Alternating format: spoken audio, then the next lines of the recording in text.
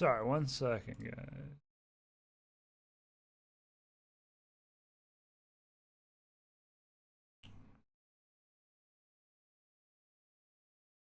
All right. All right. It's time. It's time. It's time. Hey. Test, test, test. This is a test. This here is a test. Now, I just needed a second to get a few other things set up. All right. Load up the game. Hopefully the servers are up. I'm a little late to the party, but a couple minutes late. But we're here. We're here.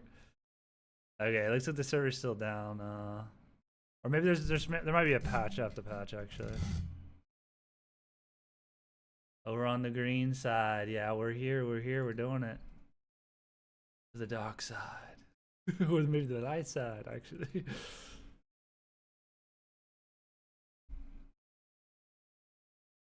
We're on every side. We're on all the sides. We're hiding in the walls. Let me check. I don't know if I'm initializing in the patcher, so let me check if anybody else is in game. Is anybody else in game? Let's see. Okay, nobody else is in game yet, so the servers aren't up quite yet, y'all. So I guess I could make I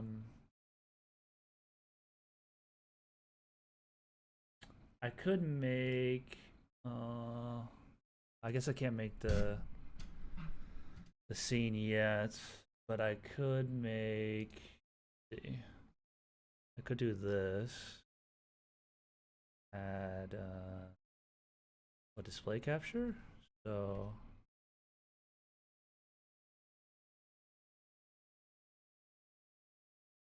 the servers aren't up yet, man. What's going on, man? Is this static? Did this stuff?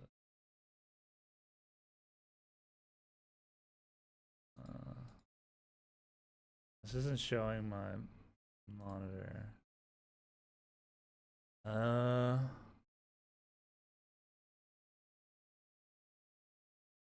Is it a window capture? Can you just let's see. No, that's not what I want. I could have sworn it was display capture. I don't know. Oh, the patching failed. Okay, let's see. Let's restart. I want to show you guys the launcher, but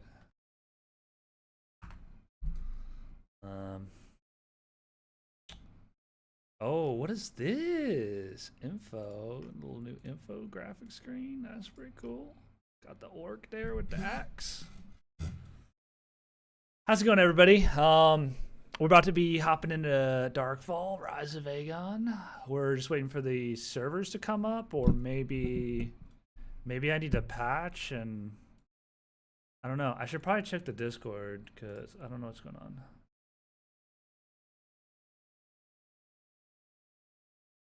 Patching fail. Okay, so other people are having the same issue. I don't think the servers are up yet.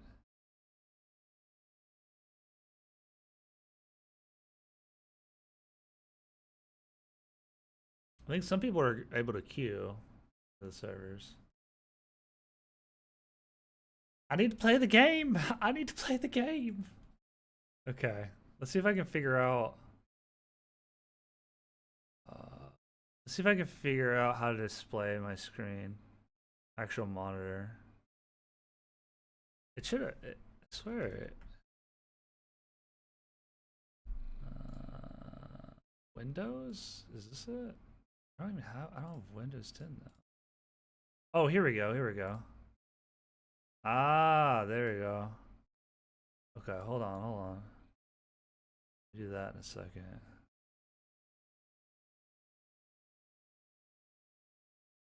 Oh, but I'd have to move my. Okay, that's fine. Hold on. Let me do that.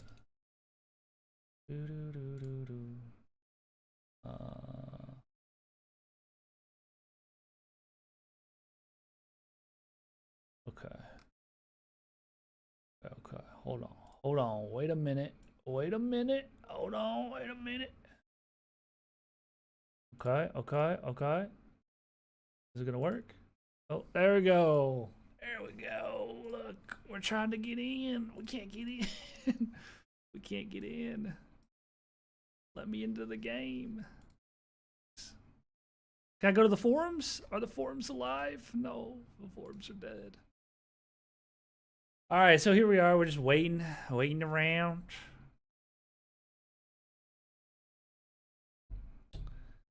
We're just waiting. We're just waiting. You know what we could do? Let's see. We could watch some Darkfall videos while we wait. Let's do that. Let's do Darkfall. Let's watch some of them here siege videos. This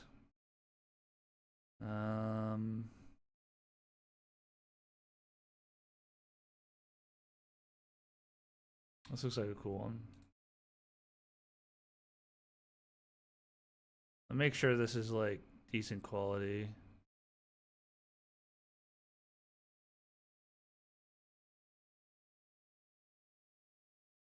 I'm in the server, please. Please. Just initializing patcher. Okay. Hold on, let me figure this out. I'm not prepared. Let's see, OBS. Do scene, and this one is monitor. Okay, perfect. All right, let's go here. No, go here. There we go. There we go. Okay. Let's watch some Darkfall. Oh, patching failed. No. Restart. We go again. Trying to get in this here game. Let me in. I'm fiending for the Darkfall, please. Oh, I can click my character this time. I'm queuing. Hold. Well, we'll wait. You don't need to see me queuing. But look, I'm queued. I'm queued in.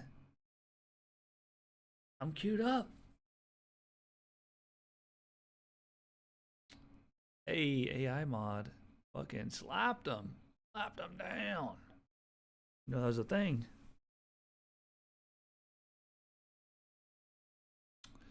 Oops. Let's see. Close that. I was just seeing if somebody else was in yet.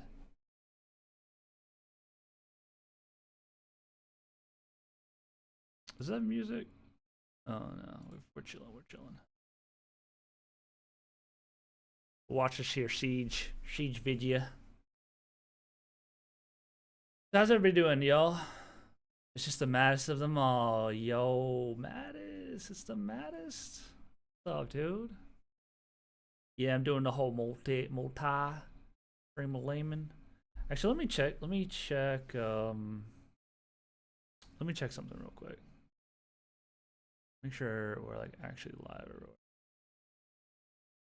Yo, I can't actually set my category to Rise of Aegon on Kig, unfortunately. So I guess I just have to be in just chatting. I don't know.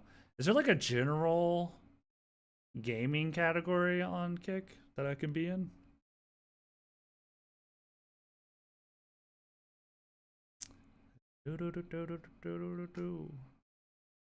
I had that song stuck in my head again today.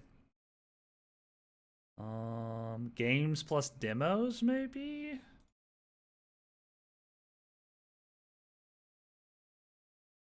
Is that what we should be in? I really don't know. I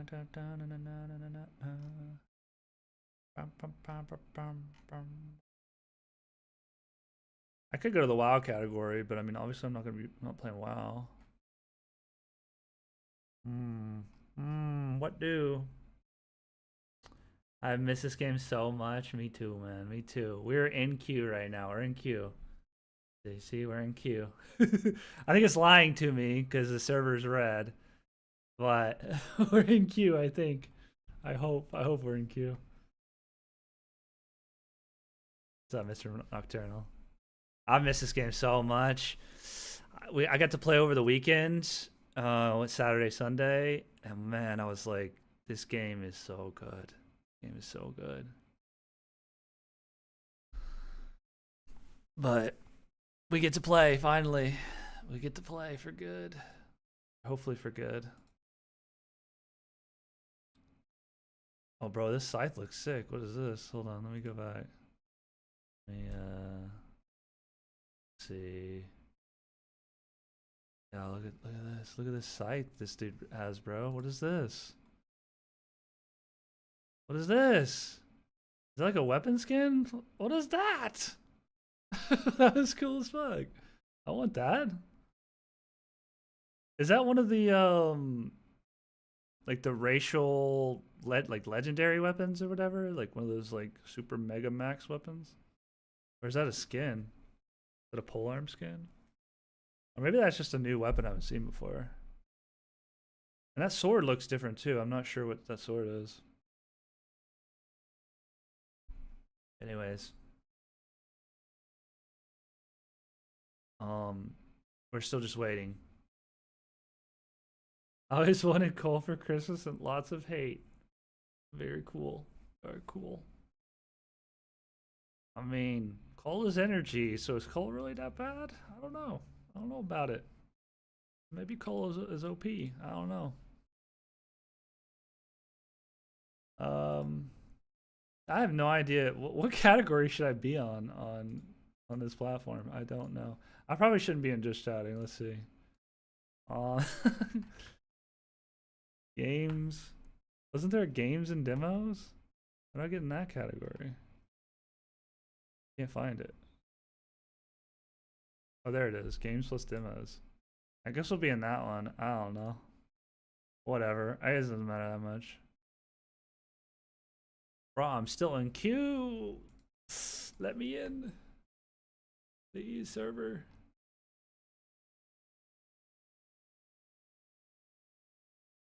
I wonder, you think anybody said anything? Oh, hold on, hold on. Oh, people are memeing in the Discord. Okay, I don't know. I don't know what's going on. Stuck in queue, patching. Stuck in queue. What we got? What we got going on here on the Discord?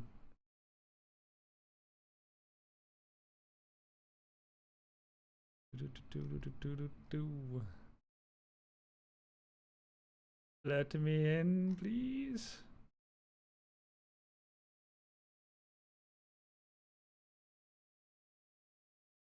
Oh, no response. Okay. Well, I don't know. It looks like it's gonna be a little bit longer before we get in. I haven't seen any word though. I think we broke the login server though. I think we broke the client, y'all. I think we broke it. Anyways, I guess. Oh man, I can't even get into the login server now. Oh no, I can. Oh, I'm queuing again. Yes, I'm in queue. I'm in queue. Okay. All right. Well, we'll talk about this here game, right? So basically, we've got. Let me see here. Let me see here. Oh no, wrong thing, wrong thing. Here we go. Here we go. Okay. So this right here is called Darkfall: Rise of Aegon. All right. Now this game is an MMO, sandbox MMO. It's free to play. So if you go to riseofaegon.com, you'll be able to play it. I guess I could put it in the chat here for you guys. Actually, here we go. We just go to the website. Rise of Aegon. All right. So what you're gonna want to do is you're gonna want to go to this website right here. Okay. You're gonna want to make an account. Okay. So sign up for an account. It's free. You can just make an account. You click download. You click download. Okay. Then you're gonna open up the game. it's gonna bring up, a little login like normal. You're gonna log in, and then you're gonna get this screen, right? And so the game will patch. You'll download the game, and then boom, you'll be able to click play, and then you'll make a character, and then your character will be here, right? Whenever you go to log in again, and then you get to log into the game, and you get to play the game. And basically, let's see. So I'll talk a little bit about the game while we're waiting, because why not? So obviously, probably most of y'all are probably just waiting to get in the servers, so most of y'all know about the game. But if you don't already, this is Darkfall, Rise of Aegon. I think I can actually like move this to my other monitor. That would be a little bit more convenient here. There we go. So basically, sandbox MMO, skill-based, physics-based. Every ability you have to aim. There is no, there's like maybe one massive AoE. I mean, you still have to aim it to a degree, but for the most part, everything in the game you got to aim it and you got to hit. You got to hit your spells. There's hundreds of spells. You've got first-person magic and archery, and then third-person melee. So you'll see the camera kind of switch back and forth when they pull out their melee weapon or their staff. And obviously there's parties, clans, there's different holdings, there's housing, there's NPC cities. It is full loot and partial loot. So there's full loot areas and there's partial loot areas. The partial loot is you drop everything but your paper doll, which your paper doll is essentially, if you don't know what that is, it's basically armor and your weapon that you currently have equipped. So you got all that going on, and there's tons of different spells.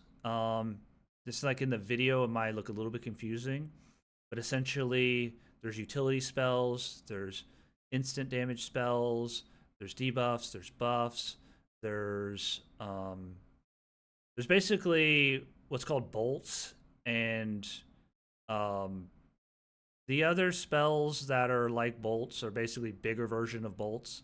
And what that is like a fireball that goes out from your character to wherever your crosshair is, aiming wise. And as you can see, those projectiles travel through the air a set distance.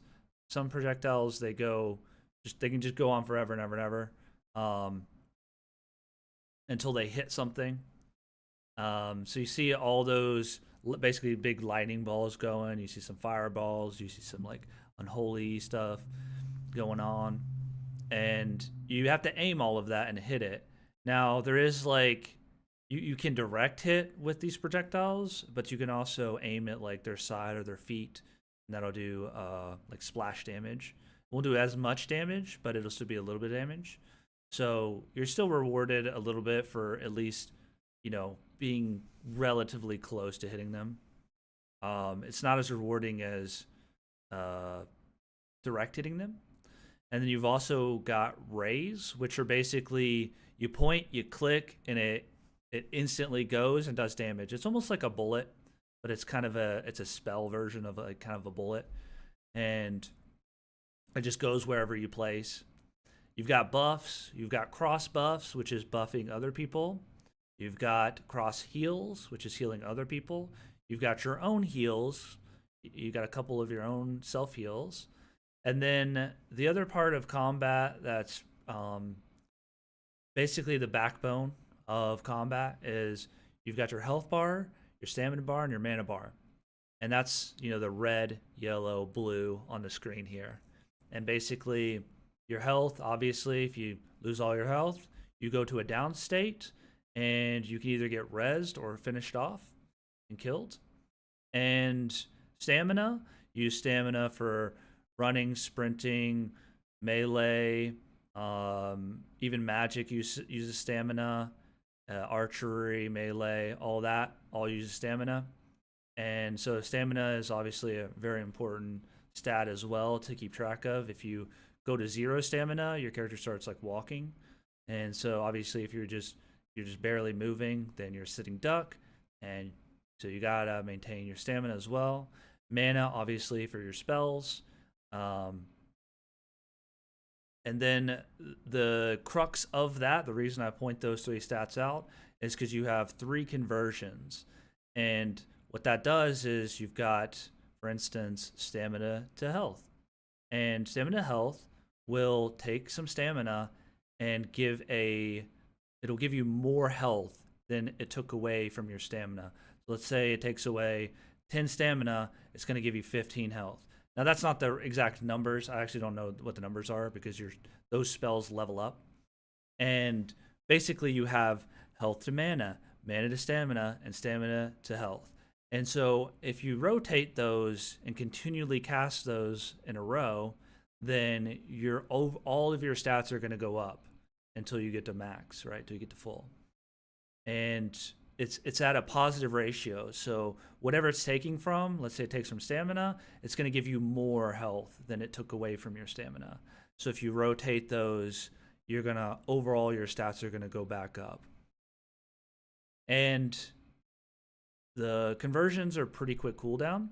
So you're able to just spam those, and you kind of want to rotate those in as needed.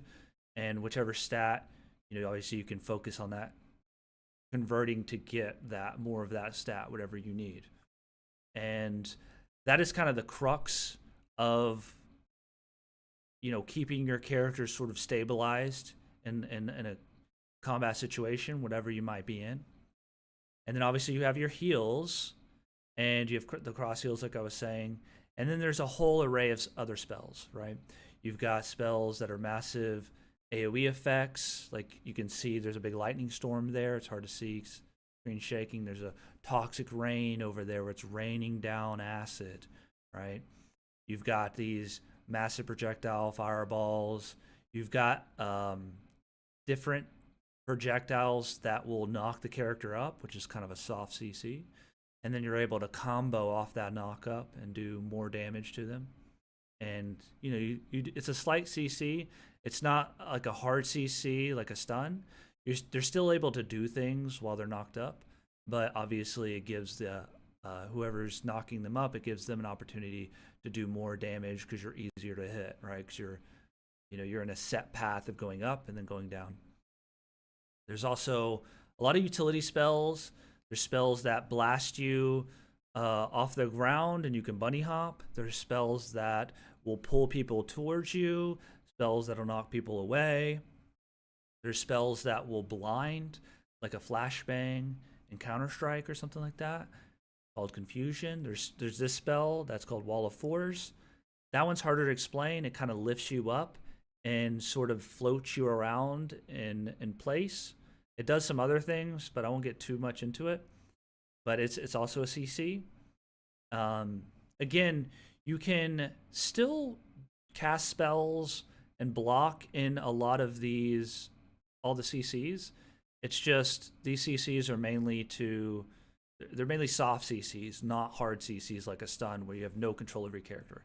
You still have control over your character. It's just you might not have an avenue of control, right? You might not be able to see. You might not be able to move as well. You might be in place. Or you might be going up and down, or you might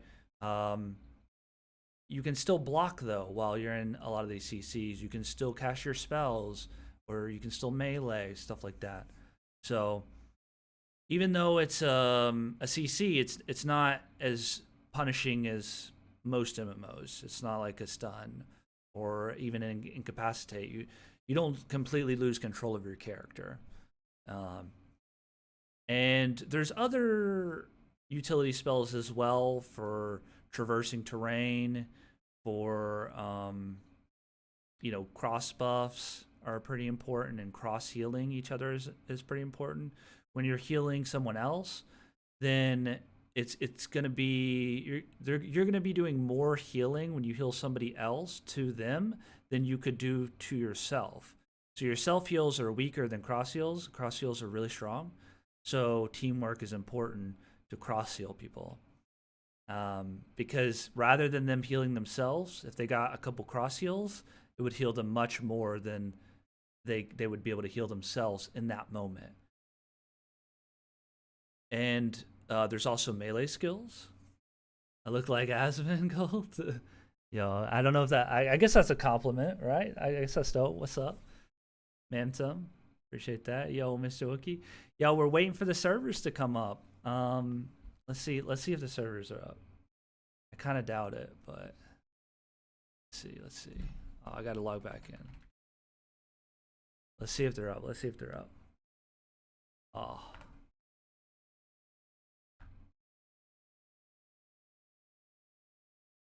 Come on, servers.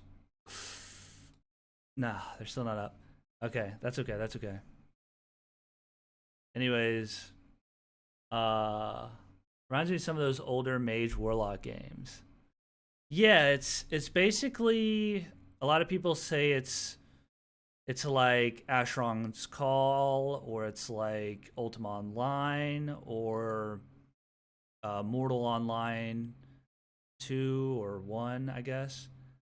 It's got a lot of similarities from a lot of different games, right?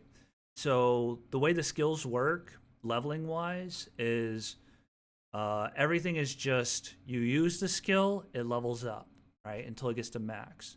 So let's say you have a fireball, and you just cast the fireball, hit a mob, and that starts to slowly level up your fireball. And then the more you use the spell, the more it levels up until it gets to max. And you've got tons of different spells, tons of different spell schools. So you've got some basic spell schools like lesser and greater magic, and you've got some kind of other spell schools like witchcraft and spell chanting, which are kind of utility type stuff, debuffs, heals, different things like that. And then you've got your elemental magics. So you've got fire, you've got air, you've got earth, you've got water, you got necro, you've got arcane. So you have a bunch of different, I might have missed one, but you've got a bunch of different spell schools, and all those spell schools probably have like 10 or so abilities. There are overlapping abilities, like there's a bunch of bolts, which are like those projectiles. There's a couple AoE, big, massive field AoEs that you've seen. I'll let this keep playing. Bonkers, I say. It is. It is indeed. Bonkers. It's a very fun game, right? And probably the most fun about this game is the sieges, right? If you were to kind of if I was to set a new player into a game and try to give the best kind of the best experience to start the game, it would just throw them right into a siege, and you're gonna have a blast. It's basically hundreds of people. Maybe it could be 10 versus 10. It could be 30 versus 30. It could be however many, right? There's been sieges that were like thousands of people, right, at once, like fighting over a city. Basically, a siege is you've got two clans. One has a holding. The other wants to take that holding. And so you basically drop a siege stone. You have a siege. And it's basically a big battle over a couple hours to take the city. I won't go into the details too much, but basically you're fighting for the city, and you have these big epic battles. And there's so many good utility spells and spells to help your team, or kind of AoE, and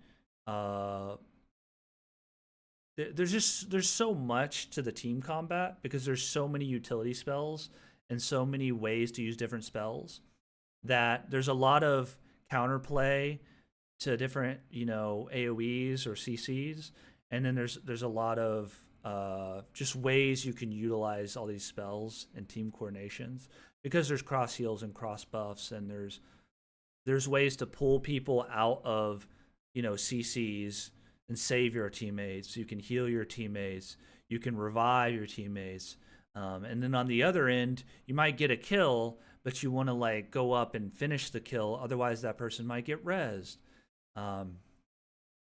There's also boat combat with cannons and repairing your ship and all that kind of stuff. There's war hulks, which are basically like, you can see some there. There's like dragon cannons. So you can actually do siege damage to a city. And that's how you can like break down the city walls and get into the city and take it over and whatnot. Like in Ultima Online, do we lose our items when we die? So I'll have to find another video real quick, but let's see. Let me find another video real quick. So yes and no. Okay. So there is. Let me bring up the map because it'll be easier to show you. Map. Okay. So let me show you. Okay. So this is the map, right? This is the world map, and this is a big map. Okay. So we can't get in the game yet. Oh no, we can't get in the. I think we can get in the game. Let's see. And I'm queuing still. Okay. All right. Well, we're in queue. Okay. This is the map. Now, every subcontinent. There's 4 subcontinents. 1, 2, 3, 4. All of this area, this big outside donut, we'll do it in donuts, right? This donut right here, this outside, it's all full loot. If you die, you drop all your loot. No matter what. You drop everything in your bag, everything that you have equipped, all your loot on you. You drop if you're in any of these zones right here. Now, this main continent right here, there's 2 different areas on this main continent. You've got the center, which in this center right here, the donut hole, we'll call this the donut hole right here. This is also lawless, which you drop all your loot in here. Now, the donut right here, this actual circle right here, this is called lawful. And you drop everything in your bag except for your paper doll. And your paper doll is going to be your gear and your currently equipped weapon. Now, you still drop everything you've been farming. If you have other weapons that are in your bags that aren't currently equipped, then you'll drop those. You'll drop your reagents. You'll drop food. Whatever else you have on you, you'll still drop. So the game used to be completely full loot everywhere, but now they changed it a little bit to make it a little less punishing when you're a lawful player in a lawful area, right? So you've got 6 different races, and each of these little pieces of pie is basically one race's kind of area that they start in. And you don't necessarily start in these areas anymore, but it's kind of how it used to be. But this is the Mahiram lands, this is the Dwarf lands, this is the Orc lands, this is the Human lands, this is the Alfar lands, and this is the Merdane lands. Meridian. I'm actually not sure how to say it. But basically, elves, dark elves, humans, orcs, dwarves, wolves, right? And then you've got the 4 subcontinents again, which all this is lawless, this circle. This circle is lawful. And this circle right here is this dot right here is lawless. You got full loot, then you got partial loot, full loot other than your paper doll, and then you've got here full loot. And you can attack anybody at any time for any reason and kill them. There is an alignment system. You've got blue players, red players. There's also gray, which a little bit more nuanced, but I can explain that too if you want. But basically, blue, you're a lawful player. You can live out of NPC cities, whatever. And you can live out of whatever city if you're a blue player.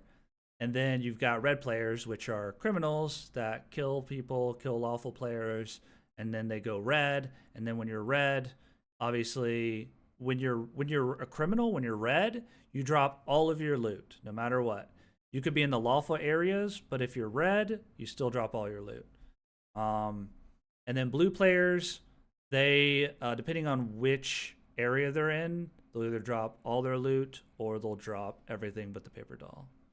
So it can be a little bit confusing, but when I get into game, it'll be a little bit easier to show you on the game map, because the game map actually outlines the lawful and lawless zones.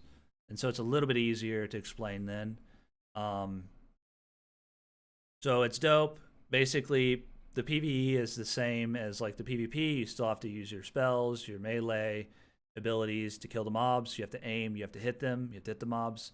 Um, there's really cool mobs in this game. Some people like the PvE, some people don't. I personally like the PvE. I think it's fun. There's dungeons, there's massive dragons, there's champion mobs, which I haven't really done champion mobs, but they're like basically big, big world bosses type deals. The dragons are also similar. There's devils in the center. There's lots of different dungeons. The dungeons are open world as well. So like they're just one instance of a dungeon. If you go into a dungeon, another person comes into the dungeon, you're both in that same dungeon. There's only one instance of it. Now you're gonna go into the dungeon, it's gonna pop up a loading screen and you're gonna teleport, down to the dungeon, but it's only one dungeon. There's not multiple instances. The whole world, one world, no instances. I wish I could show you like the interactive map, but I have to be in game for that, and we're currently in queue. So we'll have to see how long it takes to get in. Can you repeat about the alignment and loot drop? When I used to play, the entire map was full loot. So basically, maybe I can show you on Paint. Let's see. It'll be slightly easier to do that. Save image.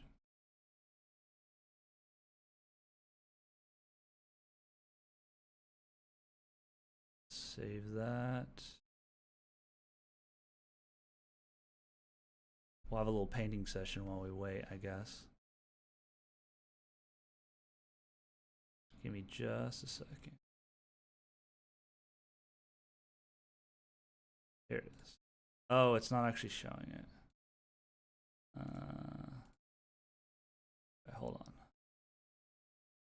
Maybe if I open a new tab? No. Okay. Darkfall. Oh, here we go. We'll just use a map from online.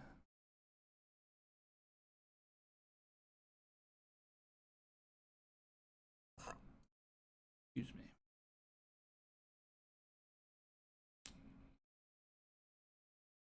Oh, here we go. This has like some of the holdings, but it should be fine.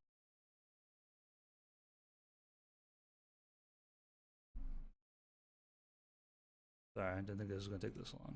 I'm almost done now.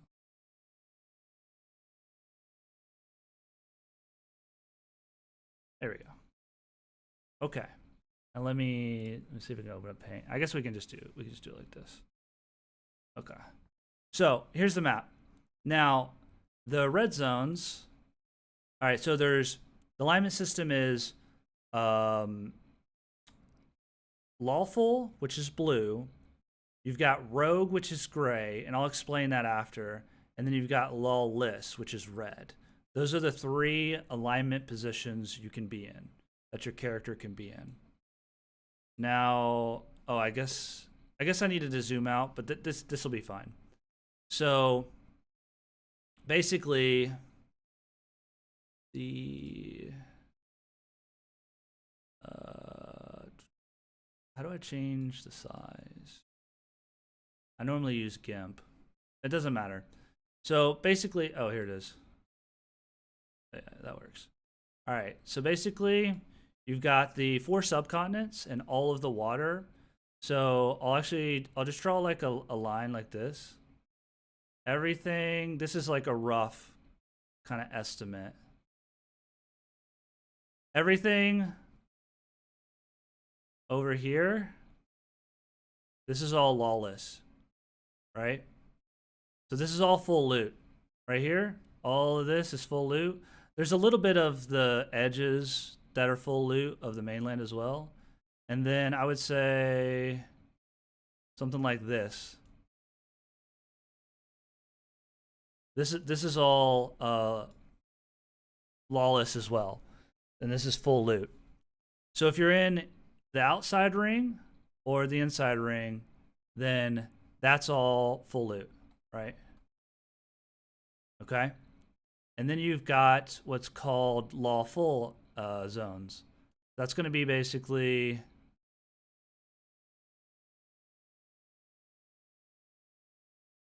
this. It's not going to let me paint bucket it, but that's fine. So all this here donut, this is all lawful. What that means is you drop everything but your paper doll. And your paper doll is going to include your armor and your weapon, your currently equipped weapon. So if you have other weapons on you, let's say you die with your staff out, then you're going to keep your staff and your armor. If you die with your sword out, you're going to keep your sword and your armor, but you're going to lose your staff, you're going to lose your bow, you're going to lose your sword and board, that kind of stuff. So it's kind of a little bit odd, but you're gonna end up with whatever weapon you had on you when you died, and you're gonna end up with your armor. This is all lawful, and the way the alignment system works is, let's say you're a blue player, you get to live out of any of the NPC cities, and you get to live out of pretty much anywhere you want to. And if you're a red player, obviously you can only live out of chaos cities or guild or clan cities. You can live out of any bindstone that's not like a blue NPC city. And yeah, you can live out of clan cities and stuff as well. And basically, if you're a red player, if you're criminal alignment, if you're red alignment, then you will drop all of your loot when you die anywhere on the map. Even if you're in this zone here, the lawful zone, and you're a red player, you're still going to drop all your gear. So you drop your entire paper doll, everything, if you're a red player. If you're a red player, you get penalized in that way because you're a criminal, so you're going to drop all your stuff wherever. Now, there is also what's called rogue, which is your gray alignment, right? And it's a temporary status. And basically what rogue does and how it works, so you've got this will be the easy example. You've got this lawless zone here, right, where you drop all your gear. Now let's say you're a blue player and you come into the lawless zone. You are going to turn gray, right? You're going to be gray now, right? So you're a gray player, right? Because you're in a lawless zone. Now, if you're gray, essentially, you might as well be a red player at that point when you're gray. You're going to drop all your loot. So let's say you're in this lawless zone and you're PvEing and you're having fun. You get some loots, and now you're coming out. Guess what? You're still gray. You've got it. There's a set amount of time. I don't know what the timer is. There's a set amount of time that you're going to stay gray. And if you get hit by spells, you will continue to stay gray, even in this lawful zone. So you have to actually get out of combat, get away, and not be getting hit by anything for an X amount of time. Don't know what it is. I'll let you know if I know. If I figure that out. But then you'll turn back to blue, right? If you're a lawful player, a blue player. Now let's say you're a criminal. Doesn't matter where you are. You die. You lose all your loot. You drop all your loot, I should say. And so rogue players are basically a temporary status. I think mainly for blue players. I don't know if a red player can go rogue at all. I think you're just red. There could be a situation where you're rogue, but I think it's just mainly for blue players that you have this rogue status. Now let's say you're a blue player and you go to here. You go to any of the subcontinents. Same deal with the center. You're going to be rogue, and then you're gonna you're gonna drop all your loot. You're also, if let's say you're a blue player and you're in a lawless area, you're able to attack other blue players because they're also rogue, which means you can kill other blue players without losing alignment. They'll drop all their gear, and that's how that works.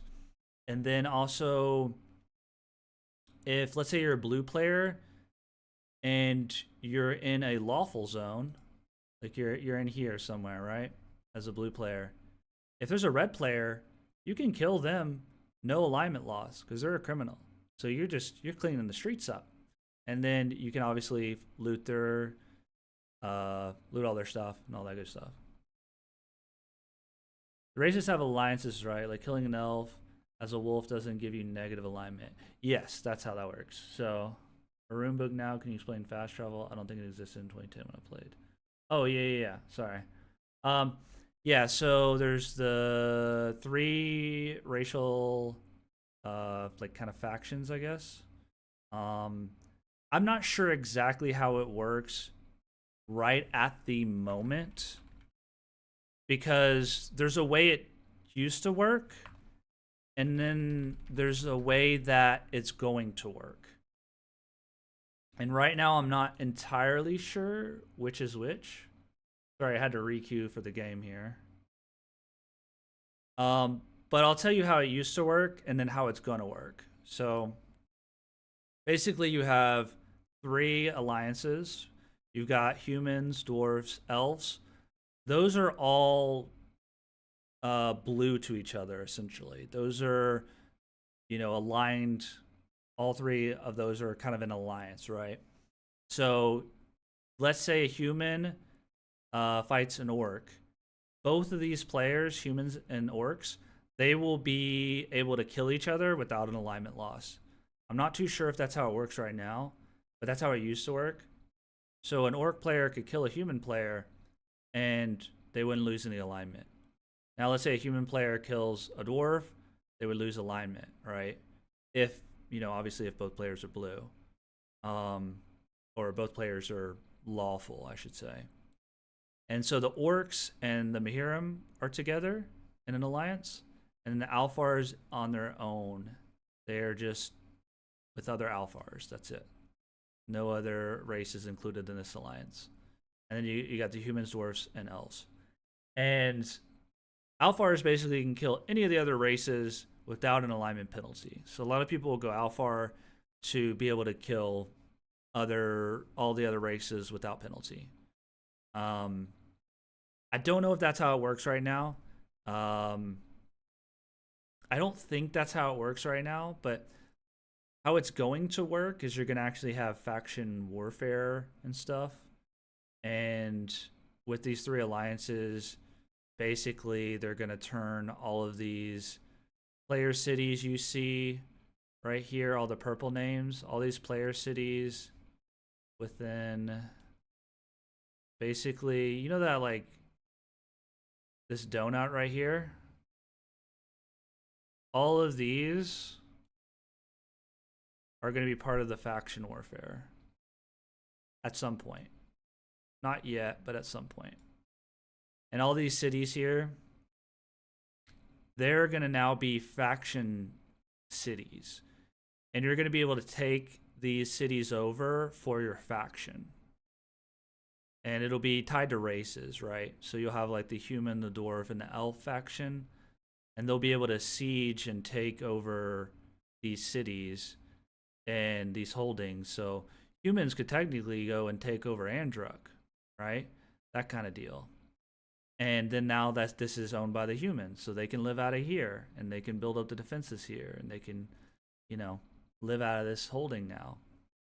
And so that's how roughly how the faction stuff's going to work. I'm not super sure. There's been some details about it, but not a ton. Yo, what up, TJ? But yeah, that's roughly how the alignment and stuff works. When we get into game, I'll be able to know a little bit better. The reason I'm a little unsure is because right now all of human lands is, which is this, it's all blue. So like I said, there's a yellow and a red zones. Blue zones, which I didn't talk about, but there are blue zones, are you don't drop any loot. Now, this isn't how it's going to be when 64-bit releases on Steam. That version of the game, this is not how it's going to be. There's not going to be this blue zone here in human lands. The blue zones, you drop no loot. You can still be killed. You can still kill people, but you don't drop any loot at all in a blue zone. Now, the way I think blue zones are going to be when the game actually comes out, the Steam version, is let's say you have Sanguine right here. The blue zone is probably going to be like this. And then for each capital, I actually don't know where the elf capital is, but let's say here. And the blue zones are probably going to be like this, right? And then the dwarf one's like over here, I think. It's somewhere over here. So more than likely there'll be like a few spawns in the blue zone. So basically when you spawn in at your racial capital, you'll have this like couple spawns maybe as blue zones. This is probably how it's gonna work. Again, this is kind of me guessing, but that's probably how it'll work. Oops. In the future. But right now, you've got all of human lands as a blue zone. And everybody starts here in Sanguine at the human capital. So that's why I'm not too sure on the whole who can kill who racial alignment without losing it. Not every starter zone. The only blue zones right now is the human lands.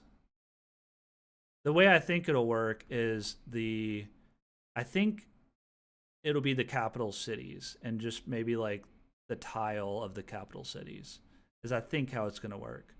Not positive on that, but it's really not a big deal because, you know, do you care that there's like a couple of goblin spawns in blue zones, right? Is that really a big deal? Do you really need somebody's goblin staff and their cheese? You know what I'm saying? Like, I don't think it's going to be that big of a deal for old players. For new players, it's obviously going to be nice because they'll get a little bit more leeway when they're farming their early stuff. Now, the rates are very increased right now. For instance, I almost got all of my magics to 100 in 2 days, right? And I didn't even play like all day those 2 days. Okay, so I guess I completed the patch. Let me log in. Let me see what's going on here.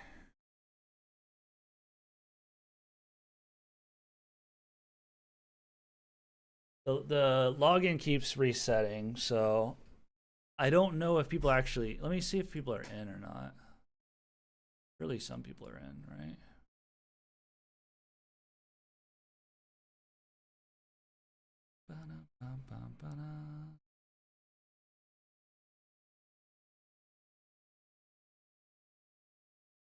Anybody in yet? Okay, I don't think anybody's in yet. Oh no, I think people are in. Let's see. Are people in? Oh, people are in. Okay, I guess I just got screwed. I'm in queue. Okay, that's okay. We'll just wait. All right, back to explaining. Let's see. All right, and again, I'm no expert on this stuff. This is just what I've gathered from the Discord and stuff like that. So hopefully that explains it at least generally. But yeah, this is going to be a 32-bit version. The game is free to play, and there is a premium version that like a sub that you can pay for. But you don't need to. You can totally play the game for free, and it's totally fine. Like there's not really any pay to win aspects. It's just convenience. You get a little bit more bank, a little bit more inventory size, and you know it's obviously nice, but you don't have to do it. Completely free, and this version of the game is basically kind of like a beta. they're going to test out some of the features they're going to put into the 64-bit version, and the rates are greatly increased. There is all new binding system that they've had for a long time now, but basically all the macros and the scripting you used to have to do, now it's just part of the game. You can just do it all within the game now. I would show you, but I'm not logged. I'm not in yet, so hopefully I'll be able to get in. Maybe the server's full and I just won't be able to play, and that's fine. That is what it is. Maybe I just missed out. But my login crashed a couple times, so I doubt I would have been able to really get in. I would have probably had to not crash. But yeah, for scale, there is a trade route, which is you take some trade goods from here to somewhere down here. On a fast mount, this took me 40 minutes, roughly, on like the fastest mount. So that's kind of the scale, and this is 40 real life minutes. That's roughly the scale of the world that you got going on here.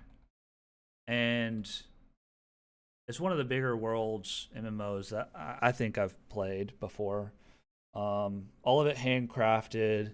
It's obviously a bit more old school. I mean, it came out in 2009.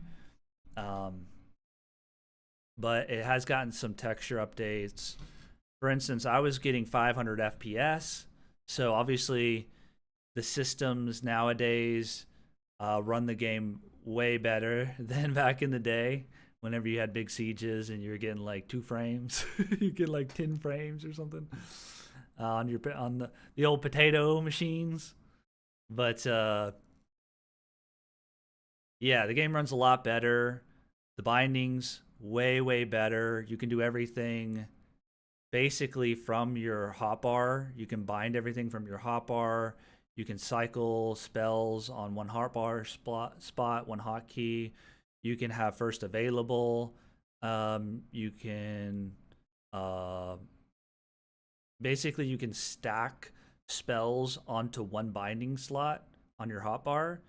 So you could stack all your rays onto R or whatever button you want to use. And then not only that, but let's say you stack all your rays onto E. You can also stack your power attack on there from your melee weapons. You can stack, you know, like your archery disabling shot on there as well. So any of like the things that don't directly overlap like that, you're able to all stack on a button. So you can have a melee ability, you can have spells, and then what you also can do is you could stack, let's say you've got your big massive AoEs like Volcano and Thunderstorm, Toxic Rain. You can put all those on one button and just click the button multiple times to cycle through. You can set the ordering, so you can have, well, I want Volcano, and then you can do first available, which means if your Volcano is off cooldown, it'll automatically go to Toxic Rain and stuff like that. Yeah, so all that binding stuff is way easier now. There's also a really cool feature on your paper doll now, which is basically you have a weapon bar under your paper doll now. And what it does is you've got 6 slots. Let's say slot number 1, you put your sword on, your 2-handed sword. And that sword is, let's say it's just a rank 10 sword, right? And what you can do is there's a way you can customize where you can do highest damage, right? And so what'll happen is and you can assign that weapon bar to a binding, let's say 1, just to make it easy. So you press 1 and it will automatically be able to search your bag and know what is the highest damage sword in your bag. And so it'll now pull out that sword when you press 1. Let's say that sword breaks. guess what? You press 1, it pulls out your next highest. It pulls out the next highest damage sword now. And you can sort it by different things. You can sort by durability. You can sort by attack speed. You can sort by different stuff. And you can have it in like a stack. So you could do, I want the highest damage. And then I want the highest attack speed. And then I want the highest durability. So it'll pull out the highest damage. Let's say you don't have any, like, they all have the same damage. Well, now it's going to pull out the one with the highest attack speed and that damage. And then, then you go down the line. Well, let's say that you have all the same sword, same attack speed, same damage. Well, now it's going to pull out the one, either least or most dura, whichever one you want to do. So that way, anytime your weapon breaks, you're obviously going to just be able to click your same weapon button, your same sword button, and it's going to pull out a new sword. Bam. It's super dope. Super duper dope. You can do that. You have 6 of those slots, so you can do that with your swords, your knives, your sword and board, your staffs. You can have 2 things for staffs, so you can have like your buff staffs, your spell staff, your raise staff, whatever different types of staffs you want. I remember grinding out witchcraft for the heal and the man-at-arms and Wolflands, painful stuff. Yeah, you'll be very surprised how quick the leveling is now. Man. I don't know if we're going to get to play. We might just be in queue forever. You don't have to sub to play. The game is completely free to play. It will be free to play. It will always be free to play. You do not have to have a sub. All that a subscription does now is there's other benefits, but the ones that I mainly know about are you get a bigger bank, you get a little bit bigger inventory, your bag space or bag, encumbrance inventory. And I think you're able to like make clans and stuff. And then I think you have to be subbed to own a house. But I could be wrong about that one. But those are like the few things that I know that the premium does. But you can completely max out your character, play the game, do everything in the game other than those few things that I said. You can do all of that for free, completely free. You can totally play for free, and you can do everything basically, other than maybe housing. Housing might be premium only, but you got to have some reason for people to want to, support the game. So I don't mind it too much. But yeah, the game's completely free. You can make as many accounts as you want. So what I'm probably going to do, probably not today because I can't even get in the servers today, but probably what I'm going to do eventually is make one of each race, because I always played, back in original Darkfall, I played human, and then early on in Rise of Aegon, I played orc. So I kind of want to try out Mihiram, Dwarf, Elf, and I want to try them all out. Right now, I made an Alfar because I figured why not try out, try out different stuff, different races, because you might as well. Might as well while you got the opportunity, right? So I'm very curious. The servers, I guess, are just completely maxed. I guess there's just a queue, and it doesn't say how long or what place in queue or anything like that. So I have no idea.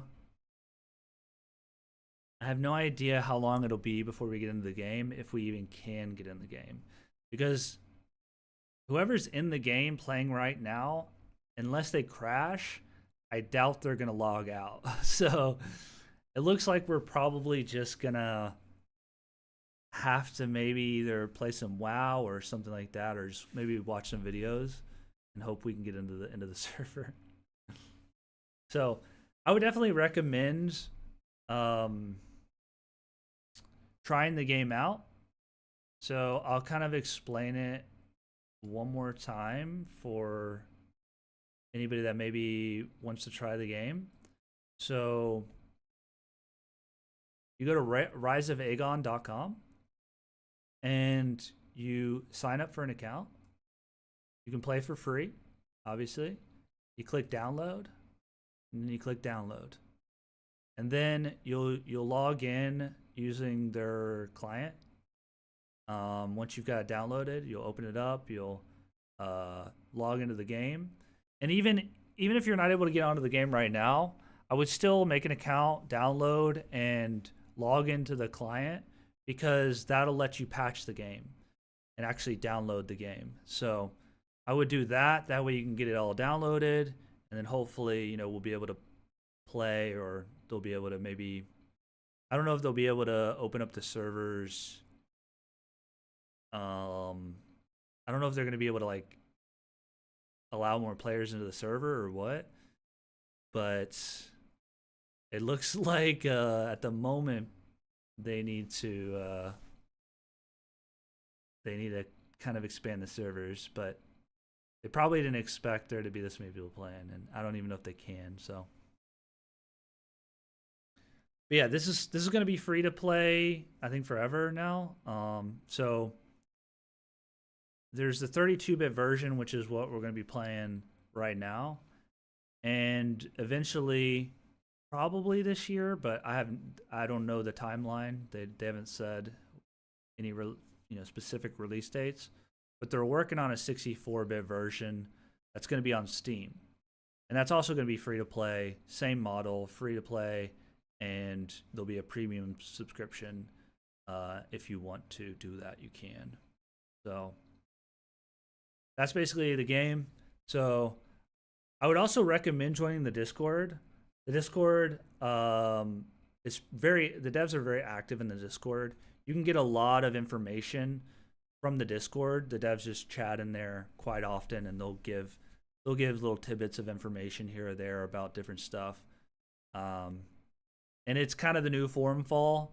If you remember the forums of Darkfall, there's a forum section on the Discord now. There's no forums anymore, Darkfall forums, but there are some forums on the Discord, and really the general chat in the Discord is the new forum fall. Like it's not as crazy as back then, but you got all the old school people are going to be in there and chatting it up and linking up and playing and stuff together and talking about the game. So if you want to kind of get back in the swing of things and get updates on what's going on, the Discord is definitely where it's at. That's where I would go.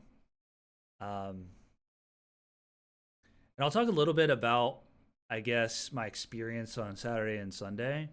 So one thing that really stood out to me was basically, overall, the game feels a lot easier to get into. The bindings are way easier to do and to get set up. You don't have to macro anymore. You don't have to auto hotkey. You don't have to do any of that stuff anymore. It's all in game. You can do everything you want to do in game. It's all there. It's very clean and easy to do now. The other really nice things are, these are all like quality of life, I feel like, stuff.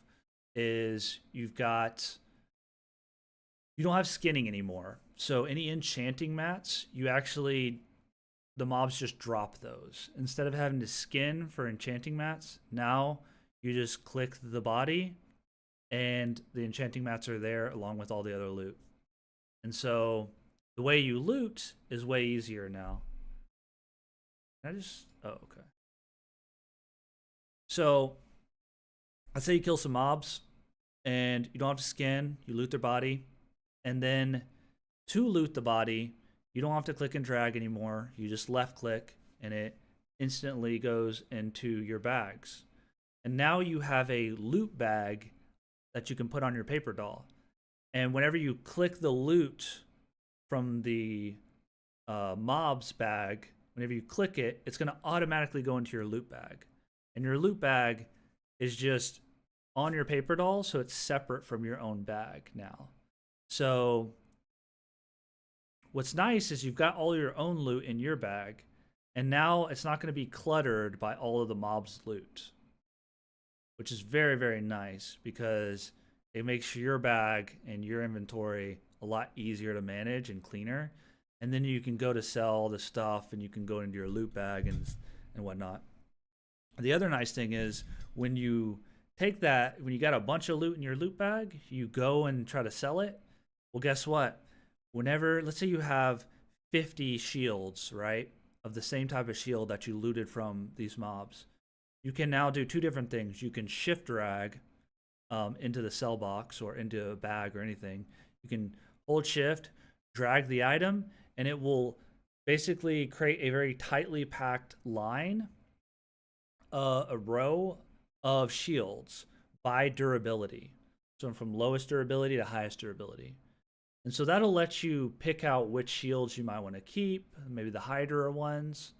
And then that way you can just quickly organize everything together, right, in a line. And there's also alt drag, which just stacks. It takes all those shields that are everywhere in your loot bag, and it just puts them into one shield, right?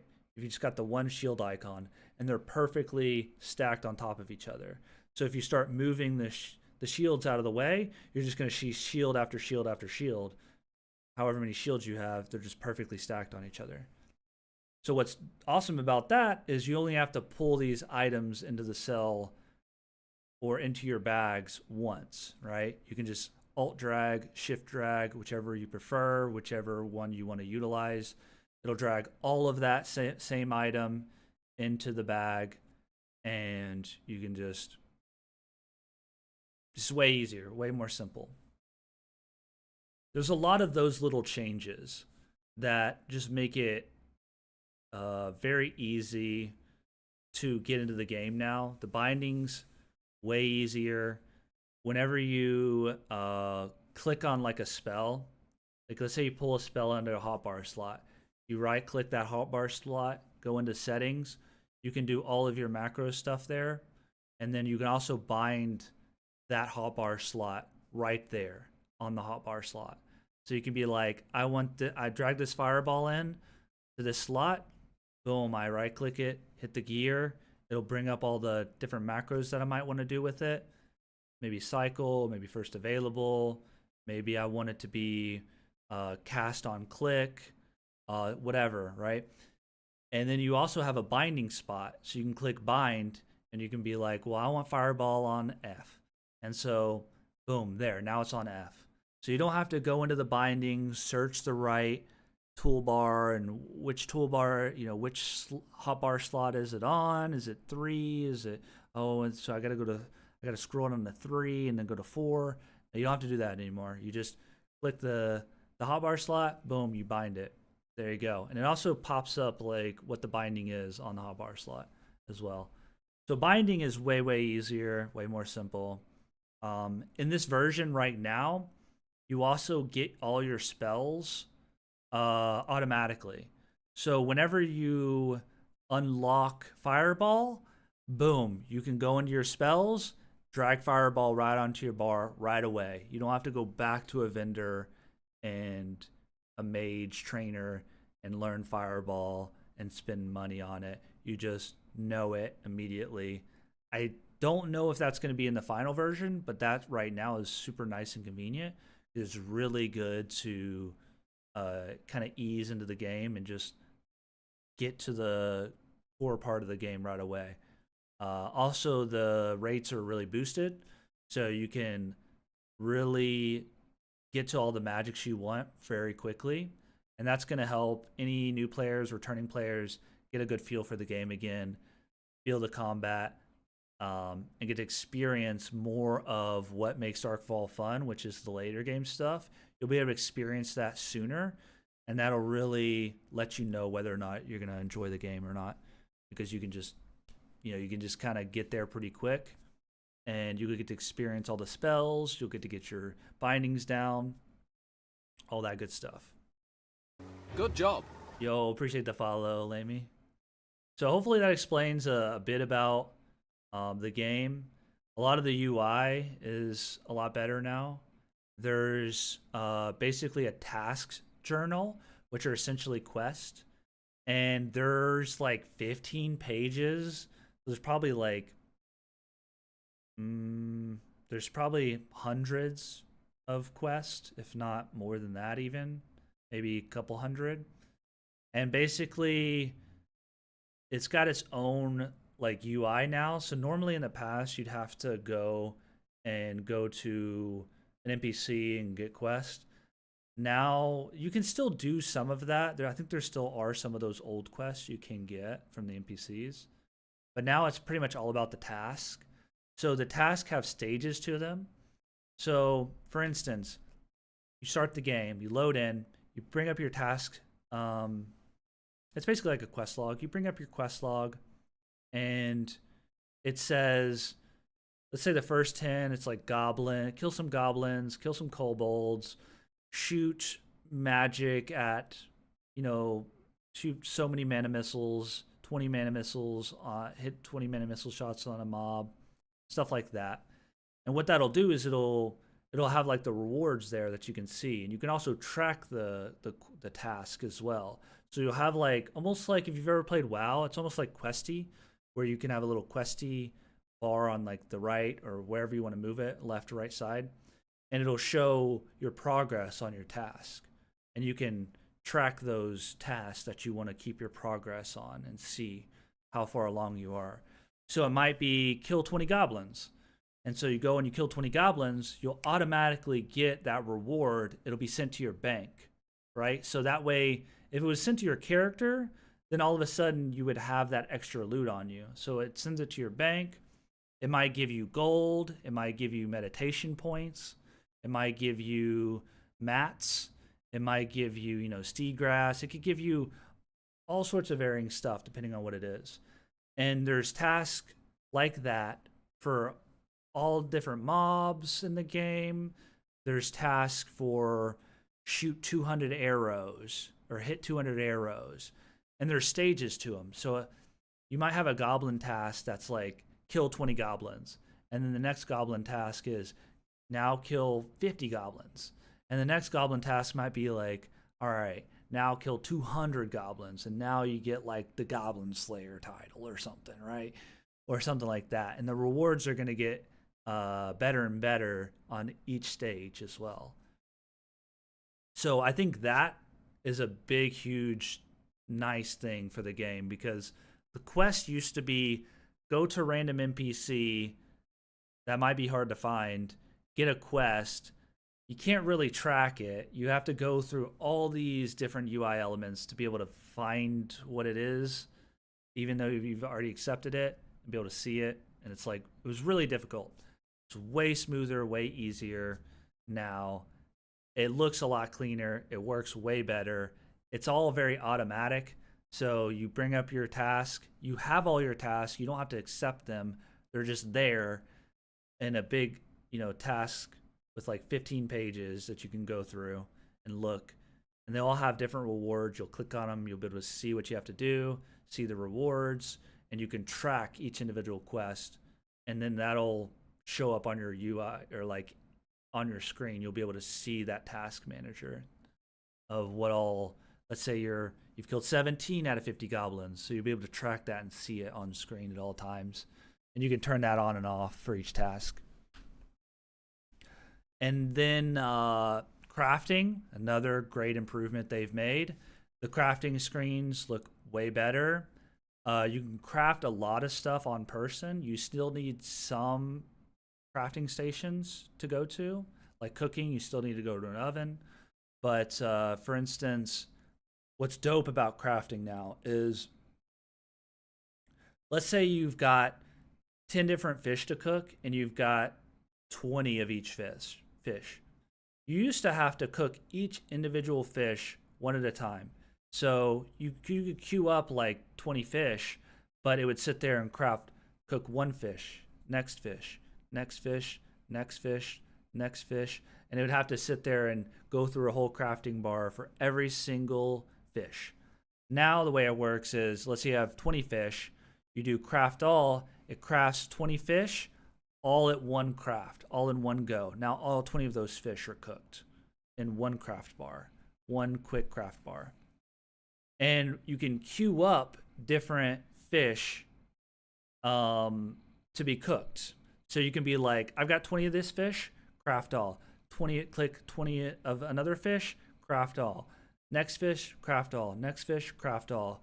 And it'll have a crafting queue, and it'll cook your first 20 fish, boom. And then it'll automatically, because you queued up the craft, it'll automatically craft the next one, the next one, the next one, the next one. So the crafting is way better, way cleaner. The UI is much cleaner and better. That's another nice thing that they've added.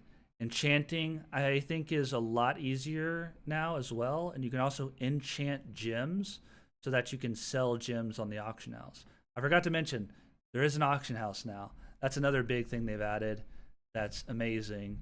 You can have buy orders, sell orders. Obviously, it's a really good gold sync because you have the game takes a cut, so you have a nice gold sync that way.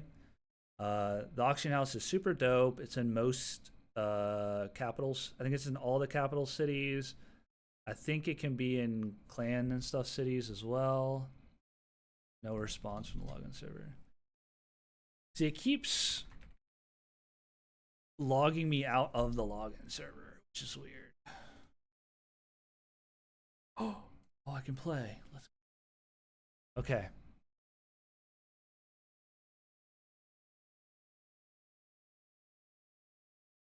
All right, we're actually getting into the game. Let's go.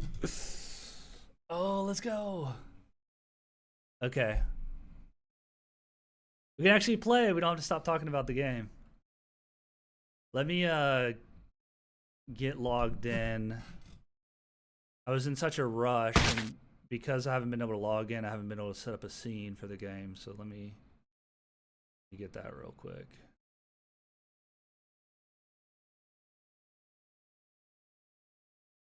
We're in.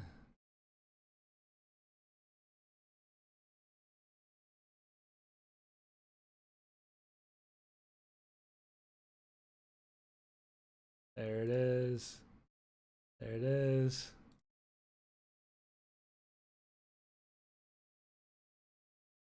Not showing up yet.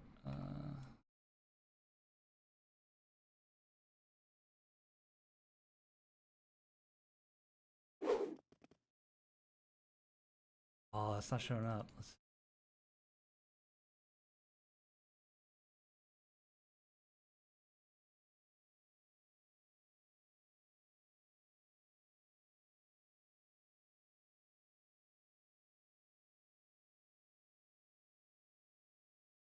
Can I do this?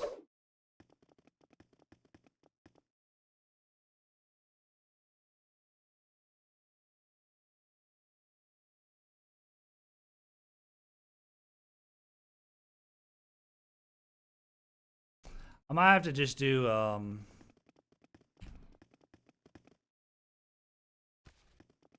I might have to do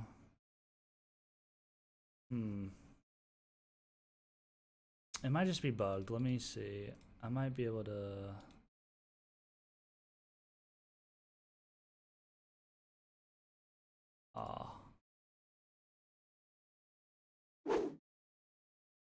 maybe if I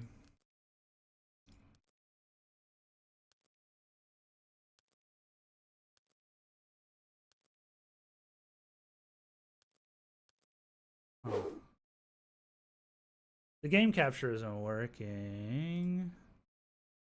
Maybe let's try it again.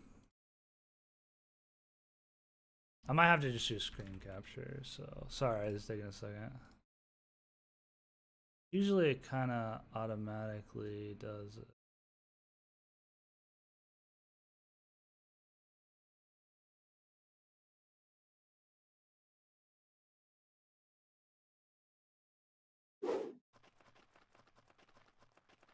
All right, we're just gonna have to.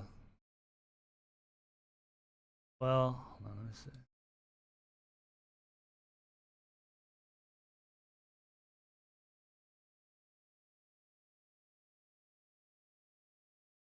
All right, we'll just do it like this. That's fun. All right, we're in. We're in. Yeah. We're in. Okay.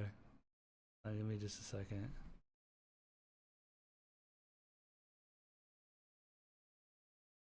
Okay.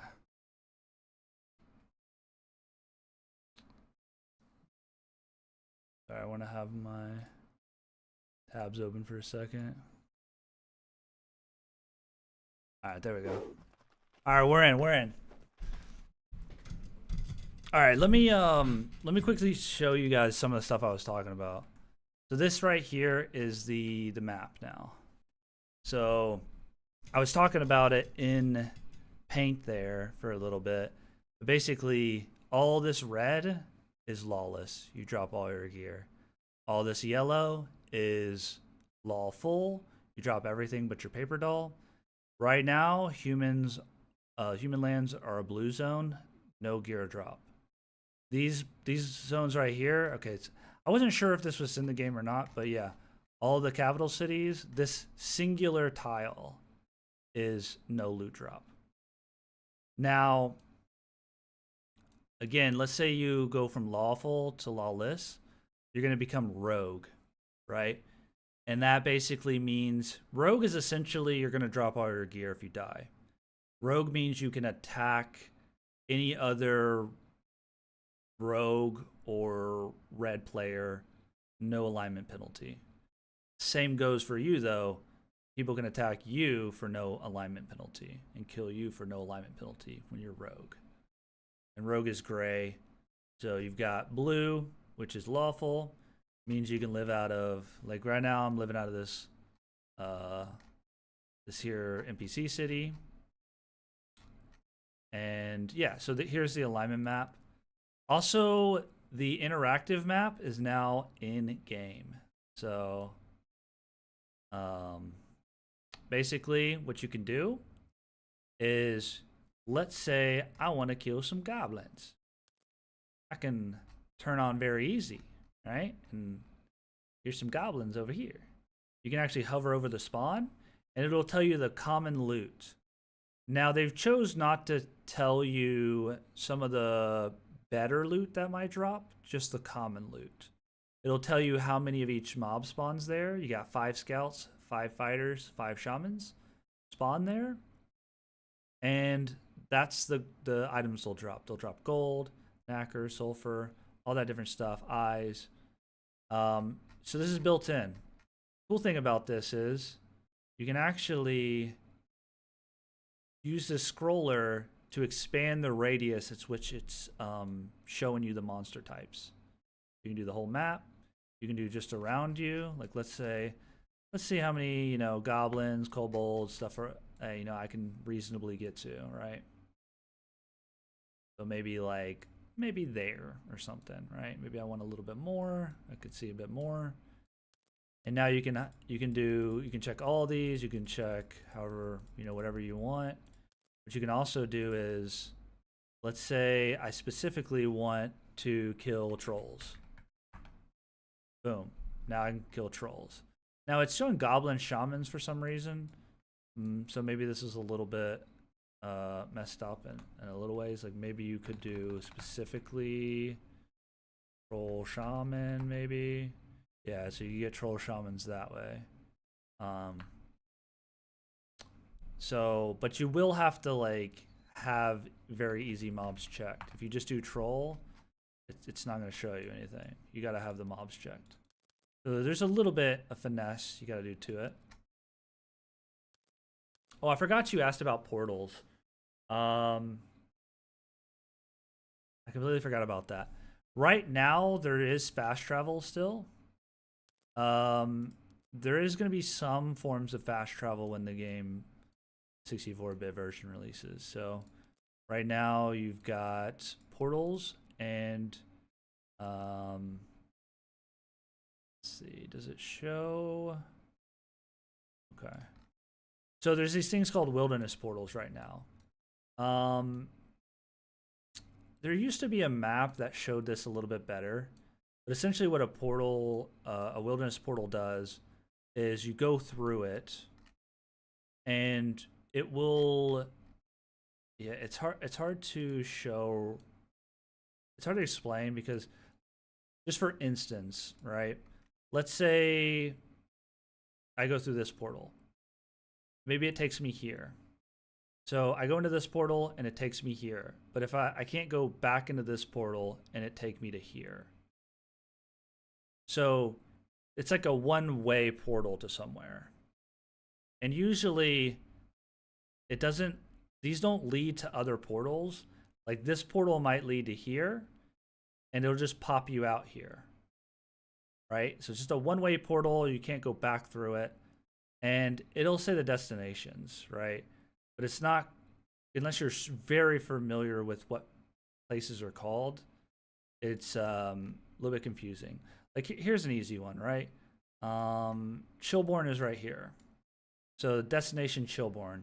That means if I go through this portal, I'll arrive at Chilborn, somewhere in this area. And so that's the way the wilderness portals work. There's also portal chambers. So guild holdings can... You've got these clan cities, right? You can build portal chambers at clan cities and hamlets.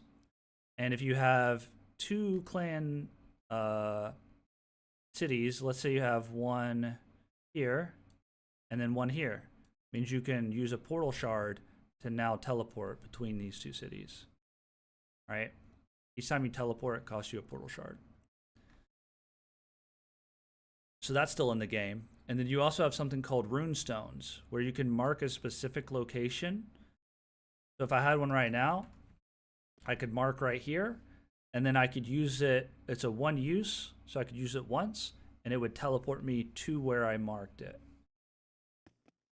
So those are the fast travels that are currently in the game.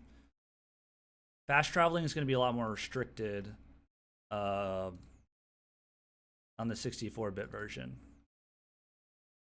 So I do want to play, but I want to explain a little bit of what I explained before.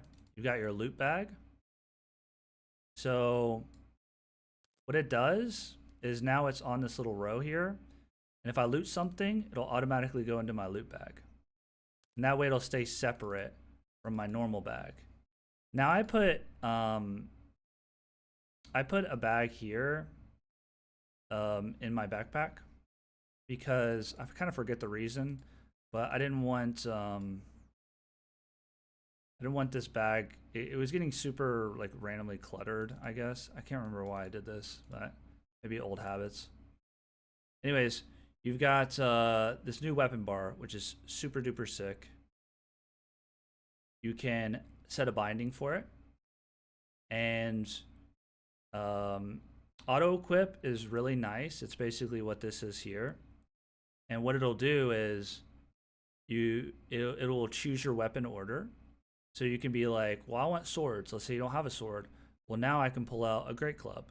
So you don't have any great clubs. It'll go to axe and then polearm. You can actually adjust this order like this. You can actually add weapons to this as well.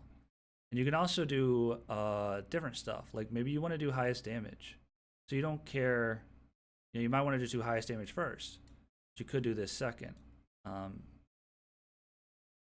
You can actually add other stuff. You can add speed, only these weapon types in this order, only these weapon types, and then there's some presets as well you can do if you don't really feel like messing with this too much. You can also trigger a hotbar slot. So let's say you have your weapon abilities on one hotbar, and you pull out whenever you pull out your sword with this. You might want to go to a hotbar slot that has all your melee weapons on it. And then when you pull out your staff, you might have a lot of your spells that you want to use on that hotbar. So you could have it trigger a hotbar. So yeah, so you got all this, which you've got 6 different weapon slots you can do here.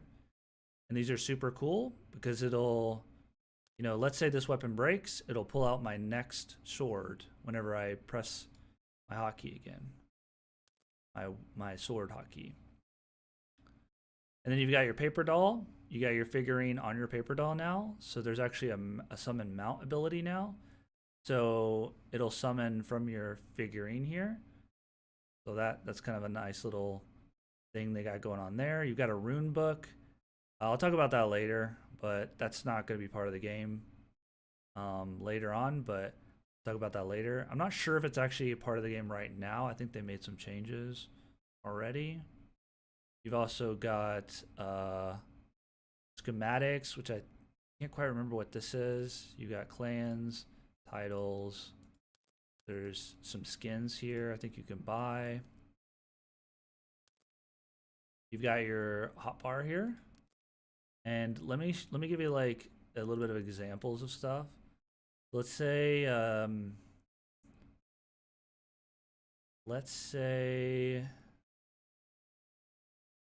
you want to have Dragon Breath, and you want Dragon Breath to be with all your other rays or something, right?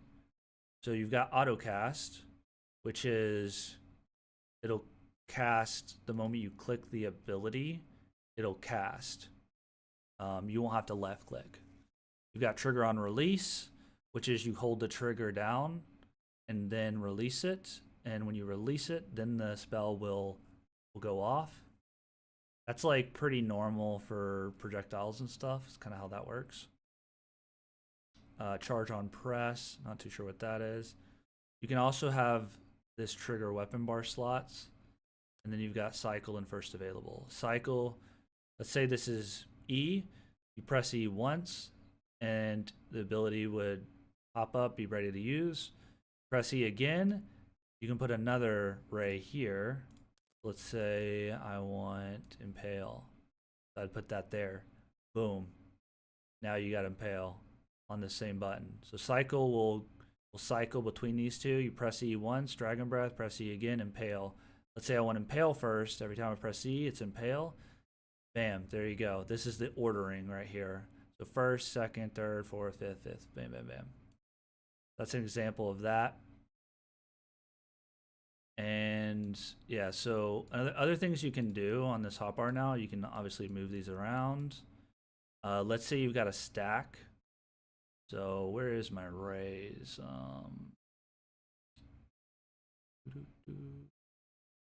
Oh, here's my rays, right? I got all my rays here, and let's say I want to move this somewhere else. I can just move this, and the whole stack comes with it. That's pretty cool. And let's say I want cross heals. I could just move that there. Boom. Now it's on M1. So you got all that good stuff going on here. So all the bindings way easier. Yeah, just way easier to do, way more simple. You can bind everything from the abilities itself. So you can just set bind, and you'll click a button and it'll set it to that. You can do quite a bit of stuff here.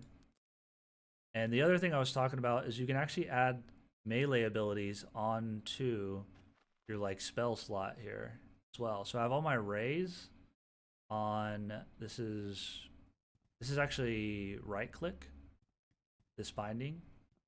And I've got whirlwind, and I've got my sword whirlwind and my knife whirlwind on this button. So the way that works is mainly just, let's say I right click, it'll do my ray, but then if I pull out my sword and right click, it'll do whirlwind. So depending on what weapon I have out, it'll do either of those.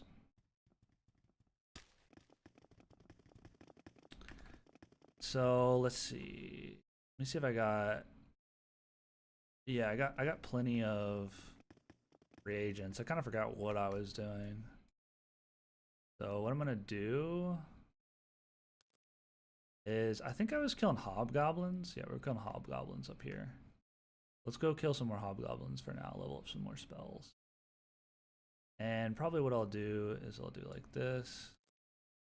Make this kind of small. Center of that. Zoom in a little bit. Maybe zoom out a little bit. Yeah, out a little.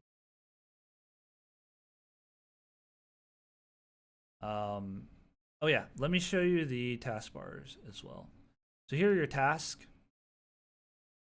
You got tons of pages, like there's 27 pages. My mistake. 27 pages. You've got different stages. You can also filter like goblins or whatever. I gotta kill some goblins, stuff like that.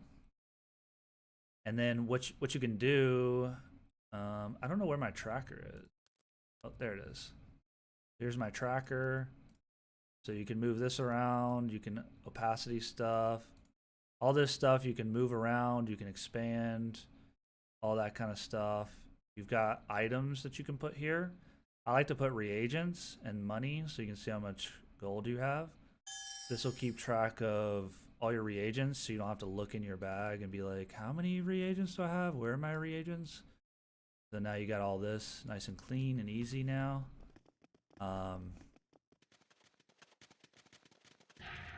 So we'll head this way.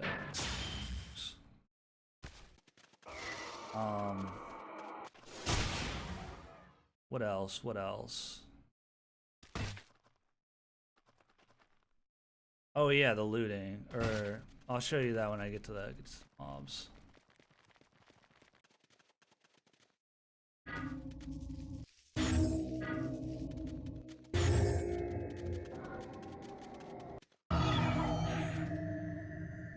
I don't fuck up my Beyond again. Nope, I did. I need to turn on some music.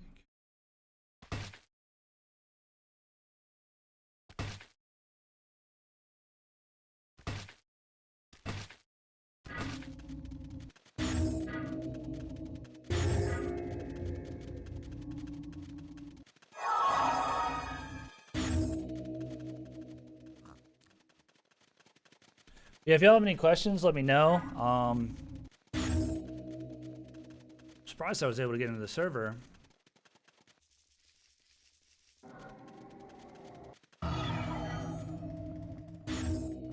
Again, I'm not like the most knowledgeable about this game, but I've played a lot and I'm pretty bad at the game.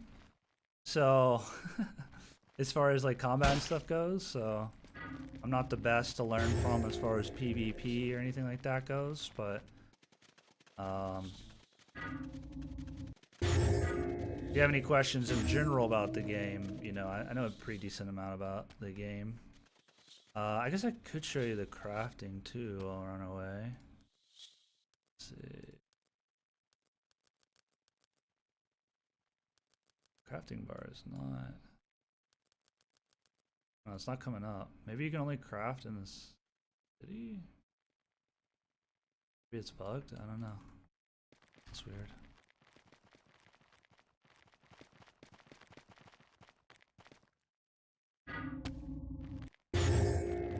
I've been playing a lot of WoW since Darkfall was down. Oh, I put explosion on that. I need to find a good key for explosion.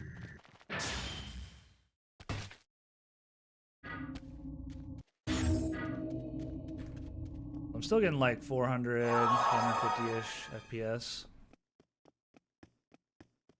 Probably 'cause I'm streaming, so I probably lost a little bit of FPS from streaming now.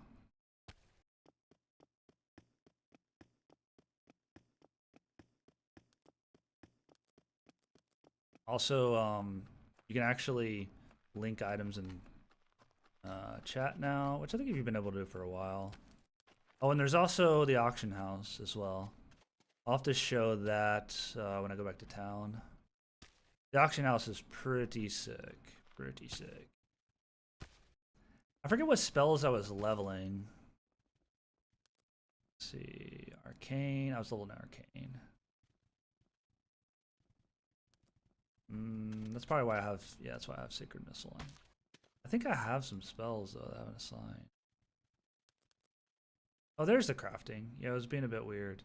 Yeah, the crafting's a lot cleaner now. You can like see all this stuff here: staff crafting, tailoring, taming, weaponsmithing, wood cutting, bowery. You got all that good stuff.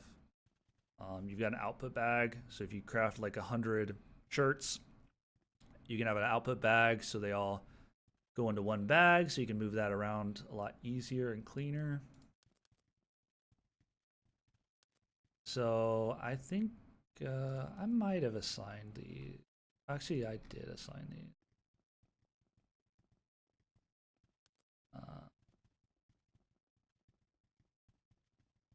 Did I decide on a key for Wall of Force? Oh no. Maybe not. What's my V key do? Oh, that's my AoEs.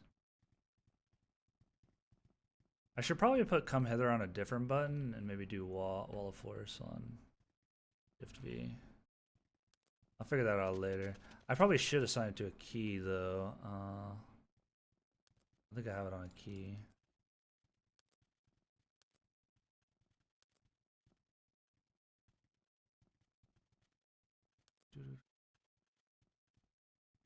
Let's see, let's see. I guess for now we can put it with our AoEs. So yeah, probably want to level them like that. I think they made it to where Wall of Force is on the same cooldown as AoEs, but I'm not positive if that's still the case. They did, okay. So it's either Wall of Force or AoEs.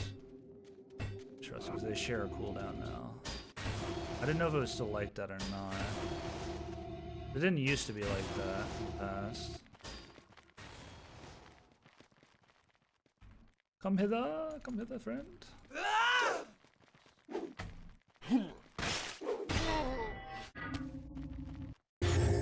It feels so weird coming from WoW.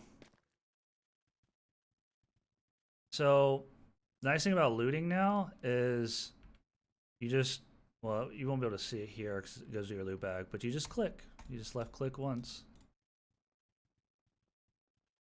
You don't have to skin anymore. So you get the enchanting mats just automatically now. Sick. Turn on the music. I need to take this away. Let's see if I can get this to work real quick. Try one more time. So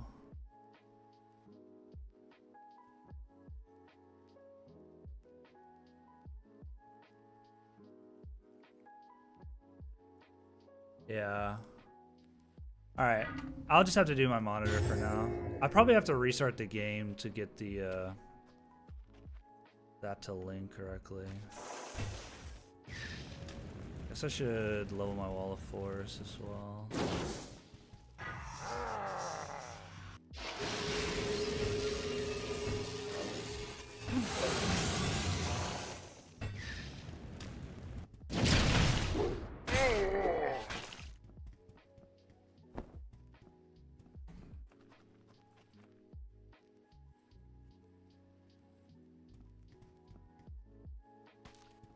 This elevator is like super janky.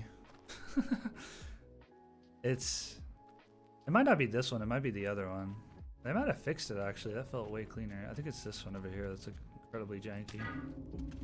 Hello there, Mr. Goblin.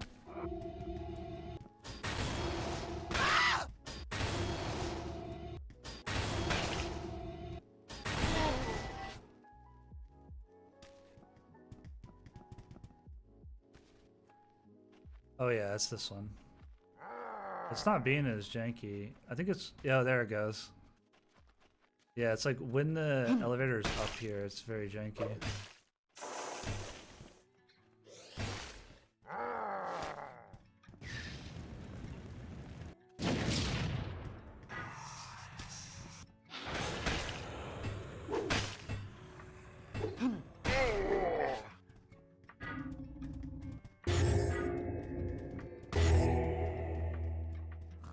Probably buff. Might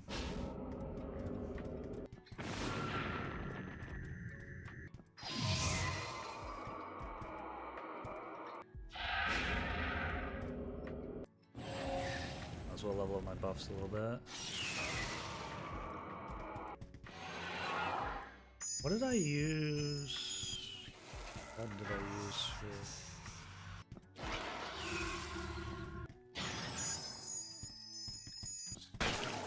What is this?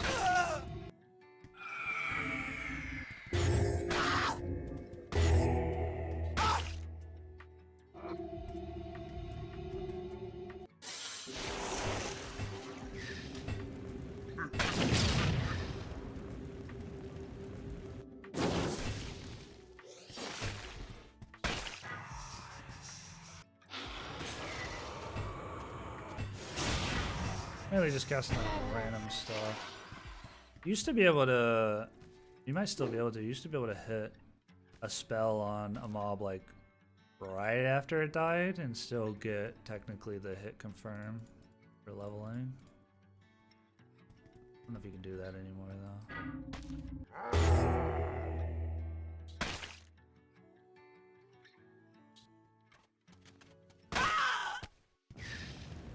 Aegon chat is fucking wild.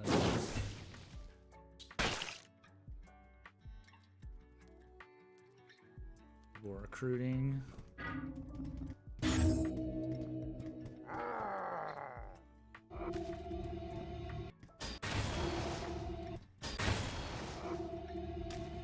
So I'll show you Wall of Force a little bit. So, oh, this mob's gonna get fine.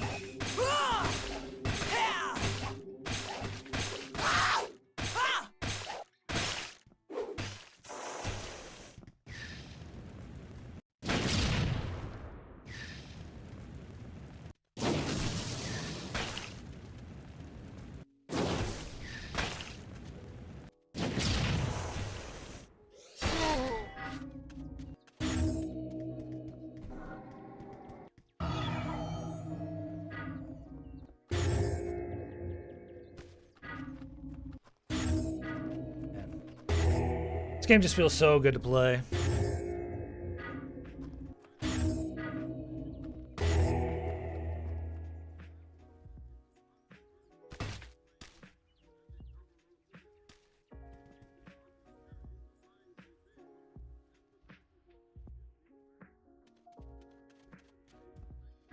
Still trying to remember my bindings. I changed some bindings from how I used to play, like back in the day, like 4 or 5 years ago. I'm still trying to get used to them a little bit. And I've also been playing WoW. So WoW. There's obviously a lot of bindings in WoW as well, so sometimes I'm getting a little, my wires crossed a little bit. Be a bit before I get everything just as habit.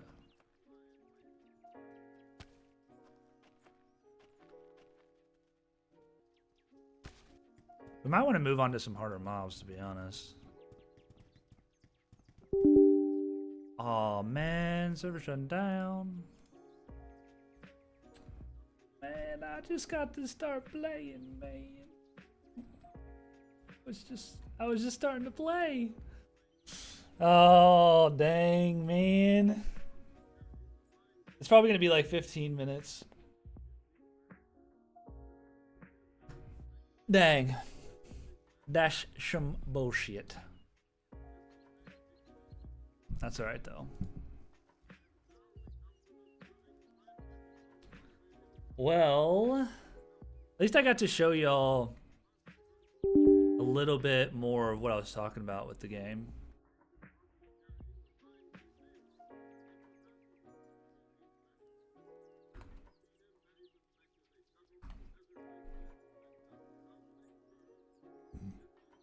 All right, back to Q Simulator we go, I guess.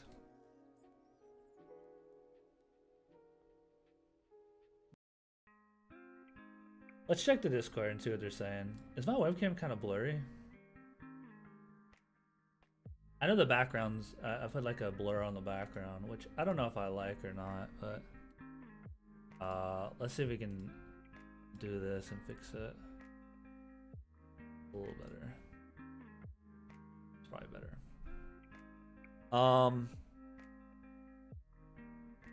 Yeah, I guess we're just gonna have to wait. It usually takes about 15 minutes for the server to restart. So I'll check the Discord and we'll see what we got going on here.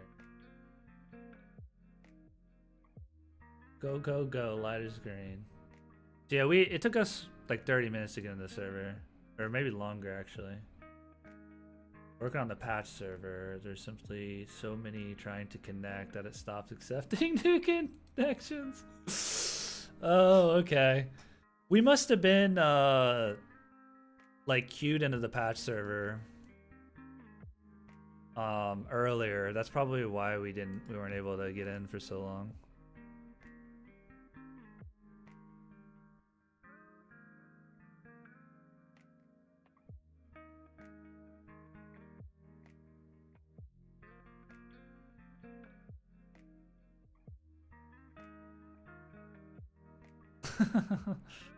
Oh, the people in Discord are so funny.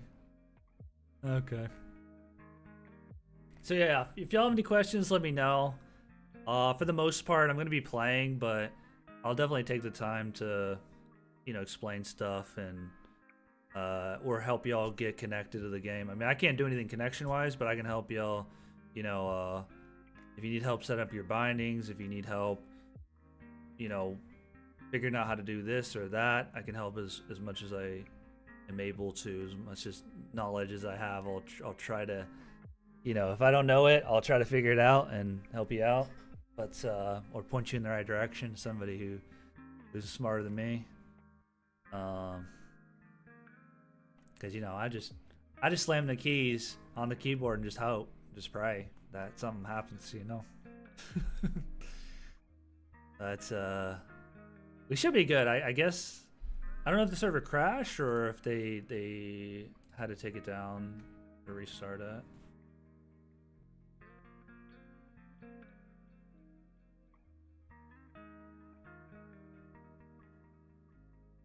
Darkfall Q. Dark Q fall. Yeah, that's where we're at right now. Real dark Q fall. Should we watch some more Darkfall videos, maybe? Let's see here. Let's go. Y'all. We already watched this one.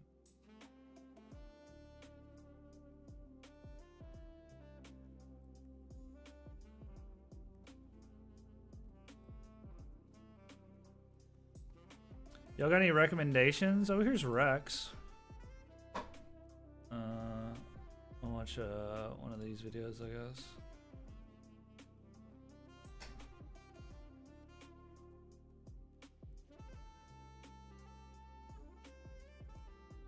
Sometimes it like doesn't update the quality automatically. Yeah, there we go. That's better.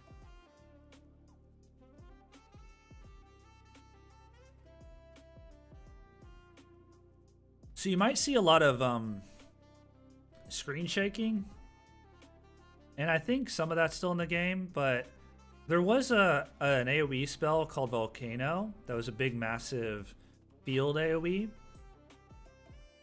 that used to make your screen shake like violently, and I'm pretty sure they took that away from Volcano because, I mean, obviously it's pretty iconic, but it was like pretty overkill in a siege because when there were just like constant volcanoes going off, it was just relentless screen shaking at every moment.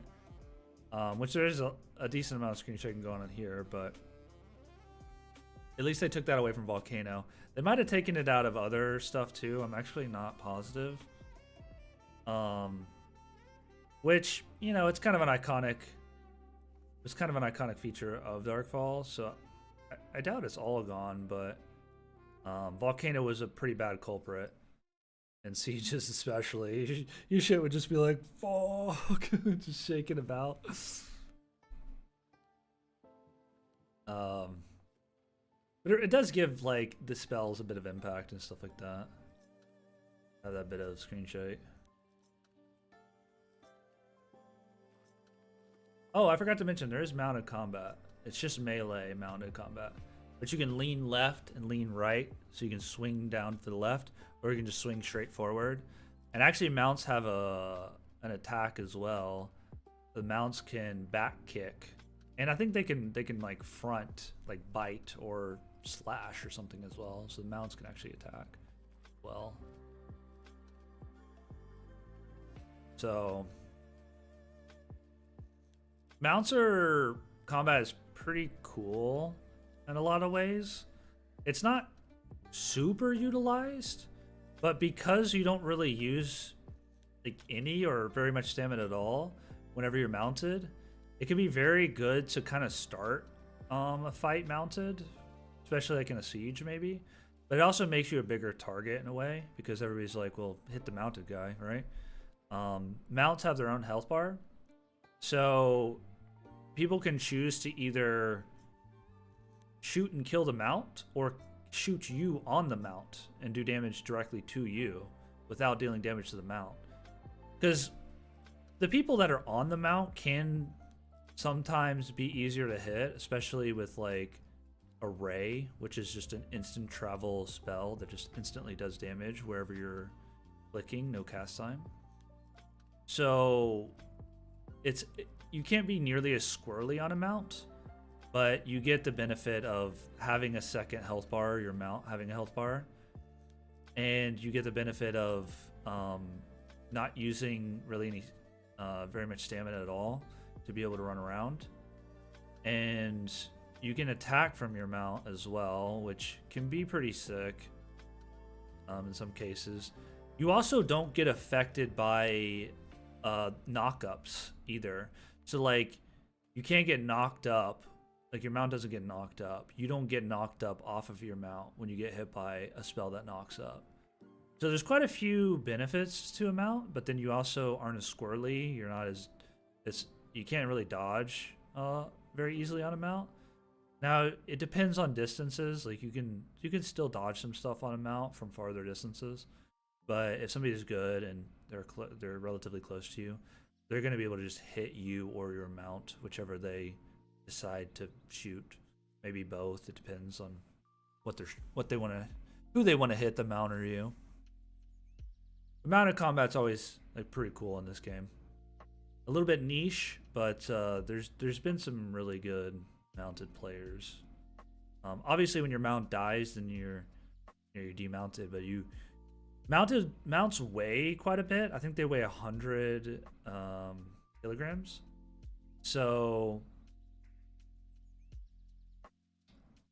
yeah, so I think normally you have 350 weight that you can carry on your person.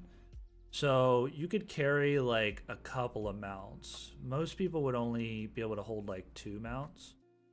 Some people would try to run 3, especially if they're a destroyer and they didn't have to like carry as much, I guess. I don't know, does plate weigh way more? Way more. I don't know. Either way, there's only like a certain amount of mounts you can realistically carry. Maybe 2, maybe 3 max. You can have other people maybe spawn them for you. That also, because most everybody usually has at least 1 mount on them, like on their person, right? That they can spawn in. Mounts have also been used for really funny stuff, like I remember one time I saw a massive mount wall. It was a big mound of mounts all around. I think it was like either all around a bank or all around a buying stone or something. And it was just this big, massive blob of mounts. It was very funny to see. And essentially, because they have their own health bar, you'd have to kill through some of the mounts to be able to get to the buying stone to do damage to it, or get to the bank to be able to like get items out of the bank. So it was pretty funny to see. Looks like this video is over. We'll check in on the launcher. Let's see what we got. Okay, we're initializing patching, so let's watch some other videos here. Oh, and also, let me see here. I don't remember which video we watched earlier, but that was a video by Inostal Rex. You can check him out on YouTube. Sorry, I'm not, like letting people know who this is to go watch if they want to see these videos or more videos by these people. My bad. Usually I'm good about that, but oh, this is a video we watched earlier. So we watched a video from Sang in 94. So that's another video we watched. Darkfall video we watched from them. So go check them out. Go and watch some Darkfall videos. There are a lot of very iconic, awesome Darkfall videos. I recommend watching Darkfall videos from the last 6 or 7 years. If you go back any further, you're gonna have like a little bit of bad quality on the videos because, potato machines, video recording softwares weren't as good. The game looks really good. Rise of Aegon and beyond, because the recording software is just much better and the quality of the videos are a lot better. So if you want, you can go far back in time. Just keep in mind that's not how the game actually looks. All right, the game looks a lot better now. So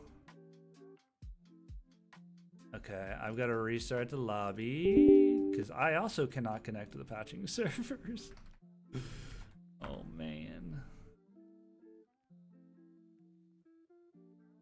All right, connecting to patching server, please. Let me patch. Let me in. All right. See if we can find another one here. Where are like the 40-minute siege videos, guys? Here, we can watch a PvP video. Here's a very good player, and they play Destroyer, right? So what Destroyer is basically there's kind of only one class per se in this game. It's basically you level up all of your spells and abilities, and you can use all those spells and abilities.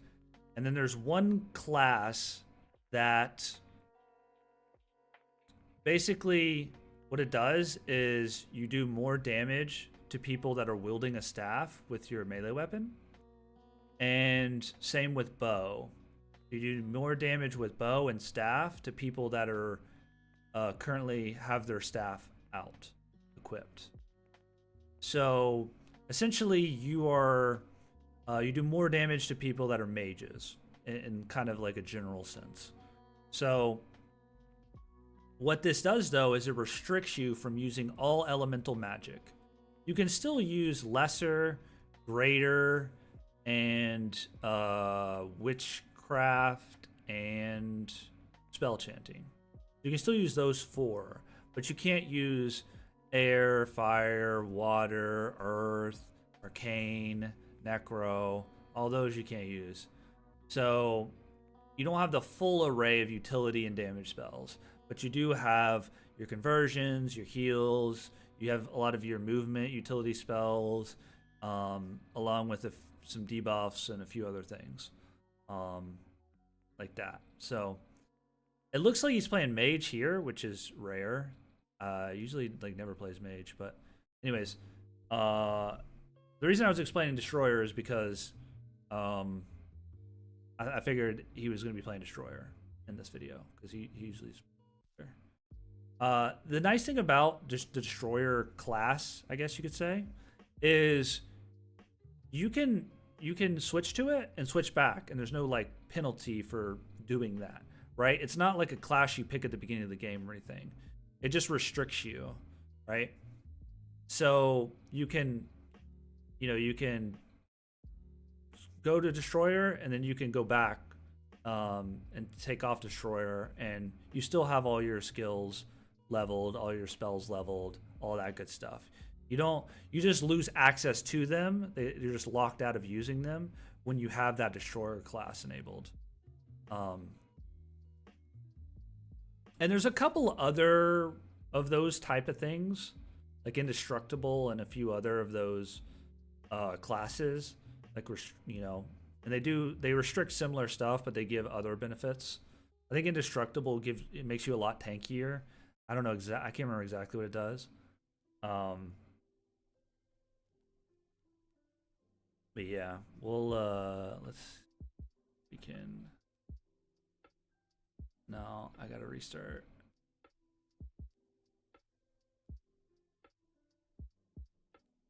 Please restart lobby. No. I don't want to. Hold on, guys. Okay.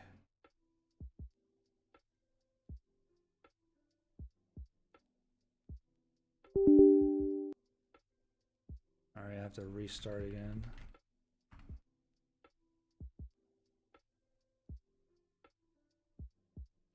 Alright. You know what I'll do? I'll pull this over here. So this is YouTube channel is Exorcist, I believe. You can let's see. Right here. So you can go check his videos out if you want to watch some Darkfall videos. Very, very good player. I'm surprised he's playing mage, but makes sense. He's actually playing like a heavy hybrid type thing, which basically means it's like a mage that wears tankier gear and kind of focuses a little bit more on bow and arrow and sword and bow. But also the benefit is you get to have utility spells, like he just pulled that guy to him so he can just absolutely smack him, right? So that way he gets blinds, he still gets to get the utility. And here he's just playing a straight mage. Heavy hybrid isn't really a class, it's more a playstyle thing. And I've never really played it. I've kind of honestly, I'm pretty bad at the game. I've played Destroyer and I've played Mage, and I'm not very good at either. I just enjoy the game. The combat's fun enough where even just being bad is still fun. You're still gonna have a blast in sieges even if you're bad at the game. Now's kind of the best time to play because you'll get to utilize all the spells, and you're gonna also run into people who are bad at the game too. And there's obviously a ton of vets that are incredibly good, incredibly good. But you'll be able to find people your own skill level these days to play and duel against and have fun. And the game's not as punishing, you're not gonna lose everything in the lawful areas, so you'll be able to keep some of your stuff and still be able to still be able to play. I keep having to restart the launcher, so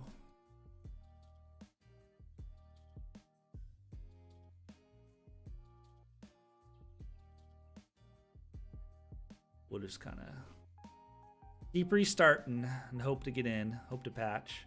Right now, we're just trying to connect to the patching server, which their patching server is basically swamped, is what they said. It's having issues because of how many people are trying to connect to it at a single time, which is a good sign in a way. They have more than enough players trying to get on.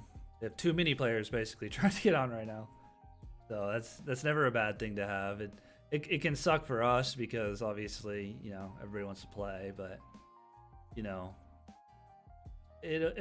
things will get ironed out. They're working on it.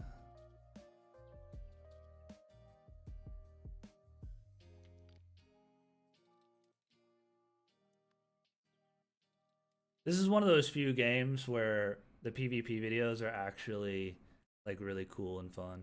I'll show you one of my favorite moments in a PvP video after this video, because some of them are so iconic.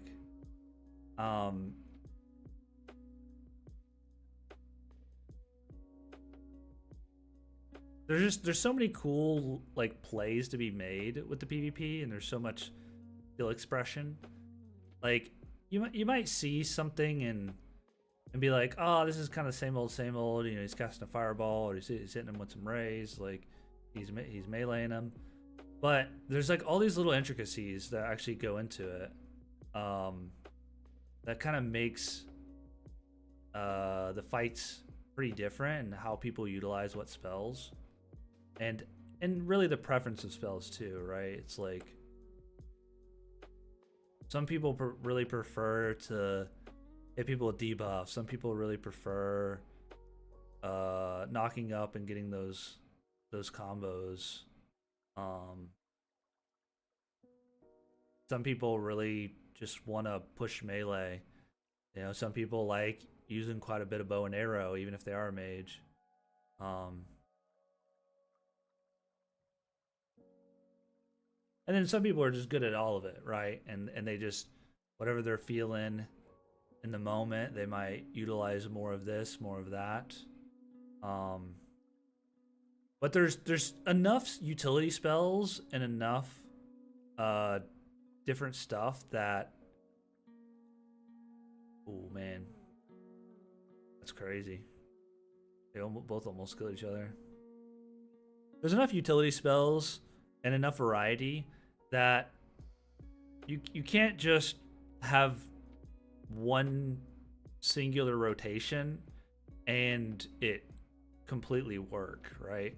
Like you might have your rotation of spells you like to use, but the ordering or in the moment, it's like you might have like, oh, I'm gonna do fireball, then ray, then eye rot, then this, then that. You might have like 10 spells in order that you're like, all right, I'm gonna do these 10 spells. But what happens if, you know, you take a bunch of damage? Well, now you have to heal, and now maybe you have to cast a blind earlier because you're losing the fight, right? And so you're really behind. So your options start to change based off of how the fight's going. Like this guy, he got low, so he popped a mount because he's like, well, you know what? I'm gonna pop this mount and try to get away, right? And then look, I guess maybe he got away. He didn't show the rest, but I'm assuming the frowny face meant he got away, right? So there's all these decisions that start to unfold that you need to change up what you're doing potentially. It says connected, but then when I select a character, it's not. Let me select a character. I don't know.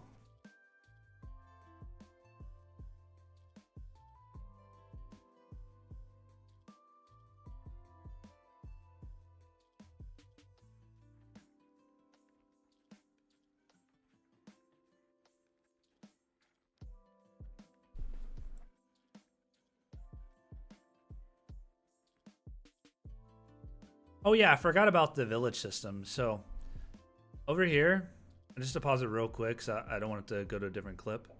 There's villages, and you can capture the villages. They're on timers, usually 12-hour timers, maybe 24-hour timers. I think it's 12 hours. And basically, the village will be available to be captured or claimed. And the way it works now is there's 3 basically capture points.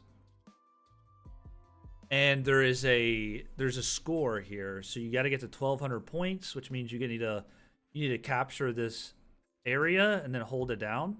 And you can capture all 3 and hold them all down. That'll get you the most points. Basically like domination and, you know, other type of games. And once you get to the 1,200 points, now you're going to get like a bunch of resources. So I don't know what you get nowadays, because I actually haven't played really when this was a thing. I think I played like very little bit when this was a thing, because it used to be a different way on how it worked, but now it's Now it's like this, where you got the village, you got the control points. Okay, so here you see that these have been taken from like the enemies, right? So the opponent has a score. You can't really see, it's a little bit blurry, but the opponent has a score that's ticking up right now. And this is obviously the village name, and then you got the 3 control points. And they're like little pads that you stand on and you capture.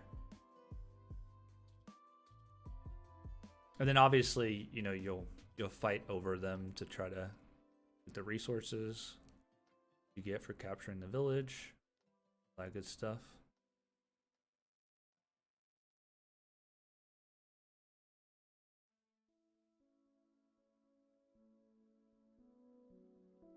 Man, this dude is killing people with a freaking full plate chest. So insane. Like, this other dude is pretty geared. He's fighting.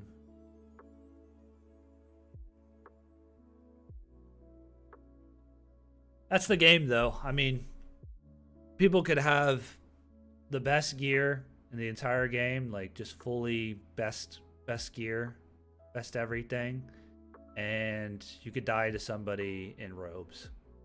That's just, the game is just all about skill. Now, obviously, the gear and stuff will help, but it, you know, at the end of the day, if you're more skillful, you will win the fight, and that's just what this game is really all about, is player skill and the combat just being fun and rewarding in that way.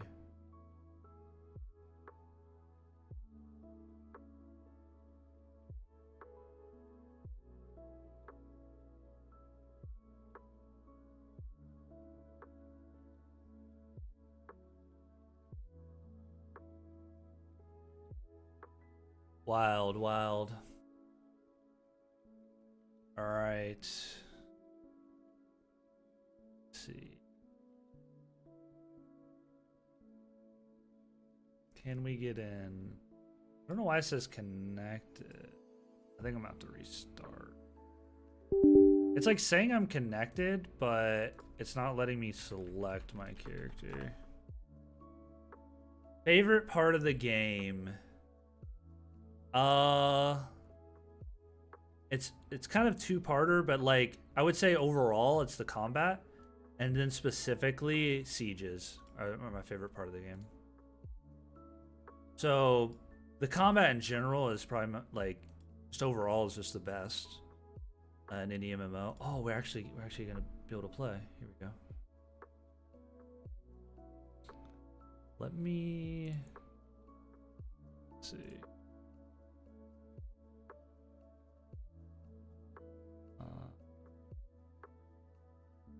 Hopefully this actually brings the game up this time. It's still not showing it. I can't get my OBS to like capture the game. I'll just have to do it on my monitor again.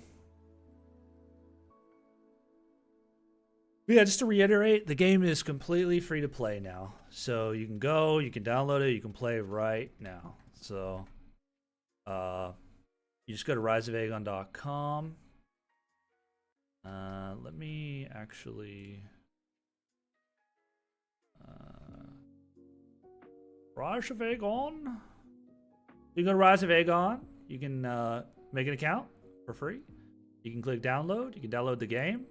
You type in your account stuff there in the lobby, the launcher, and then the game will patch, and then you can play the game for free. So, pretty dope. Pretty dope. Let me do this. And I guess we're gonna have to just stream from my actual monitor. Almost died, actually. I guess I was fighting a mob. I actually forget what I was doing. Yeah, my favorite part of the game is the sieges. Definitely the sieges. I mean, the combat is like, I mean, that's part of the sieges, right? Is like the combat, but things to do in the game is probably sieges, Because sieges are the most fun I've had in any game ever. And I don't think that will ever change. Darkfall Siege is just a one-of-a-kind experience that I don't think really any other game can replicate, or I ever will be able to. Maybe could replicate. There could be other games that could replicate it in the future, but I doubt that it'll happen. Like maybe way in the future or something. But yeah, that's my favorite part, is the sieges. Massive, you know, hundreds on hundreds, clan battles over cities. Just, there's nothing like it in Darkfall. There's nothing like it in any other game. Darkfall is just so sick. That part of the game is just so fun.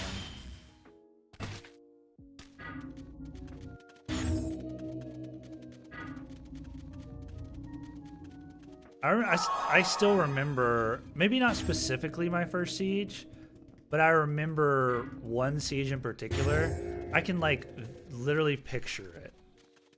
I could even explain like what happened and where it happened and all of that. Actually, here I'll even show you where it happened, because I distinctly remember. It is. Yeah, right here. Vranghorn. It was this city. See how there's this big hill here? Let me make sure it was this. Yeah. This is a hamlet. Yeah.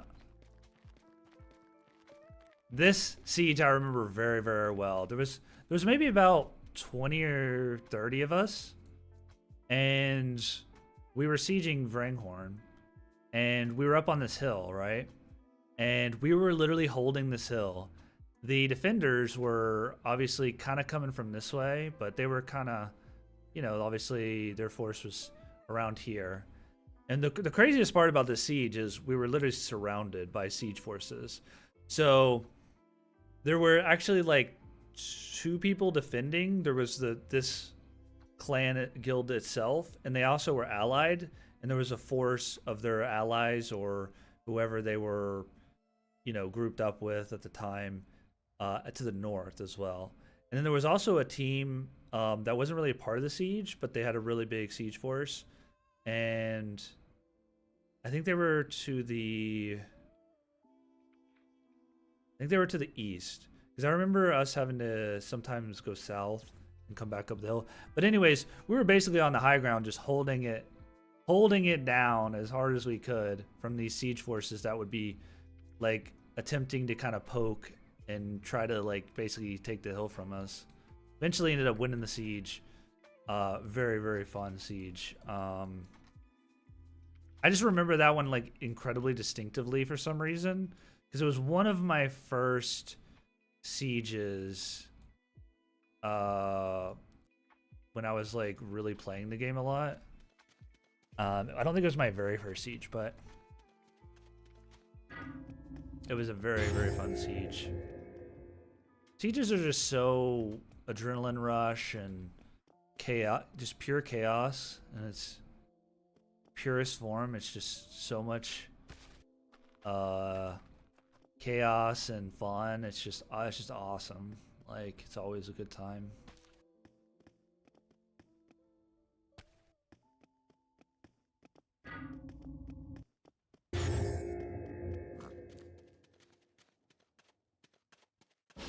A little bit laggy. Probably everybody loading in.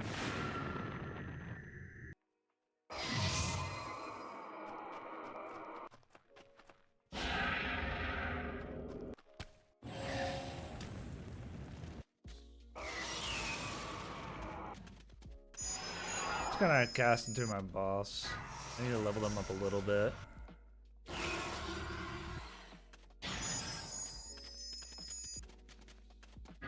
I worry about my buffs too much. Seems like it's a little bit delayed. Yeah, like that. Server's taking a little bit of a dump. It's just the oh, my ping is insane. That's what it is. 500 ping. What the heck is going on? Okay, hold on. Let's run away for a second. Let the ping stabilize. I thought it was ping because the game still feels smooth. It's just delayed. Let's give it a minute.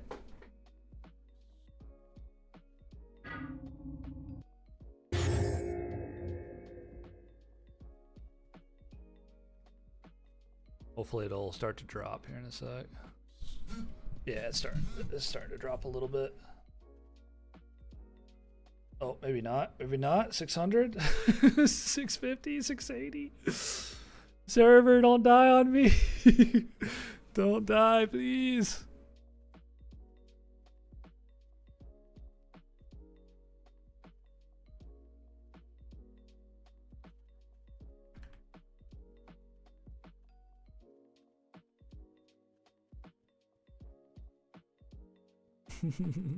Don't worry, this is fine. Oh man. So good, so good. Alright, it's dropping a little bit. I think it's just varying right now.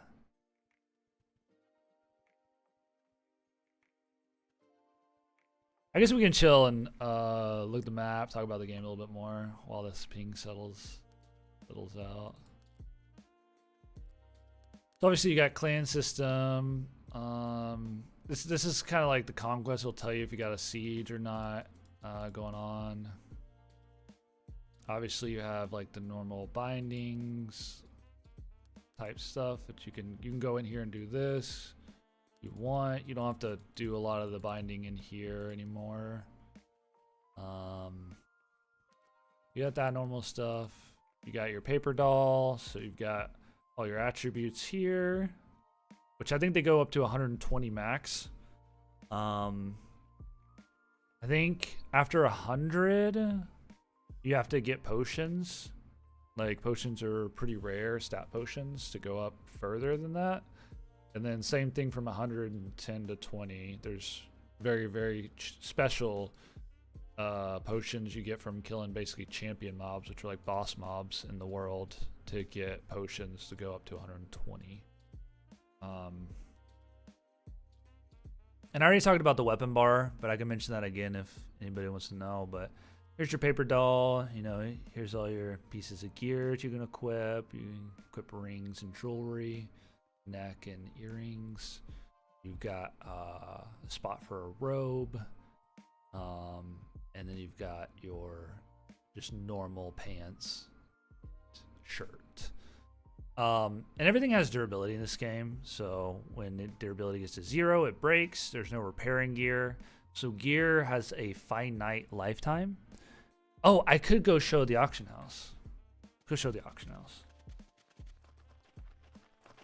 I'm assuming the server is going to restart at some point.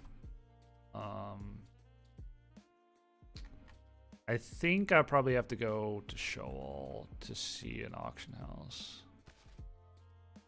So I'm not going to be able to bunny hop in this, so we'll just mount over there.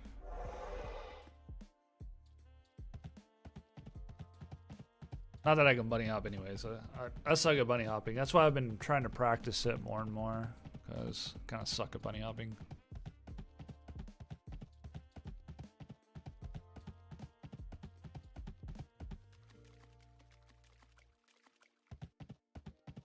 So we'll go run over to Shoal and go check out the auction house. Yo, Roosty. Can't repair gear, are you serious? Yeah. So this game is full loots, and well, there's full loot areas and there's partial loot areas. The thing about not being able to repair gear though is you get a lot of gear, and gear is very cheap in a way, right? Like, it's not like in WoW where, you know, you have to do a dungeon 10 times to get a piece of gear, and then that's your best in slot, and you just have it and you repair it. This game, gear is a lot more throwawayable, right? You get a lot more of it.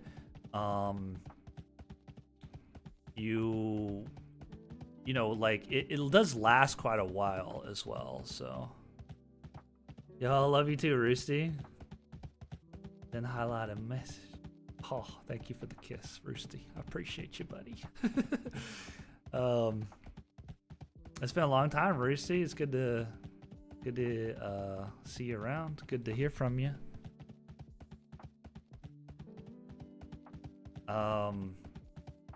But yeah, RP is square. You can't repair, but there's kind of a reason for that. And essentially, if you could repair gear in this game, it would kind of mess up the whole economy, because you can craft gear, and you can also, like, mobs just drop gear, and whenever you craft gear, it's a lot higher durability than just mob drop gear. So like this has 6 out of 50 durability, right? And when it goes down to 0, it'll break. But let's say I crafted this piece, it'd probably have like 125 or like 150 or something. It'd have like way more durability, and so it would last quite a bit longer. Oh, hello. I think we're almost to. We might want to bind at this city, to be honest. Maybe this city has a clan bank. But yeah, losing, gear breaking in this game, not a big deal. You get so much gear from mobs. Gear is not like super duper important in this game. Like somebody who's in a robe, somebody who's in the worst gear in the game can kill somebody who's in the best gear in the game. Literally, we were watching a video, and in that video, that pretty much happened, where somebody who was in basically nothing killed somebody who was in basically some of the best gear in the game. So gear doesn't play a super big role. Like, it obviously helps, and it obviously does give you a benefit in combat and stuff, but it's not the end-all be-all. The game is just a lot about skill. Is this new or a remake? Yeah, it's a little bit of both. So it's an old game that essentially, yeah, you can call like a remake, a remaster, reforged, stuff like that. I'm actually gonna bind here. So I'm basically setting like my Hearthstone here, is essentially what I'm doing at this bind zone. I'll set my Hearthstone here. Let's see if there, I don't think there's an auction house here, but I know there is in the next city over. So essentially this game has been released and re-released a couple different times now. And right now, the game is fully out. It's free. And it's kind of a beta version right now. And they'll eventually be launching it on Steam. This is a 32-bit version. And the Steam version is going to be 64-bit, and the Steam version is going to have a lot of new stuff to the game. They're going to add a lot of that new stuff into this version to test. So this game came out in 2009, and then it lasted for, I think, 3 or 4 years, and then it shut down. And then it came back and got basically this team, or a couple different teams ago, got the rights to the game, got the game leased to them so that they could re-release it. And this was in about 2018, 2019. Might have been even earlier than that, but it was somewhere around there. And then they released this game called Darkfall: Rise of Aegon. And it's basically was the old game just re-released. And they've made improvements over the years to it. For all the way up until about 2023, summer of 2023, they had a major problem with the backups and everything in the servers, and basically the game shut down. And they were gonna just release a 64-bit version whenever it was done, and that took longer than expected. And so it's been 2.5 years since we've been able to play the game. And now they finally are releasing 32-bit version. Oh. Yeah. Okay, so basically, there's a couple things why you might not attack. Like, people might not just attack each other, right? So you've got, here's the map, and there's an alignment system, right? So your alignment's right here. It's this bar. So you're either one of 3 alignments. You're either blue, red, or a temporary alignment, which is gray. So blue is lawful, red is criminal, and rogue is a temporary status between the two. And I'll explain that in a second. Basically, all the red zones are full loot. So if you die, you drop everything in your bag and everything on your person, on your paper doll.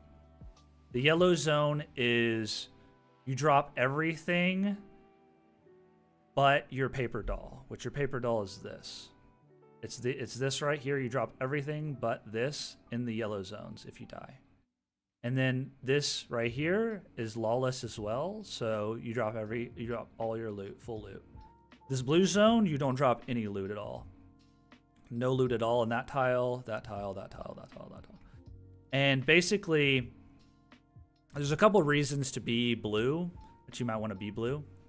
Or you might not want to, basically being blue is you're not going to attack other blue players, other lawful players. Now you still can, but there's downsides to it, right? So right now I'm binded to this city right here, right? If I was a criminal, if I was red alignment and I murdered people and lost alignment and went red, I wouldn't be able to live out of here. So I wouldn't be able to go to these mob spawns around here. I mean, I could, but it'd be easier to farm the mobs and then go bank them here. Go bank the items here. So you get the advantage of getting to live out of these cities, these blue cities, NPC cities. And the other advantage of that is the towers. There's automatic towers that zap any red player, any criminal players. And basically they do enough damage to where it's kind of impossible for them to like come into this city. They just will die. They still technically could, but the tower would kill them basically. So they're kind of safe if you're blue and you get to live out of them. You get to bind here.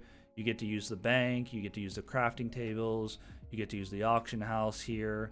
You get to farm the mobs around the city because you live out of it and the world is very big. So wherever you live out of, you kind of want to farm around where you live because, everything is very far in this game. It's a big world. And then there is some other advantage to being blue. I'm not totally sure on all the advantages, but those are some of them. Now, let's say you're red. If you're red, you can't live out of any of these cities that you see on the map right here. But there are chaos cities. They're actually not on the map. They should probably have a tab for them being on the map, but I'll show you where they're at, or at least some of them are at. So there's one here, there's one here, and there's one here. And basically a chaos city is like anybody can live in a chaos city. It's kind of like an NPC city, like these blue cities, except for anybody can live there. And there's no towers. So it's just kind of a free-for-all. It's just, you can just be attacked. People can attack you. There's a bank. There's crafting tables. There's a bindstone. It's a full, city. It's just a lawless city. It's just anybody can attack anybody. No penalty there, right? And let's say you're a red player. If you're a red player, it doesn't matter where you are on the map. You drop all of your loot. So you could be in a lawful area, die to a blue player, and you're going to lose all your loot. You could die to any player and you'll lose all your loot. Even if you're in this blue zone, you die. As a red player, you lose all your loot. You drop all your loot. So red players, they are restricted on where they can live, and they drop all their loot, no matter what. So, yeah. Oh, rune books. Okay. I don't know if rune books are in right now, but I'll explain how they work. Anyways, they might be in the game. I heard some talk on Discord that they might have removed rune books already.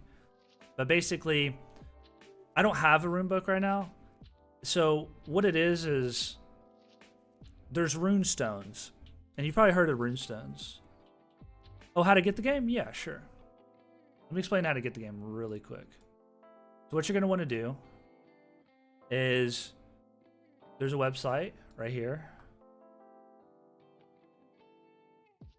Oh, let me put it. Hold on.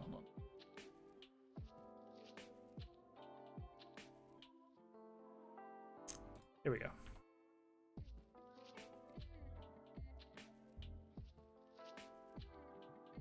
All right, so you're gonna want to go to riseofagon.com. I think I put the link everywhere so you guys can click it. And what you're gonna want to do is you're gonna click sign up. You're gonna make an account, and you're gonna click download. And then there's a download button here, and it'll download.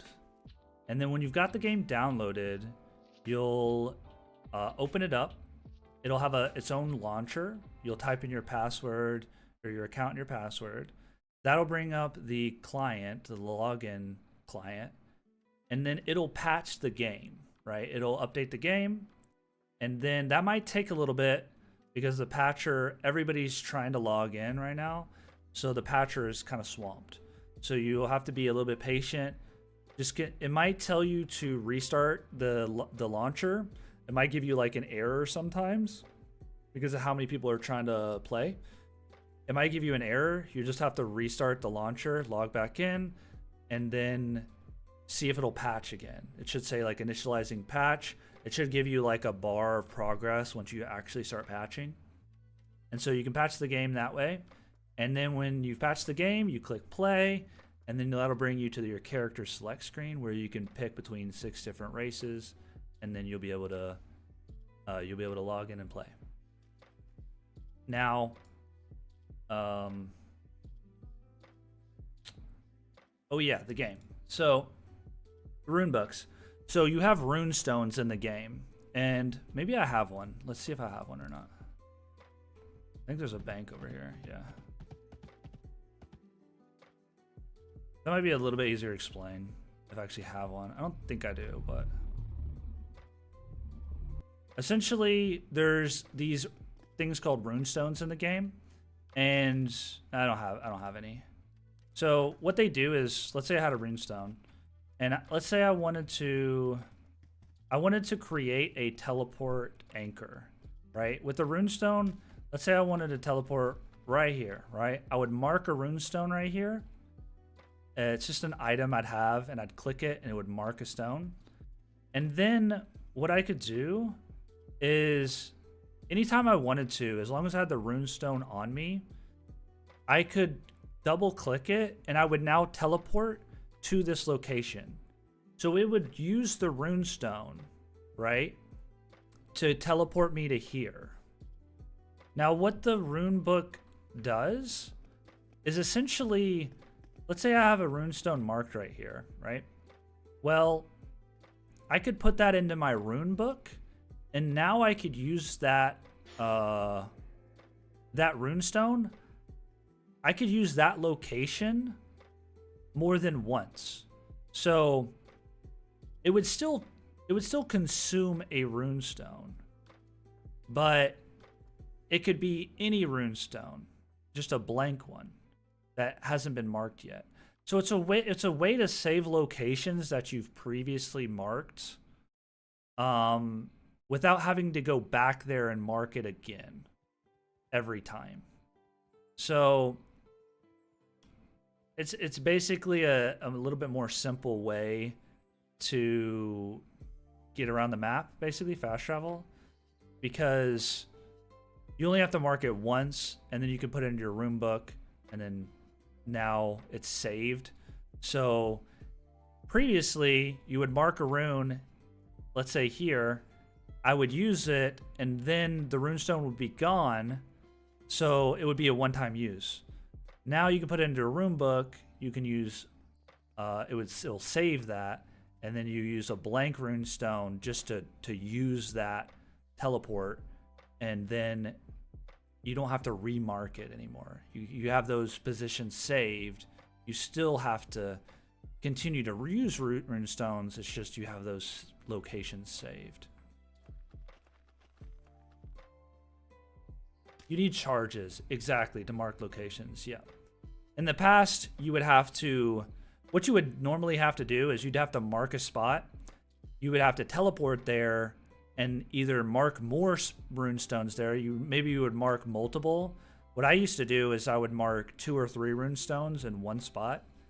And then whenever I would use them, I would always be sure I had at least 1 left, or maybe 2. That way I could teleport there, mark some more rune stones, and then you could kind of always have that location marked, but it was very tedious and hard. So that's the way rune books work. At least that's what I remember. I don't know if they work exactly like that anymore, but I don't even know if they're in the game still, because they were on Saturday and Sunday, but I heard people talking about in the Discord how maybe they've changed that and they've taken out rune books.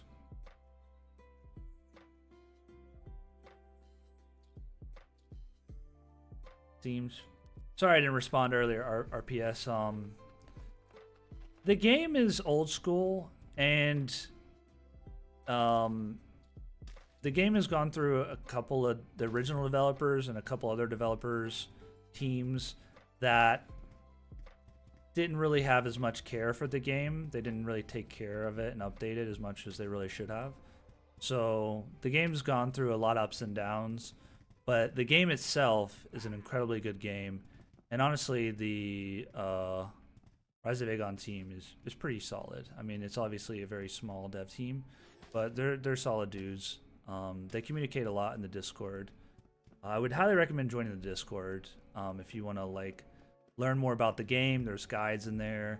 The devs talk a lot in chat. I mean, like every day the devs will be talking in chat, answering different questions, talking about different things about the game and what they're working on and stuff. So they're very communicative in there.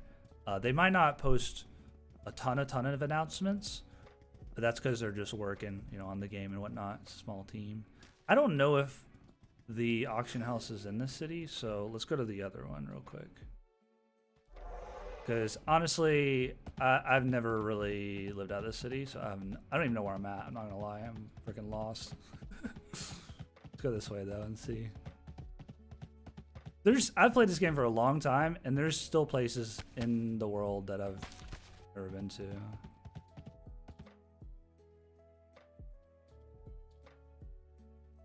I remember Nate. I used to play with Nate. Well, I used to be in like one guild he was in, or maybe it was an alliance. I don't remember. Player count looks fairly low. I mean, I guess it depends what you think of low. I don't know how many people are in right now, but where am I? The world is just really big.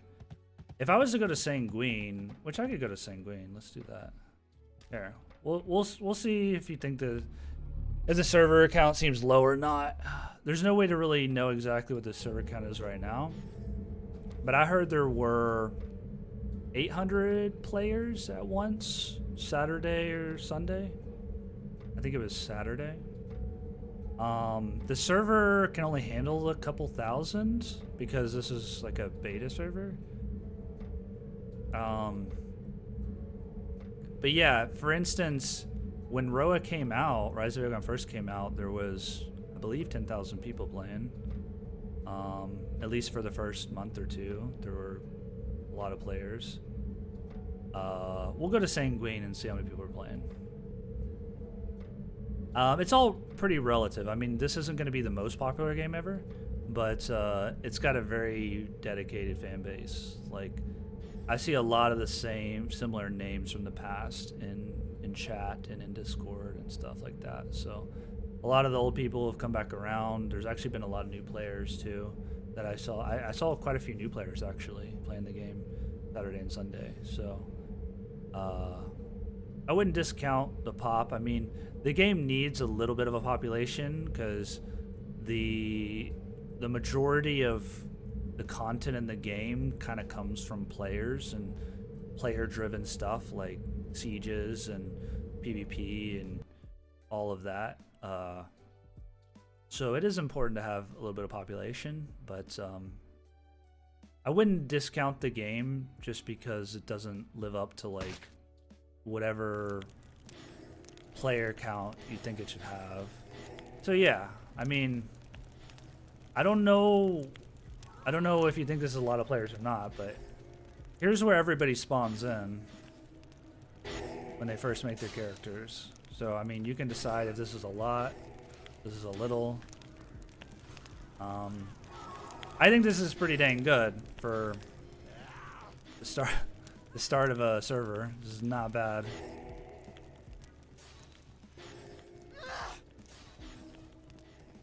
Let's go look at the bank.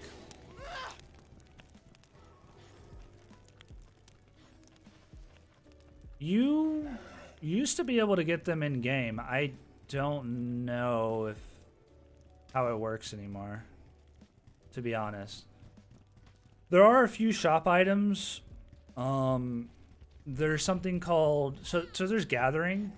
So there's woodcutting, mining, or like herbalism, you know what I mean? Where you got a scythe and you swipe up some bushes. Fishing, there's fishing as well. But yeah, I mean, there's quite a few people playing. What was I? Oh, the rune book thing. So basically, there is some paid items that you can get from the store that are basically called golden tools, and it's kind of just a convenience thing because tools are really, really cheap and really easy to come by. But golden tools are basically like permanent tools. You don't drop them or anything. They're just like forever in your bag. And there actually is starter weapons that do not drop either. So you can have, I think it's 3 or 4 starter weapons. So here are all my starter weapons. And as you can see, it says no drop, no trade. These you just permanently have on your body. And you don't have to have a sword. You can actually exchange your starter weapons at a vendor. If you want to have like an axe or something like that. It might be this guy. Yeah, here you go. You can actually swap out your starter weapons as well. Like maybe you want a hammer as a starter weapon. You could swap this out. That way you always have, you always have at least something. Now, let's say you have a starter staff, right? Like, let's say I pull out my starter staff. You can only level, like this staff will only level up your spells for lesser magic. Now, once your lesser magic is 100, you're not gonna be able to level up greater magic or any of the other magics with the starter staff. So you do have to progress to getting other weapons at a certain point. But literally mobs drop staffs all the time. They drop weapons, they drop armor, all that good stuff. I must have been in the hinterlands. Basically RPS. I was in like a very obscure place in the world. This is basically the hotspot. This is where everybody spawns at as a new character. This has always been a popular spot regardless, right? So I'm gonna go kill some stuff or do some stuff. But yeah, there's quite a bit of people playing. I would say there's probably, I'm just gonna guess, but I'd say there's probably 1,000 people playing. I have no idea. I know there was 800 people, was like the peak Saturday or Sunday, and they said that 1,600 characters were made Saturday and Sunday, throughout Saturday and Sunday. So that was 1,600 unique characters. So that means there's probably 1,600 people. So I would say, you know, there's probably around that much, 800 to 1,000. I would say, maybe more, maybe less. It's hard to say. Let's see what kind of mobs we can find. We'll farm around here, cause why not? Let's go. Are there any medium mobs around here? Yeah, there's not going to be any super hard mobs around here. I guess these Mercians. Maybe we go kill these acolytes. They'll drop reagents and stuff for us. See, everybody's out here farming. Here we'll come look at all these people farming goblins. Let's go check out the people farming goblins. Look at that. Look at that. They're farming some goblins. There's so many people in this goblin spawn. So the reason you like people can't attack me and stuff and I can't attack them is this is how you toggle off and on safety. So what that does is it's so that you can farm in lawful zones, and even if you were to accidentally hit somebody with a spell, it's like you didn't mean to do it, right? You're just trying to hit a mob and you hit your friend or whatever. That way you don't like go rogue, because if you were to like turn this off, then you would be able to hit other players even if they're blue, and you'd be able to kill them if you wanted to. And that's how you would lose alignment and go red, right? So if you wanted to do that, you could just toggle it off. But for now, I don't really want to go red because I just want to play and enjoy the game right now. I don't really care to go red. But if I wanted to, I could turn this off, and then I would be able to attack people. I'd be able to, you know, hit this guy if I wanted to. But it's really nice and convenient, because then when you're farming with other people and you're playing with other people, you don't have to worry about, you know, accidentally hitting them with melee or a spell or whatever. And then that way, you know, you're not worried all the time whether you accidentally hit somebody. Then you would go rogue, and then everybody could attack you and kill you because now you're rogue, and rogue is like temporary criminal status, right? Temporarily red. I bet there'll be a lot of people at the acolytes. So the reason I was kind of in BFE and nowhere is because of this. There's lots of people killing a lot of the mobs around the starting area, right? Sanguine. So it's actually very competitive to be able to kill these mobs. And the quicker you kill the mobs, the faster they will respawn. So they'll hyper spawn. So it's really not a big deal to have a bunch of people farming mobs, right? Because one mob spot. Because just look, these mobs will just spawn. Like, watch how fast these mobs will spawn. Let these guys kill them. Look, that mob just spawned.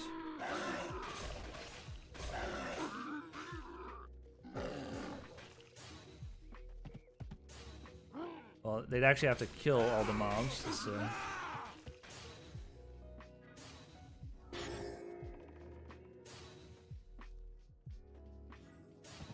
Yeah, the mobs will spawn pretty dang fast, and the faster you kill them, and if you keep continually killing them faster, like each wave, then they'll spawn quicker and quicker.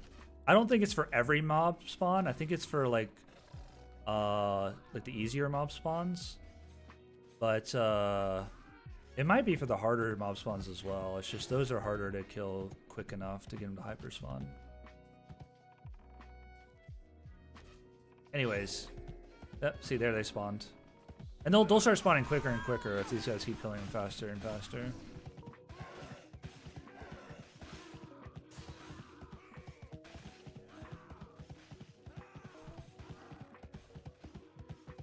But yeah, I mean, the player count, obviously, honestly, I expected there to be like maybe 100 max on Saturday and Sunday, like maybe, but seeing as how they had like 500 to 800, like that's pretty solid. I mean, If you get a couple thousand people playing, that is like plenty to make the game feel alive and the world feel alive. Where's this mob spawn at? It's supposed to be right here. Here's somebody killing them.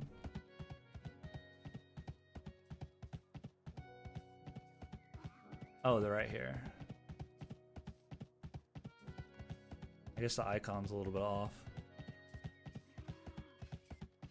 Yeah, I'm hearing them kill mobs somewhere.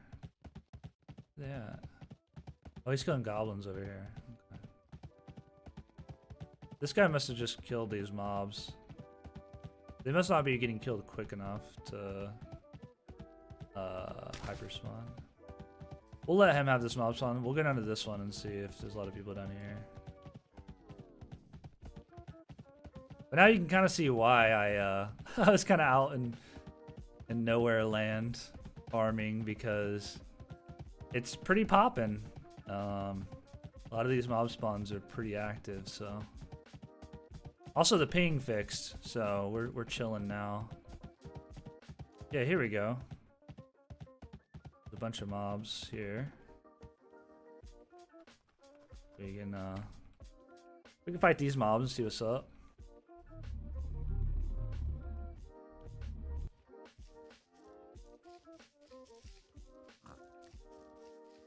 Let's buff up a little bit. A wee bit. That guy's actually a rogue.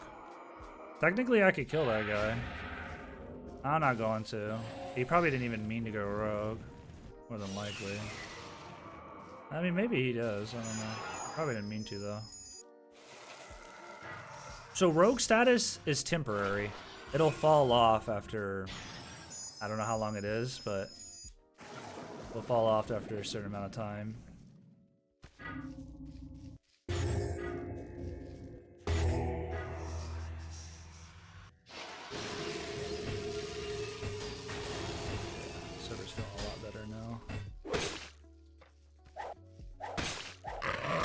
These guys are pretty tanky. Be a little bit more careful fighting too.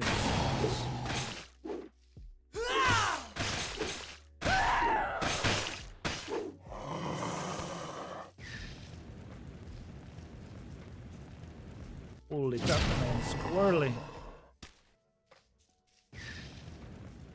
Thing is still a little bit. Is that screw?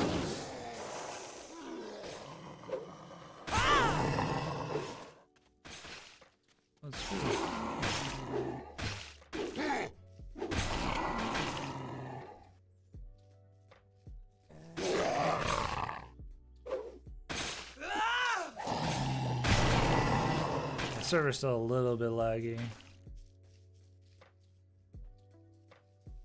I think it's just the amount of players right now is pretty insane. Server's probably struggling. I need to get some pants. I put some pants on. Character over here just with cheeks out.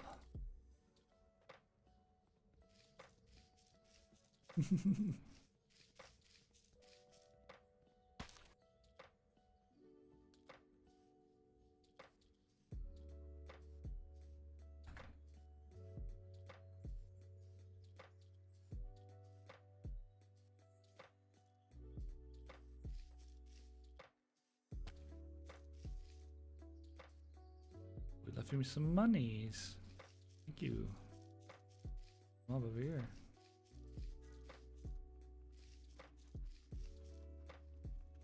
Oh, some mobs.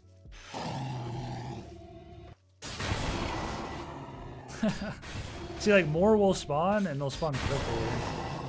Well, these things take a lot of damage from arcane. They're kind of weak.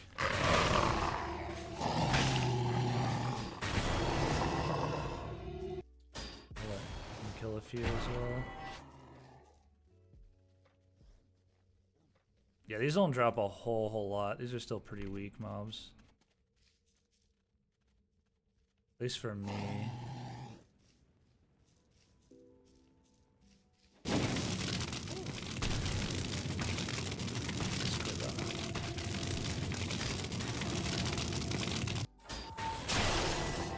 think they're just weak to... What's that? Oh. Oh, the acolytes are decently tanky. It might just be because they have the robes on. No, they're pretty tanky in general. Okay.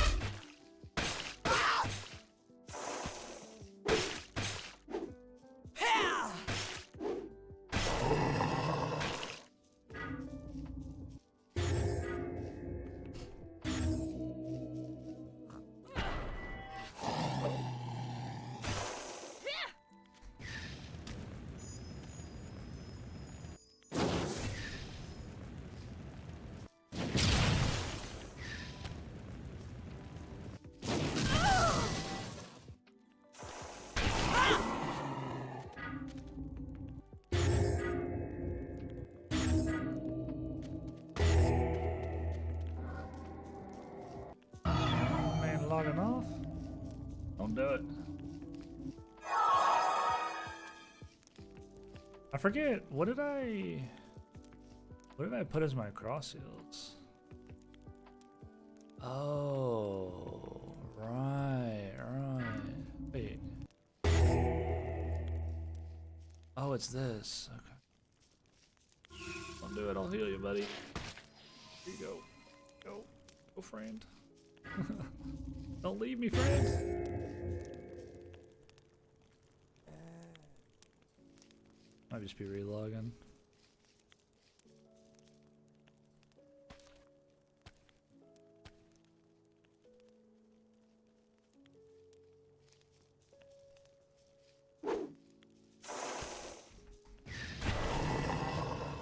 The server is a bit delayed. It's still playable, but ping's a little bit bad right now.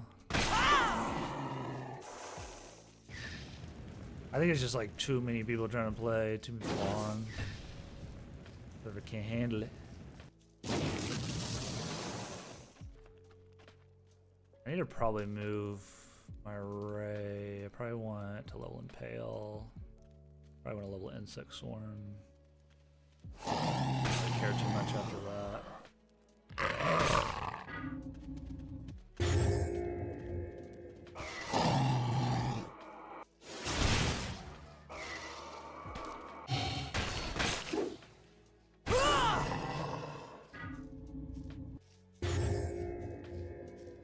Yeah, I'm not really too worried about looting all this. I'm just kind of killing some stuff, showing y'all a little bit about the game.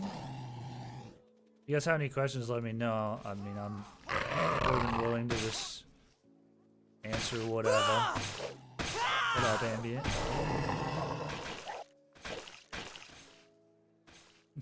Bonkers, I say, for sure. Bonkers indeed. But yeah, here, let me show you guys the spell list. So you got all these different spell schools. You start with lesser. Lesser gets you to greater. Greater then unlocks all of the... I guess greater unlocks witchcraft and spell chanting. And then greater will also unlock all the other spell schools, the elemental school. And so if you open this up, air's got all these spells. So it's 3, 4, 5, 6, 7, 8, 12. There's 14 spells just in air. And there's probably 10 there, something like that. They all have about 10 or 12-ish. Bunch of spells here. Oh, I already did that one. The greater spells. Lesser spells. You got your conversions. You got your heal. One of your heals. You got necromancy. You got spell chanting, which only has a few. You've got water. And you got witchcraft. There's a lot of debuffs. A lot of debuffs in witchcraft. And necromancy has a lot of debuffs too. But yeah, there's also spells like this. I mean, this is going to be a small version of it. A very small version of it. But it's basically like a smokescreen type spell. You also have blinds like this. Oh. You know that meme? Whatever it is, it's like that cat meme with the flashbang. That's pretty much what that is. You've also got this spell called Irot. So I'll just use it on myself. It's a blind. Some people who are really good can still kind of make out what's going on.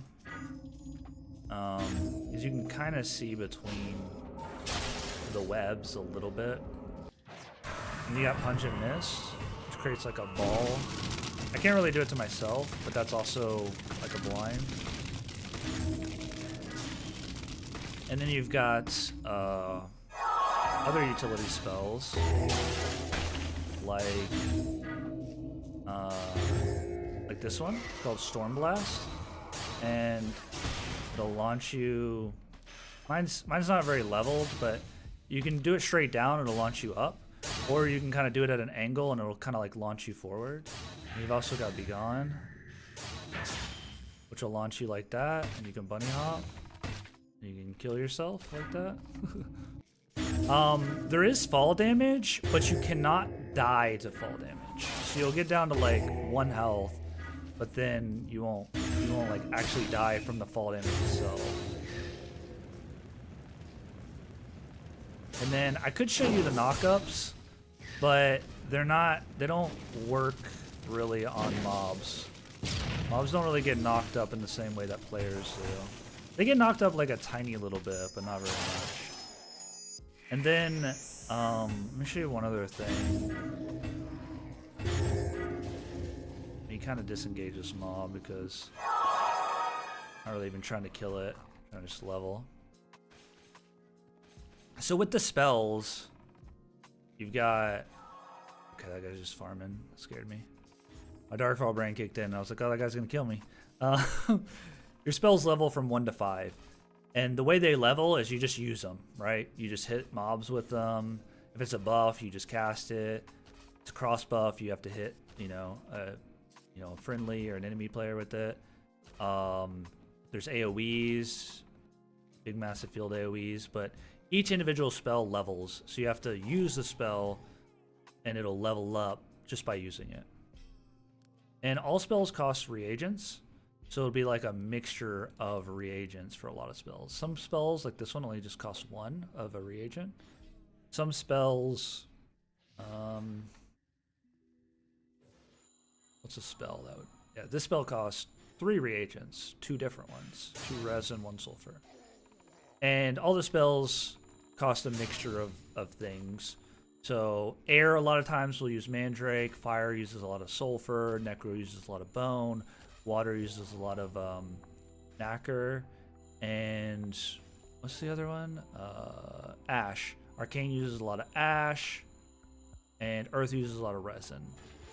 Now that's just like general. The spells from those schools still do use some of the other reagents. That's kind of the general idea.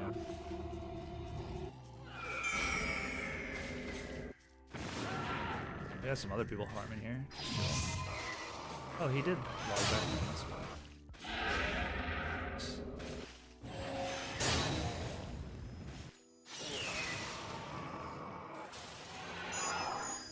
So whenever I'm not really buffing to like, for any good reason other than to just kind of level my buff spells up a bit. Whenever you loot, so I just like click this grave and I just left click these items. Whenever you loot, the items go into a loot bag now. And instead of going just like randomly into my inventory like this, I actually dragged these items in. Instead of them just going into my backpack randomly, what they do is they actually go into the special loot bag. You see how like all these items are just randomly in here now? What I can do is I can hold Alt and drag, and then all of these pants, because they're the same pants, will all stack on top of each other. And what I could also do is I also could hold Shift, left click, and then release, and it's gonna stack them like this, so you can kind of see them all and select them. And it does it by durability. So that way I can, you know, if I have a bunch of shields, a bunch of random weapons and all that, I can organize them very quickly now. Get a tissue for your dues. You get every magic school to 100 for free? No, not for free. This character isn't a new character, right? Because I played it Saturday and Sunday. But yeah, see how I still have my arcane to level? You actually, so you start out with just lesser magic, and you've got to level it to 100, and then you get greater magic, and you level it to like 75, 100, something like that, maybe 50, and that unlocks all the other spell schools. But they all start at 0. You know, they all start with nothing, and you'll get like one ability in a spell school.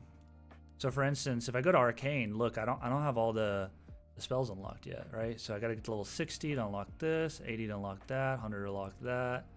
So as you like, so I got this ability first, and this is like just a bolt, so it's just a projectile damage ability like this. This is a bolt right here, it just shoots a little thing. And see, here's an ice bolt, so this is a water bolt, and this is a earth bolt, a little acid arrow. And this is a lightning bolt for air magic, right? It's all the same idea, right, with bolts. It's just you got the different elemental versions of it, right? So what you do is you hit a mob a few times with this, and the rates are very boosted. That's the only reason I'm like all my magics are close to being 100. Is because the rates are really boosted because this is like a beta. So that way everybody can try out all the spells and get a good feel for the game before the game actually comes out on Steam and stuff. So I freaking can't hit this guy, but there we go. See, it told me my arcane magic reached a new level, so I got a new skill. So I got Flames of Vengeance. So now what I can do is I can put this on my bar. I'll probably put it.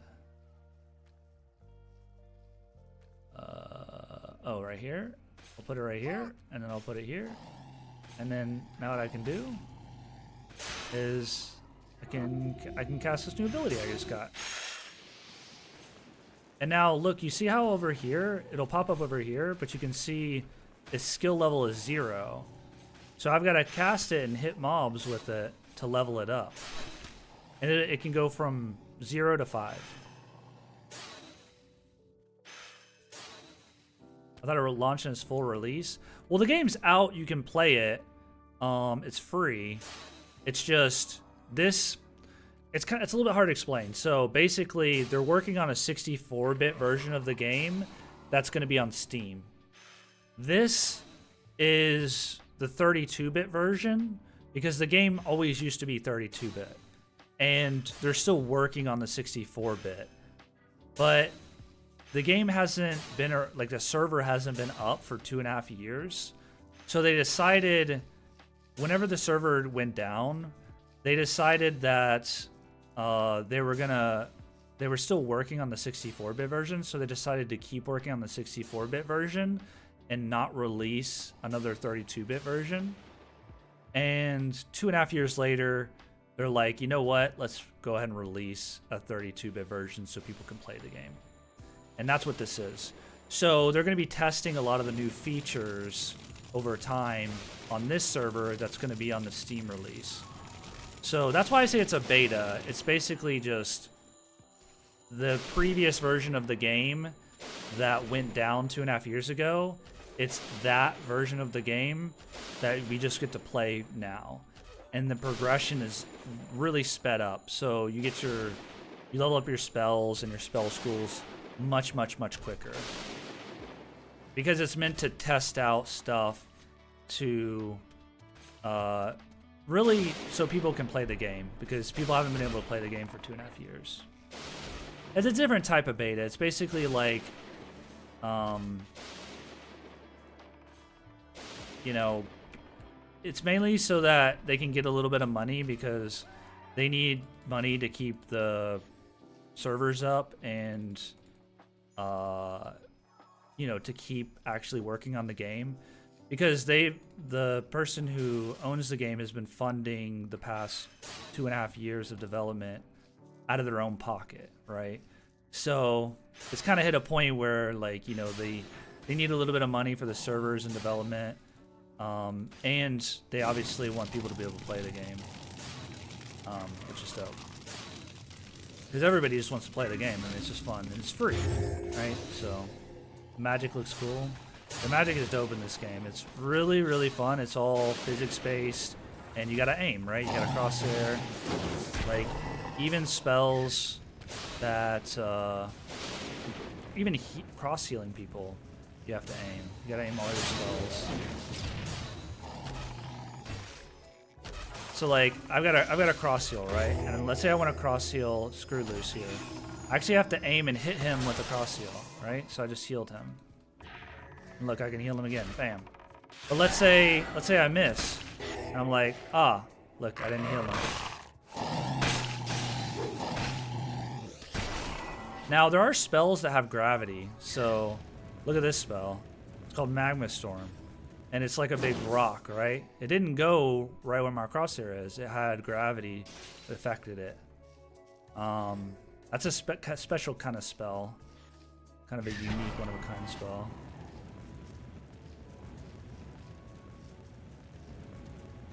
You can also hit yourself with spells. Uh-oh. Oh, I'm in a tree. Oh, what's up? What's up? What's up, y'all? I'm in a tree, bro. What the fuck? Oh, shit. Hold up. Hold up. This is kind of dope. I'm in a fucking tree. Okay. Okay. Hold on. Hold on. Oh. I don't know how I'm in this tree, but I am in this tree. Okay. Okay. Hold on. Can I get in this tree? Oh, no. This tree is a little bit more... transparent, I guess.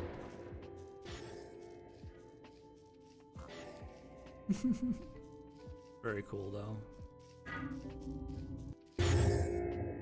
I leveled my character 2.5 years ago? No, so I just leveled this character Saturday and Sunday. So there was a it was supposed to be a 24-hour test, turned into a 2-day test, Saturday and Sunday, this last Saturday and Sunday. Now, I did used to have a character 2.5 years ago that I had leveled and played, but that's not this character. This character is new. It's just I played a lot Saturday and Sunday, and I also know a bit about the game, so it was pretty easy to level these to 100. Now, just because I've leveled these to 100, this just unlocks the spells. I still have a lot of spells that are low level, right? Like this spell right here is only level 1, right? I just started using it. The spell right here is level 0, right? So you still have to level up each individual spell. And like I said, the rates are incredibly increased right now. And, you know, it won't be like that when the game fully releases, because they're just doing this so people can play and get used to the game and experience all the spells and more of the like kind of later game type stuff. But yeah, these characters, let me put on some pants.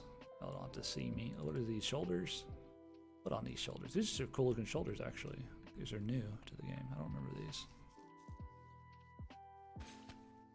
Yeah, sorry about that. Sorry about that.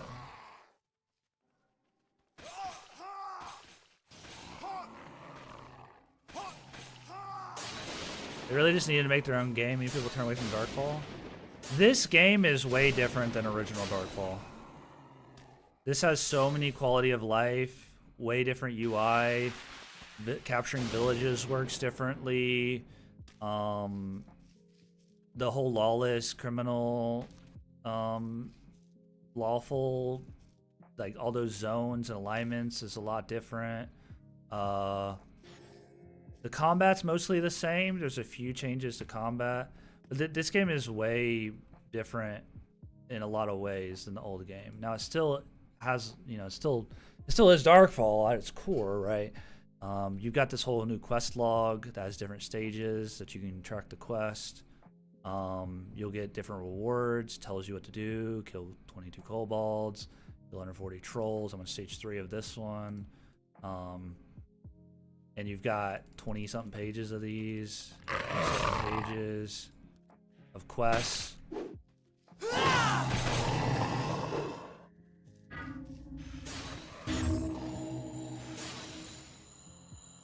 I don't think they needed to remake an entirely new game or anything like that.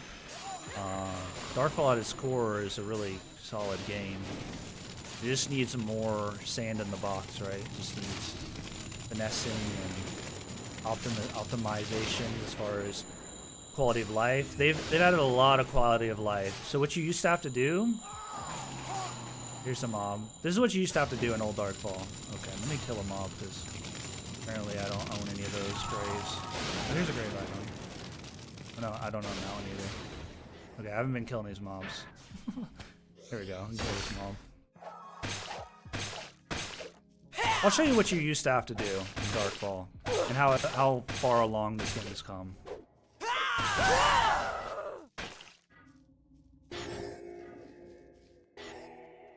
Oh, there it is. This is what you used to have to do.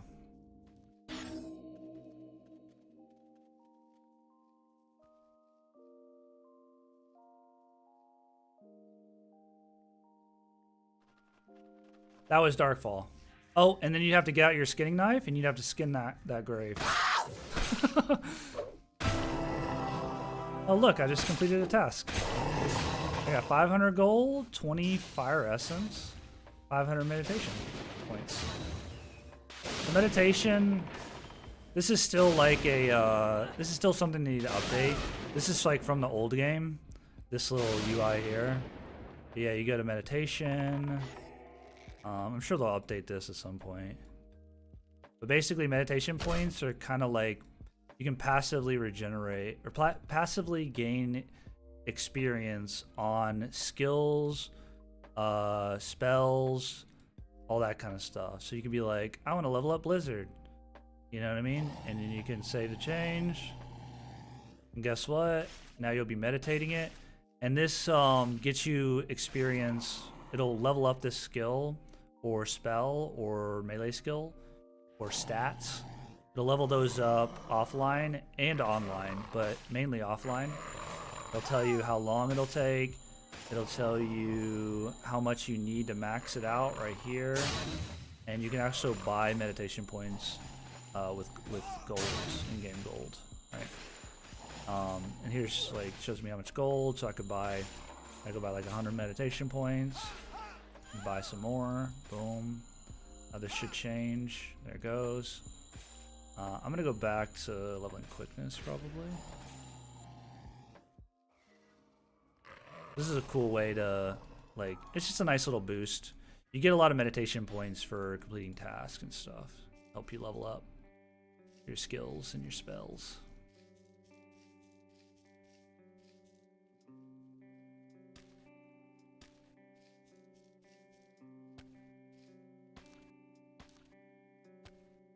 Oh, okay, I got you, Egg. Yeah.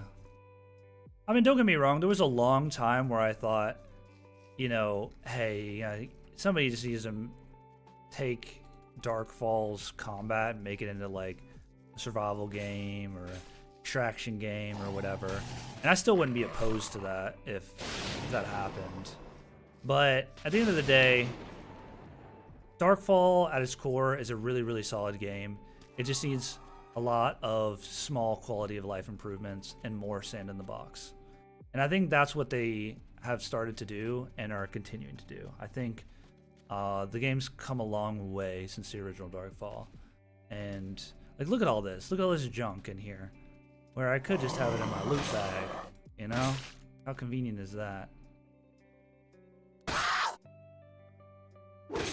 You know what's crazy? Let's say you have like 100 shields, right? So I've got like all of these. Look at all these things. I would have to individually, like, let's say this is my bank. I'd have to individually like this to my bank. But guess what? Now I can just shift drag. Boom, there they are. If I want to organize these, I can just shift drag again. Let's say I want to stack these. Boom, now they're on top of each other. Say I want to put it back in my loot bag. Boom, there they all are. Like, how nice is that? People talk about the whole Tetris system and how that's awesome and cool. This is way better than Tetris system. I can put this anywhere I want. I can put this on the ground. Watch this, guys. Look at that. Now it's on the ground. Anybody can pick it up. And it even shows you what the item is. How cool is that? And watch this, watch this.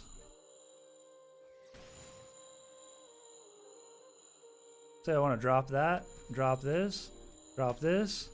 Look at that. I just made a stack of bags. Look at there. Look at that. I mean, that's a work of art right there. If I've ever seen it.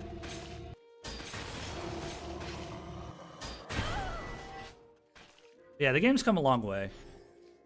And I haven't even talked about what they're going to do for the Steam release. There's a lot.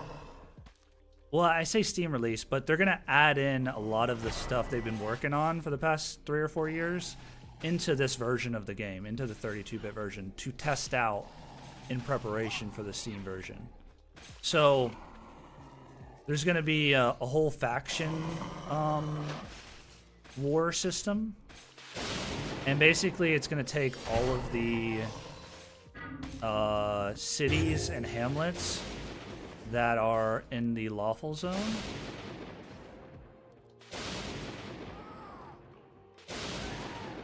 So all of these cities and hamlets, they used to be guild cities and hamlets, are all going to be faction cities. And it's basically going to be like sieging, but with factions. So you'll have the humans and the dwarves and the elves. They can go and be like, you know what? We want to take this orc city. They're going to go and they're going to take it, and they can live out of there now. And they can, obviously bind there and farm out of there. And now it's their city. So if the humans wanted to, they could go and take all the orc cities and be like, what's up? What's up? Now we live here. This is our area. You know what I mean? The orcs, they're just going to have to, they're going to have to take some of the cities back. Or maybe they want to go take some elf cities or whatever, right? So that's going to be pretty cool. I feel like it's going to give a lot of people the ability to experience sieges and without being in a clan and being in, having to be a part of that kind of ecosystem. They're going to be able to just do it kind of through the faction. Will be really fun. It's going to be probably similar to sieges. I don't know exactly how it's going to work, but it should be fun. But anyways, should we keep farming here or should we go somewhere else? I guess we can keep farming here.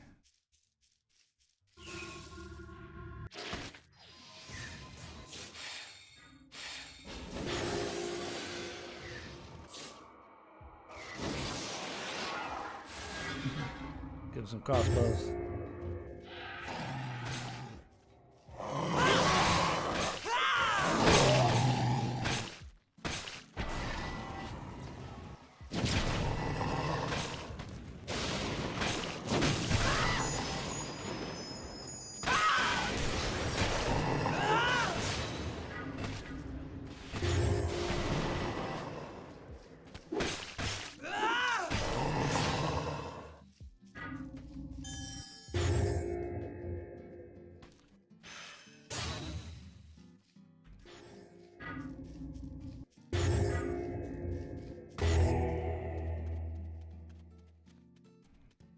All right. Let's get out of the human lands. We'll go back to Alpha lands. Mainly because I want to let them just like farm, do their thing, all that good stuff. I'm not like killing that stuff too much, but I want to let them do their thing. We'll go farm somewhere else. We need to farm some better mobs anyways. Or some stronger mobs, I should say.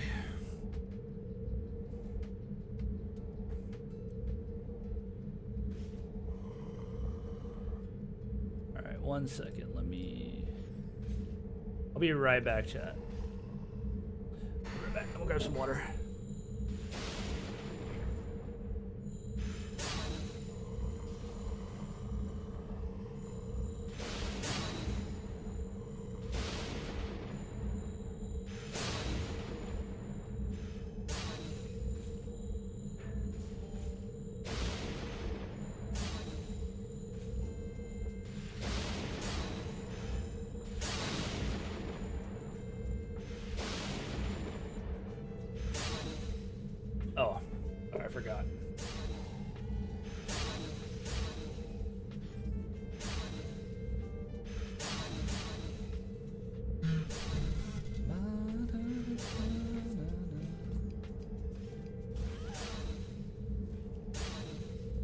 Yeah, if you guys have any more questions, let me know. I'm down to answer them. Uh, let me post a link in chat again for you guys.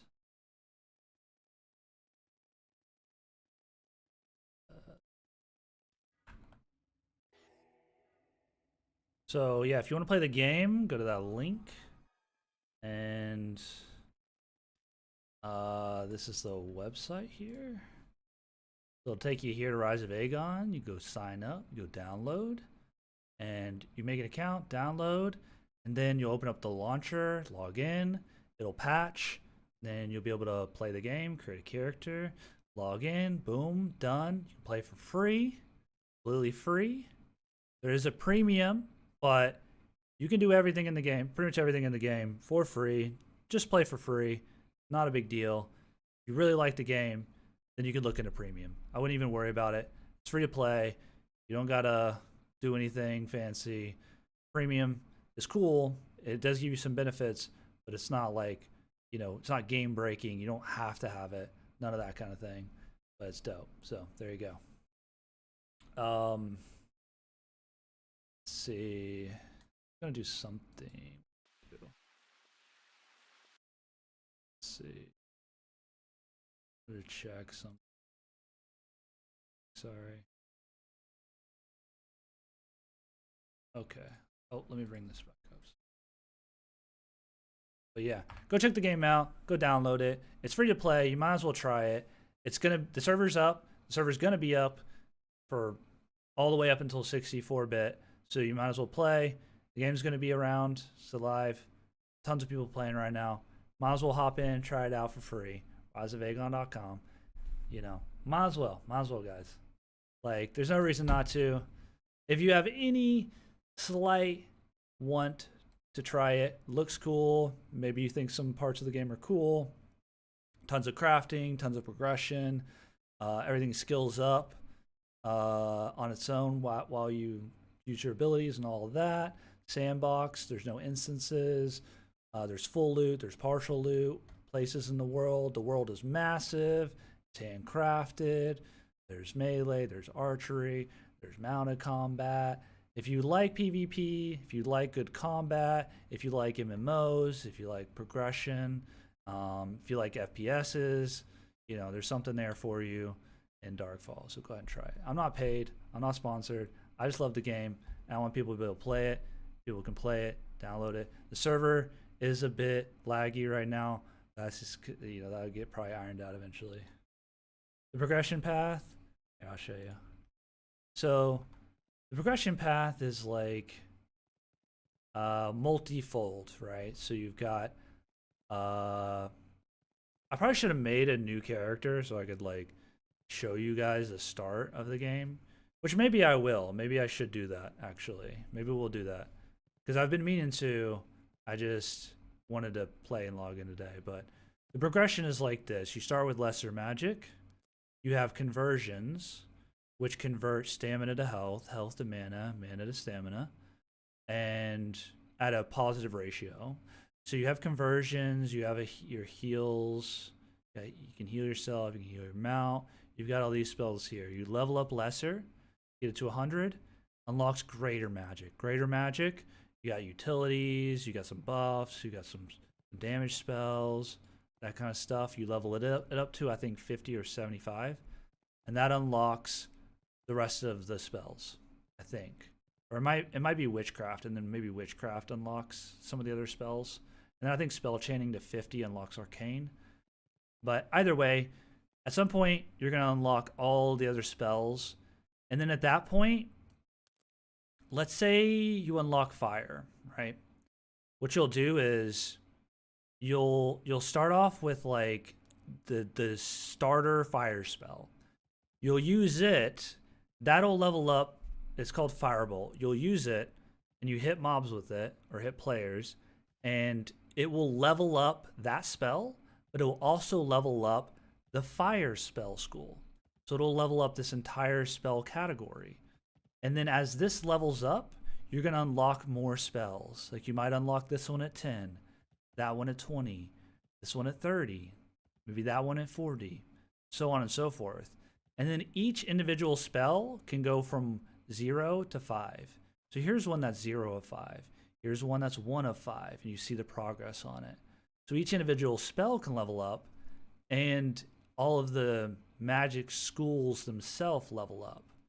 And there's actually a little bit more to it as well. There's actually passives that level up as well. So currently, these normally would level up from 0 to 5. They just max out once you get to 100 right now. Just for, because everything's so progressed. That's normally you would have to continually level up your magic, your fire spells, and then these would level up. They're kind of passives for this specific school.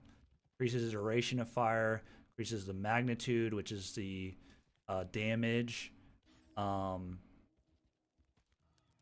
It decreases the mana cost spent, decreases the casting time. So they cast faster, less mana, more damage, last longer. Spells last longer.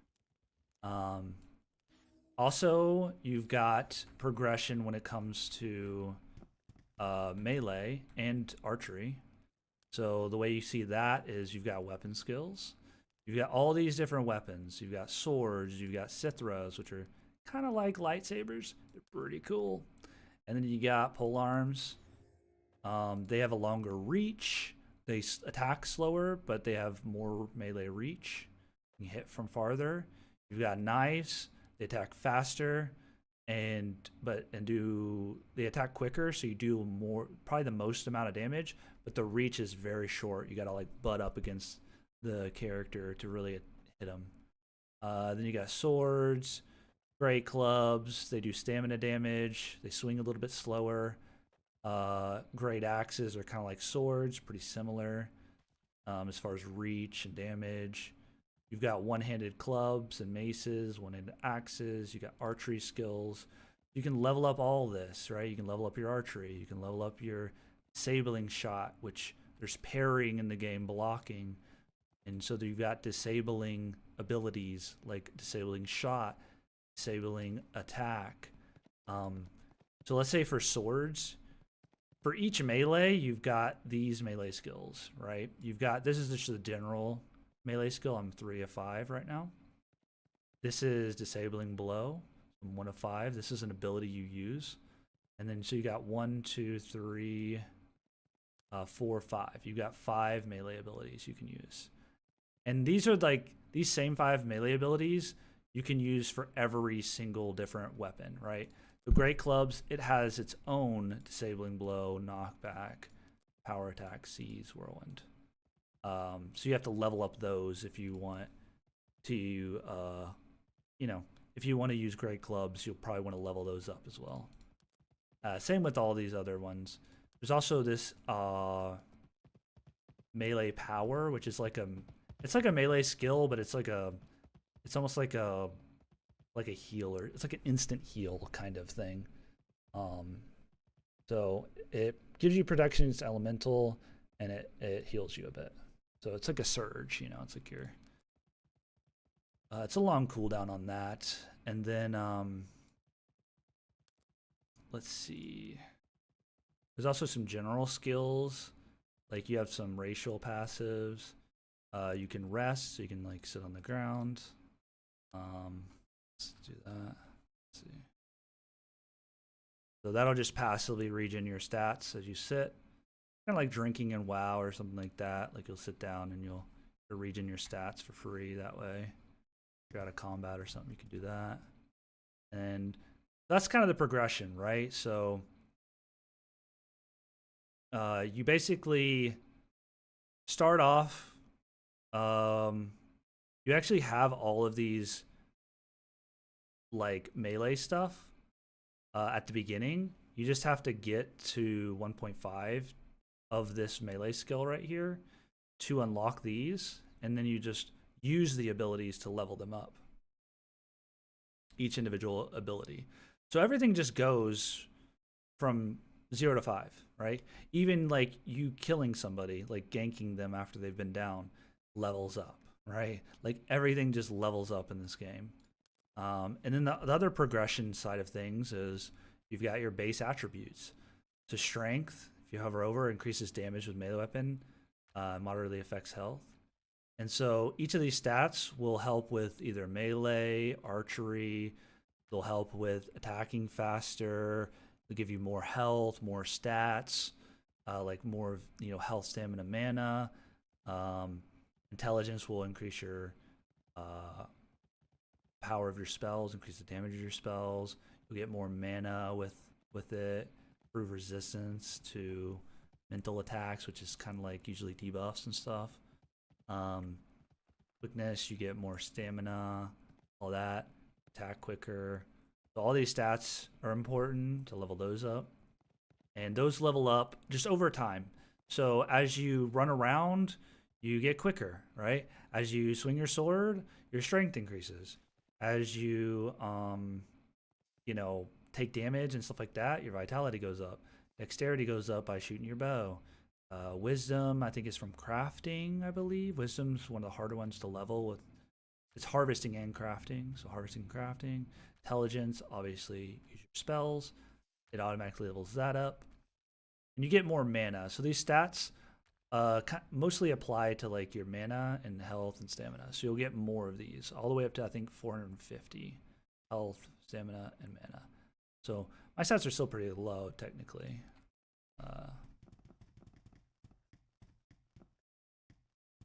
Where am I? Oh yeah, I'm at this place. So hopefully that explains it. It's just there's not like a like specs, or you do unlock spells as you level up the spell school, but you also can level up the spell itself, right? So it's just, the progression is just whatever you use, it will level that whatever you use up. So you have to use it, and then it'll level it up automatically as you use it. So it's very like simple in a way, because you're just like, I want to level up fire magic. We'll just cast your fire spells, and those will level up the spell school and the fire abilities as well. So in a way, it's very simple. I mean, there's a lot of spells and abilities, so it can be overwhelming, but it's simple in the way that just use the things you want to level up, and that's probably the best way to explain it. Hopefully that helps. I was going to maybe hop in Discord for a second.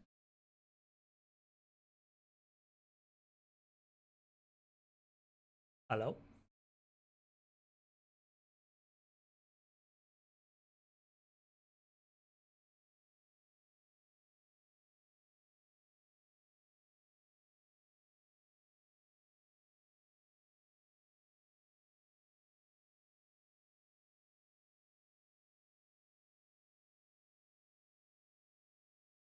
Cool. All right, let's play. If you guys got any more questions, let me know. I'll try to explain it as I play a little bit better, but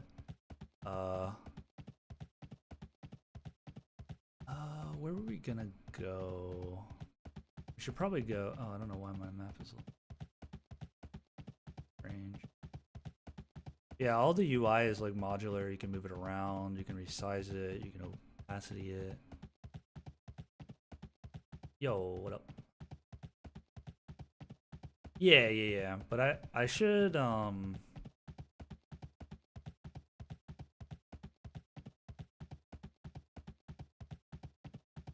Oh yeah, dude. That's all I've been doing is just standing around answering questions and trying to help people and learn people.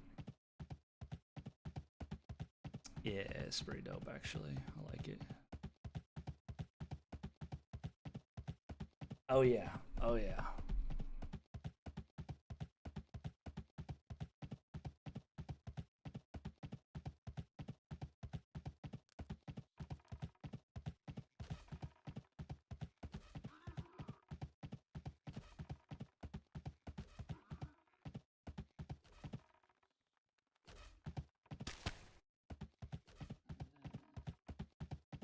Yeah, so basically you've got on the map you can go to like very hard, boss, champion, hard, and you'll be able to see all these mobs are going to be a lot more difficult. There's like boss mobs, there's dungeons, they're going to be harder.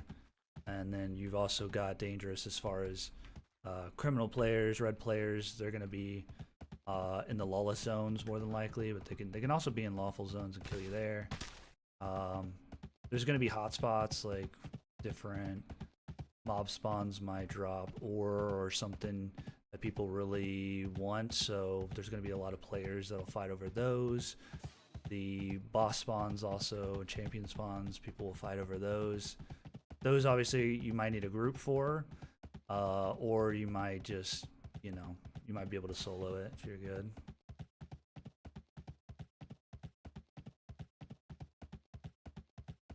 Yeah, the old fire and ice dragon. Did you ever fight the ice dragon? I don't think I ever fought the ice dragon.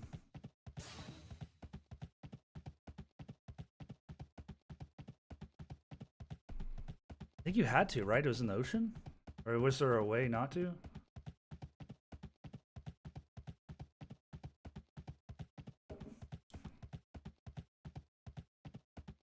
Oh yeah, yeah. They would launch you and it would just like light you on fire.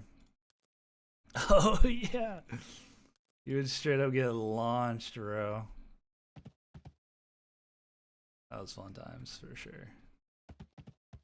And then I never did the champions either. Did you? Do you ever do champion spawns or whatever? Yeah, so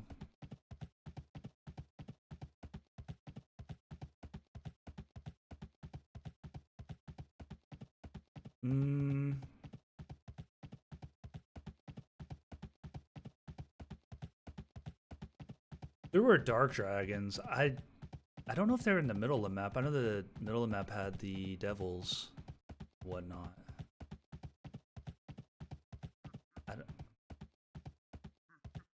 I remember it was either Karen or what's the top right again? Yggdrasil or something like that. That top right called Yasam, whatever that place is called. I know there was dark dragons up there. I forget exactly where those are.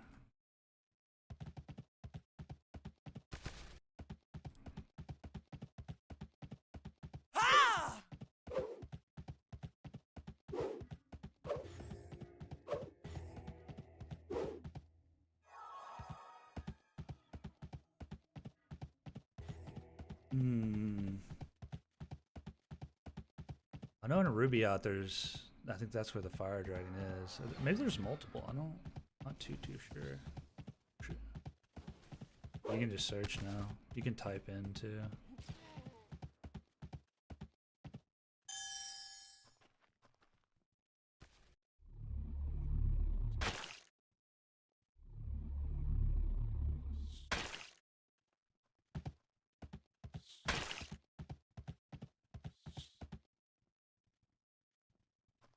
Yeah, I think it's a dark dragon. Oh. This mob is just killing my mount.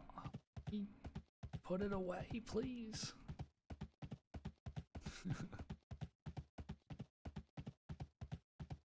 Nice.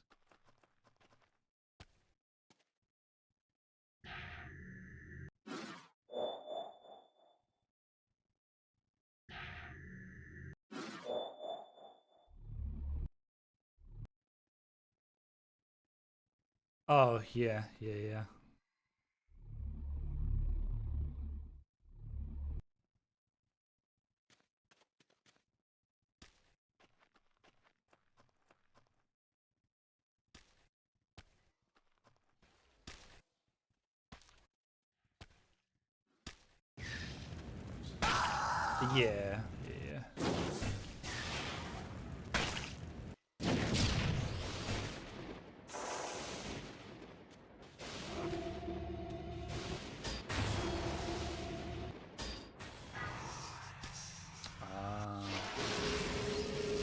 There's some guides apparently on the forums or the Discord. There's a guide section.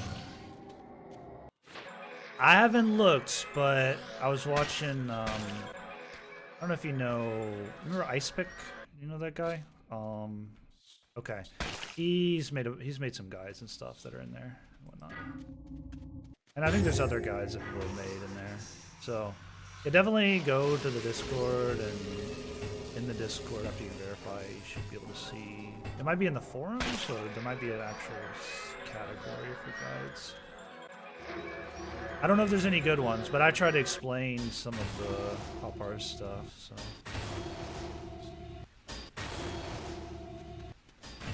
Yeah, because you got off skinning, I believe, so now skinning. Remember, you can hover over the mobs icons to see what they drop, so it should say, that's probably a common item, so it should say it.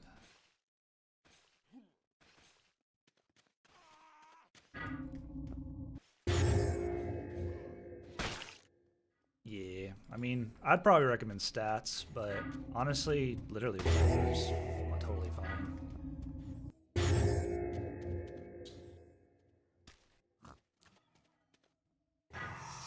That's why I said stats. After your nectars, you get to 75, then you should go for stats probably. Because everything else levels so quick. You might want to level like Begone or something like that. Like there could be some good ones definitely to level. Some long cooldowns ones. Oh, Ice Storm is same cooldown as Wall of Force and Volcano and Toxic and all that. I didn't think Ice Storm would be on that same set. That's interesting.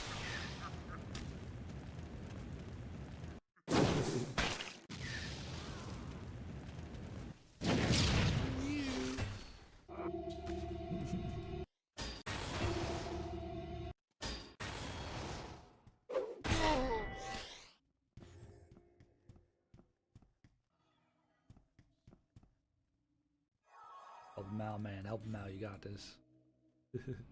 Installing now. Let's go. Let's go, Viral. Get the game. That's what's up. That's what's up. Successfully recruited. One to the game. I've done my job.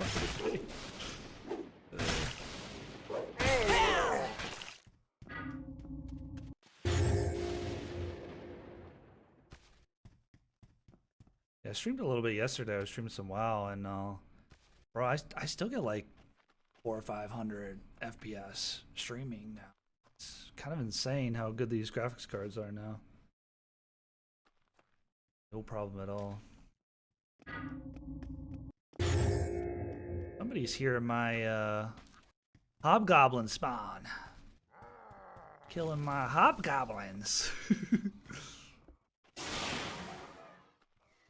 Oh, at your null spawn? Bruh. Just let him do his thing. Nice, nice.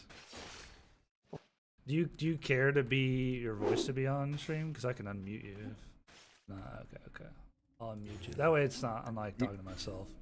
I mean, do you care if I drop any crazy racial slurs or anything on your stream? I would recommend not to do that. Thank you, sir. Thank you. Okay. I'm sure if I did, my lady would come beat me up. So. Oh, for sure. Yeah. Oh goodness. Like I'm not. Yeah, I'm not really even. I've got to go to. I got to go to the fam.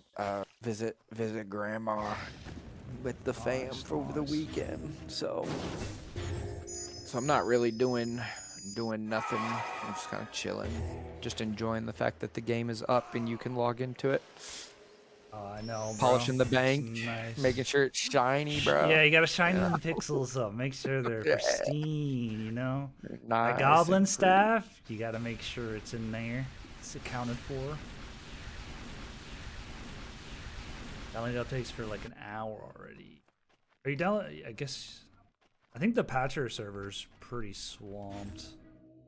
So, how are you looking on the download, Davy? Because I think earlier the patching server was struggling because so many people were patching at once. Gotcha, love. So it might take a little bit longer than normal. If your rates are like extremely slow, you might be able to download it manually through the Discord. There'll probably be a link. I can try to get that for you if you need me to. I'm pretty sure there's a link, but you'll have to do some extra steps if you want to do that. It's patching? Okay, cool. But yeah, if it's really incredibly slow, let me know and I can try to give you the fix. I can try to walk you through it. To download it manually. But the patchers, they fixed the download speed of the patcher like a week ago, so the speed shouldn't be too bad. It might just be that everybody's downloading it once right now. Be back in a minute. Alright, sounds good. Yeah, so let me know. We'll do things. Okay, cool. Yeah, if you're having a lot of issues, then let me know. I can see what they're saying on the Discord. You can also join the Discord and verify, and you'll be able to see all the channels. You'll be able to see guides. You'll be able to see the forums on there. You'll be able to see whatever he's talking about. There's a couple of pinned stuff that you can look at to maybe download a bit quicker or something like that. There's some guides and whatnot on there. And honestly, you can ask questions in the Discord, and people will totally help you out.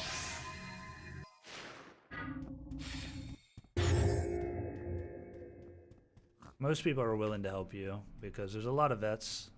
There's a lot of people are pretty friendly these days. They don't laugh at me. Laugh at me.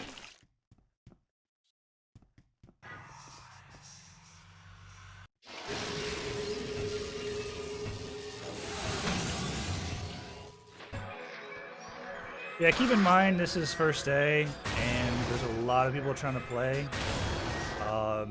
There will be probably some server issues, and there might be a queue, potentially.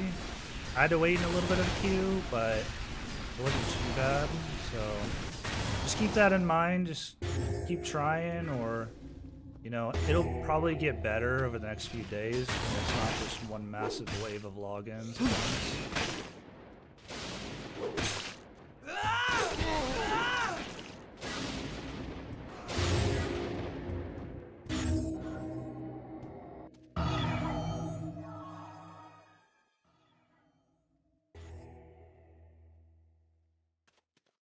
Yeah, we're gonna have to share my hobgoblin spawn. This is where I was farming magics and stuff on Saturday and Sunday. Just farming my spells. We could go to the self-aid roods. Oh, we both missed. Oop. Oop. Hey.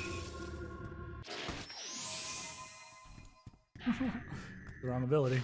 I might have to change that binding. That's a little bit too close to my raise. Luckily, I don't do any damage to him or anything. That's kind of funny, though. Yeah, maybe later today or tomorrow we'll make a new character, and then that way I can show you guys the actual like progression from a brand new character.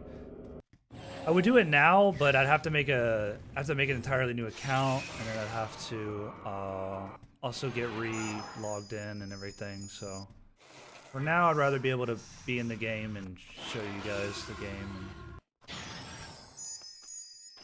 And I'll start from new, maybe later today or tomorrow.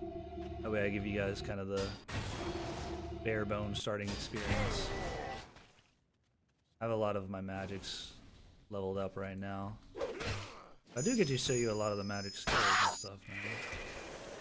So, as I've been leveling this up, it started as a tiny little cloud. As you level up spells, they actually increase in size and magnitude and damage and in force. So like this fireball, in the beginning, it might knock up just barely, and it might be really tiny, but as it levels up, it gets bigger. And then it also will knock up a little bit more as well as it levels. Each level from 1 to 5, it'll do a bit more. Increase in size, increase in the magnitude, which is magnitude is size and damage, and like the effect as well. So like let's say this blind right here, it's level 3. it's gonna last a certain amount of time based on its level.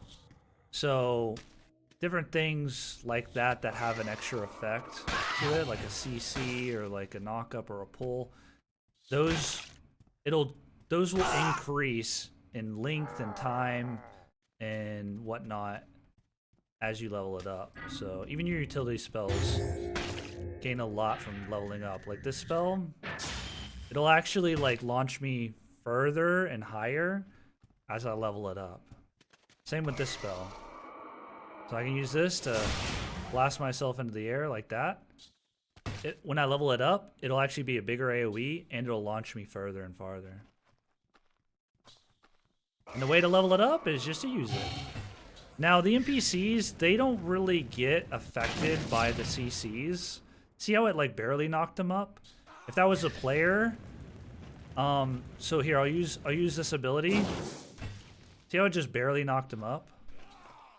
Now watch, if I hit a player with this ability, watch this. That's how much it knocks me up from a player. So mobs are a little bit different when it comes to CCs because it'd be kind of OP to be able to just CC the crap out of mobs.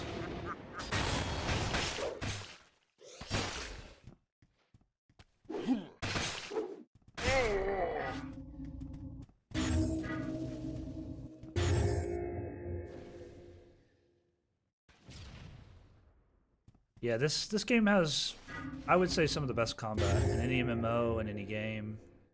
It's just pretty unparalleled.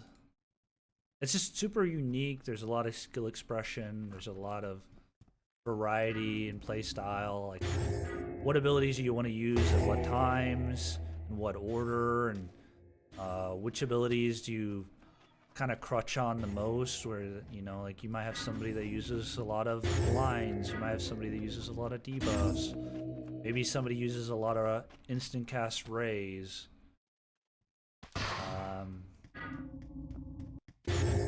What I like to do, I'll tell you my playstyle, how I used to play. There was a string of combos that I used to like to do where I used to like to knock somebody up in the air with like in a combo for as long as possible. It's a little bit hard to explain without like doing it on a player, but basically I would knock them up with one spell, and then as they landed, I would hit them with another spell that would knock them up a little bit, and then I'd hit them with another spell that would knock them a little bit, and then I would hit them with a ray, and then I would position myself so I could do this whirlwind at the very end as they landed as well. So it was like this long drawn out combo that was like just a knock up kind of combo, and I used to just like doing that because it just felt fun to me. Now the whole time they were getting knocked up, they can sit here and block everything, but they're still getting knocked up. I'm still hitting them.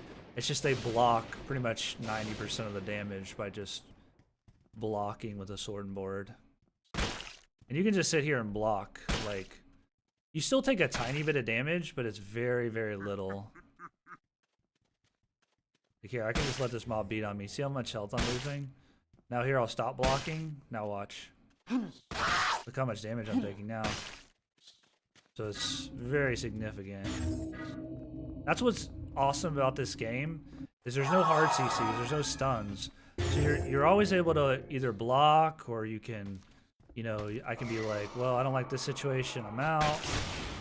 You know, I'm getting out of here.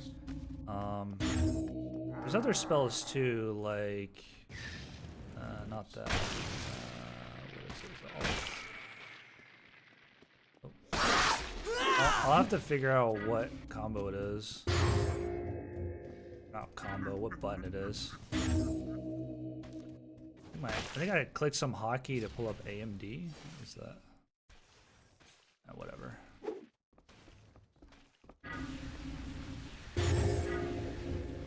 I forget what hotkey it is. Let me see. It's. I put it on this hotkey? I don't remember the binding. Oh, it's just this hotkey. Okay. there's spells like this. This is a very, small version of it, but this will actually lift you up and over stuff. Like I could, it's not leveled up at all, so I could actually lift over. There's no slows, there's no snares. There's no roots, there's no stuns, there's no snares, there's no end caps. There's blinds and there's knockups. And there's one spell, let's see.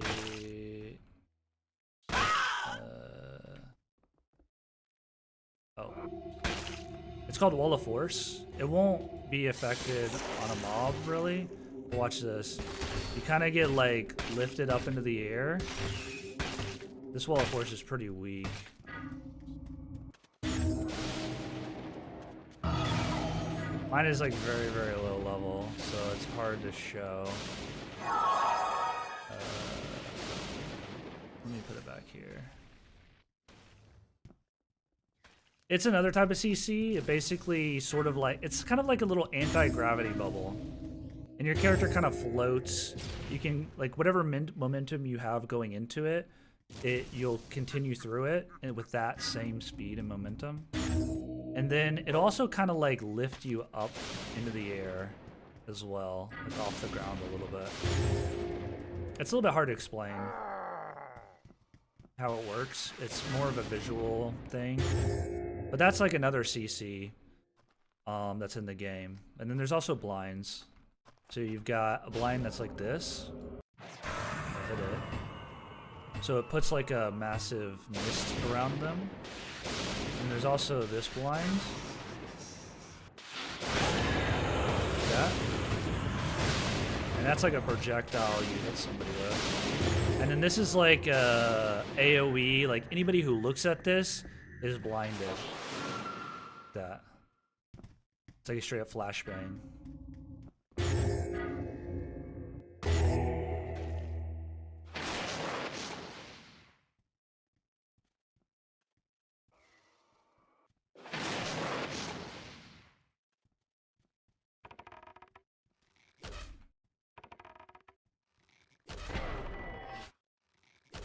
I don't know, this guy might have been talking to me, I don't know.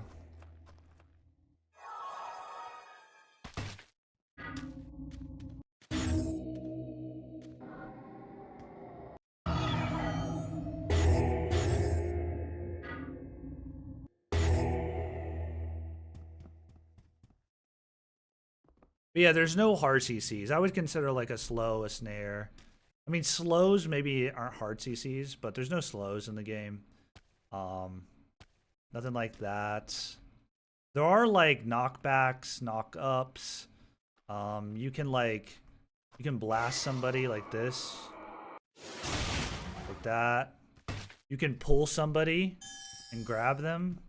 I don't know if I can do it to this guy. But here, I'll see if I can do it. Didn't let me do it. This one's hard to show because it doesn't work on mobs, really. Because mobs don't really get affected by the CCs in the same way. But basically, like, let's say somebody's up on that roof. I could hit them with the spell, and it would, like, yoink them to me. Or it might even pull them, like, way over and above me. It depends a lot on, like, the physics and the angling and the heights and stuff like that. See if I have another helmet. I gotta check my loot bag. I doubt it. I've been kind of just messing around for a while here.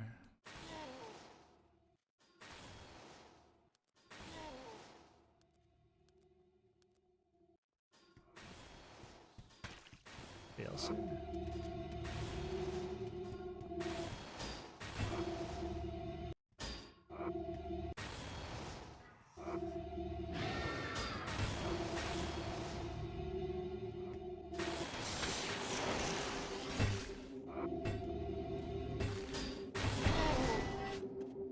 Yeah, when I level up Wall of Force, oh, it's just so weak that it doesn't really work correctly.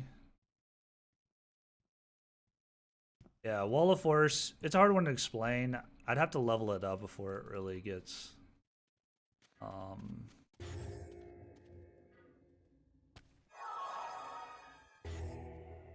Before it really gets like useful.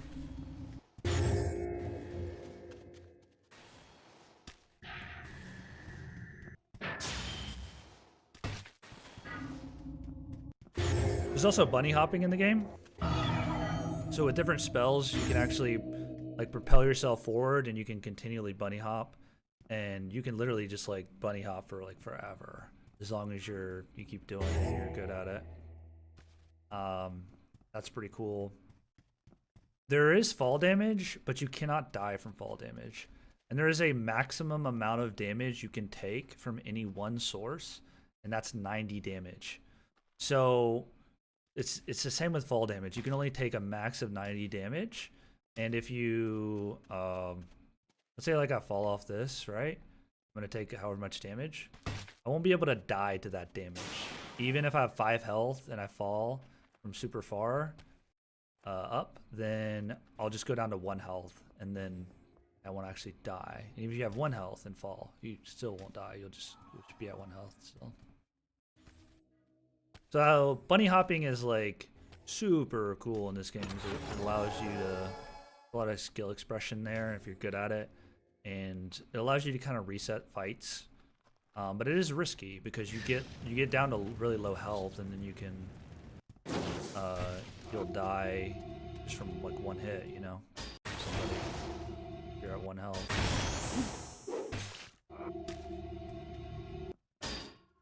So right now, basically what I'm doing is I'm trying to level up my spells. I'm also trying to level up my air magic school at the same time as well.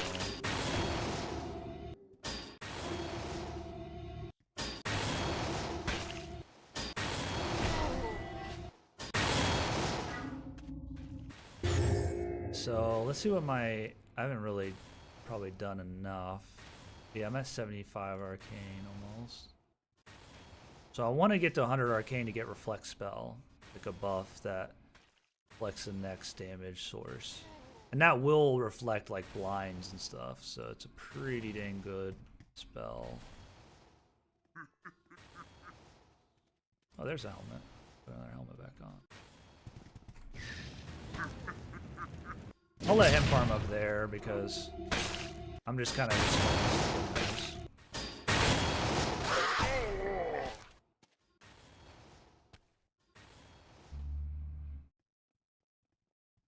see if I can find that helmet. No, how do I need somewhere? Actually, let's put on these. Oh, wait, I already have one. I can just alt drag click and kind of get these to stack. There's the helmet. Get these to stack so I can see a little bit better. I'm looking at. Oh, cool. But yeah, this is your like hotbar, and if you click any of these singular buttons, you'll be able to go to this gear. You can bind it from here, and there's also built-in macros. So you can cycle.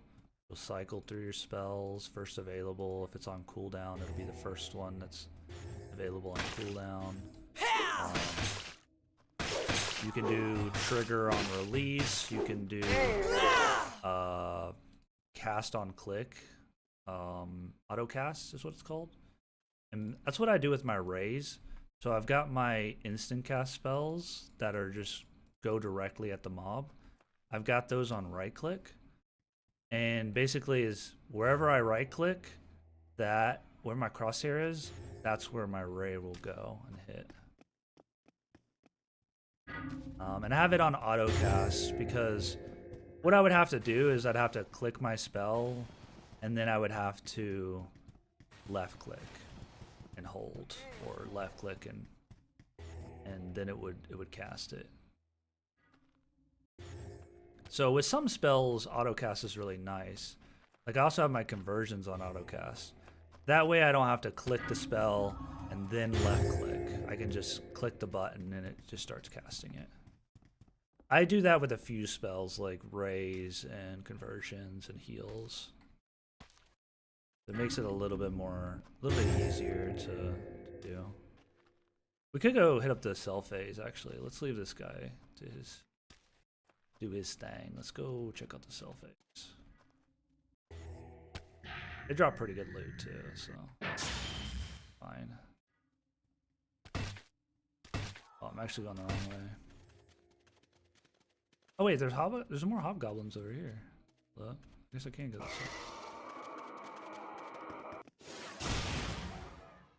My Stormblast still isn't really high enough level to work super well.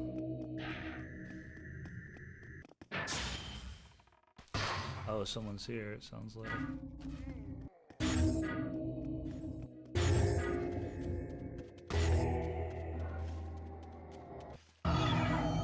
Oh, there's cell phase up here. Okay, we can go to cell phase.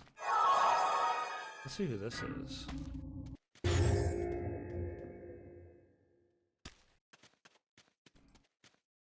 Hello, friend.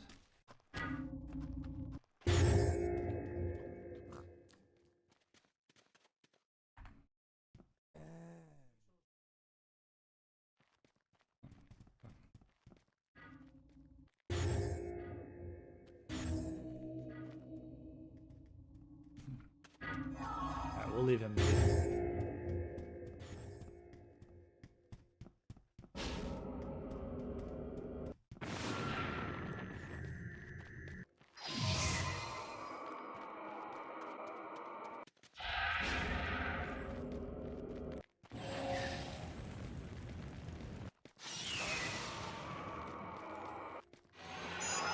Yeah, if y'all have any problems, questions, help getting in the server, just generally when you get in, if you have some problems, I can try to come back and help, or I can try to walk you through whatever.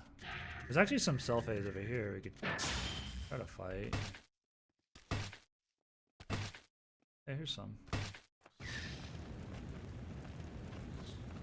Doesn't look like a very big spawn though.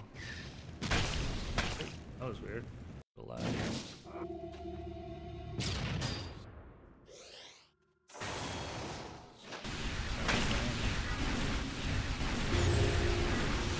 There's also spells that will take health from an enemy and give it to you. I guess I missed. That's giving me stamina, taking stamina from him, giving it to me. I swear this is being weird.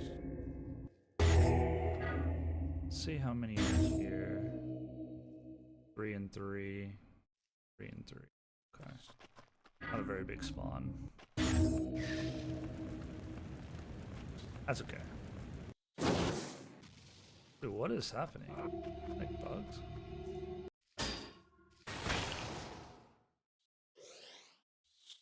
Where's my spell gone? What? Oh, there we go. Oh, yeah, the server.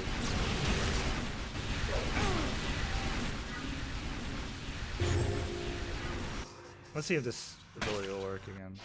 There we go.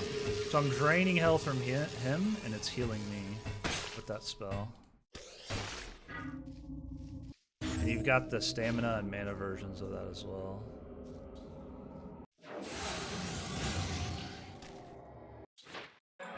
But not only can I use my conversions to get my stats back, but I can also steal stats from the mobs.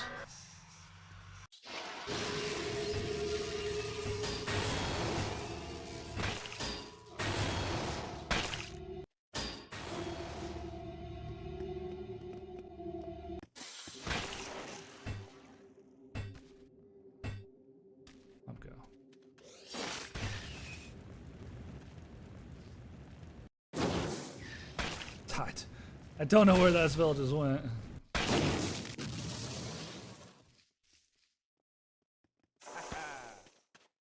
Like I'm missing these, but maybe I...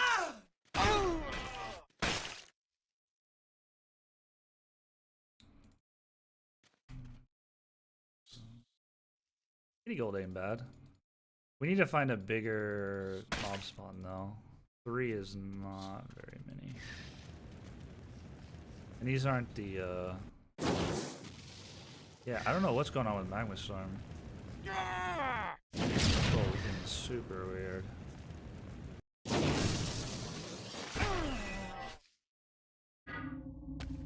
There's gonna be a lot of hiccups for a while, probably, first day or two.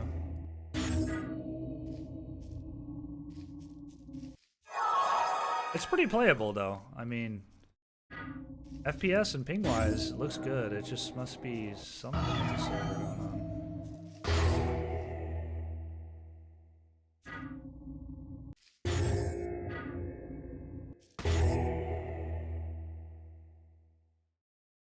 Yeah, let's hit up on their mobs.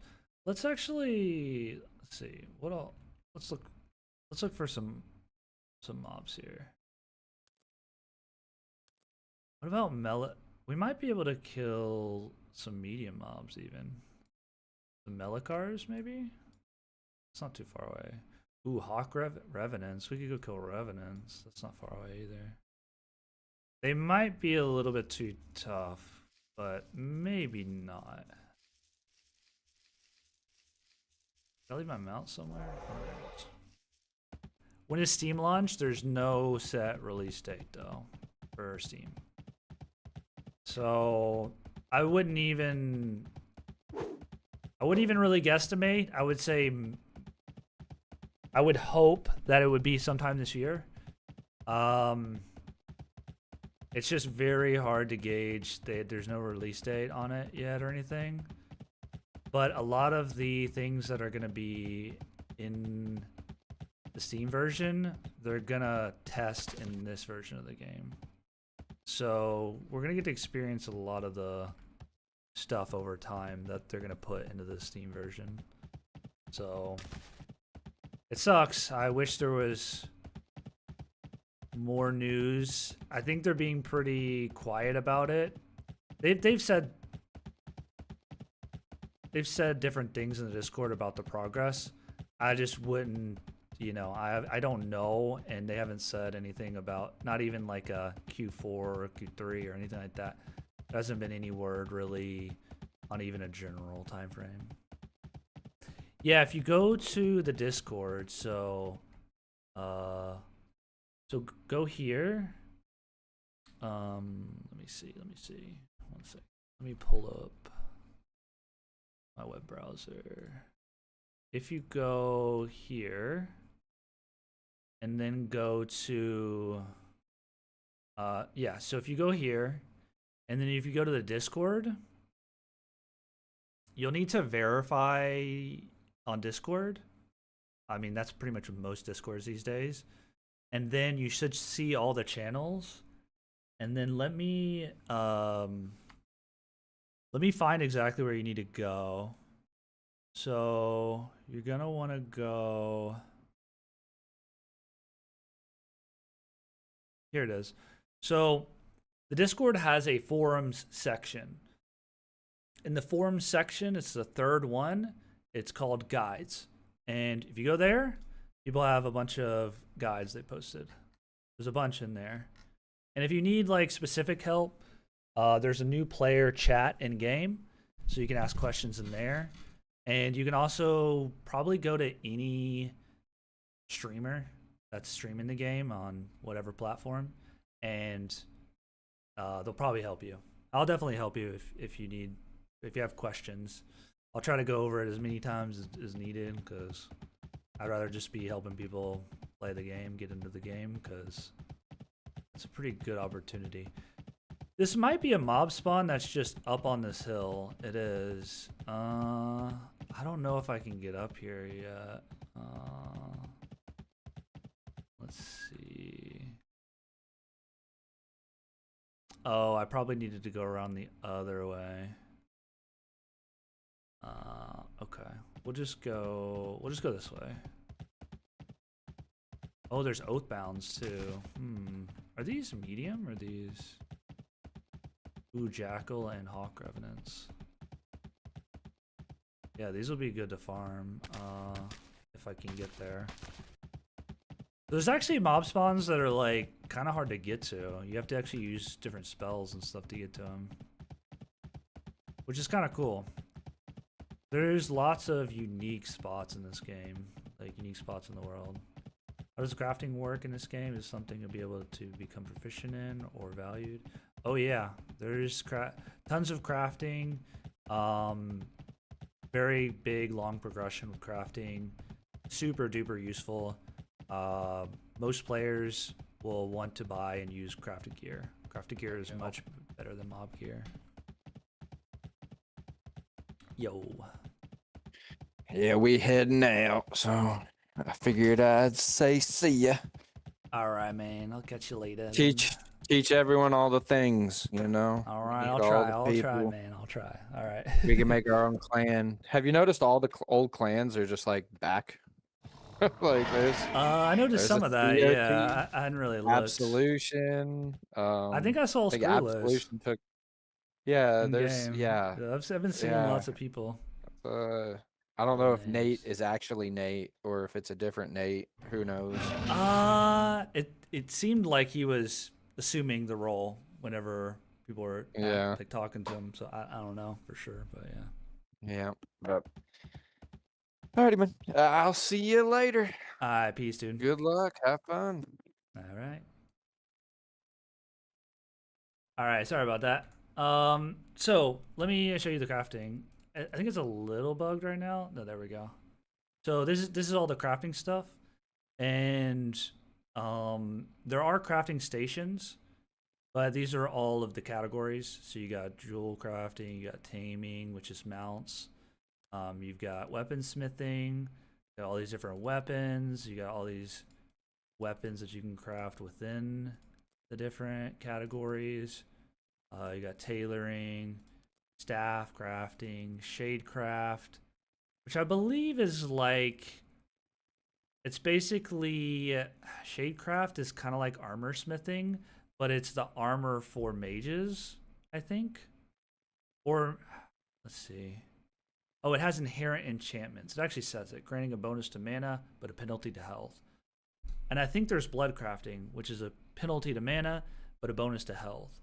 So those are like almost like expert armor smithing type things. So one is more for, you know, if people really want to lean and have more mana. The other is if people want to lean and have more health and have a, you know. And then you got archery, you got construction, which is for, this is, I guess, for just a variety of things. For housing modules, there's a housing system. There's, I guess, flags. This is kind of a general different thing. There's vendors. There's, I guess, it's tools.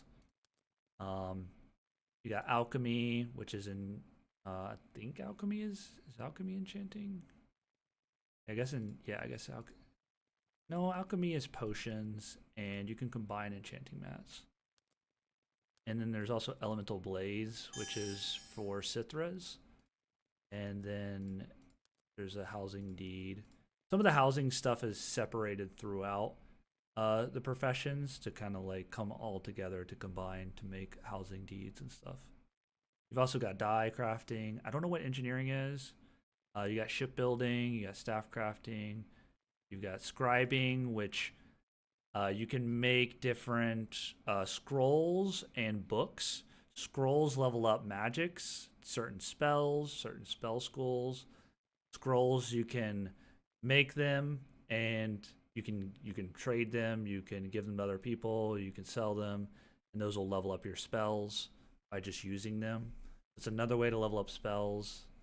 That's scribing. Same thing with your melee skills. That's also under scribing. You got mixing, which is just, I think, for potions. What else? You got wood cutting, you got fishing, you've got mining. I believe smelting is just, there's a couple of these that aren't in here, like cooking and smelting. Those you have to be at a crafting station for. There might be another one. I think wood cutting was in there, but I think you have to be at like a lumber crafting bench. Yeah, stand near a workbench. Oh, here's some schmobs. Hey, no problem, D Basel. So the yeah, there are racial abilities that affect the late game. The racial abilities actually are pretty decently unique. They're not like super specific. They're mainly passives. So Alfar gets increased mana, which is the race I'm playing right now. Orcs, I think, have a little bit increased melee damage. Dwarves, I think, have a little bit more health naturally. Humans, I think, have longer food buffs, and there might be something else as well to them. Mahirams have faster run speed, which is like strafing. So they're better strafing, which is kind of actually a big deal. Also, the races are shorter and taller than each other. So the taller you are, technically the farther your melee reaches. And this dude blinded me forever. So as an Alfar, I'm very short, right? I'm like one of the shortest races. So basically my melee reach isn't quite as long as other races. But the benefit is I'm a smaller hitbox to hit, right? So really the races are a lot more about melee reach and hitbox size more than anything. But there are a few racial abilities, mainly just passives. There's also one other thing with races where there's a couple other things with races, but another thing is like, let's say you're a crafter, then there is a singular item that each race can craft that is specific to that race. So elves, Murdain, they can craft like the very, very best bow in the game. Only they can craft that bow. And it's basically a similar thing with all the other races. Alfar, I think it's a polearm, maybe. Dwarves, it's a hammer. Humans, I think, have the sword. Orcs have the axes. Mahirams, what do they have? They might have the polearm. I don't know. Alfar might have knives. I don't really remember with Alfar and Mahiram, the wolves. Oh, another thing about crafting, I'll show you the actual skills too. So crafting's the same way as all the other ones, like all the other spells and everything in the game. They level up 1 to 100, and then you actually unlock an alchemy mastery, which will unlock a bunch of new alchemy stuff, like higher end alchemy. Same with basically everything. Oh, so Alfars have increased durability on bonus on crafted staffs. So there's little things like that that each of the races are going to be better at. Same with fishing and the gatherings. They have masteries. Masteries usually increase the speed and the durability of the items as well. The higher mastery, the better. And some items are locked. A lot of items are locked behind the tiers of the skill or the mastery. So at 25, you'll get new staffs. At 50, you'll get new staffs. Same with mastery. If you get to 25 mastery, you'll unlock new staffs. And all the while that you level up your skills, the durability of the staff will increase. Also, there's a little bit of RNG to every single craft. So let's say you have a rank 10 sword.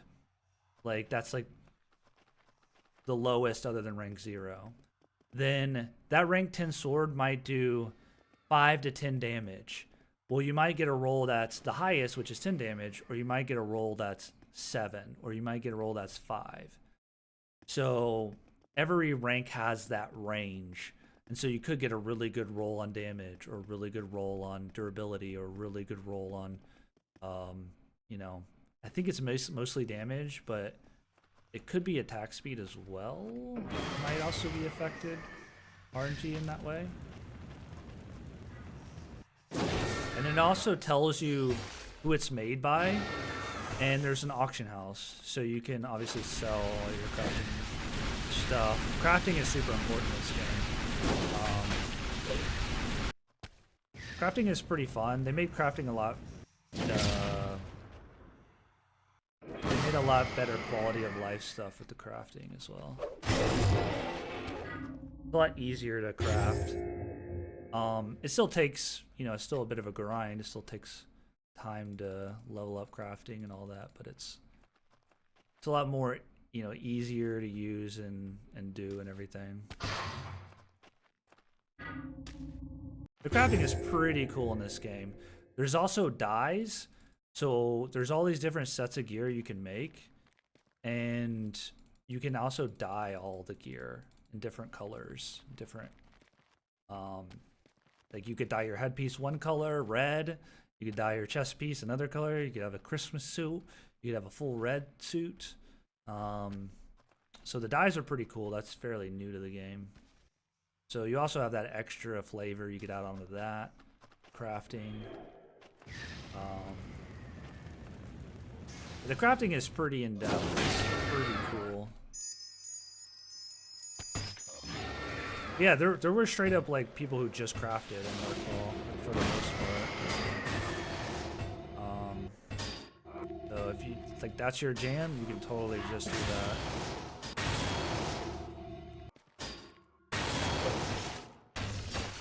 And you can basically make just about all the armor in the game you can make through crafting.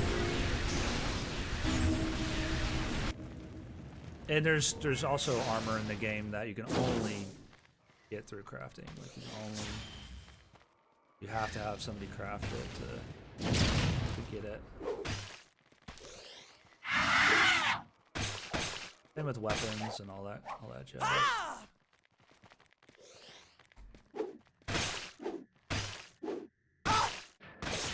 Yeah, hopefully that explains it. Hopefully I don't overwhelm you with all the info. The crafting is very good in this game, and they made it a lot better. It used to be very tedious. It's not nearly as tedious to craft stuff now. You can craft things in batches. So you used to, like, let's say I want to cook 20 fish. You used to have to wait for the crafting bar to fill 20 different times. Now you can batch craft it all 20 at once with one craft bar kind of deal, and it's a lot faster and easier. You can queue up your crafts, and you also have like an output bag where, let's say you make 100 shirts. Well, you don't want your 100 shirts to be all over in your backpack everywhere. You can actually have an output bag, and it'll put it into that bag, so you can just move it easily into your bank all at once.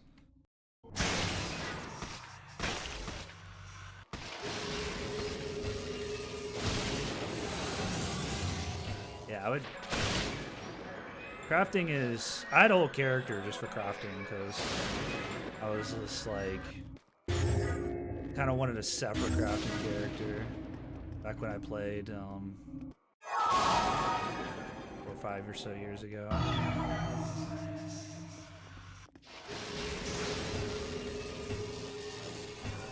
You don't have to do that, by the way. You can craft on your main character. I just wanted a second character, so I also made it like my crafting character too.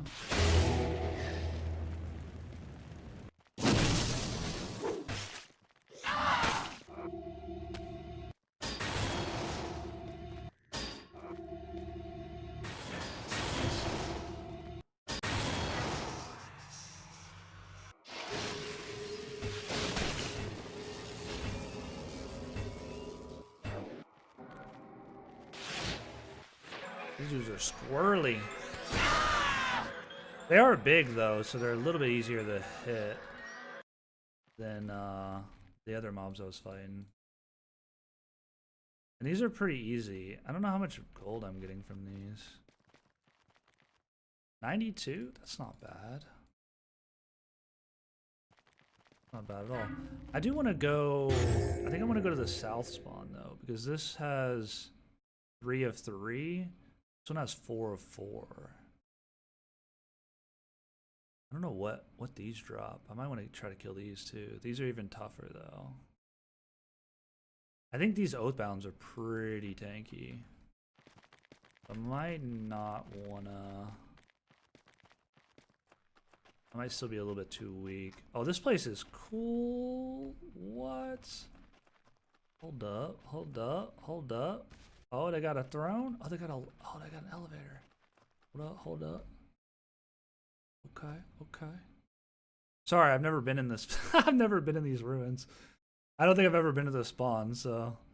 Oh, let me off. Hold on. Wait a minute. Oh, okay. It's just a little balcony. Okay.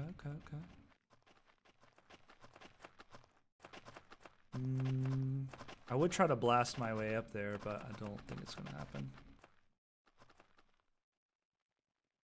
I think we have to wait for the elevator. Wait for me! Sorry, my peanut brain is getting very distracted. all of this is like handcrafted, and pretty much all these mob spawns and areas are going to be unique, like terrain and building and stuff wise. Same with the cities and everything. It's all like handcrafted, and it's not just like rotated and put into place, just copy pasted somewhere else. You will see similar, you know, building designs and stuff, but it's all gonna be pretty different. This is a pretty cool little area, actually. I think I do need to go this way. Oh, look, there's a floating elevator. This mob spawn must be up there, which is so cool. Yeah, let's try to get there for that. Oh, I fucked up. I think I'm doing it too far away.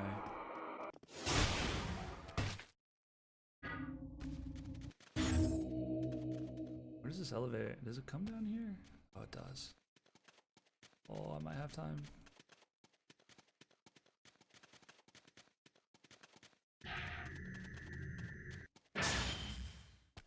Oh, I don't want to fall off the edge. Where the heck do I go? Wait. What? Okay. Wait, what? Oh, it was going up. I think I need to go. Let's see. I might want to go on the mountain and jump in there. I bet there's an elevator in there, but I'd rather. I think I need a storm blast to get over there. I don't think this is gonna work. Maybe I can be gone into it. Oh, I fucked up. Oh. Maybe I can bounce. Oh. I done goofed. Oh, this is like technically locked in. God. Dude, this place is crazy. Where am I? Oh, the Oathbounds are up there. This place is cool. What the heck? Oh shit! Out of nowhere. I actually don't want to fight those. Let's go. Dude, this is like for giants, bro. What is this table? Holy crap. I guess it's for these Revenant guys. Alright, back up at the elevator we go, I guess.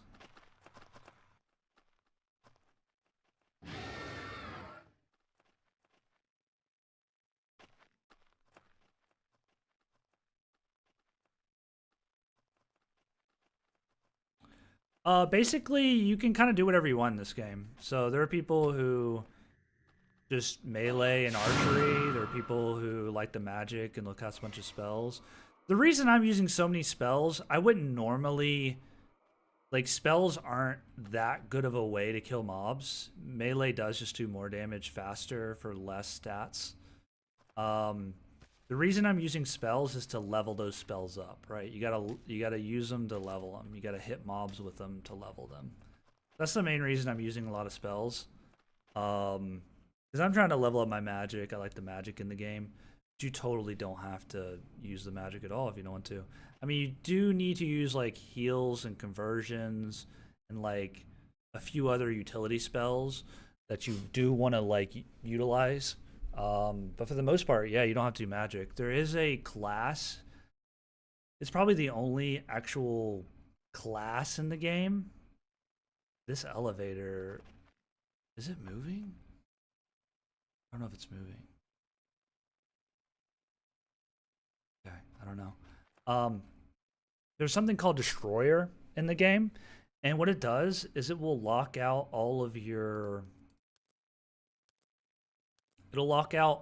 elemental spells: air, earth, fire, necro, water. I think it locks out arcane too. Yeah, it locks out arcane as well. But what it does is it gives you 20% more damage to people wielding staffs. If somebody has a staff out, you do 20% more melee damage to them. Same with bows. You do 20% more damage to people with your bows that have a staff out. So a lot of people play like that, and they'll wear very heavy resistance gear. So like very heavy gear, like full plate, or they'll wear a lot of really heavy resistance gear. I don't really have an example, but basically all of the gear has like all of these protections: acid, cold, fire, holy. The heavier the gear, which means like actual weight and encumbrance, it'll have better protections, right? So this one has 3.31 total. So that's an easy way to just look at it. Like this chest piece, since it's a chest piece, it's going to have a lot more protections. It's going to be heavier, and it's going to be a bigger encumbrance bonus. Which encumbrance, it directly affects melee, magic, and archery penalties.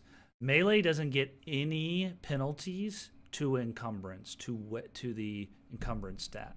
So melee, you can have on the heaviest gear, the most resistant gear, and just do a lot of melee and archery. Magic is the main thing that's affected by encumbrance. So mages want to have a very balanced gear set with kind of lower encumbrance. So that way their spells, well, here, I'll look at actually what it says. It says may reduce spell power and increase casting time. So realistically, because I'm like playing a mage, I wouldn't want to have this high of encumbrance, right? So what I would do is I would either wear less gear, which is what I'll do. I'll take off some of my gear because realistically I probably should. Probably should just have a chest piece or something like that. Like it's probably too much. I can take off my gear and it's gonna start reducing this magic encumbrance. This is actually a chain halberd, so even this is like pretty heavy on the encumbrance. Yeah, let's say I take off that, the chest piece, and maybe I put on, I'll put the other gear back on is probably the way to go. So maybe we put some of this pieces back on. You kind of want to like balance your encumbrance or whatever if you're doing mage.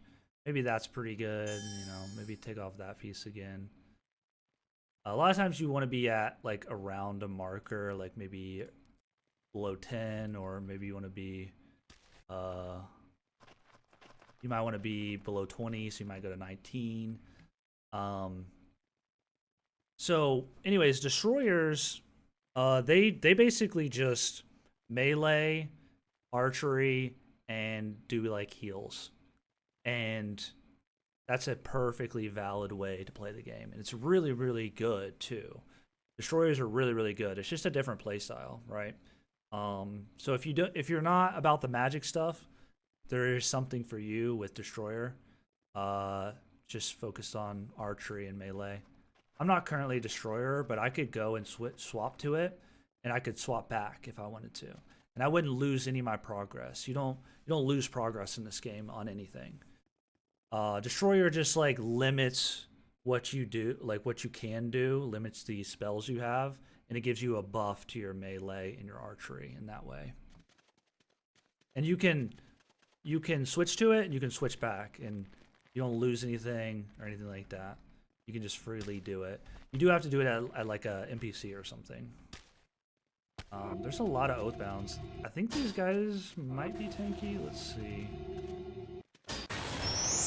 No, they're not too tanky. But yeah, really if I wanted to, I should just be sitting here meleeing. Would be the most efficient way. See how like melee just takes very little stamina? I also have to be careful because these guys hit pretty hard. Yeah, this is actually a little bit. Let's try to get away from this mob for a second. There we go. The other reason I'm casting is I'm still not super strong. Like I don't have a good gear on or anything, and my stats still aren't super leveled up. So I gotta be a little bit careful against harder mobs in melee. And if there's multiple mobs, they will just absolutely wail on you in melee. So you have to be a little bit tactical how you approach. Like if I'm gonna melee, I'm gonna have to just fight probably one at a time. So like that one stopped, so I might you know, walk up to this one and kill this one melee.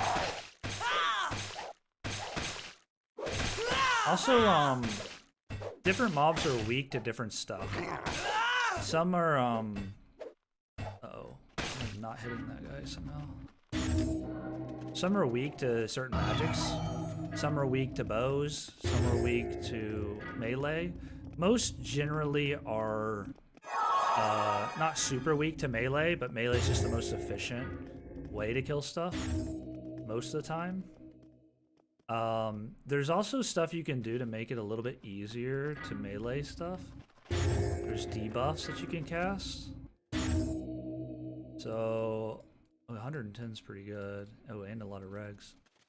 So like these guys are pretty tough. So what I would probably do is I'm gonna go and buff up. That's gonna help me. So this is gonna give me it's gonna help me basically be tankier to melee, which is good.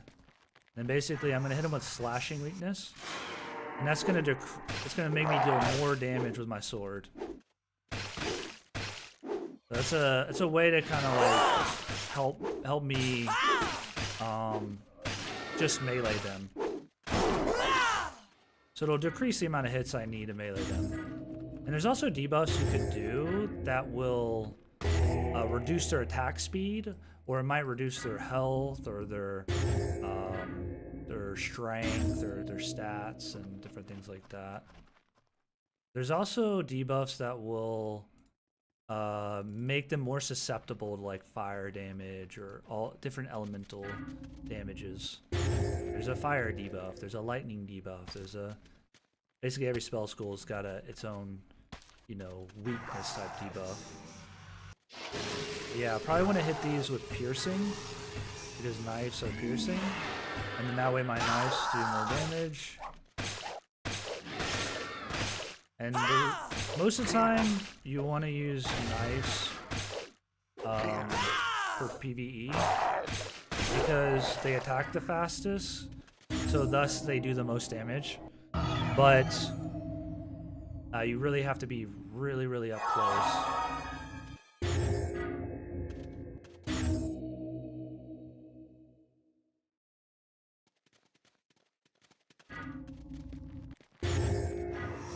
So yeah, if I was farming normally, I would probably be like, I'd be hitting a few spells. Like I would try to take their stats like this, take some of their stamina, probably pop a heal. I'd hit them with, you know, maybe slashing, and then I would kind of, I might hit them with a few spells, but I'd probably just walk up and hit them after I've debuffed them.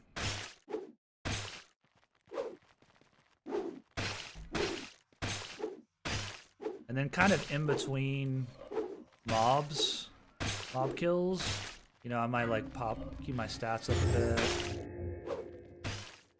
Kind of kite them a little bit sometimes. Try to keep my stats healthy, all that good stuff. Maybe hit a few leeches, like steal their health, steal their stamina, steal their mana, all that good stuff. Maybe hit him with that slashing, this guy with the slashing.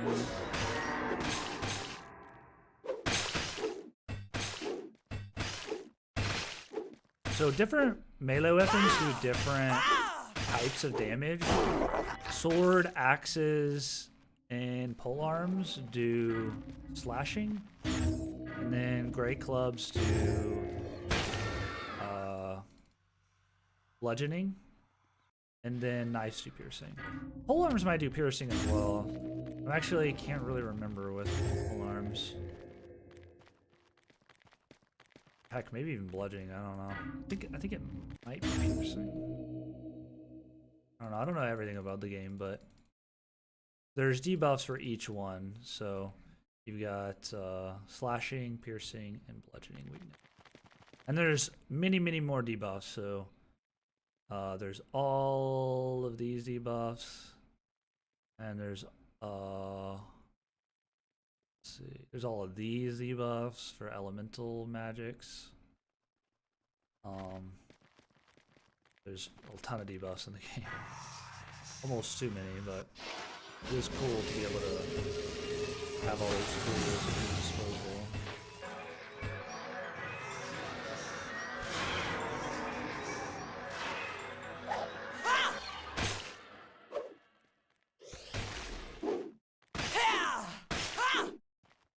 I don't know why I'm missing. I think the server is lagging a little bit. Maybe I'm lagging? I don't know. The melee is being a little bit weird. It's not usually that inconsistent with like hitting. Melee is also you have to aim. So the character has to be like kind of in a cone, like 180 degrees in front of you to hit. It's being weird though. Right now, the server's taking it down.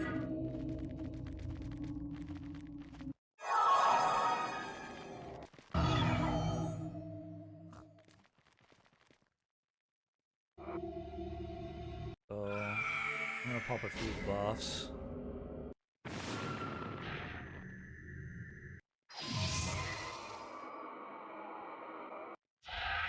These guys aren't really casting or anything like that. They're just kind of tanking spanks. You know, they just do the melee damage. And kite them. You can just kill them, attack them. They drop pretty good amount of gold, so these are pretty good to farm actually.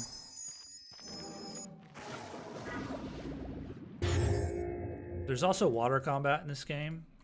There's ships, there's cannons that you can fire from the ships. You can steal ships. Ships have like a health bar, so you can sink ships. You can repair ships. There's actual water combat as well, so you can't cast spells underwater, but you can cast them while you're up on top of the water, like swimming on the surface. So the water fighting is a whole different style of game itself.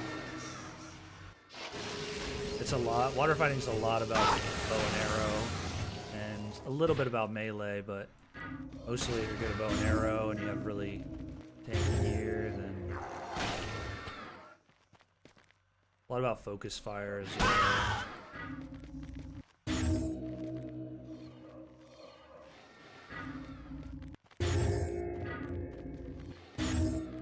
This is a cool place. Look at this thing. It's like a dragon egg?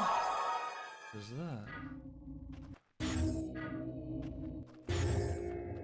Alpha Land is pretty cool. I've actually not really done too much farming in Alpha Lands before.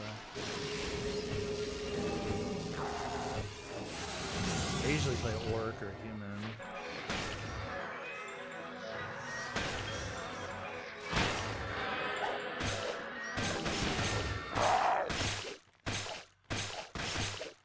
Now the melee's working a little bit better. Maybe I'm just was failing. Oh, also, oh shit! I'm actually dead. Oh, I think I'm dead. Oh, that was close. I was not paying attention. Ooh. These dudes don't fuck around. These dudes hit hard. I do cast Necro. So there are spellcasters. I just haven't seen them yet. Or actually, these guys just cast spells too. Okay. That was close. Very, very close. Oh, I'm out of reagents. Oh, where'd my reagent list go? I hills. Most accidentally I. Oh, I'm at ash. Ooh, I probably need to go back. Out of one of my reagents. Let's try to finish and kill this mob first.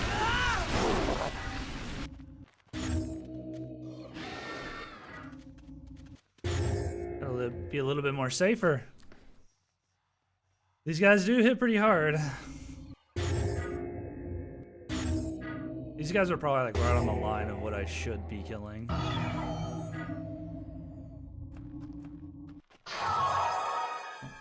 That broke.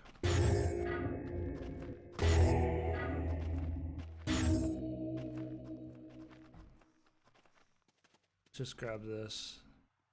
Bail. Well, this is a cool spot. I'm gonna have to come back here. It is a long way to get up here, though. Technically, I could probably like Storm Blast and Wall of Force. Oh, there's actually a ramp over here? Hold on. Oh, there's a ramp over here. Okay. I wouldn't mind coming back here, actually. Okay, there's a ramp. Oh, I didn't even notice that. Okay, that's the way to go. Problem is how do I get up to this spot initially?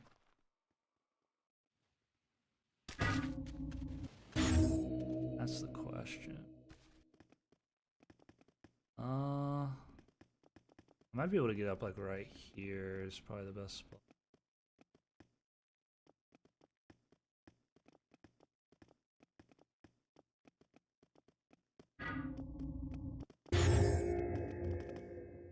Yeah, it's gonna be hard, but I don't have my main. I can probably get up right here. This game you can pretty much go up like 90 degrees. Oh, you can just walk up right here. Okay. I think I might be able to make a marker.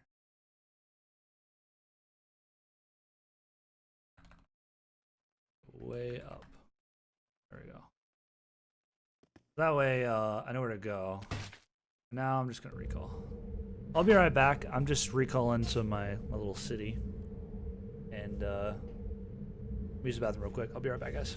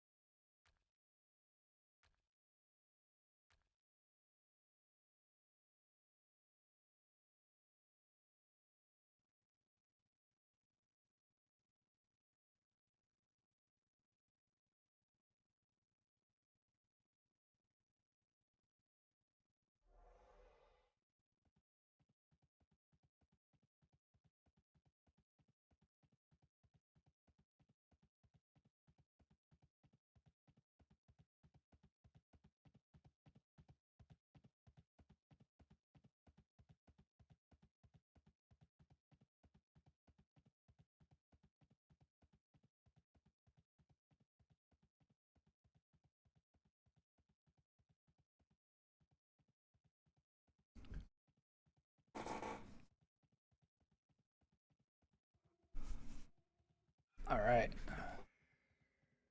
Let's see here. Oh, we made it back. What's this place called? Akatos.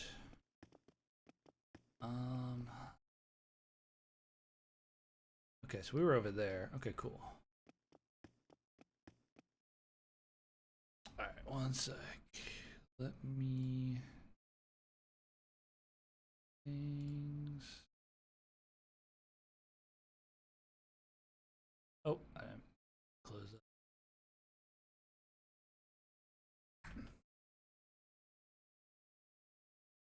All right. I'll go ahead and post this in chat again for everyone. In case anybody's curious to check out the game. There you go. There you go. All right.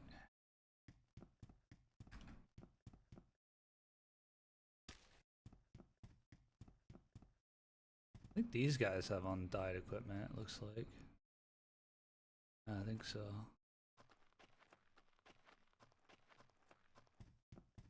I actually don't know where the bank is here.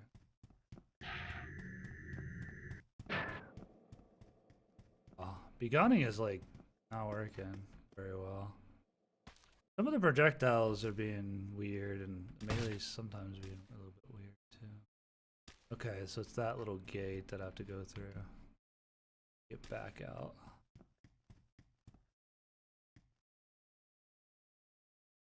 All right. This is the favorite part about Darkfall right here. Gotta polish the bank up a bit. Oh wait, hold on. I gotta find an NPC up here. Sell some items real quick. Here's a merchant. That's part of the game right here. What you can do is you can actually like shift drag, and it'll bring all of whatever that is into the screen here. You can also alt drag. Well, as you can see, there were a couple of shields, but they all stack. That's a pretty cool feature they've added. Yeah, basically, for the most part, I'm just gonna sell everything. I don't know if these knives, they're not. Some of these staffs might be nice, but not too worried about it. We'll just sell everything. Other than the enchanting mats. Probably hold on to all the enchanting mats. And all that kind of stuff. These swords, well, there's just one of them, but I'll hang on to that. I'm actually going to use that. Oh, what about these knives? How's rank 0? Don't care about no rank 0 knives.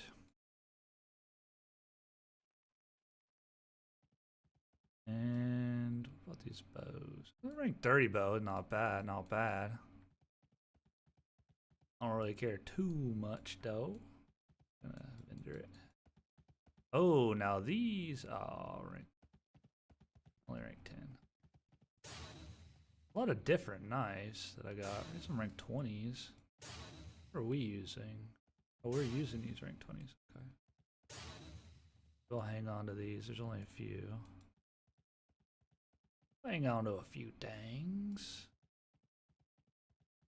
And that's looking pretty good. We got a key. It's for unlocking chests and dungeons. That's looking pretty good. We have all this other stuff. We might as well sell this and this. Put that in there. Maybe put a nice in here. Sell that. Berries will probably utilize, so sell all that. Now all those like random weapons that are kind of crappy, you don't have to loot those and sell those. Most people actually don't end up looting a lot of the really crappy weapons and shields and stuff because it's just not worth the time and effort a lot of times. I tend to do it. It's not that big of a hassle at the moment. Eventually I probably won't spend that time doing that. But for now, money's money, so we'll get a little bit of extra money there. You don't have to organize your bank like this, but you can actually expand your bank into a big, you know, box if you want to. But yeah, I kind of have, you know, my system. None of this is really organized inside the bags, but you could go that far as well. You can do a little as much as you want with the way you want to organize. There's also stuff they're kind of working on and adding that I'll show you in just a second. Just kind of finish this up here. We'll just grab all the enchant stuff.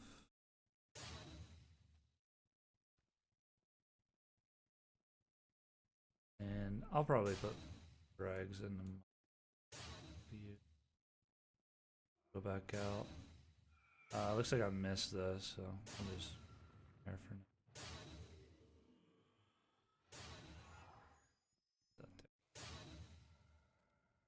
That's book, food, arrows, and yeah. So you can actually like have a little bit more organization here. So consumables, you got your food, you got your reagents, arrows, potions, elixirs, enchanting materials. You've got all your different enchanting materials, so you can like pull from this, see how many you have. You don't have to like really organize these two things. And I'm assuming they're going to add more tabs in the future as well for other stuff, I would imagine. Maybe armor, maybe different things like that. This is just to help, you know, it's to help be like, you know what? I need some more food. Let me do 30 food or this. I think it's this. Oh, that's not exactly how it works. But I don't know how the quick grab works. But anyways, you can go here and go like, say I want 30 of this, right? Withdraw, and that's gold. Oh, how does this work? Is it not this? If I click, there it is. So you just double click. Sorry, I'm stupid. Yeah, this is just a quicker way to, instead of having to like, you know, I have this enchanting bag and look how much of a cluster it is. Now you could organize it, and kind of like put it into rows, or you could organize it into the different things. Like maybe I want a teeth bag or whatever. You can also now just be like, well, I need like 5 of these teeth, right? And you can obviously get 5 of the teeth. You can put the teeth back. It's an easier way to organize your bank these days now, which is cool. So essentially what I'm probably going to do now is I need to find the mage guy in this city.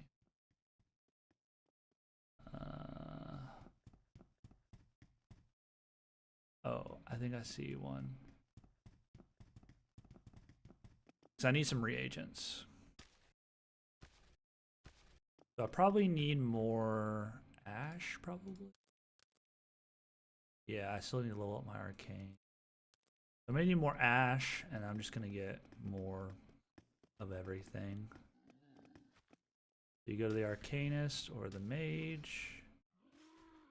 Get some regs. I'm gonna buy like 250. Gotta spend all my money on the reagents. Probably buy same sulfur. Sulfur's always pretty needed. Doesn't look like I'm using much mandrake. Maybe buy, I don't know, 100 a dish, 100 of that, and maybe like, yeah, maybe like 50 more bone. That's probably pretty good. That's probably pretty good.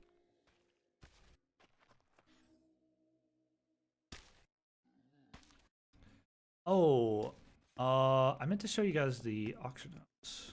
Let's go take a look at the auction house, because I'm actually curious with the auction house. I haven't really used it much at all. And there might be an auction house here. Like I'm not seeing it.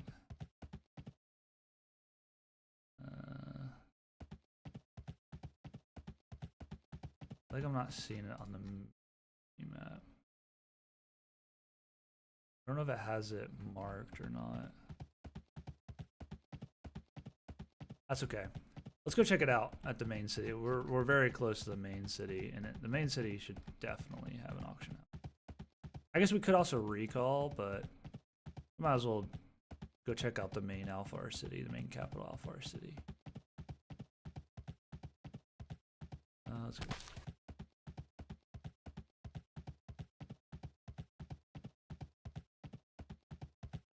Oh, also your mount can bunny hop too, which is pretty funny. Let's see if I can get my mount to do it. I jump just right. Oh. Oh, I got blocked by that rock. Okay. You gotta get some speed going. Oh, each race makes a different mount, by the way, as well. So the Alphars make the Drake. Ooh, there's also little collectibles along the way here for me. Don't mind if I do. Thank you, thank you. Got some tools.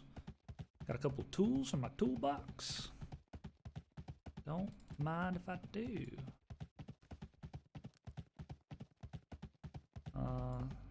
Keep those.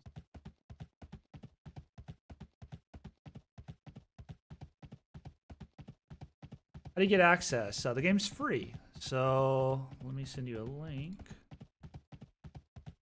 Go.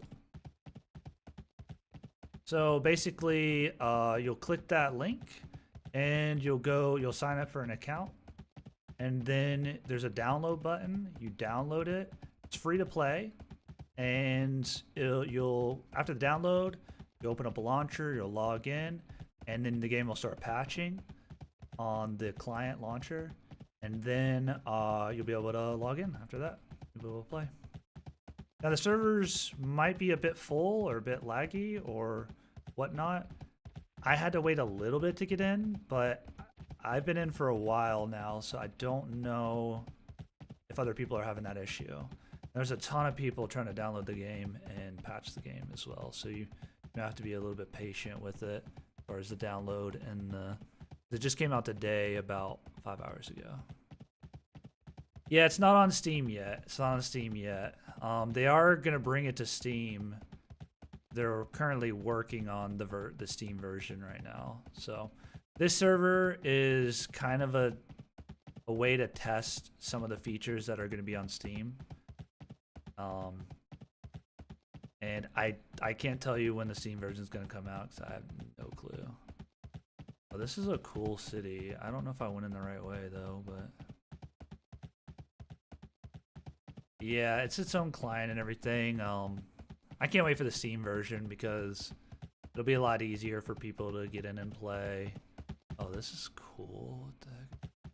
Have I ever been here? Oh, and this is just like the start of the capitals.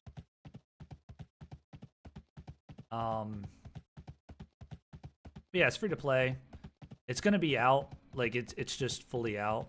They did a test last week on Saturday and Sunday, and now it's just fully out. So this will last all the way up till the Steam release, and then obviously it'll be on Steam. So it'll wipe whenever the Steam comes out. And this is also, the skills and stuff are very sped up right now. So it's mainly for testing. They're going to add in features over time that are going to be on the Steam version, that they're going to add those in for people to test out and stuff. So eventually it'll be on Steam, hopefully this year. Again, I don't really know how close they are to actually releasing Steam. They've been working on the Steam client connection and everything, and the upgrade to 64-bit for a couple years now. So hopefully soon, but they haven't said anything date-wise, so I'll have to wait and see. But yeah, you can do sale orders, buy orders. You got all the different tabs for armors and all that good stuff to search and buy. You got your management of your orders. This is where you would receive stuff. it'll also tell you like where locationally wise the item like originated from, right? So like somebody put it up in the city of Sanguine on that auction house. And so there's a shipping fee. Now you could go to Sanguine and you don't have to pay that shipping fee. So there's something to be said about that. But yeah, basically people will put in orders where like this dude wants some troll blood. He wants 100 troll blood at 15 per. That might be 15 per, or that might just be 15 gold total. I'm not actually too sure on that. This guy wants 2 treasure maps. So that's pretty cool. And then you obviously got people selling stuffs. And then if you want to specifically search some stuff, you could do, maybe I want to buy, what would I want to buy right now? What would be nice? You know what would be nice? A sword or weapons. I think, yeah, this is a little bit cut off. Is gotta fix that. Melee weapon. Let's look at knives. Any knives in general?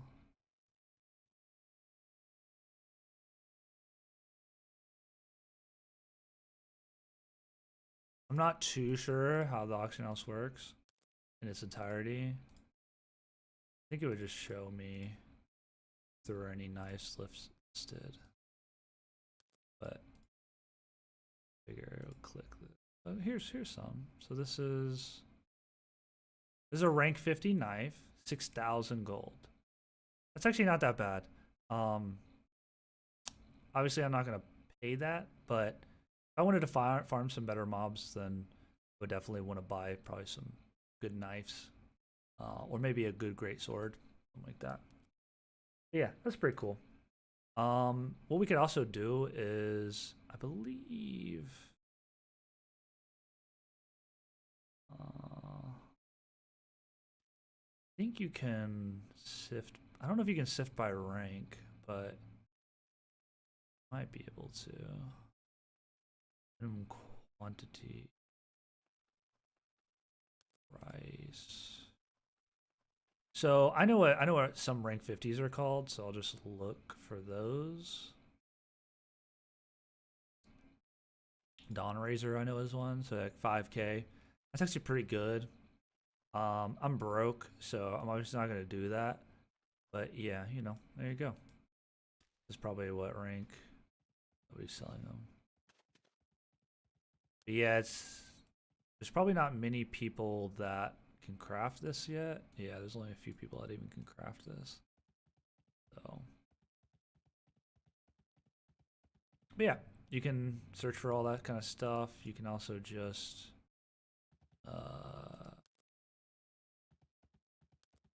how do I get back to this? I guess I can just reopen it.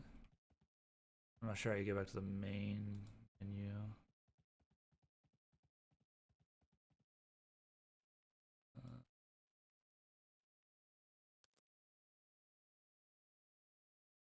Oh, there it goes. You also just have kind of general listing. Okay, Steegrass is selling for about 620. The buy order thing is nice because you can kind of see what people are wanting to buy. People want some wood, game time tokens, so you can buy game time. And there is a premium subscription, but the game's completely free. You don't have to do that. 1,800 for a runestone? That seems kind of cheap. Oh well, that's because it's a buy order.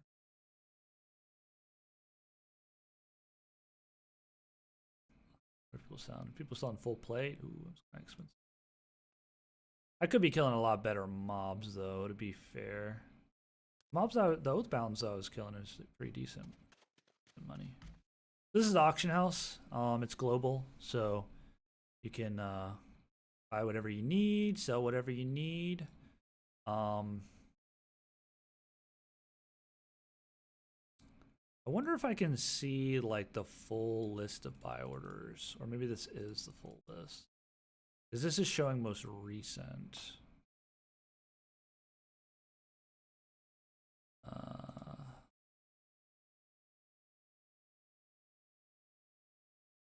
I guess maybe I could filter to see more buy orders. I'm not really too sure.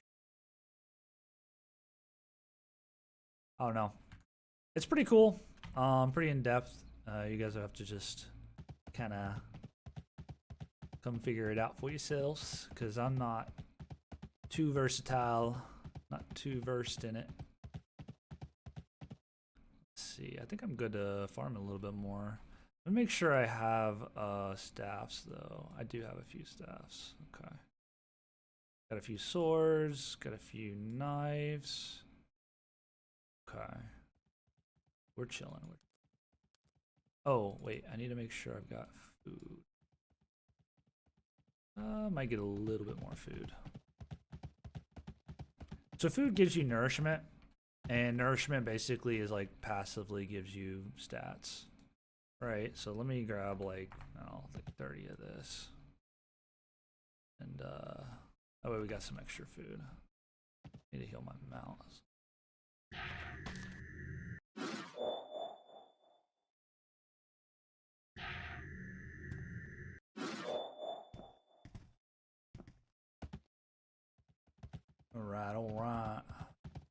Alright. Let's see if I can figure out how to get out of here. You know what I probably should do? I should probably just recall. It's a little bit annoying. Or you know what? You know what? Let's take a little trip. Let's see what this city's got going on here. This is kind of cool. I guess they're like growing spiders or something here. I don't know. Alphars are pretty strange. I don't know what they're doing in here. Yeah, they're like growing spiders or something. Interesting. I don't know what's going on in here.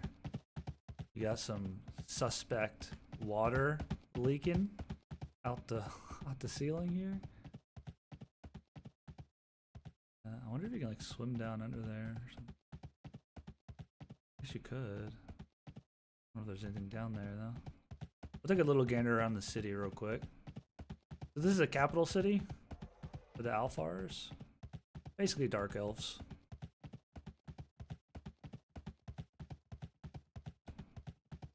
So you get some merchant stuff.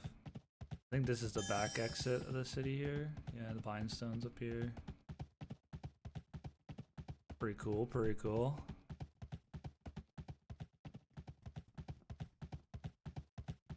Interesting.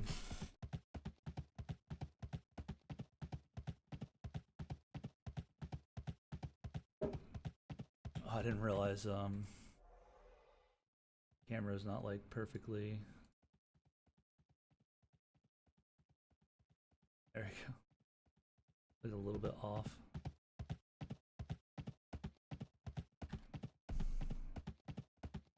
All right. You got the bindstone here. Pretty cool, pretty cool. Got a little like seaport kind of deal out here. Not too shabby, not too shabby. Park your boats, you know what I'm saying? Got a little dock. Pretty sick, pretty sick.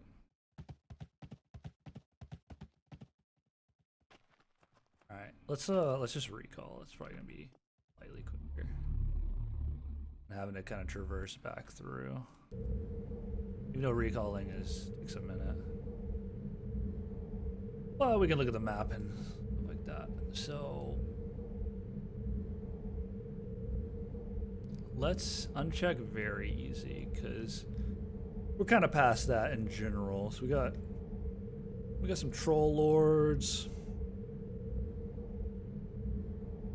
Undead dwarf foremen. If you hover over the mobs, you can see what all they drop and how many there are, which is very, very neat. A lot of this stuff didn't used to be in the game, so whenever I see it and I get to experience it, I'm just like, man, that's cool. That's such a nice change. I think Grey Orc Maulers could be pretty good to farm. Yeah, I think these are pretty good. Naliads, these are super lame. Can't stand Naliads. They like, I swear they're like snipers. They just hit you with these earth bolts that you can barely see from a mile away. They will mess you up. Well, they'll kill your mount, basically. Like, you drive past them and they just kill your mount. And then you have a sad, sad day. Because your poor mount dies.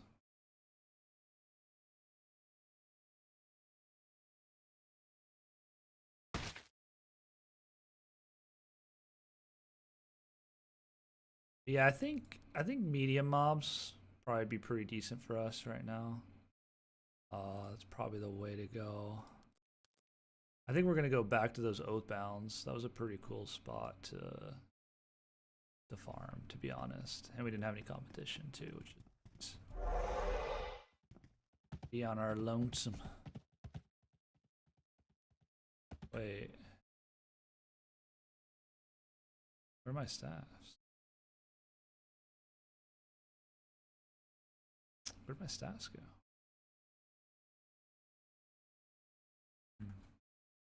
Well, good thing I didn't leave yet. I actually gotta get my staffs. Did I put my staff somewhere on accident? I don't know what I did.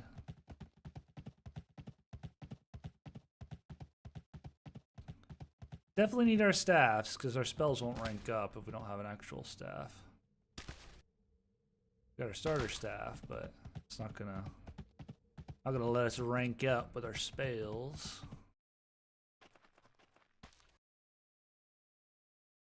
What do I do with my staffs?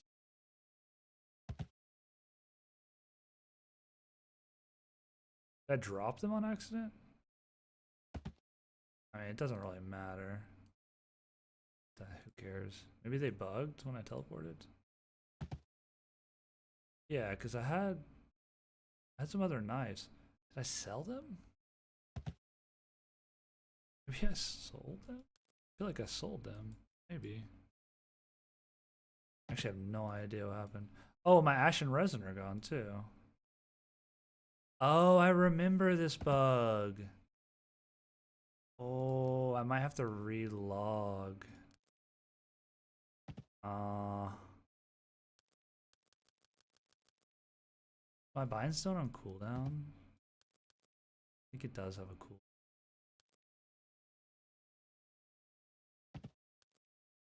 It does. Usually you would log in and out. I'm scared to log in and out because I don't know if I'll be able to I don't know if I'll be able to get back in. I don't know if there's a queue or anything. Let's I guess let's try to recall again. Might fix it. It must have just happened when I recalled. There we go. Let's recall again. Maybe that might fix it. I don't know if it will though. Which would be a sad day.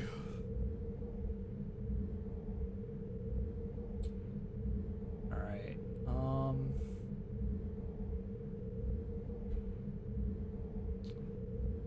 Let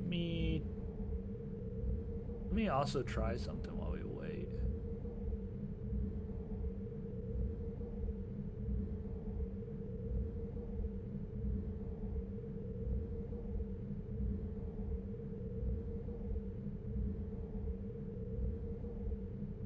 I would like to get the game to like recognize it.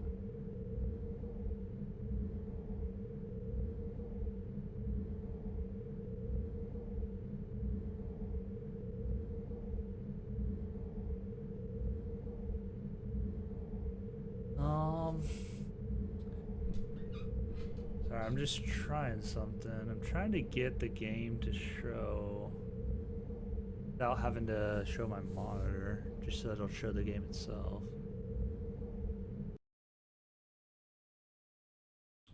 But trying to do game capture, but it's not really wanting to do that. Screen capture seems to be the only method. I think I have to relog. I don't even know if I might. I just might not, to be honest. Let me try it one more time with this game capture stiff.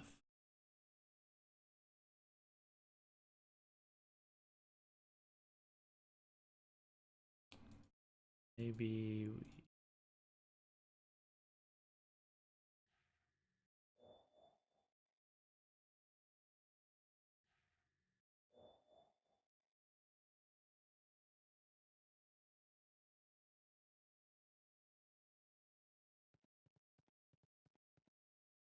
Alright, give me just a second. I'm gonna try this one more time before I give up on it entirely. Maybe if I just do it like this.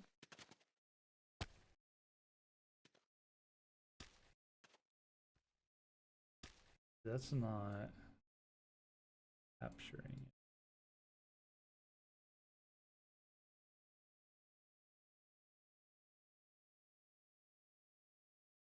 Is that capturing it?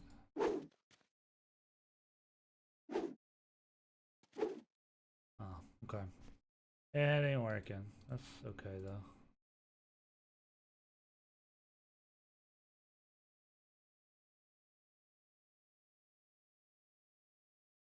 Oh, you know what? I think I know how I could get it to capture it. I'd have to do. Maybe I should restart my game. I don't know.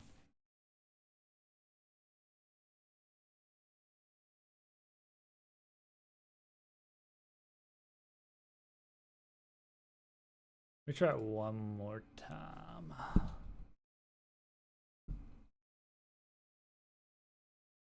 Window. Boom, boom. Honestly, I think I know how maybe I could fix it, but I'd have to probably restart my game, which I probably should anyways. Man, but I'm worried about not being able to log in. I do want to continue to play. I guess it wouldn't be the end of the world if I couldn't log in, but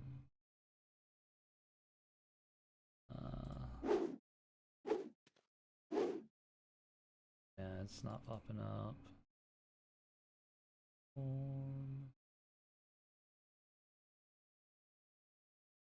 Green. Nothing. And maybe the screen. Nothing. Okay. No big deal. No big deal. Let's keep that in case it feels like it's gonna work at some point. And then maybe we should relog to kind of fix my game. Hopefully we're able to get back in. Yeah, hopefully. If not, oh well.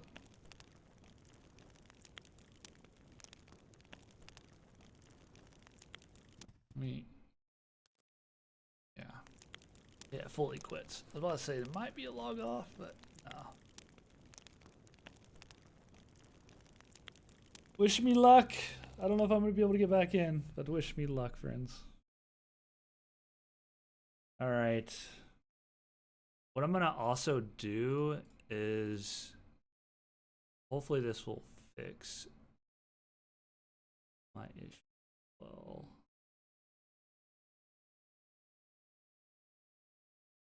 we'll see though.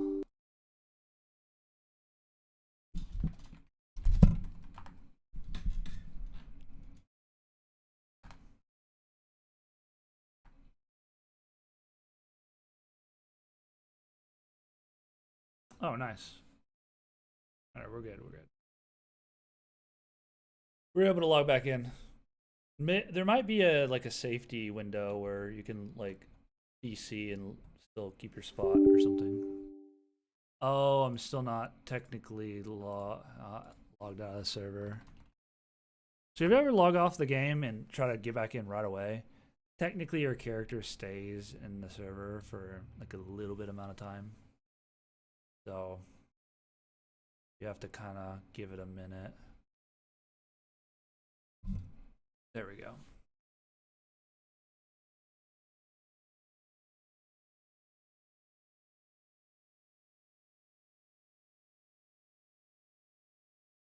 Working now, maybe?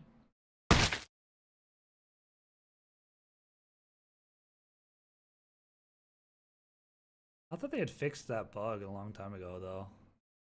It might be like because this is a new server that the bug is back.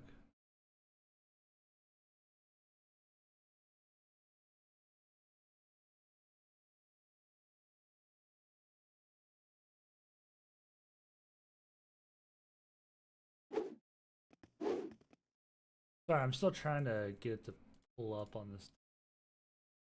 I think I just have to do show screen, show monitor. I thought maybe running it as administrator would kind of help, but didn't do anything really.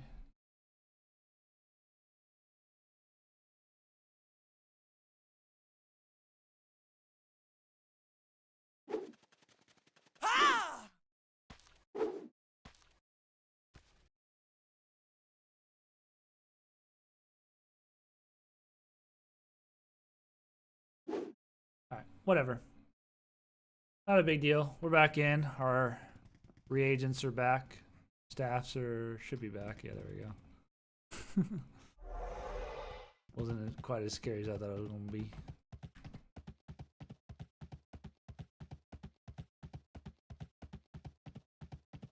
We chillin', we chillin'.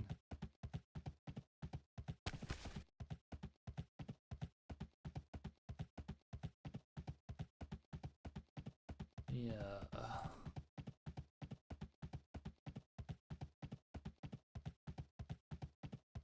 Something real quick. Alright, we chill.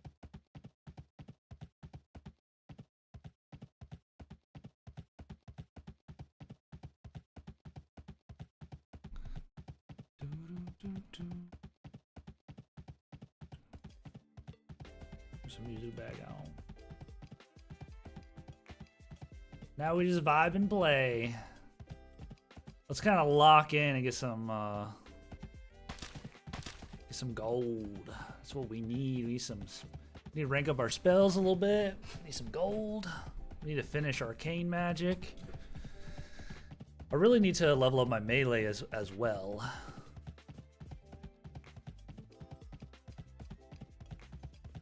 Because I'm still not even at 4 melee on anything. I've been focused so much on spells.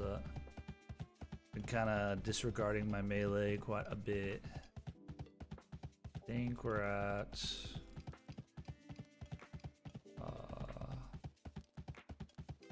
a little over half, 3 of 5. Knives and our swords are pretty much the exact same.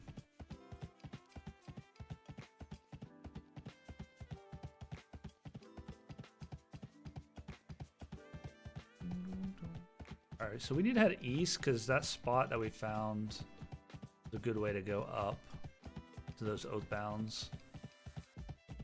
I mean, the Revenants are really good to farm too. I think the Revenants drop quite a bit of mats. We might actually want to kill the Revenants because they're easier to hit and they're not quite as tough.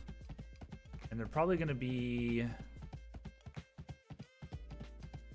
Because they give regs, and we're going to be using regs or spells, that might be the better way to go for now.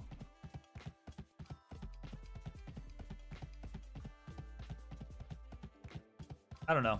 We'll kind of play it by ear. We'll get up there and kill some and see what's up. See what's up with it.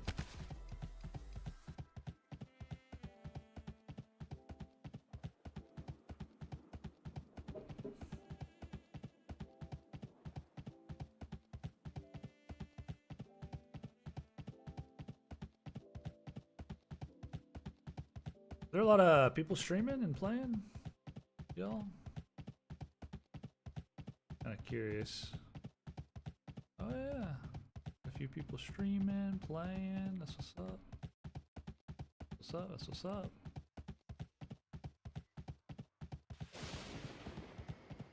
Oh, somebody's here. Somebody found my spot. They done found my spot, man. 660-ish people watching on Twitch. That's dope. That's y'all.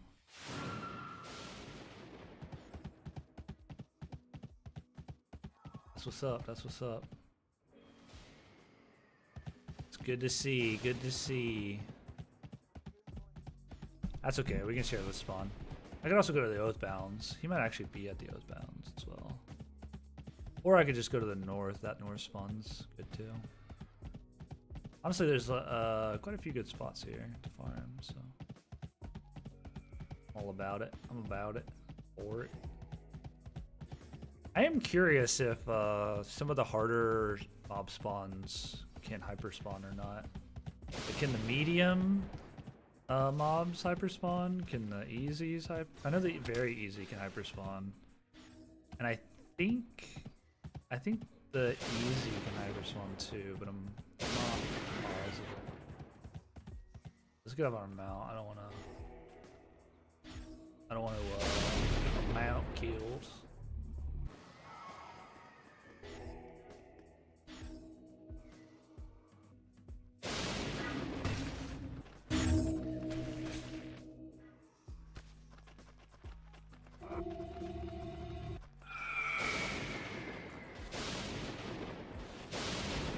We'll start buffing, it'll scare him.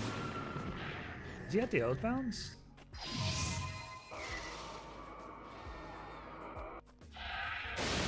Does it sound like he's in here? Oh, he is in here.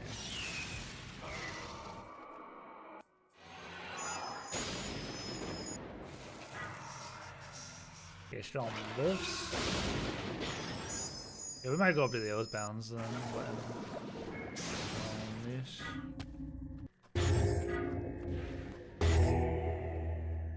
Hey.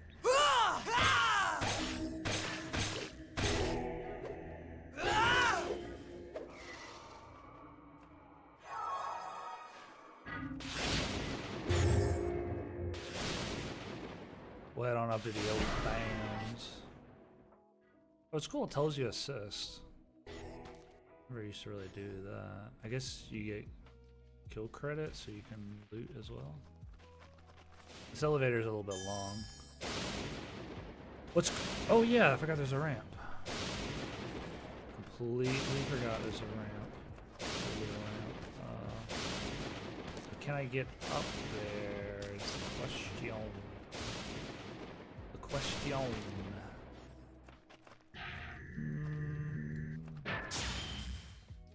I didn't really do that right. Oh, didn't do that right either.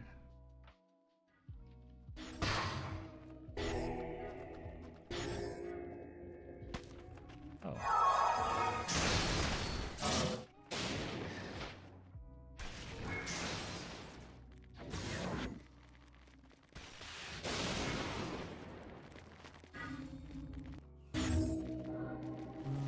I might just be able to run over this wall. It doesn't look like it, but in this game you never know. You just never dang know.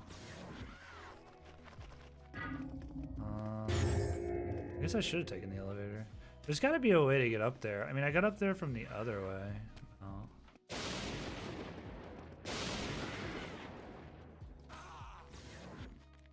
I'm not sure. We might just have to go up the elevator, to be honest.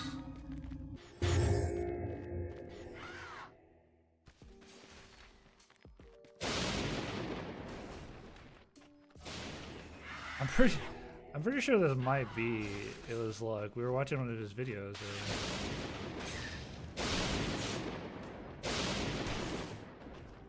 No.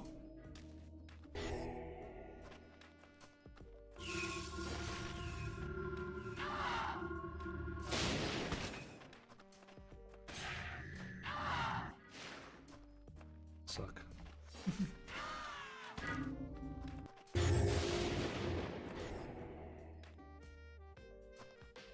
Yeah, normally, If I had like telekinesis and my wall of force and storm blast, if I had it leveled, I would actually be able to get up there without these elevators. It's just because I don't have those leveled, it's tough. I actually can't get up there. I mean, I can get up there. I probably just need to use the elevators, to be honest.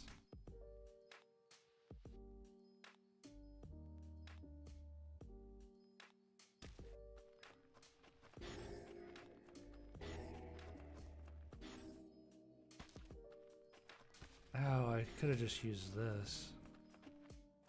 Oh, it's still risky though. Yeah, I'd have to make it like over there or something. Oh, it's going up.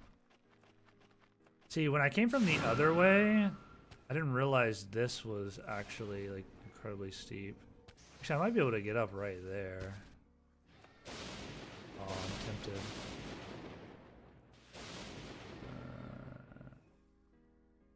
I'm pretty positive I can. It looks like it. This looks like a runnable. Yeah, I thought so. Cool. There is a lot of terrain in this game. You just can run straight up, basically. Like almost 90 degrees, just run up it. This is one of the few games I've ever played where you are a mountain goat. You can just walk up stuff. Like this right here, I could probably just walk up. Willy-nilly. You can go straight up, but if you go at an angle, it helps too. Hello. This guy's waiting for me. Squirrely. Squirrely boy.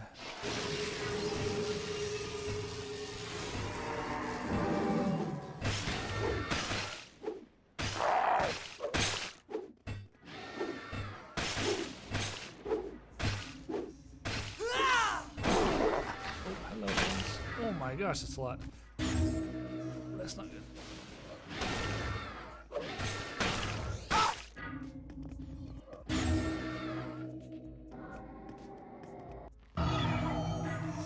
That's a lot of mobs. A lot of mobs.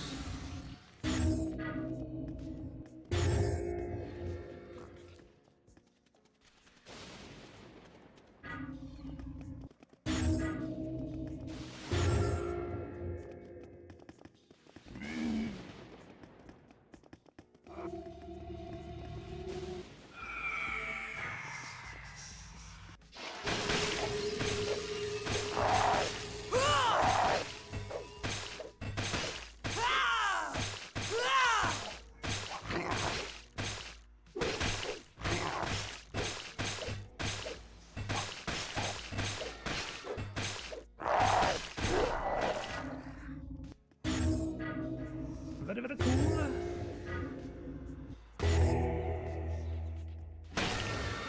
Oh shit. That scared me. I'm not prepared for that.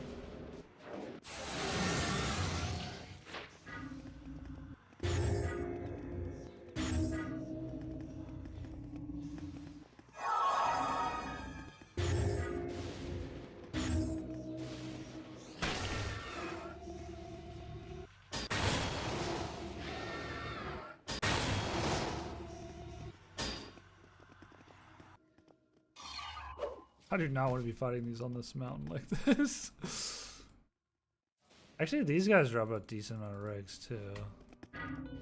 Actually drops ash, which is what I need to the level. Where'd that mob go? Oh, there he is. Man, it's hanging out on the cliff.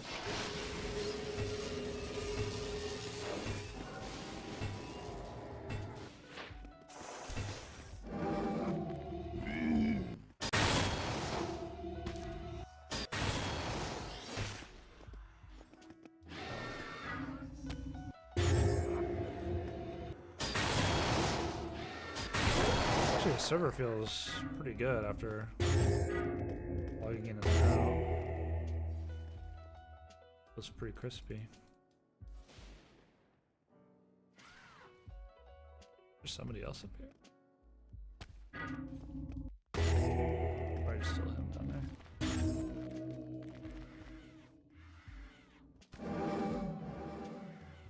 Once I kill a decent chunk of these, I can kind of get them under control, like how they spawn a bit better. Make it a bit easier to actually farm them. Fight with them at once.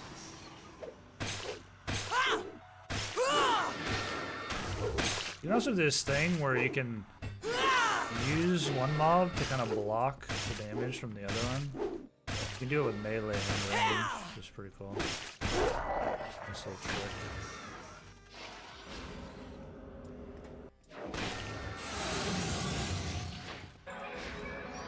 I forgot about how that costs them. Used to know.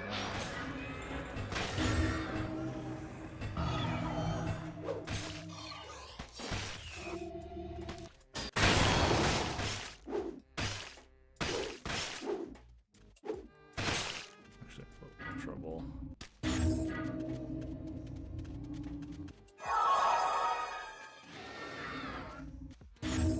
These things do hit, that's for sure.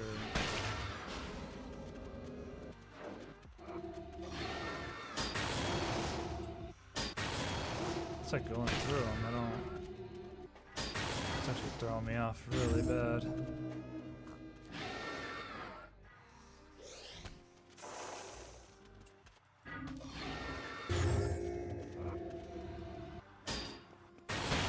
What? It's going through them. Oh fuck. No? Everything working too hard here. Oh, I just missed that.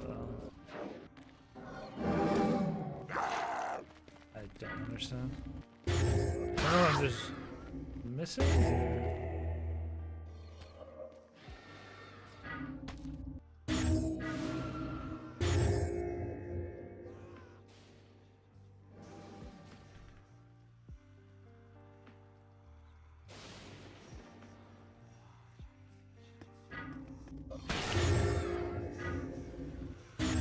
Oh shit! Alright. Okay. I gotta figure something out. So I don't know what's going on with the bolts. Maybe it's this bolt in particular. I'm not entirely sure.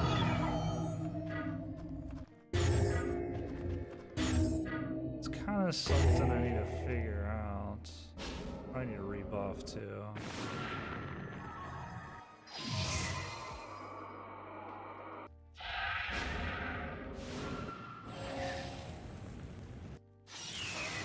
I should have Necro Shield, which is hard. I need to probably keep that one buffed. Infernal Shield.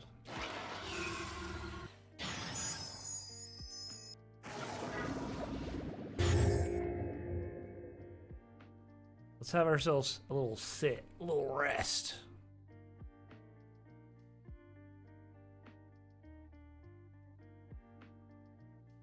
I need to check something anyways. We're pretty close. We really need these arcane sacred missiles to hit. I don't know if we're just missing. Like looks like they're going through the guys. I guess you like that one hit. I don't know.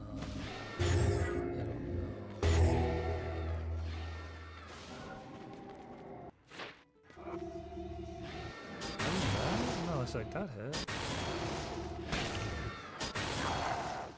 Might just be bad, bro. Wall of Force, a little higher. Do you see that Wall of Force? Watch when I cast the next one. It'll be quite a bit bigger. Gonna hide here for a second. Actually kinda getting worked by these mobs, I'm not gonna lie. They're just not hitting very much. Problem.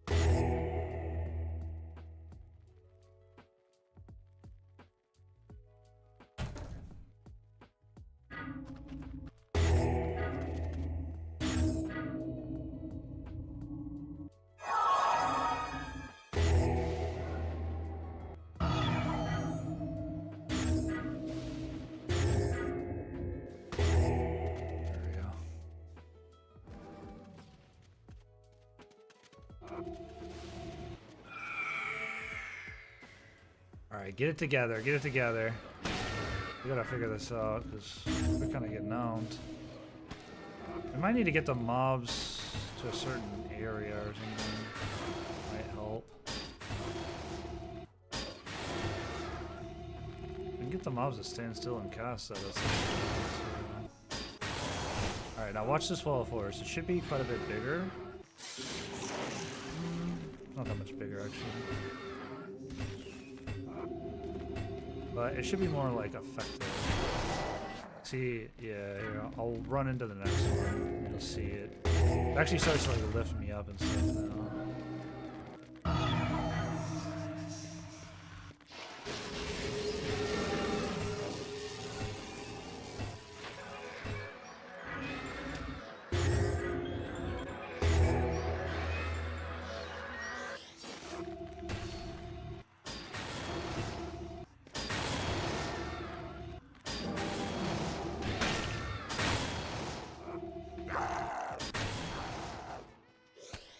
You guys might even just be kited.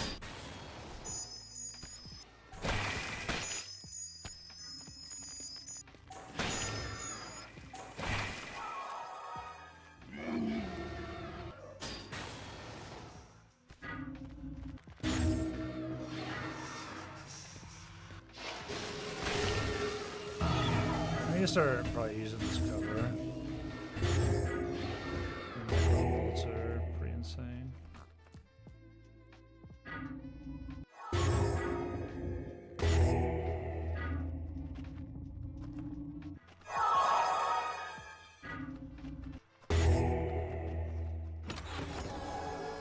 Ooh, treasure chest. I don't know what we got from that.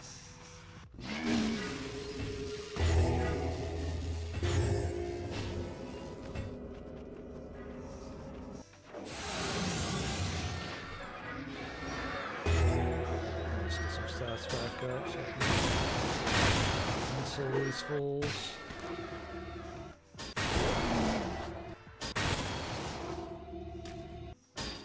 We found our spot.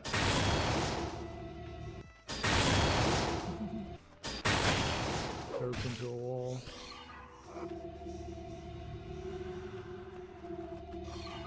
Hey, what you guys doing? Being derpy.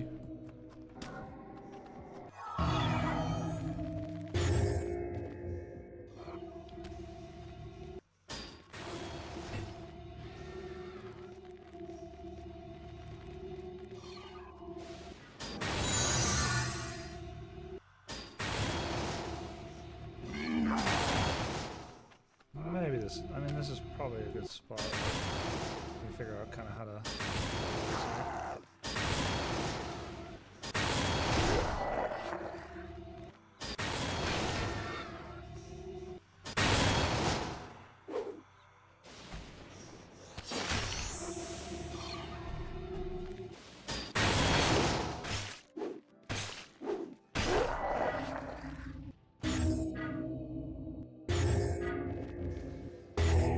Right, yeah, these are definitely a bit tough. They're really not that hard, it's just when you just kind of stand there, it's a big open field and they squirrel and they... Mobs in this game don't really miss. Like, you can kind of make them miss a little bit, but it's pretty aimbody. It's gonna be tough. I wonder what we got out of that treasure chest. I'm very curious.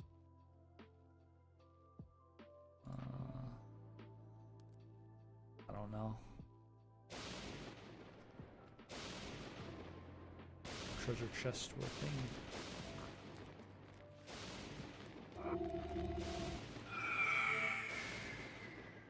Now that we've gotten the mob spawn down a little bit, we should be able to like kill these a bit easier.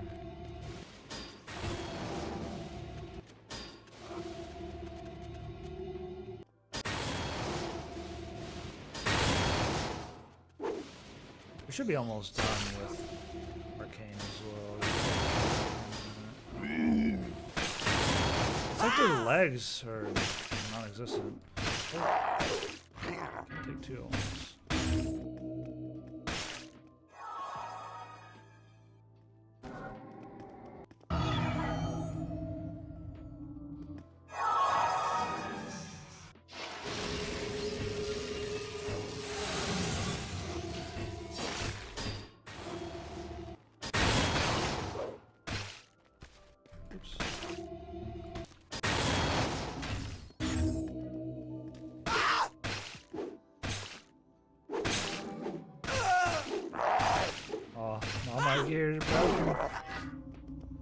I don't know if these guys are dropping any gear. To be fair. Probably not. Looks like yeah, definitely a little bit of gear. Put on what we can. Not a lot.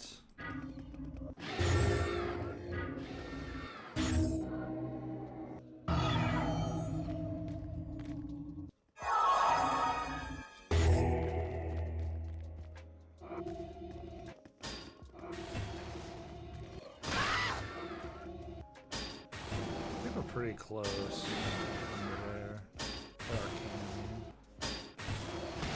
This is where it's at. These guys are just kind of chilling in that choke. That's what's up. Y'all can stay there as long as you want. Because I cannot aim, apparently.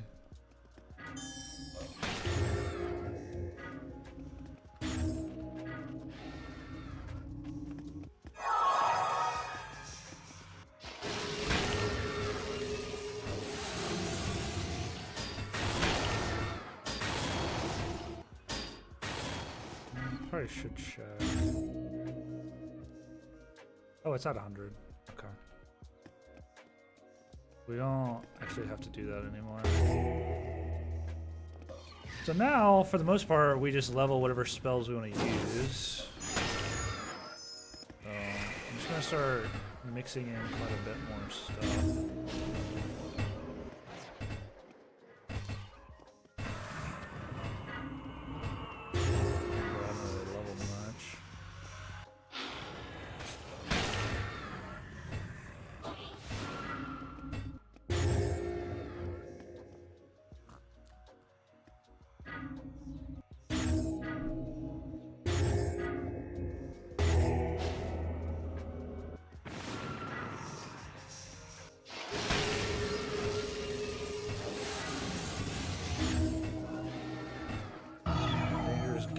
This cliff.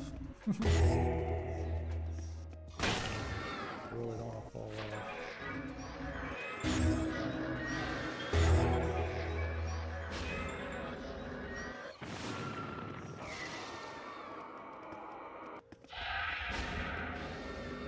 Oh, another one. Don't remind me, I'm coming on through.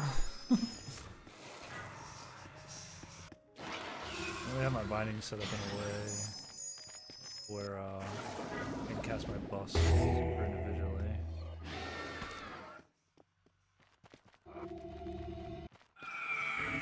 It shouldn't be too bad though.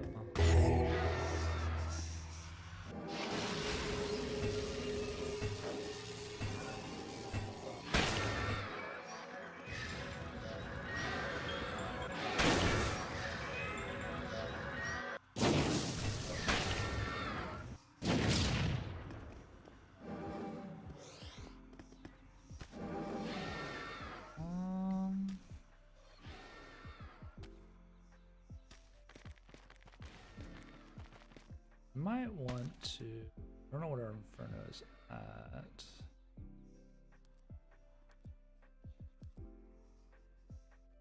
Three.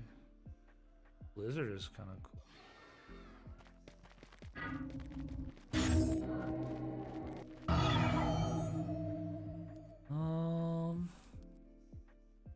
Do we level Blizzard? That might be fun.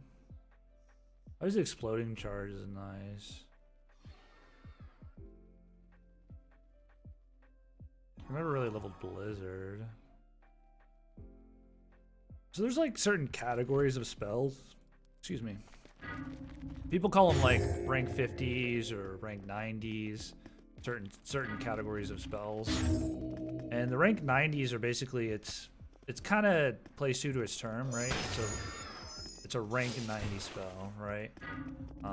Because you unlock it at 90. And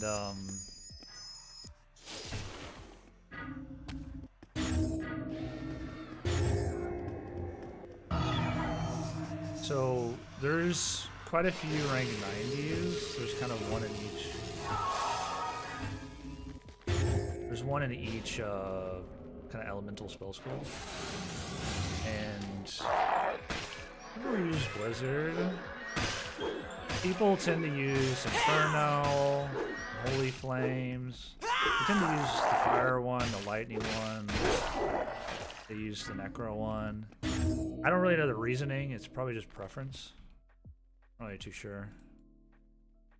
I always like Inferno because it gives a good knock-up. Exploding Charge also seemed like it was pretty good. I used that one as well. Normally people have at least 2 levels.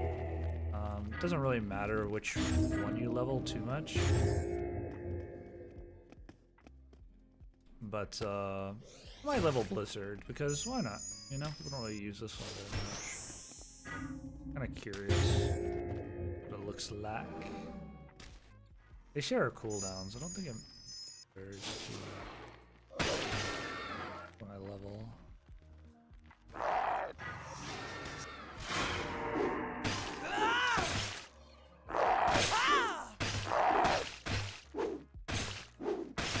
I also should probably do quite a bit of meleeing too now.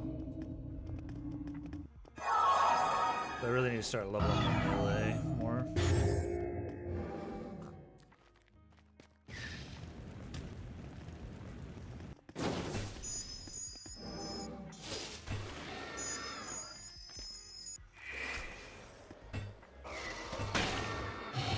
A few other spells like Stone Blast and stuff. On these mobs. I level a lot of my utility spells.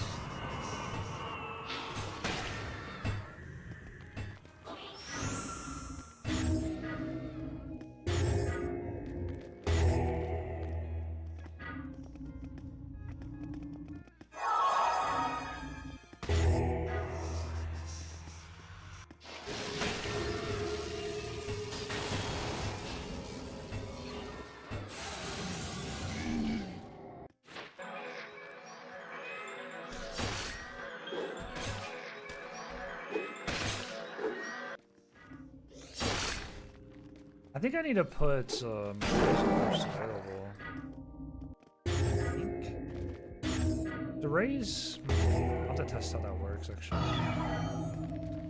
Because technically I used a ray and then I went back to use another ray in between whirlwinding after my whirlwind, and my impale wasn't ready, so it just did nothing. Yeah, I want to do first available. What up, viewer? Let's change that real quick and let's test it. So I'm gonna try first available. Let's see how that goes. It should still cycle, but it might choose randomly.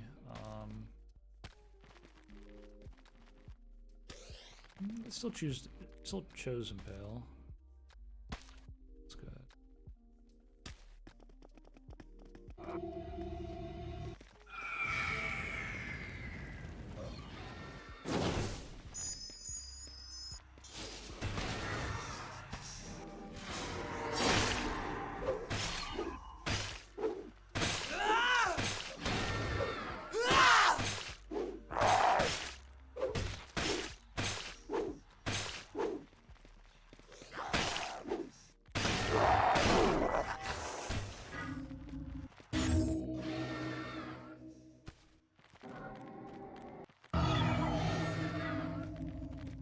Got a squirrel, got a squirrel.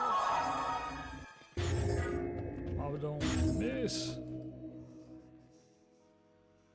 Gosh, I need better food. My food just does not last long at all. I need that 5-minute food. Used to being human where you just never have to freaking eat because you always have your food buff. Insane. Insanely long food.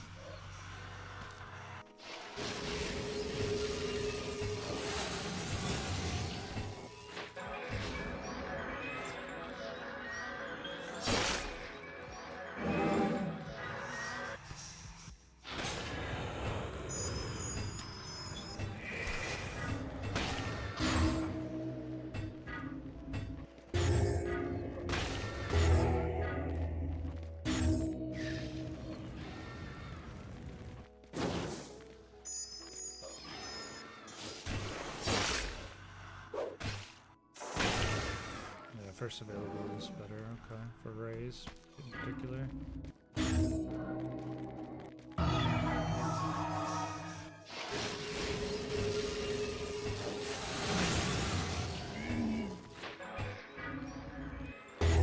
Where'd you come from, buddy?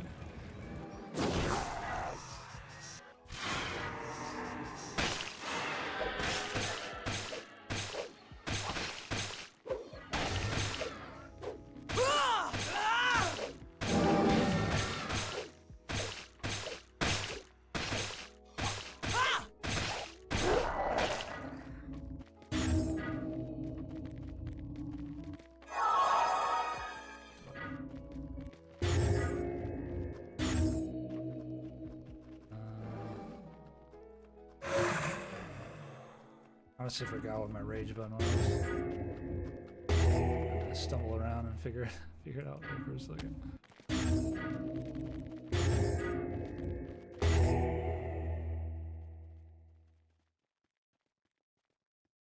Try to loot some of these because I think I've been letting some of these despawn. Not on purpose, it's just the mobs are... These mobs are tough, I'm not gonna lie.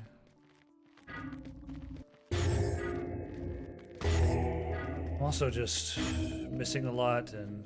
Oh, sheesh. Come from, buddy? Oh, you ran.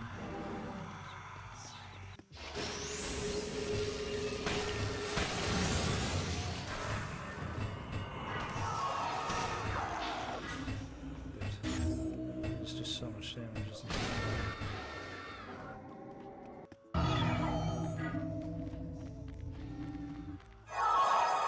Where did you come from?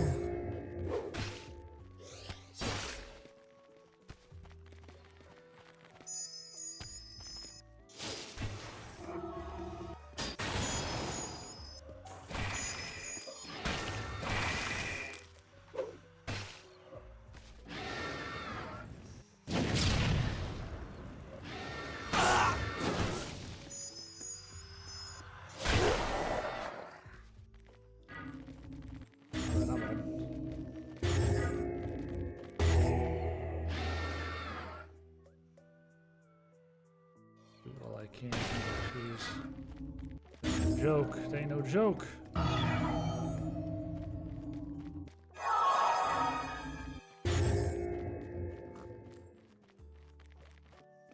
Might want to rebuff too. I kind of need that unholy buff.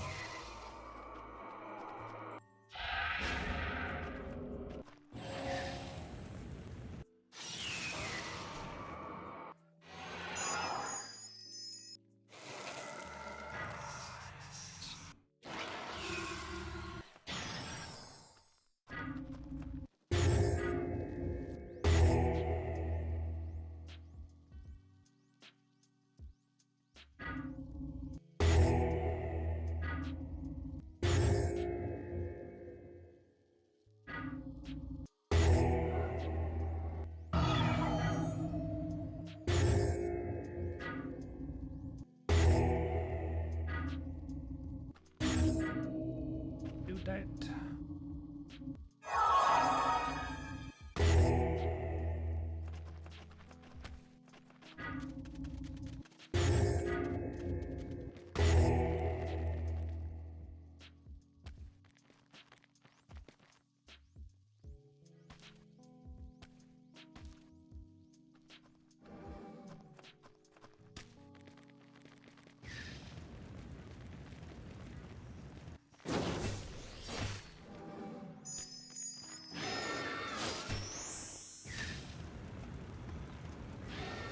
What the?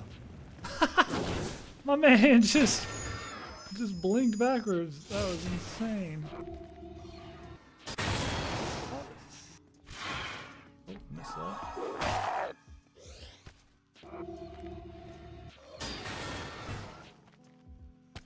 Need to be casting. Forgot it's just on V. I need to be leveling this up pretty bad. I went through him. Is Wall of Force only on ground? I thought you could direct hit Wall of Force and then it would stop on the person's body. It might just be the projectiles. Maybe a little bit far.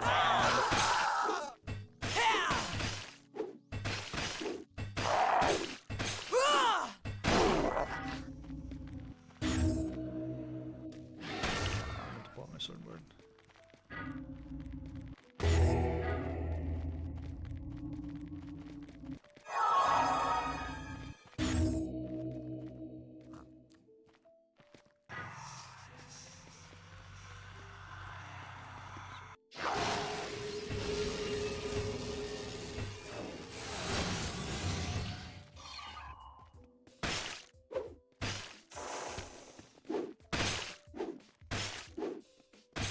I'm not sure what I should roll first. I guess just great swords, honestly.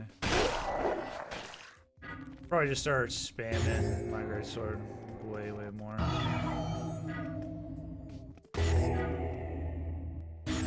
I've pretty well got all of my magics. I need to level up a lot of the individual spells. Should help me. Should help me PvE wise just to level up swords. It's a little bit more consistent than knives at the moment.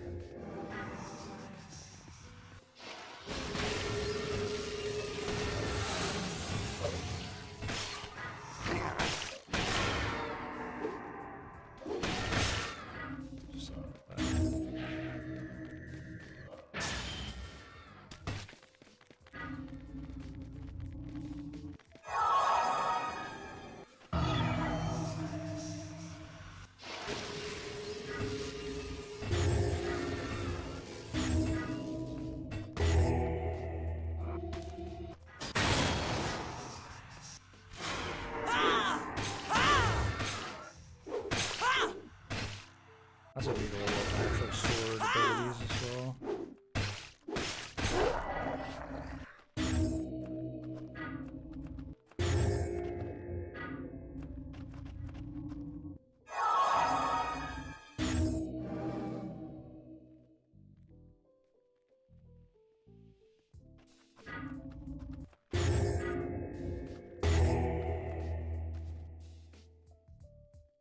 I mean, these are dropping like 100 gold and rags, so they're pretty decent. Just they're tough to kill.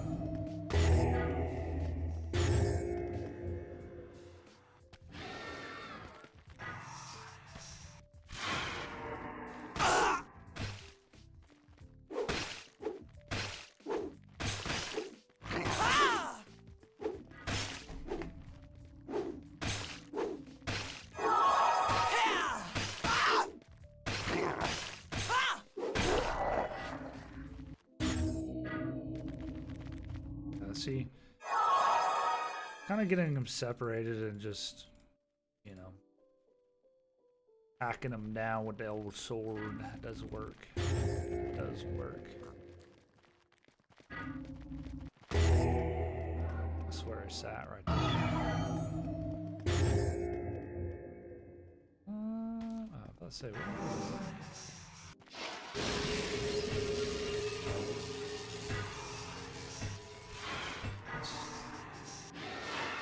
That too.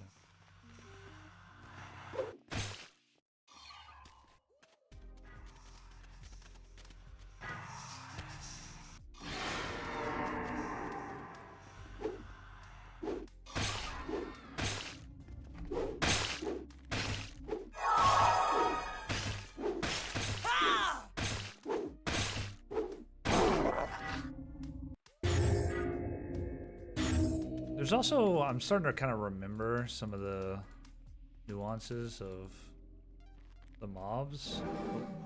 And what you can do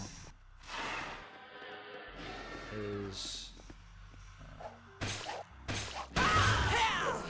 what you can do is you can sort of like... kind of get them to start casting if you get a certain range, and you can walk on them and melee them. And... kind of vice versa as well. Like you can try to get them to disengage from the melee to get them to cast. You can kind of play that dance and get them to kind of swap between the different. They're kind of different stances, you know, like they're like, oh, I'm gonna cast now for this distance, and they'll kind of do that for a little bit. So you can kind of try to get them to do that while you're going for the melee, and vice versa. It's like you can try to kind of get them to stay sort of in melee mode, but you're at a range if you can hit. That way you can cast your spells, kind of deal. Just like this guy's doing. Like he's running up to hit me, so it's like I want to keep him close, but not too close. That way I can just cast for free on him. Eventually melee. And now he's like, I'm gonna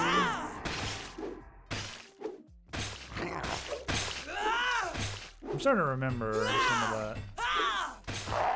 Things about PvE.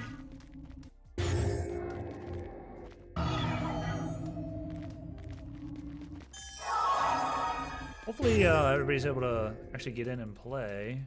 I haven't really heard back from some of the people that said that they downloaded. So I'm assuming they probably got into the game and they're just gaming. Probably having fun.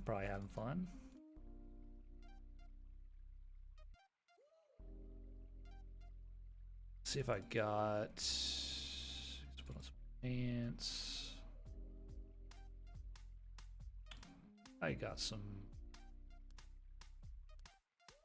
guards or something. They call them. I have notes.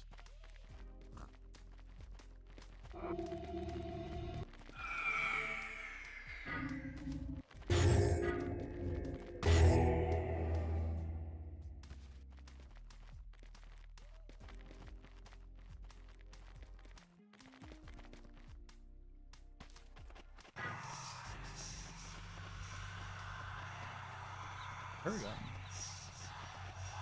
Oh, he's over there. Who am I hearing over here?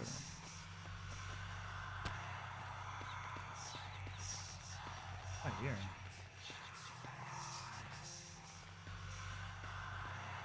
Oh, it's this guy over here. What the heck? Oh. By hearing. I swear there was a guy like in this corner. I don't know. This chest is always here, right? Oh, give me gold. 33 gold. I forgot it tells you in the system now. It's a cool little spot. I wish there was a little bit more of like a building. But that's okay. Ooh, it's on.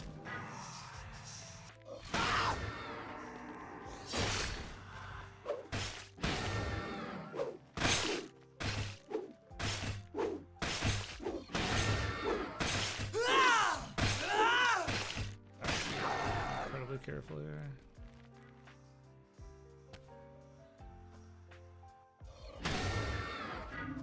Actually hit my feet.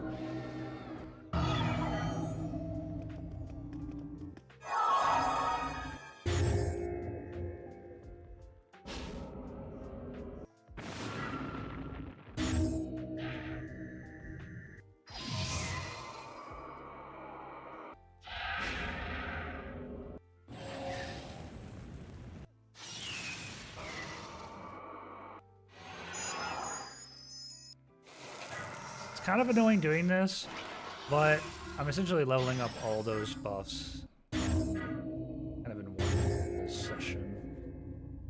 And if I do that every time, then I'm leveling all the buffs up pretty evenly, and so when I actually need specific ones, it'll be pretty easy to just use that. Because these, really I only need the necro damage buff for these, but...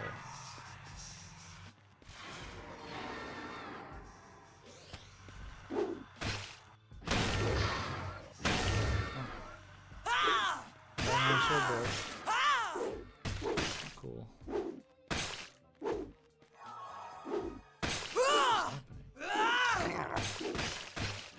Dude, is my melee range like super fucked? I feel like these guys slip boxes are absolutely broken. I think I'm dead.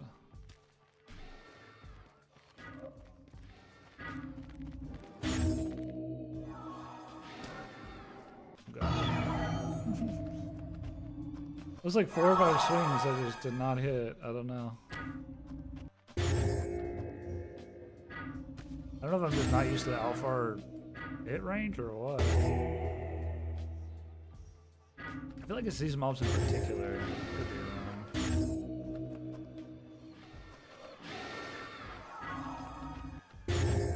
There's just a lot of them up too.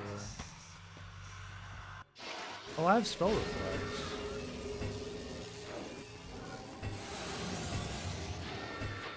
I need to be using spell reflect on my too. I don't know if they're gonna give me a moment. I also want to change a binding. Well, so I'm gonna figure out spell reflect. What I want to do is I actually want to put it here. No. Wait.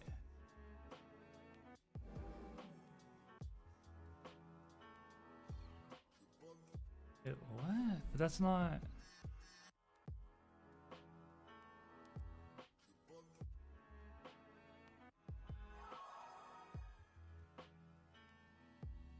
Why is. I don't know why this says hasten spells is here. It's not. Here. That doesn't make sense. Okay. What I want to do. So I have all these debuffs here, right? I actually want to switch this key binding with this key binding. So what I can do is I can just move the stack. Boom. I'll just swap those. And what I want to do is I want to go into Arcane, get Spell Reflect, and I want to put it here. I want to put it at the front. I'll put it at the front. I think that's what I want to do for that. This is how I used to have it anyways.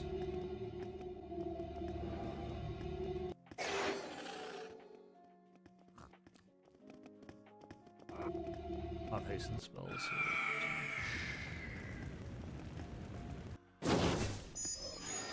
Long stream. Yeah, almost 7 hours now. Kinda wild. Almost flown by.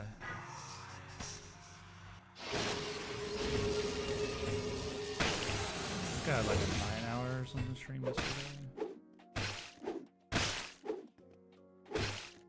I don't know. I didn't think I was going to be streaming this much, I'm not going to lie. I think this is 3 days in a row I've streamed 8+ hours. I was like, you know, I'll just do a little stream for a few hours, and now 3 days in a row I've been streaming 8 hours. Oh no. It's like my 2 favorite games are out though, so it's like, I don't know. Can't help it. And I even said that I would stream, at least in my mind, you know, I said to myself, that I would stream a little bit whenever Burning Crusade came out, and I also said if Darkfall ever comes back out that I would stream it. And they basically came out at like the same time, so it's in the same week. So it's like kind of have to fulfill both promises to myself, right? Oh yeah, this game's sick. I don't know, there's just something about this game. It's a mix of nostalgia and just, it's like the feel that you have, like the control that you have over your character, and like the sound effects and the mobs and the spells. There's something about it, you know what I mean? Something's in the air.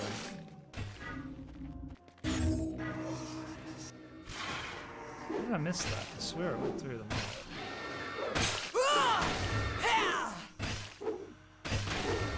Man, they're hitting me through the mob. They're hitting me through the mob. Oh no. Oh no. I forgot Begone is like completely messed up right now because of the lag. Oh. Okay, we're good. We're good. There's not a good place to like kind of filter these mobs. I guess I could use this tree actually. This big mushroom. It's a gym, that's for sure. Yeah, it is. It's something, man. It's something. Some kind of game, you know? Some kind of game. Got something going for it.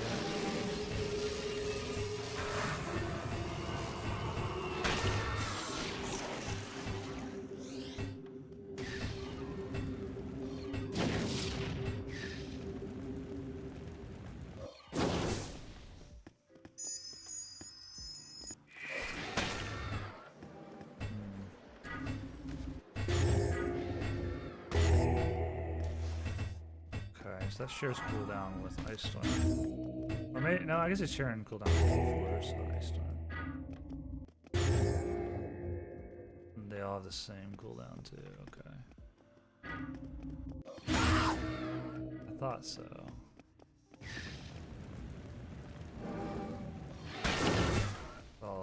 That's a lot of dudes casting a lot of spells at me. I don't like it. I need to work in some parrying and stop being a scrub. Holy fuck, it's a firing squad.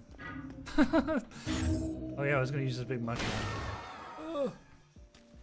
Please, leave me be. Ah.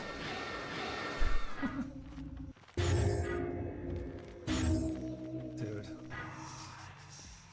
Guys, we can talk about this, please. Please.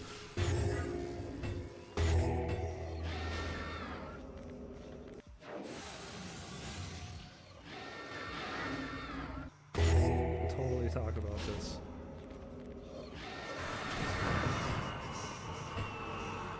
I would like to go on melee, but I'm just gonna get absolutely annihilated by all of the necromancy bolts.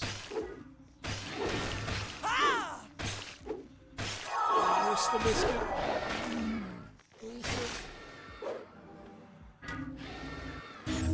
I think that is a spot though, because we can also use this wall a bit as well. And we can use this mushroom as well. This is a good line of sight to have them kind of the wall to our left. Oh, I'm out of that. Okay. We probably need a bail then soon.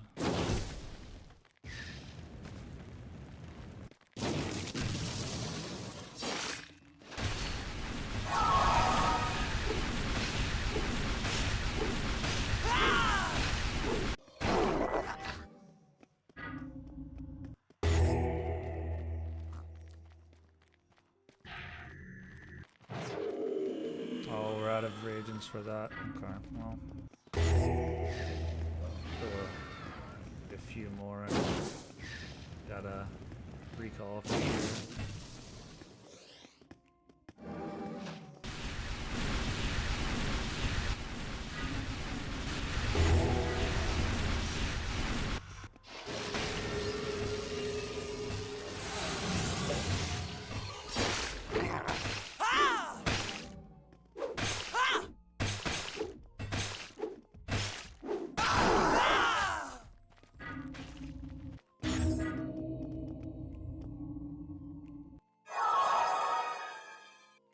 Is it 8?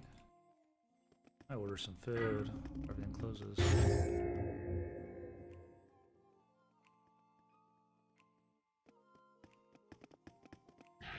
Oh, yeah. I looked at that other one, right? Might be a good time to call it so I can order some food real quick. Got almost 3k. Definitely could we could definitely make a lot more gold if we chill out on the spells a little bit.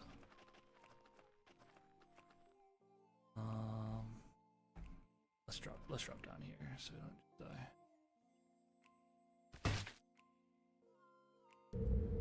I'll be right back.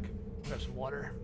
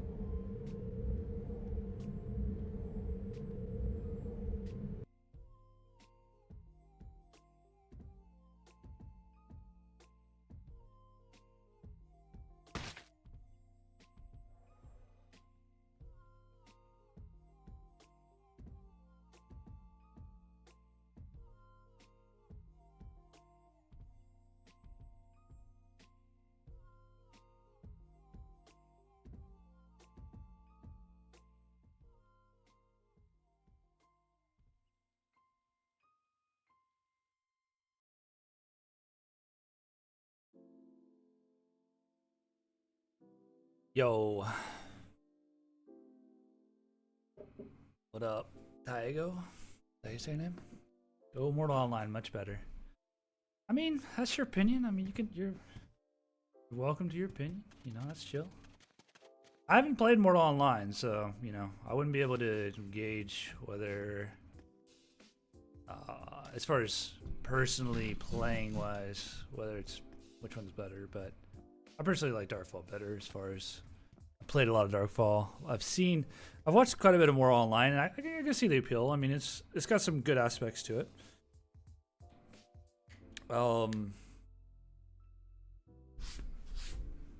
Yeah, but I definitely think the combat in this game is just better than any, really.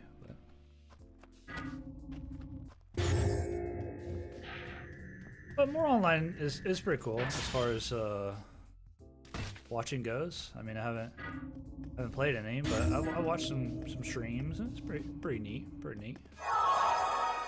They obviously are fairly similar games in a lot of ways, and then in a lot of ways they're like pretty different games too. So that's a lot of staffs. I guess we need to sell too. Can sell. Yeah, it would be hard to say which is better without playing both. I feel like, at least for me personally. Just from what I've played and seen, I would say Darkfall, but I think that's mostly just personal preference and nostalgia. You know, I wouldn't say that one's super better than the other. But I get it, you know, if you really like that game, just like I really like Darkfall, then it makes sense that you would like it. You like it better. I think I should just sell these staffs. I don't really. I mean, I guess I could hold on to it. In here, a couple of those troll staff.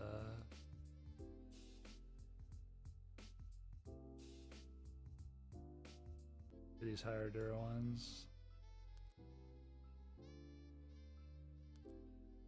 Quite a bit of enchanting mats, quite a bit of gold. I forget what these essences are. Oh, scroll crafting, right. Forgot what those are for.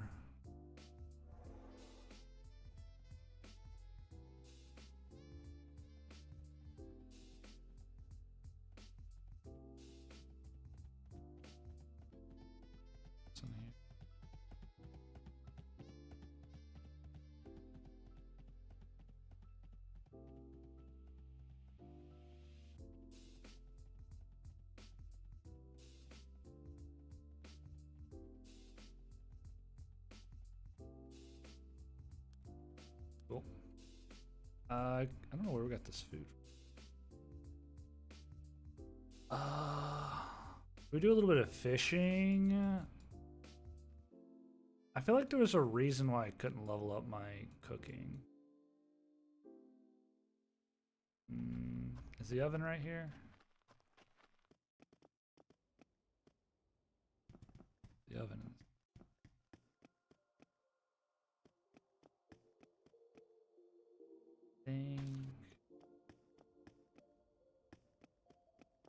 Here? It's a smelt.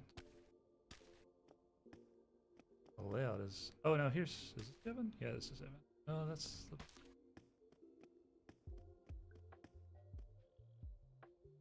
We got going on here.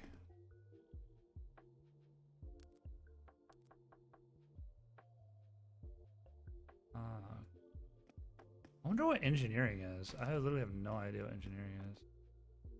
This is probably same thing.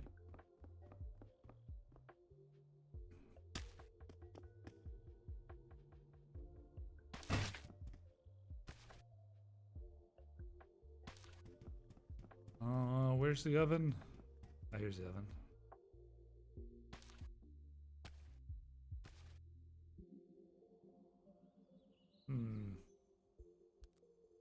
I feel like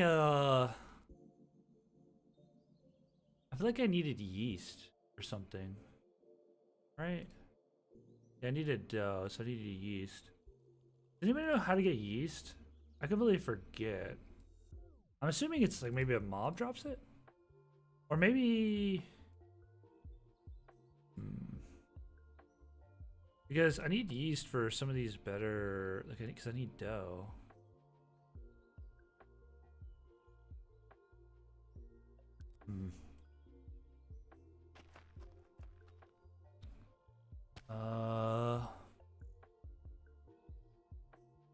I think I tried to Google it the other day and I came up short. It would none.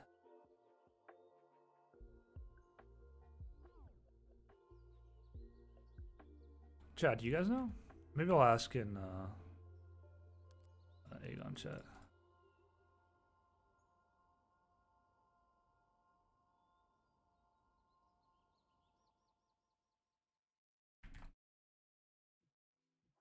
I think it's a mob, but I feel like there's no way it's just a mob.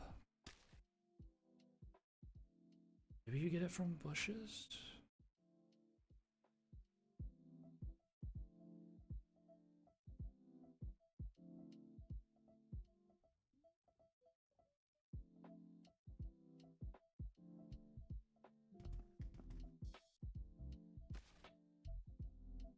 We'll buy some reagents while we're chilling.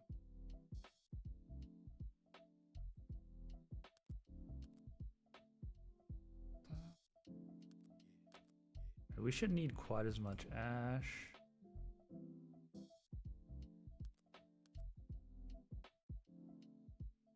Resin too. And probably like 80 sulfur, because we're probably gonna continue to try to level up our fire spells. Seems like nobody knows like where you get yeast at. Every time I ask, I haven't asked it too often. I asked it a few times over the weekend, but every time I ask, it seems like nobody knows. Is this like a dead end? This is kind of a confusing city. I think it is. I think it like wraps around. Maybe I can poke through here. That was like a little secret spot there. Oh, okay, okay.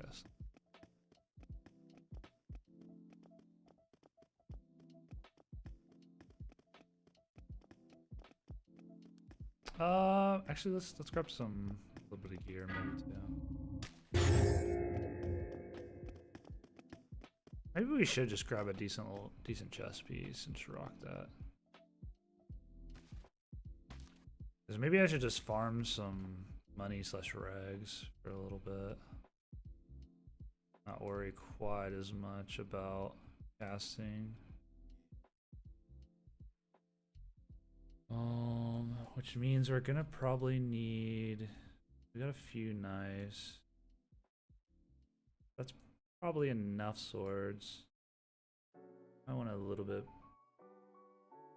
harder knife. All those are like about to break, other than that one. And then maybe we'll just grab. Okay, like this isn't that bad in encumbrance size. And maybe we put this on.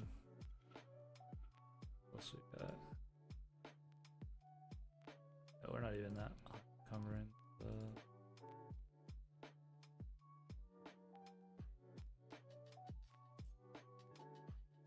Put one of these suckers on. Oh, we don't have any pants. Missing.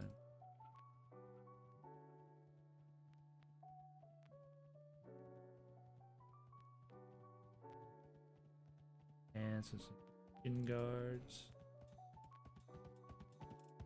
What are the shin guards called? I forget. Called?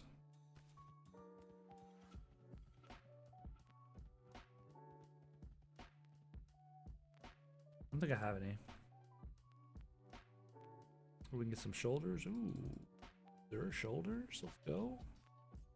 Why am I getting like no? Is it because I don't have a staff out? Oh, okay. Should have been wearing some of this gear to begin with, honestly. It's pretty light Dura-wise. Or encumbrance-wise. Pretty decent. I mean, it's still not good protections wise, but that'll work.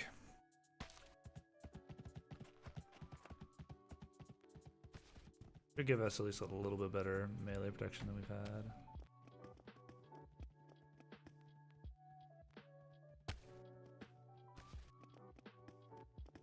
I don't know if it's gonna do much actually. Let's see.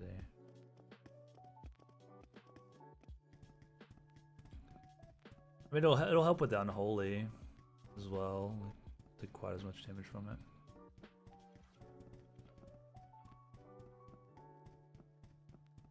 Where am I? Where am I?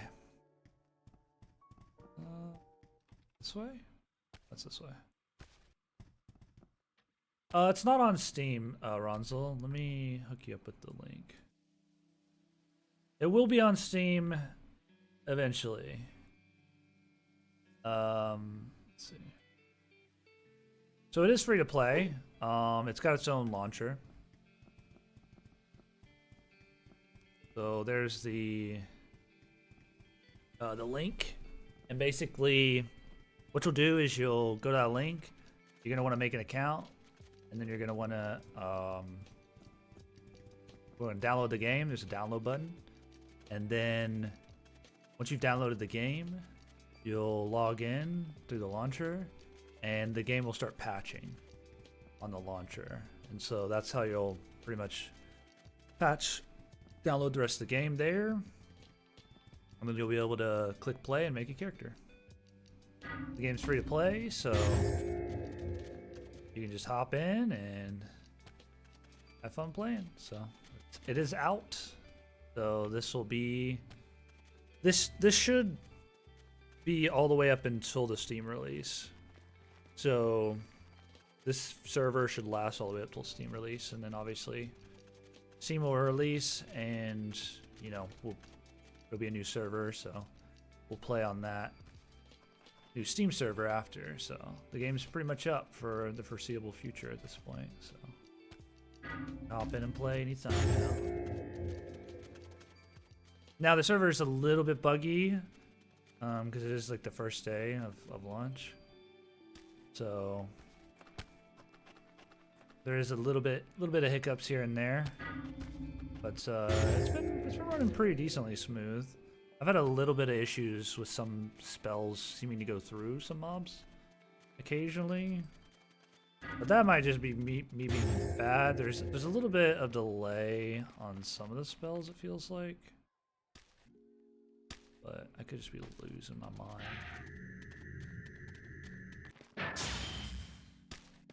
Am I supposed to aim lower? I don't know why I'm so bad at Be Gone right now. I think it is lower.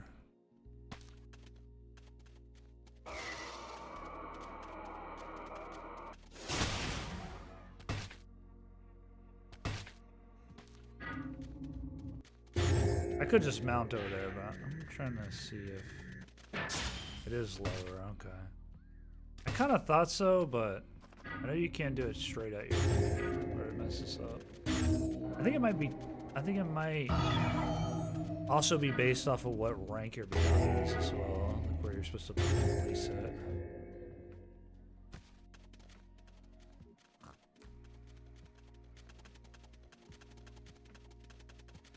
See if we can find a bit of a straight spot.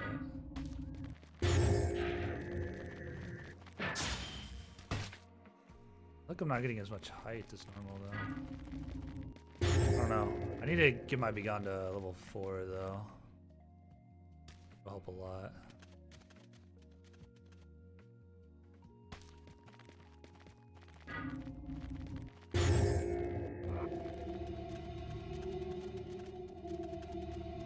Yeah, let me know if you need any help, Ronzel, getting started, or you know, if you got any issues getting the game or anything like that. Let me know. That was a little bit better. Oh yeah, I'm supposed to go around this way. I suck at bunny hopping now. It would help if I had like a little bit more height, because then I'd have a little bit more time to actually time to jump. I can get up right here. maybe get up right there, to be honest. I think I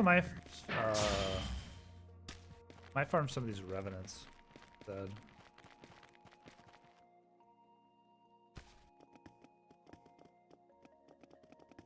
This looks like you might be able.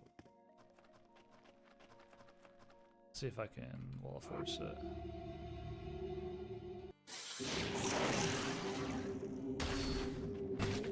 Here we go.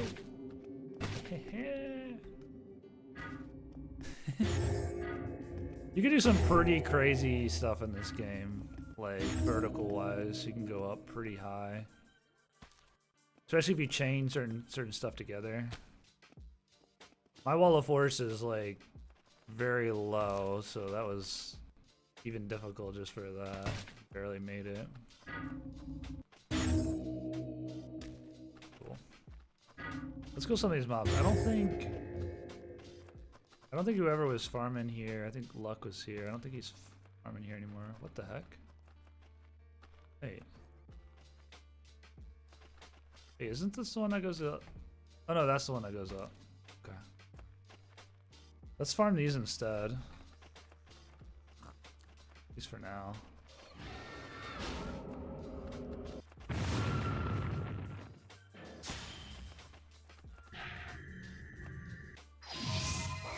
That rules, yeah. I wish I could show you a little bit more of how that works, but my spells are pretty low. I guess I can show you one thing. Now, let's see if I can do it. This wall would be a pretty good spot to do it. So what you can do is you can put your wall of force, like let's say this wall was like even taller. You could put it like maybe here, and then what you could do is you can blast yourself like this. And then you can do explosion, take it even higher, and you can do... Oh, I messed it up, but you get the idea. I could have landed up there if I had been holding forward. But think of that, but on like a bigger scale. Like you could go way higher than that. It's just my spells are kind of weak. The spells I need to use to do that.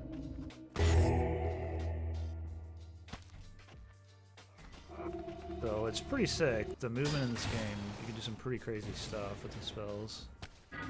Especially vertical. You kind of can horizontal as well, but it's more of like you go forward and you bunny hop to get kind of momentum and to get distance. And bunny hopping, like going horizontal usually results in like losing, like taking damage.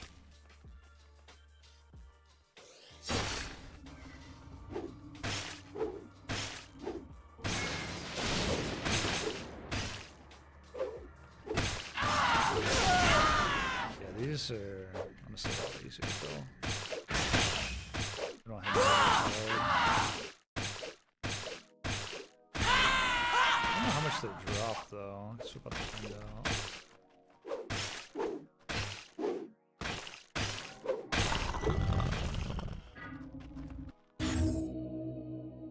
Oh, they still drop 100 gold?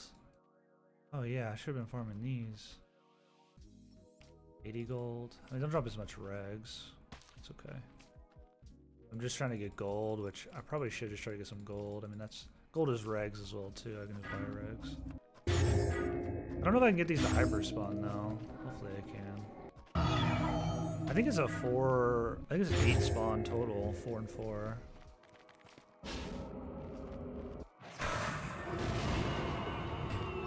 Need to level up this. Need to level up Stormblast and be gone.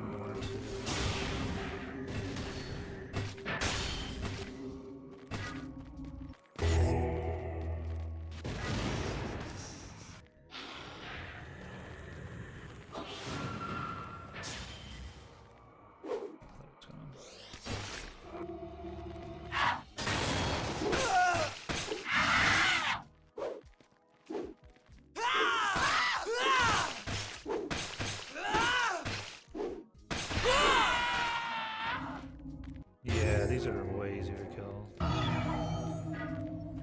They're just easier to hit as well. There's also like much more terrain to work with.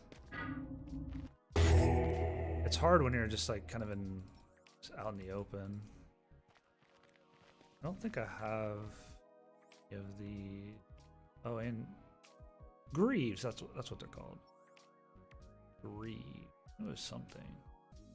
Now we got a bit more protection overall. We got like 9 unholy, a little bit more melee protections. That's probably why this feels a bit easier as well.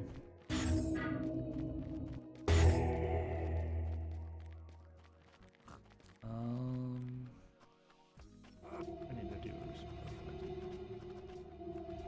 they spawn in here? I gotta figure out where these are actually at. This place is like for a giant, so crazy looking. I can fit on the shelf.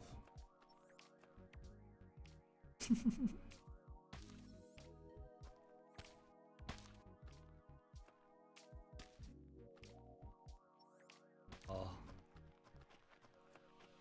Alright, where are these? Where y'all at? Should be more than that. There should be 8.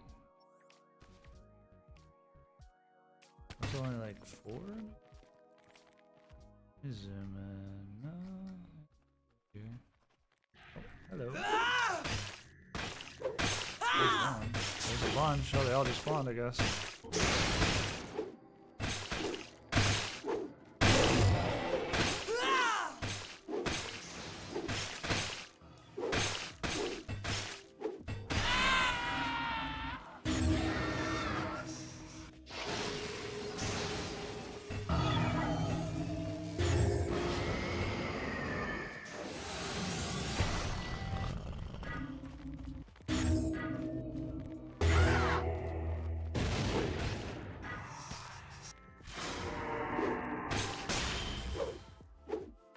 Man, it's so much easier to hit like a bigger mob.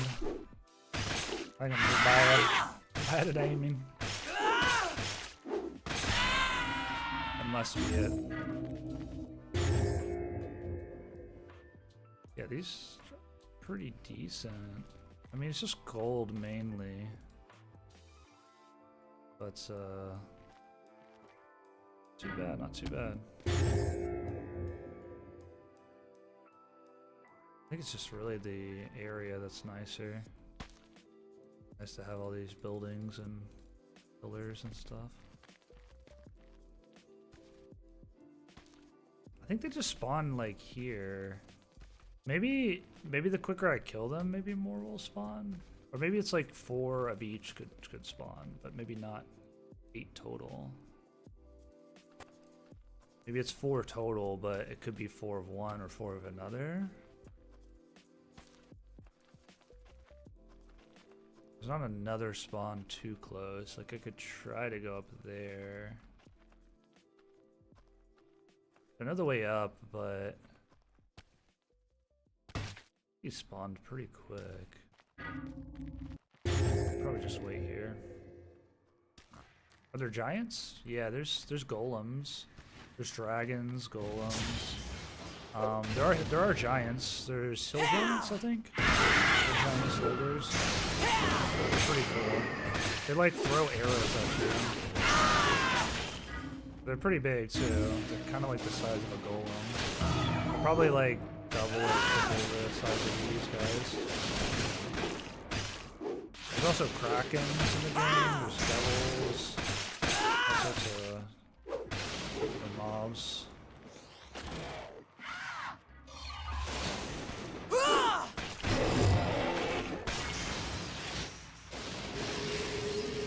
There's also champion champion boss spawns, and they're basically like kind of like world bosses. Usually you need like a group, I think, to do them. I don't think I've ever done one of those. It's kind of like, I think there's like stages to fighting them. I don't know exactly how they work.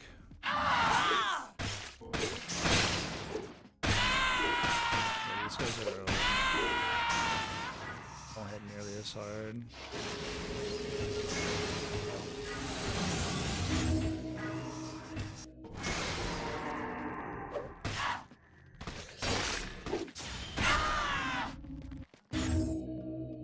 Yeah, I think it's just 4, but I might, if I'm killing them quick enough, I probably get them to spawn faster. That was 5. So maybe it's increasing the amount that's spawning each time up to 8. Maybe they don't spawn faster, but maybe they spawn more each time or something. Remember these mobs? Yeah, right?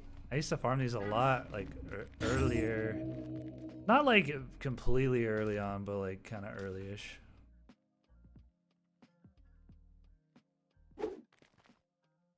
Oh, really? Is it super loud? Okay.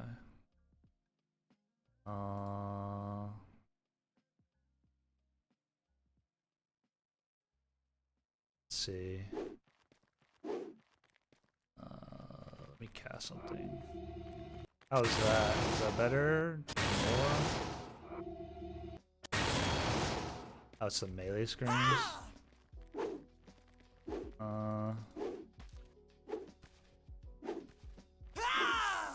Is that better? I guess I need to keep talking to really know if that's better. They'll have to do the melee scream too whenever they get hit and stuff. I can turn it on more though if I need to. I guess maybe I should look. Oh, I see. Yeah, it is creeping up there. Let me see. Let me get the melee scream again. Yeah, I see what you're saying. That is still pretty loud. Okay. I'll turn it like much more down. What about that? I can still go lower. I went quite a bit more lower.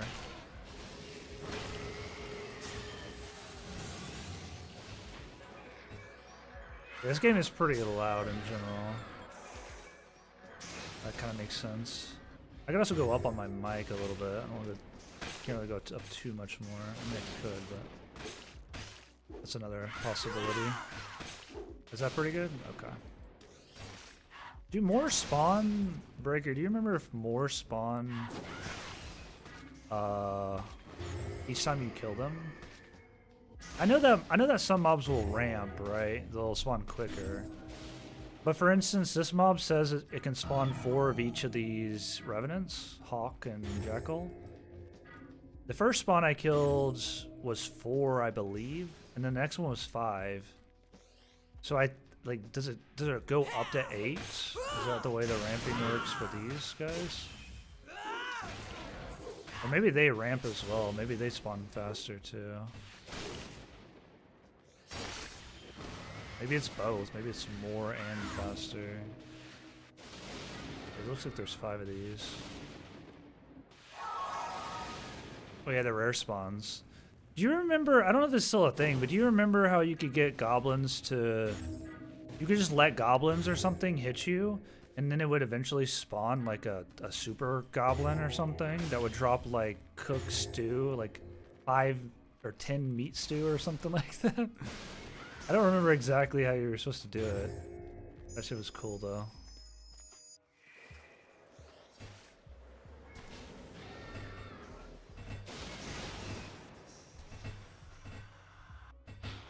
Maybe I should turn my mic up a little bit as well. Oh.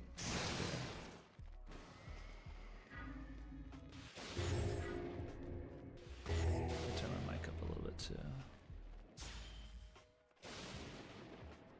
There we go. I'll turn my mic up a little as well. They had a rare spawn. Yeah, they leveled up. Yeah. I also remember the little, what was it, brownies or something like that? The little, like, microscopic little dudes. Weren't they like little Ewoks or something? And you would just like let them hit you endlessly to level up your defense. Yeah, letting them hit you. That's what I thought too. Letting them hit you. I figured that's what it was. At least for the goblins. I think others did that as well, but I don't quite remember which it was.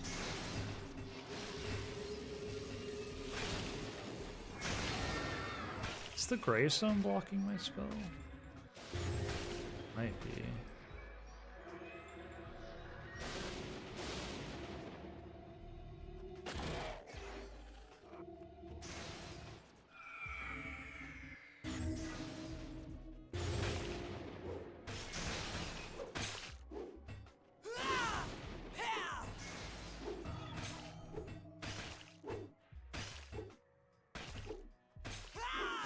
Yeah. I don't think you have to level defense in those skills anymore. I think that's just part of the game now. Not even like a stat, it's just default maxed now. Which is good, because that was like such a pointless thing to do. Some stuff was a little bit pointless to have in the game. It's cool that you could level your defense or whatever, but completely just a time sink.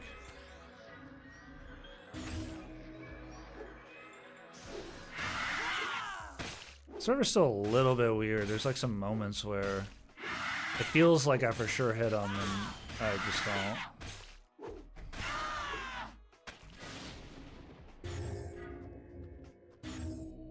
Oh yeah, the dot. That's what it was. I couldn't remember why you did those specifically. Those are cool though, nice.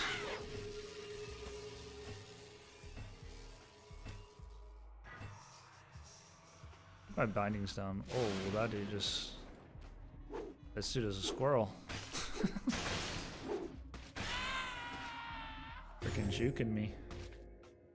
They usually don't drop off the cliff.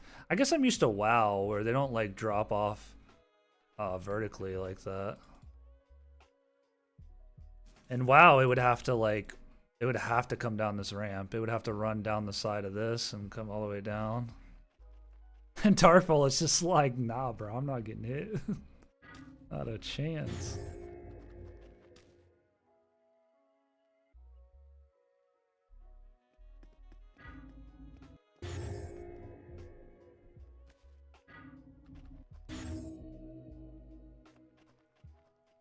But yeah, I think there are some hill giants nearby. I know you're talking about giants.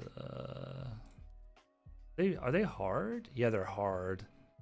Honestly, I'd probably get clapped up by some some hill giants. I'm not gonna lie. I thought there were some around. I'll probably get just beat down by hill giants right now. So we'll have to we'll have to do that another day. Server was not working for me. I haven't really been leveling my arrows. I can shoot a little bit. I think I have some arrows. Yeah, I got a few arrows. I was having an issue a little bit here and there where I would shoot a projectile, like a bolt, and it would straight up go through a mob. But it might have been that specific mob. And I don't know. Sometimes a spell will also like you'll release a spell and it'll just like not appear and then it'll like teleport and like you'll get to see the effect of the spell hit the ground. You won't actually like get to see it, like the trail or anything.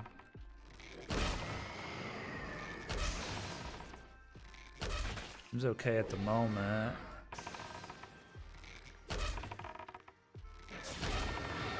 Me. Yeah, looks fine trail-wise. Well, earlier the server ping was like through the roof for like 30 or 40 minutes or maybe an hour. So it might have been that. The ping was like, I was like up to like 500-600 ping at one point, almost 700. But it finally like stabilized after like an hour.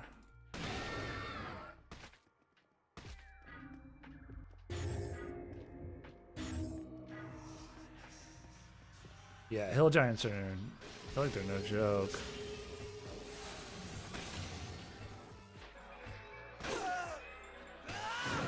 Arrows seem pretty decent.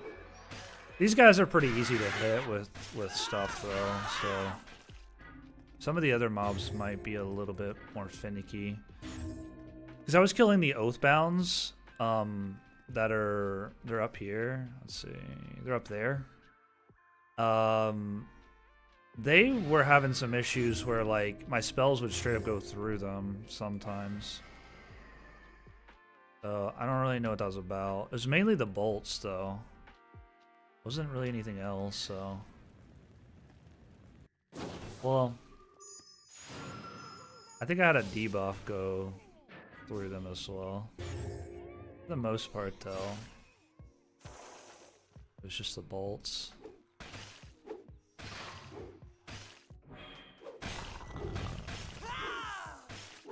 These are pretty good farm, though.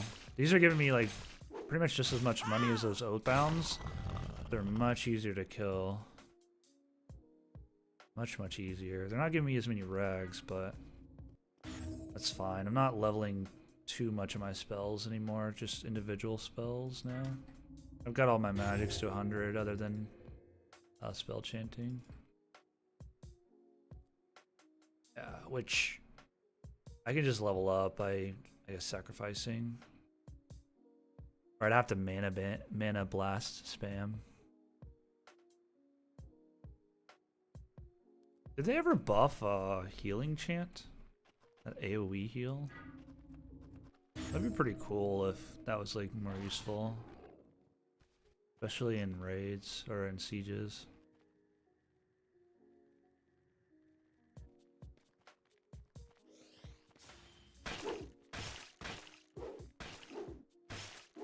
But yeah, I saw it was Luck was here farming these. That's actually why I went up to the Oathbounds, because he was here farming these guys. I think it actually might have been him because he had his classic like balding haircut and stuff. I have no idea though. It's hard to know if like people think it's the actual person or not.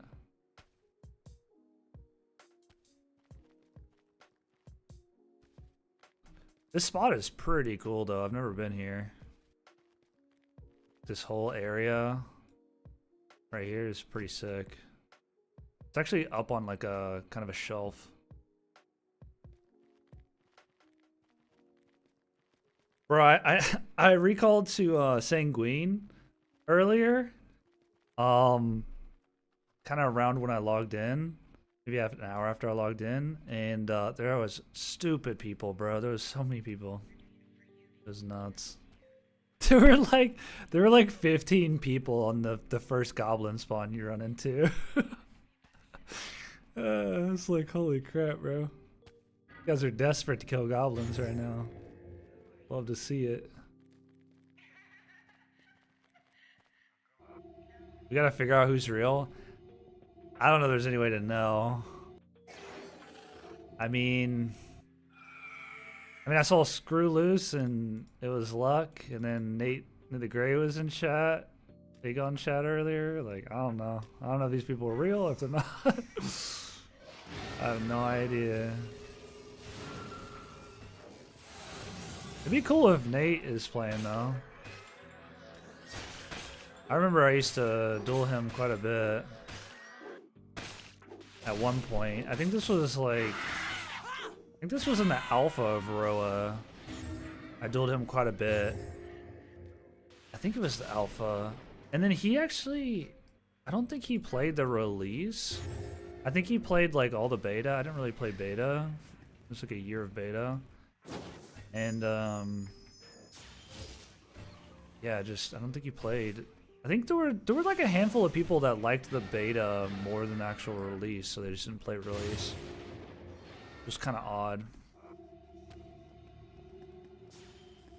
There must have been something though that they liked about the beta but not release. You guys have freaking confusion. Oh, and Witch's Brew.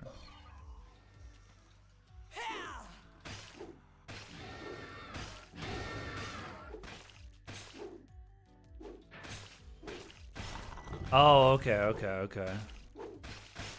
I wasn't sure about that either. I couldn't remember if they were the same. I don't remember what Nidhogger's like what do you call it? The first name or whatever? I can't remember what his first name was called in the game.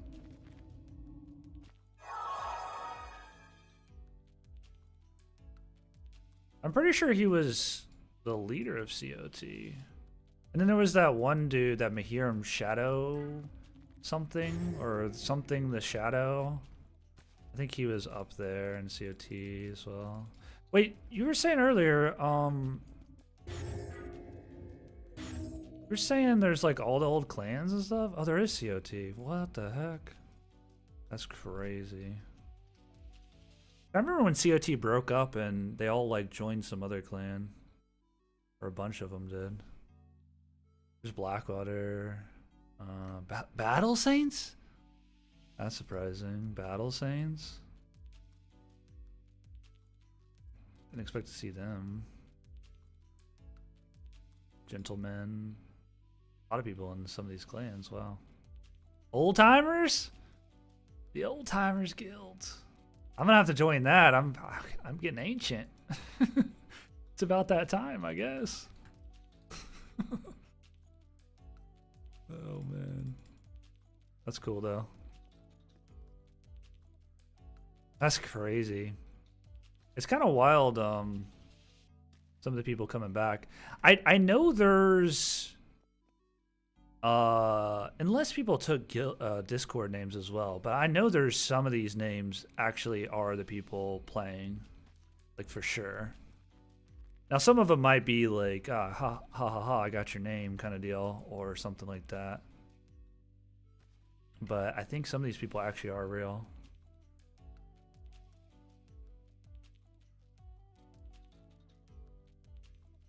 Fenrir, yeah, like a Fenrir or something, yeah. Shadow, the old mage guy. He was a Mahiram. It was like something the Shadow or something like that. I don't remember what the first name was. But everybody called him Shadow, I believe. Or maybe it was like Shadow the Caster or something like that. I forget quite what the name was. I just remember him because I think he like gave me some advice on what spells to level or something like that. Which ones to focus on and stuff. I can't remember though. Yeah, the Shadow, yeah. I feel like that's what it was. I don't remember what his first name was though. Yeah. Well, we used to run a lot of team duels and stuff with them. COT.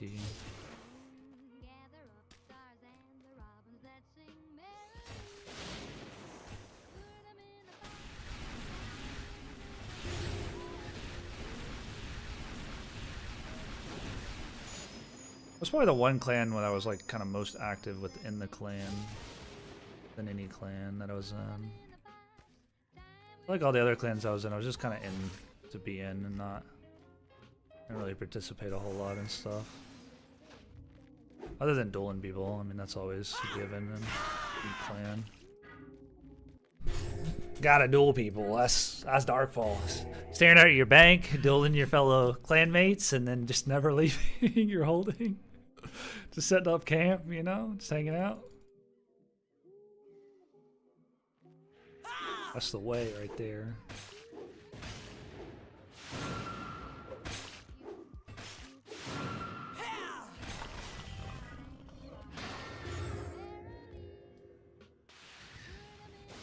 Yeah. Well, I remember we joined the guild as destroyers because we just didn't have our spells leveled like at all. I mean that's kind of like after we joined, that was kind of when I really started to try to level my spells. So far behind though. It was towards the end of Darkfall Online, I actually did have most everything leveled. Not like to a crazy degree, but to a pretty viable degree. But then it was like too little too late at that point. Which is unfortunate. That's just the way she goes.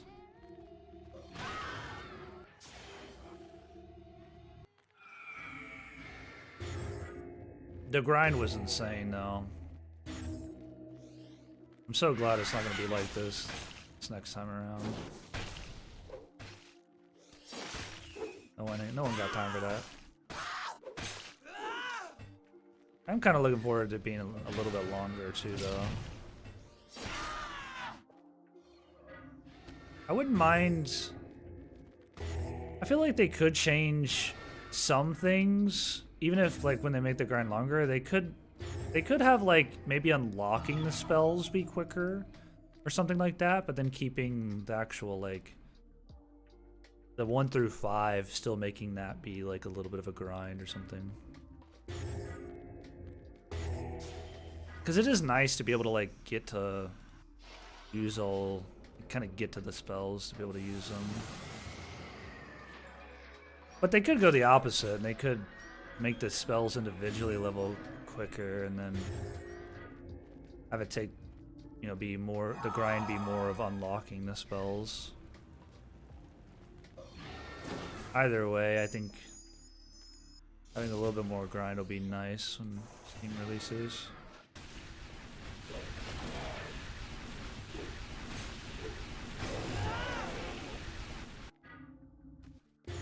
I'm starting to get my bindings down decently. I still have to switch a few things around. I'm liking it. Game feels pretty clean and crispy. I feel like the servers kind of, it feels like it's getting smoother and smoother as the more I play today. I don't know if it's people logging off or maybe they've restarted some of the server spawns or something like that. I think they can respawn or restart like individual tile servers and stuff, like maybe it's like groups of tiles. I remember there was a post, one of the devs posted about the amount of servers they have, and it's like 50 something. There's like the loot servers, the mob spawn servers, there's like, I guess those are under like the AI servers, the world server, like just all sorts of different servers. It's kind of interesting how they're just somehow shoestring tied together or something. I don't know. I don't quite know how it works. I'm sure it was like such a hard thing to figure out how Darkfall works from that end. Also, apparently back in the day in original Darkfall, there were no tools for devs. Like they had to literally fly around. So if somebody was fly hacking, they literally had to like also fly hack. They had to use hacks just to catch up to the person to be able to ban them manually. They had to like literally like get to them and ban them. They couldn't just like type in their name or something. They just, I guess they had like literally no tools to do anything moderation wise. Which makes a lot of sense how people just, you know, just basically cheated, like duped and all that stuff, and just basically did a whole bunch of different cheats and hacks. It makes sense that how that happened now. There's just no way to ban them. No way to actually catch them. Fly hacking around, playing a game of tag with the mods. Like, what the heck?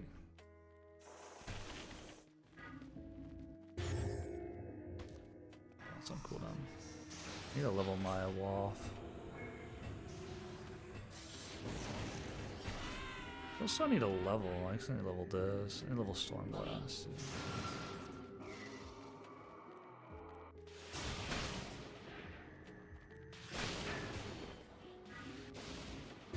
I'm not sure if you have to actually hit Begone.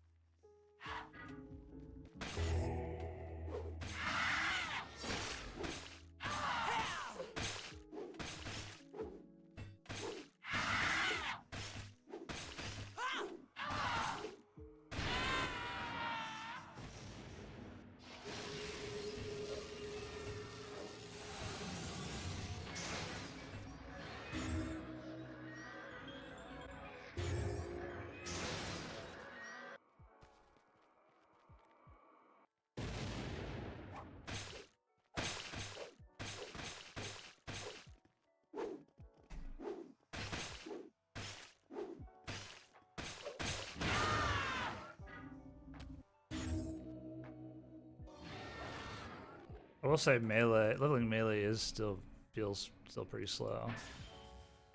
I'm sure it's not, but feels like it.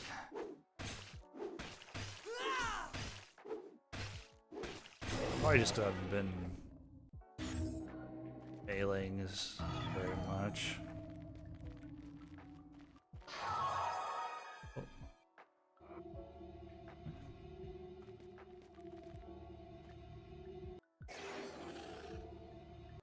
Yeah, they had big on before. Okay, I thought so, but I know like you don't have to hit confusion, or I think you have to hit storm blast too, right? Or I know that you used to be able to hit yourself, and it would still give you some experience credit. I don't know if that works for Storm Blast, or I mean, you can't really hit yourself with Be Gone.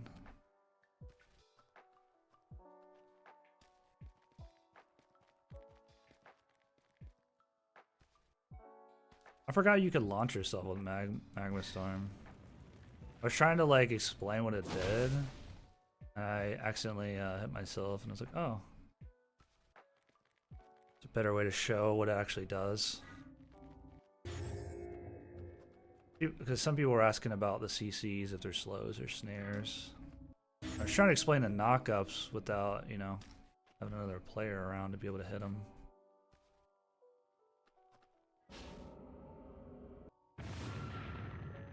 All my buffs are leveling up. Level 2. It's dope.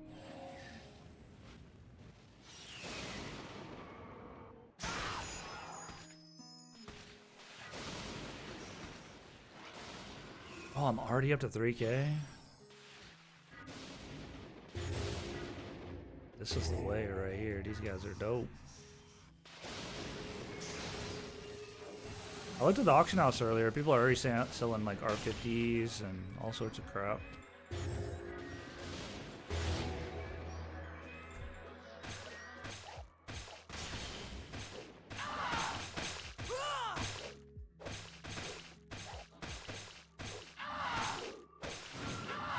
Knives on an Alphar is like the range is nothing.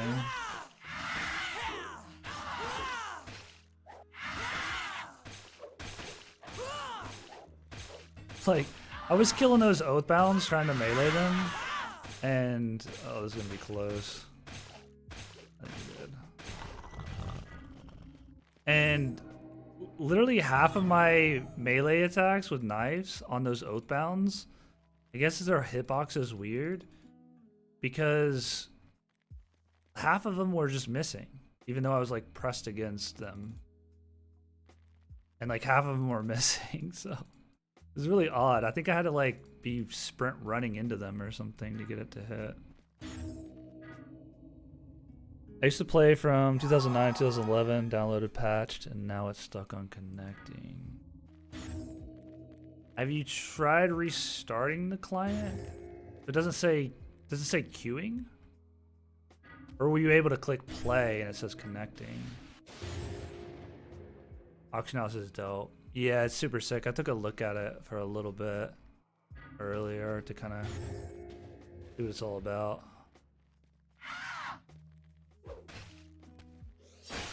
Because I really didn't use it much at all.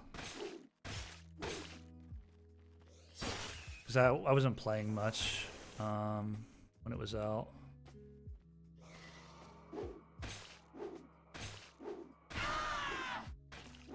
It hangs up when trying to connect. You, if you're in the Discord, you could ask in the Discord, like general chat, and maybe like one of the devs or something might respond, or somebody might have a similar issue. You could try running it as administrator and trying to restart it like that. Oh, I just lost connection. Oh, you know what it is? I think the server just shut down. Or just crashed. Or maybe I just crashed. I might have just crashed. You took my spot. You booted me out. You booted me out, bro. Oh gosh. Hey, you can have fun. You can play. 2 seconds after you got in. Well, now it's a race to who's gonna get in. That's bad timing, though. Yeah. I think that was only the second crash, though. The first crash was like pretty early. When I hopped on earlier. And it's been running for 5 or 6 hours now, I feel like.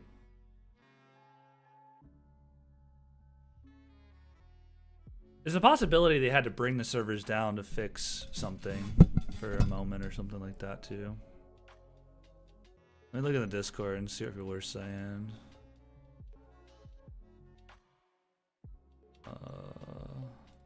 Everybody's panicking.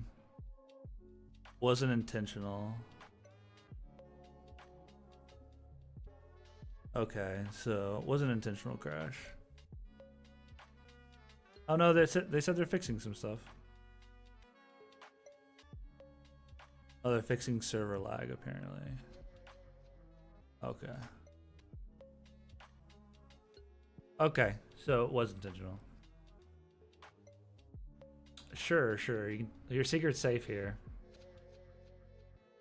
Makes me nostalgic for revenge shrines. Bullshit. Bro, the troll. Tassos the troll, bro. Oh my gosh. Oh man. Adventure Shrine, bro. That was the company for sure.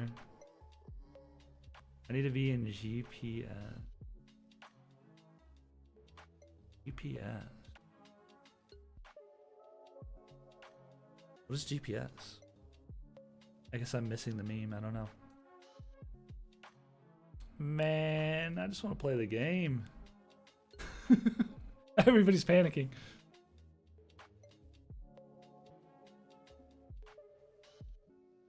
Oh, okay. I think I've heard of that. Notorious Trolls, okay. The name sounds familiar. That's funny though. Dude, I just thought of something I haven't thought about in a long time. There used to be somebody who, this was in Chillborn. This was like, I feel like I was pretty new to the game or something because I wasn't like brand new, but no, it wasn't Chillborn. It was Copperdale. There was somebody that hung around Copperdale that was like really geared, and he would just hang around and protect noobs. that was his thing, and I remember it. I don't remember what his name was. I just remember that somebody was just like hanging around and protecting noobs.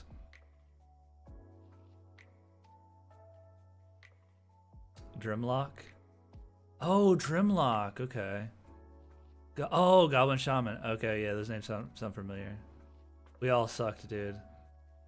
I'm trash at the game. I've always been pretty bad. I got a little bit better in the alpha of Rise of Aegon because I got to really utilize and do a lot of duels and get a lot more experience. But I'm still pretty bad. I'm terrible. I'll never claim to be good at this game, but the game's fun. I don't care. I remember that dude too. So my original name in OG Darkfall, probably, like, I swear nobody remembers it. My name was Dockster Z. That was my original Darkfall name. I used to go by Dockster. Like in a lot of different games.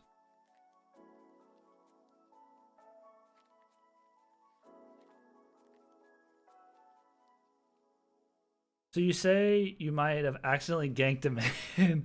How would you go about getting some reputation gain? Yeah. So there's chaos cities, and they need to fix this. But if you go to the map, there's actually not a checkbox for chaos cities. So at a chaos city, there'll be a chaos church, and you'll go and you'll pray there. I think it used to cost 2,000 gold. But you can live out of Chaos City, so you can buy in there and you can farm around the area and then get yourself some money. I'll even come trade you some money, bro. Like, it's fine. if you really like are struggling, you want to get back blue. um.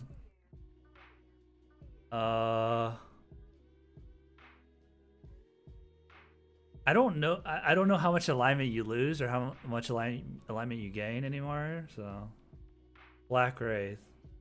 I don't know if I ever saw you. I was mainly a solo player, so like I was just living on the outskirts of society. I didn't really join any big guilds or anything for a long time either. I was very scrub. I didn't play for like. I played for like the first 3 or 4 weeks of the game when it first launched, and then I stopped for about 5 or 6 months, and then I really started playing from then on out. But yeah, I was like a relevant person. And then in Rise of Aegon, I was Wookiee Hayes. That was my name. I was an orc. But yeah, your name sounds familiar, but I probably actually saw you back in the day in game. I'm just a very forgettable person in game because I'm terrible and I don't really PvP or anything a lot. I was just trash. I just PvE'd. And I was behind, so I was just always farming mobs and stuff like that. Static map locations. Yeah, there are specific spots on the. Oh, I can show you. I can show you where they're at. Let's see. Let me bring up the map. Let me show you where they're at because they need to add that to the game.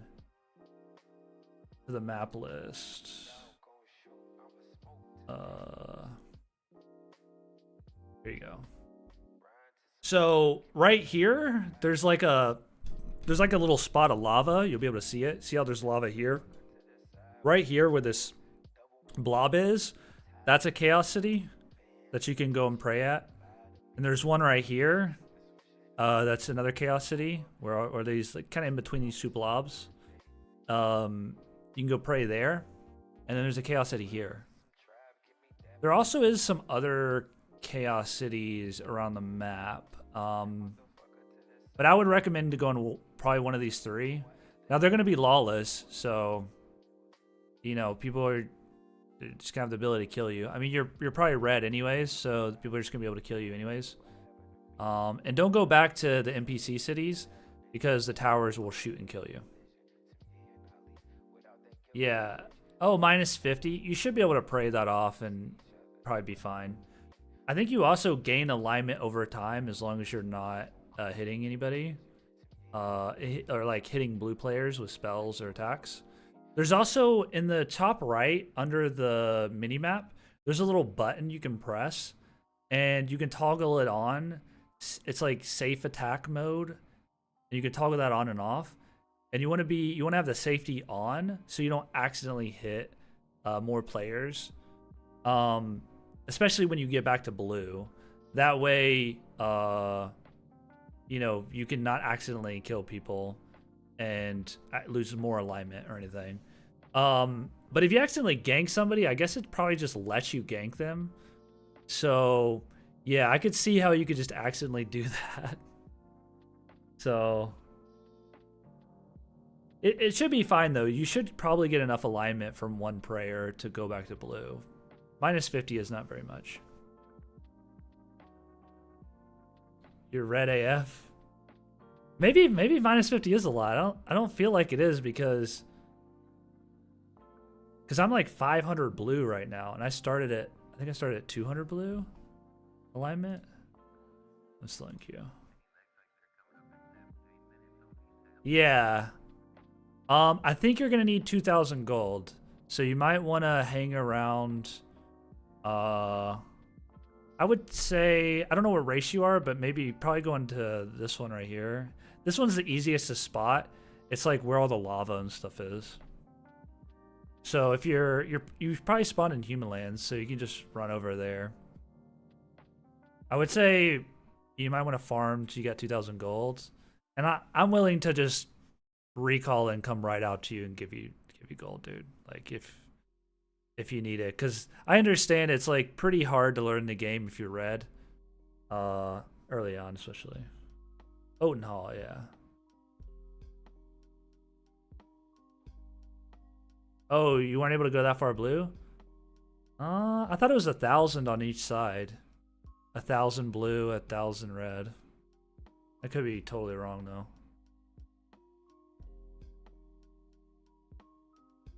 Yeah, it's definitely exciting, Sai. I'm stoked for it. You were super scrub too? Yeah, I was super scrub. I think I just played so much solo and just like kind of loner status for so long that it was really more towards like the middle to late game of the original Darkfall where I really started like even really learning much about the game because of joining guilds. I would highly recommend just joining a guild. I mean, if you like playing solo, then you could totally play this game solo. I've done it for years and years.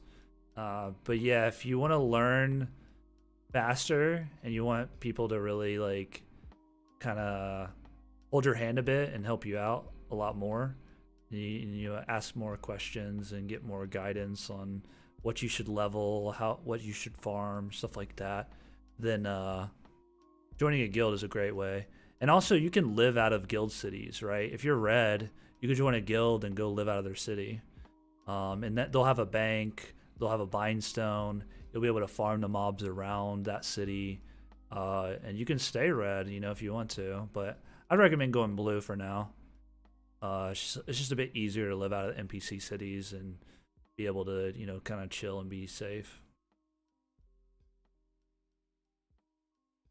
Yeah, you might not have gone up. It might not have gone up to 1,000. I don't know. I think there was a time where it only went up to like 100 or maybe 200, but I think it changed to go up to 1,000. And red, I don't really remember. I think you could go pretty deep red. I think red might have always been 1,000. I think it was like red was 1,000 and blue was like 200 max. I feel like that sounds right. And then I guess they allow you now to go to 1,000 blue, so I guess you have more of a cushion. Oh, it's back up. Oh, nice. All right, get in quick, or be left behind.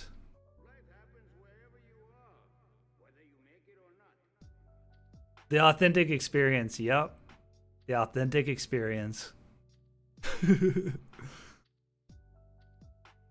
I'm pretty sure this game restarts every night, right? Server. I think Darkfall is a restart every day type server.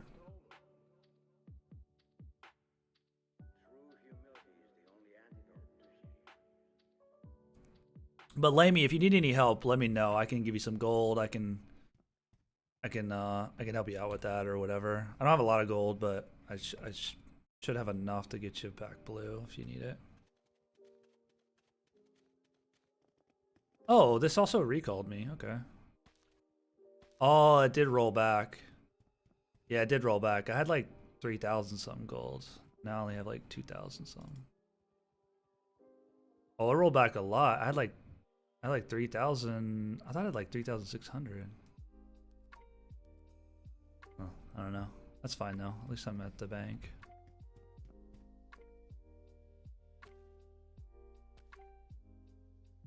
I think you were red. Yeah. I think that's why it was 200. Because it was like... I think it was like 50 or 75 or something if you killed somebody, and then if you ganked them, it was like that puts you over the line.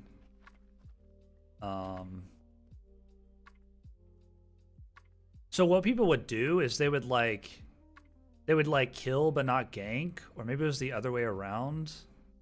I think it was, yeah, I think it was kill. I think they would kill you and then let you bleed out instead of gank, especially if it was a 1v1. Like a situation where it's a 1v1. There was some way where you could like kill somebody, and as long as you didn't gank them, then you were good. You wouldn't go red.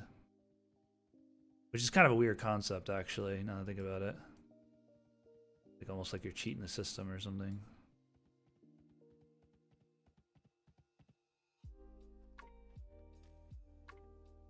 That's cool though that maybe you have a bigger cushion now. Also, I don't know if you have to be blue, but you get alignment slowly over time as well now. I don't know if you have to be blue for that to start, but I started at 200 and I think I got up to like 250, 260 maybe. And then on Sunday, and then I think all of this time was when the servers were down, it still kept progressing. So I think you get it even logged off, you get that natural alignment boost. I want to keep some of these. I don't think I have like any greaves. Gear actually it's bad, but it's like been kind of decent. We'll just keep some of this stuff. Not rank 10. These are rank 20. These are all rank 10. Put these in here and kind of swap these. Oh, that's way too many.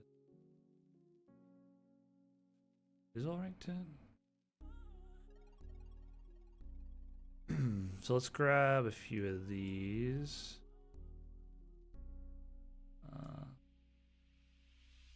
Holy staffs. Oh wait, this is not. That's not the bag I want to do. And then let's put all these in here.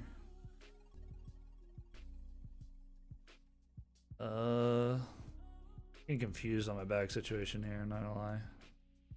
Okay. What am I looking at? Okay, this is my loot bag. It should be good. I'm good staff wise. I moved to the town you're in, Breaker. Seems to be a little bit more convenient. I do wish you could like open your loot bag, like there's a button for your loot bag, maybe attached to your backpack or something. I feel like that would be a nice small quality change. Cool.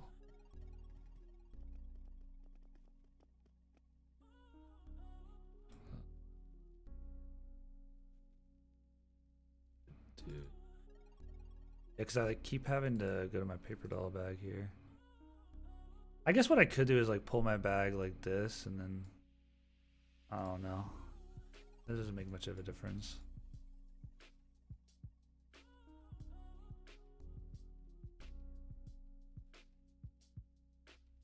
Bang. This back in the like there. Okay. Let's go get some regs. Down here.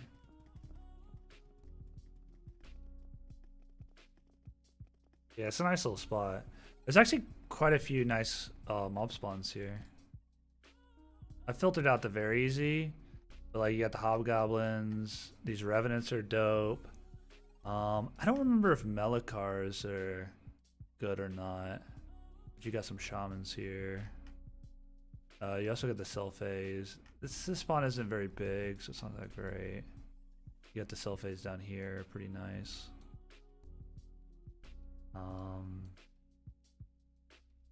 See some troll lords down here. It's not too bad.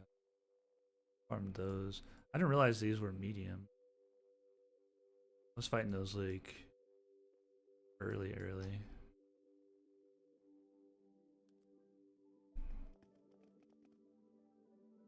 It's a little bit confusing, but now that I've got it down a little bit more, it's pretty little city.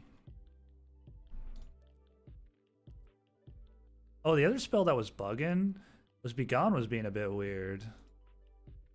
But like sometimes it would do that thing where you'd fire it and then you're like the projectile wouldn't appear and then it would just like hit the ground like a second later. It was like making it almost impossible to be gone anywhere. That's probably good. I'm not using too many spells now. I'm using just a mixture of everything.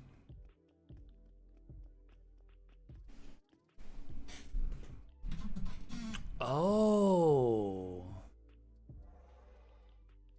that's a good point. They should add that. It would probably be right here.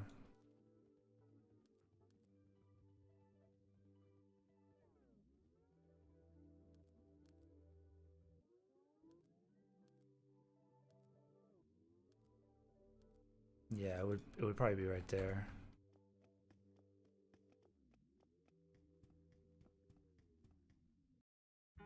Sounds good. Catch you later. That would be a good button though. We should maybe suggest that actually. That would probably be an easy way to do it. Wait. Hold on. Oh, I thought it might act like this. Or I could right click it and like bind it to a key. Oh, that would be insane if you could. There might be a binding for it actually.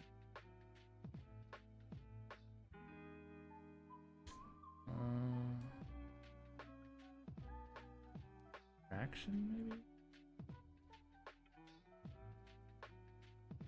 Oh, I completely forgot to order food earlier. Man.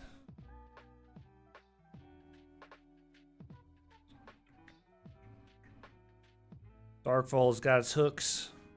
It's hooks in me. I could make a sandwich if nothing's open. We'll see. You can order like a little burger or something though.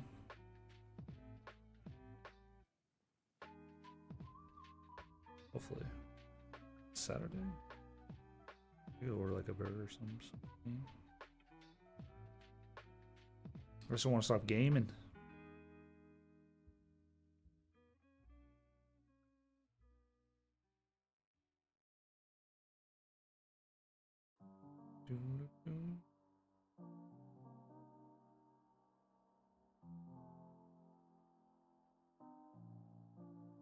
Have one of these burgers and a meat.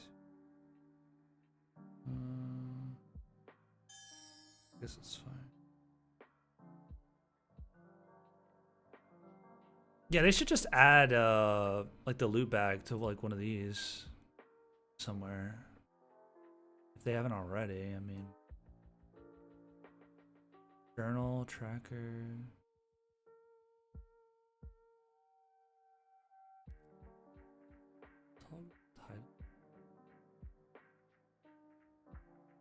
Paper doll toggle.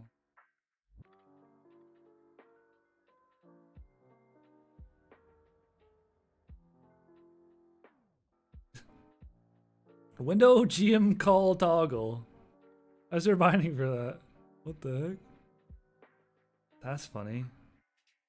Yeah, they should have it right here. Backpack toggle, loot bag toggle. That would be sick. Should tell them to add that. That would be fire. I'm assuming that's where it would be, probably somewhere in here.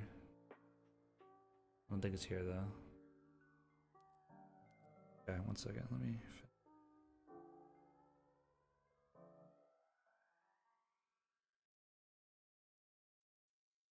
That'd be so sick. Not gonna lie.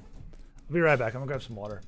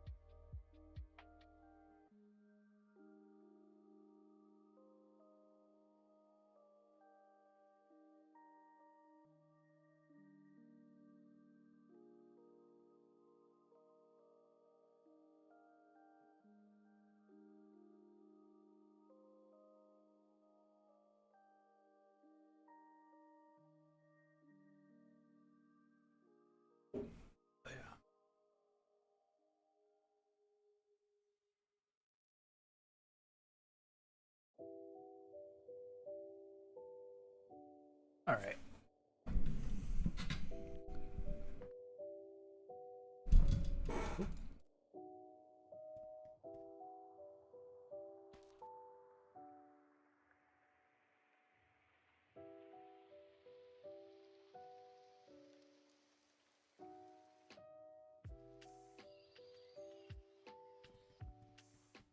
Right.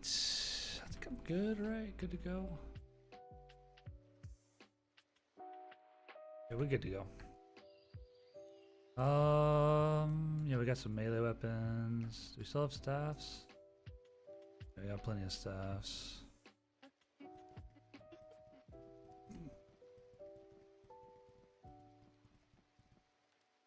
I wish we could go out that way. So.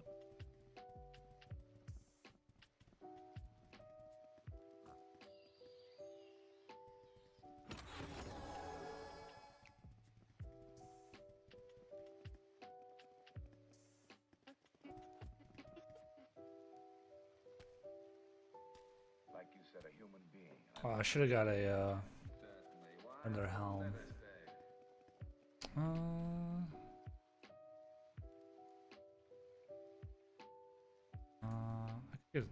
I could go back real quick.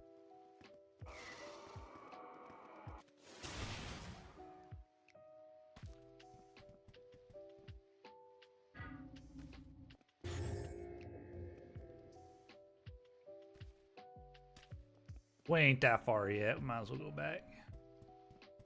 Get a little bit more gear on. I seem to help just kill stuff a bit easier, not take as much damage. Dude, I still get a little bit lost in this place.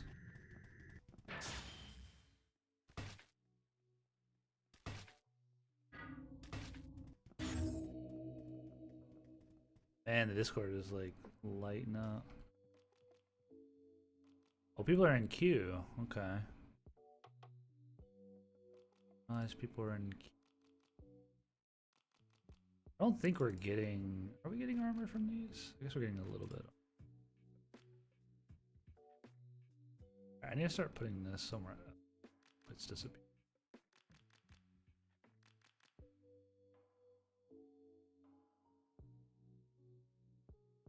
Boots.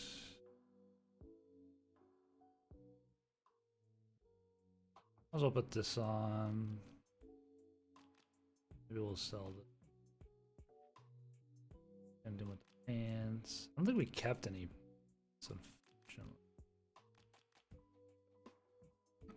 That's okay though. Hands. I don't think we have a lot of hands.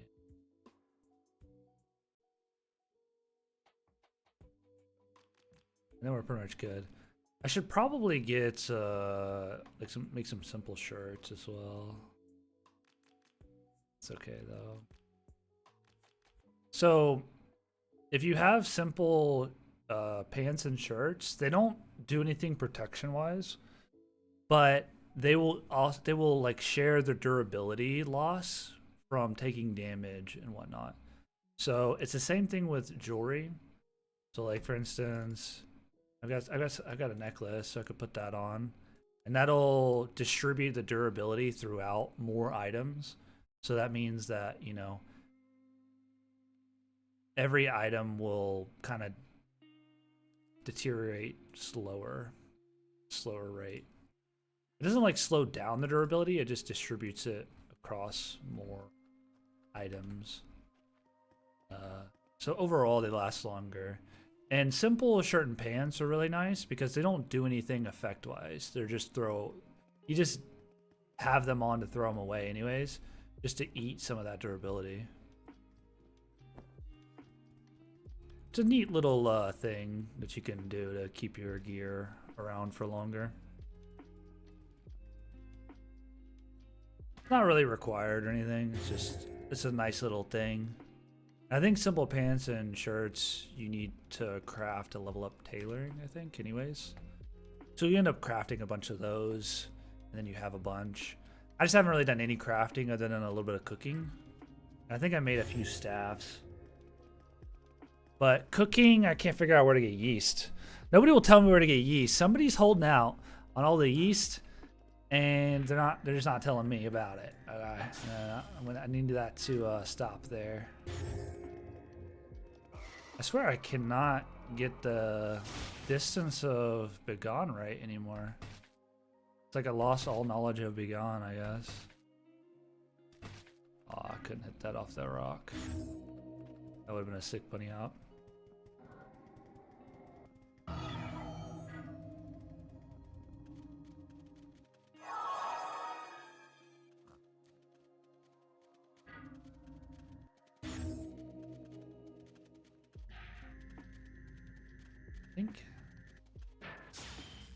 Yeah, I feel like that's it. I honestly think it's the... I feel like the spell is like delayed coming out of the staff or something. Like Begone specifically. Or maybe I'm just completely misreading where you used to have to put it.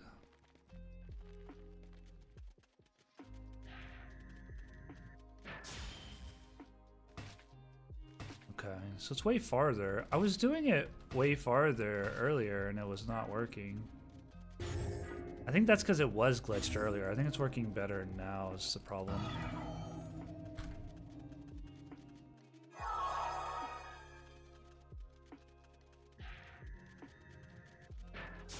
See, it is coming out of the staff late. Okay, I'm not tripping. This is being weird. It's not doing it every time though. Stormblast is a weird one. You gotta angle it just right if you want to go forward.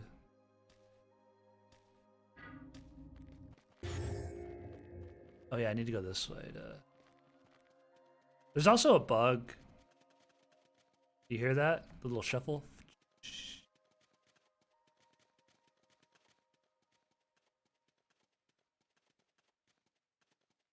I'm pretty sure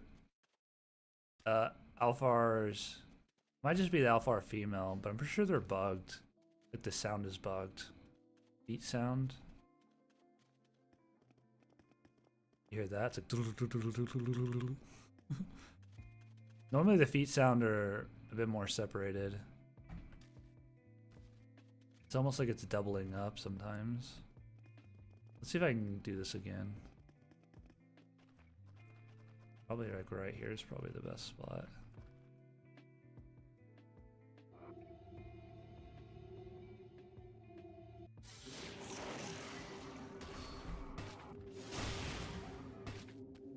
Oh, barely made it. Not too shabby. Couldn't buff up and... Sucks the server rolled back a little bit. We lost a little bit of gold. That's okay though. We'll just do some more farming.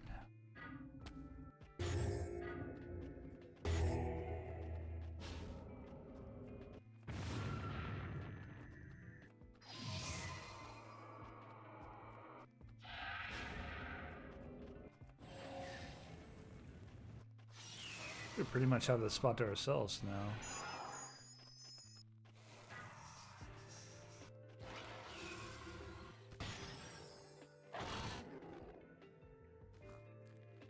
Hopefully we got enough food. Oh, a platinum vein. Don't mind if I do. Don't mind if I do. I forgot these existed. So you can actually find rare like ore nodes. They're kind of like chaos chests. They just spawn wherever. They're super RNG. That's the first one I found since the game's been out. So I thought that looked out of place.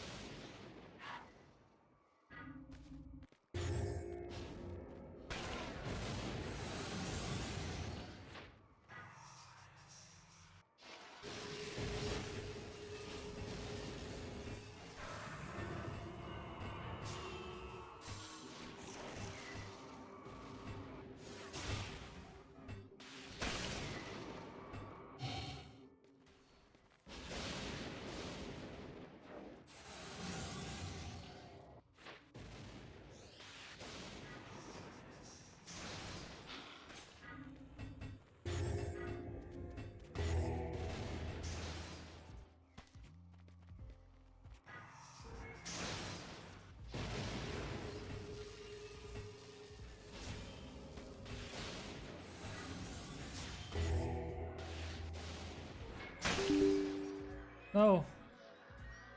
No. No. No. Is it down? No, it's down. It just started killing mobs. No. Oh man. That's okay. I actually need a break anyways. My food's almost here, so good. It's a good time to just chill, I guess. My food actually is here. Okay, cool. Good timing. I swear it wasn't me though. It wasn't me. Promise.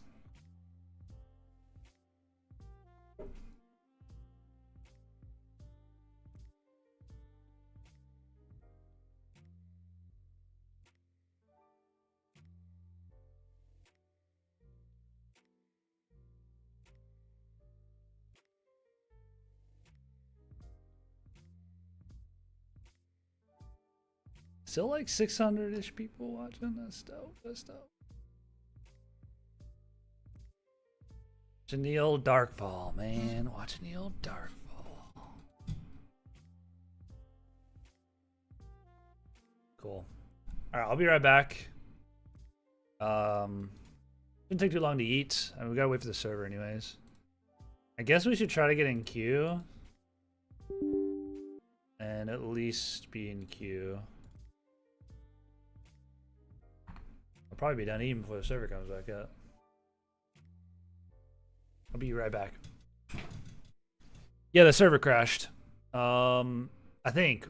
I'm pretty sure it crashed. Do they know it's a free-to-play game? Yeah, it's free-to-play. I don't know. I don't know what's going on with the server. This is like it crashed. Well, they actually last what 15 minutes ago. That wasn't actually a crash. They brought the servers down to fix something, but this one I think was a crash. I'll be right back.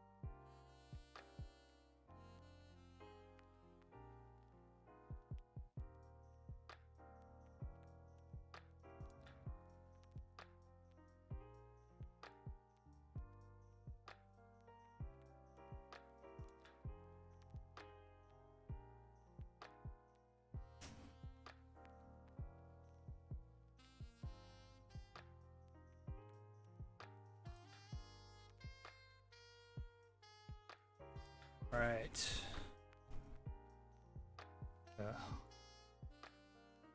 Okay. So this is bot views? What do you mean bot views? Bot views? What do you mean bot views?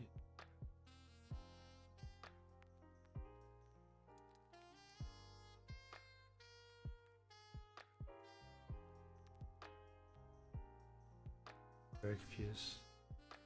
Oh yeah, I mean I'm a bot, yeah. We're all bots. We're all bots.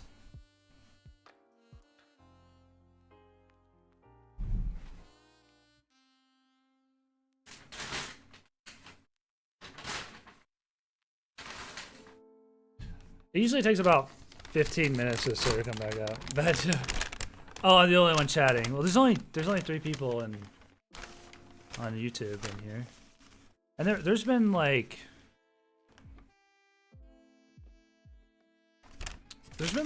probably like 10 people or something on YouTube chat. Like, let me see.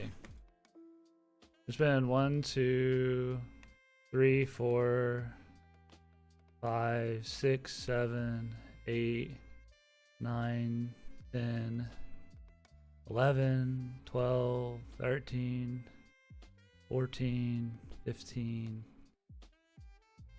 16. Wow, that's actually a lot. There's been 16 unique people chatting in this stream, but I've been streaming for 8.5 hours. But yeah, I'm actually surprised. I normally just stream on Twitch, but past couple days I've tried to stream on YouTube. I actually haven't been streaming in like 2 years ish, a year and a half maybe, and past like 3 days I've been streaming again. So I'm kind of surprised. I don't know. I guess the YouTube algorithm is pretty nice because I normally don't have that many like unique chatters and stuff coming in. I think it's mainly because people are seeing a game that they don't recognize and looks cool or something. Not really sure. My returning player? Yeah, so I played the original Darkfall and I played Rise of Aegon. I'm really bad at the game though. Not any good. So when it comes to combat or anything like that, don't listen to me. I can tell you the basics and all that. I mainly just PvE because I'm bad. Oh, logged me out. But yeah, I'm a returning player. My name in original Darkfall was Doxter Z. I'm like an irrelevant player, so I don't think anybody would really recognize that name. And then in Rise of Aegon, I was Wookiee Haze. So I never had like multiple characters or anything like that. Actually, no, I'll take that back. In Rise of Aegon, I did have a crafting alt. I don't remember what my name was though. I was like a dwarf. I don't remember what the name of that dwarf was though, but I only used them to craft. Just waiting for the server though. Wait for the server. My fellow Darkfall players, server crash again, make me sad. We're all sad. We're all very, very sad. Bring the servers up, please. I need my fix. Holy bonkers. I'm surprised. YouTube's like kind of crazy. Apparently. I don't even really upload videos or anything very often on YouTube. Like very, very, very rarely. I'm surprised. And I don't think I've uploaded any Darkfall videos on YouTube, so I don't know how people are finding my channel Darkfall wise. I guess maybe it's under like the game categories somehow people are finding it. I don't know. I have no idea. What's up, Alien? What about you, Green Smoke? Did you used to play Darkfall?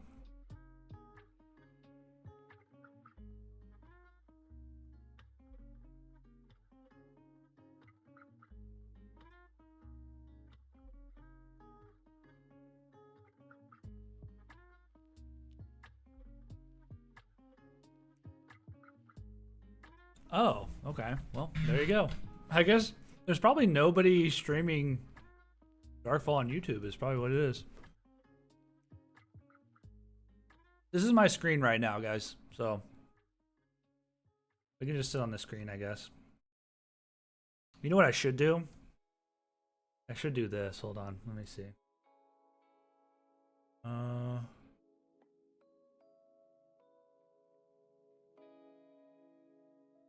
The display capture?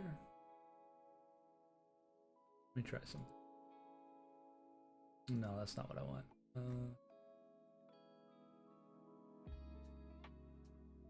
Maybe I can just capture just the lobby. We could just sit here and wait and look at the lobby. Can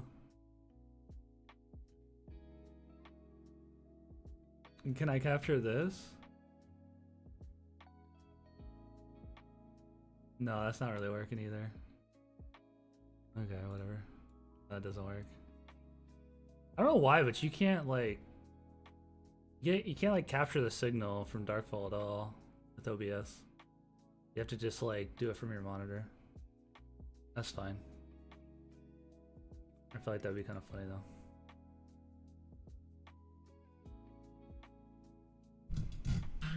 Oh, clan things. I see, I see, I see. This is Sparta. That's crazy though. Yeah, clan things is fun. I played a lot as a solo player, but I think I'll probably join a clan at some point or something. I'll probably just vibe out and, you know, I had some weird experiences with when Rise of Aegon first came out.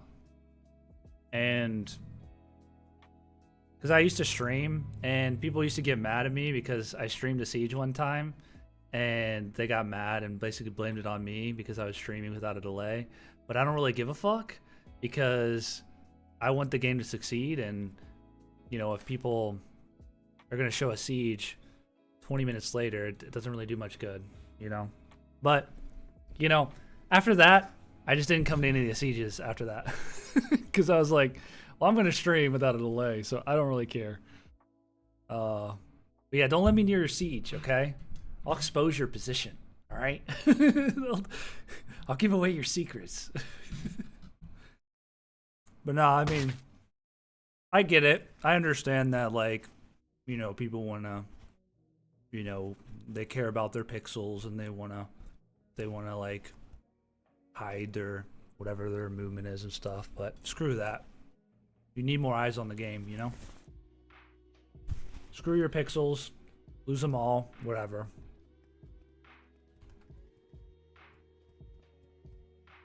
So what? I was soloing all day, just figured this time join somebody, see how it goes. Yeah, clans are fun. You can get a lot better in a clan too, like because you just get, you know, people that will give you tips and you get to duel a lot, and it's nice to have like your own little home to vibe out and stuff at. Oh, we got back in. I think I'm gonna wait around for a minute and finish eating, but give me like maybe 5 minutes. I'll just like quickly finish this food.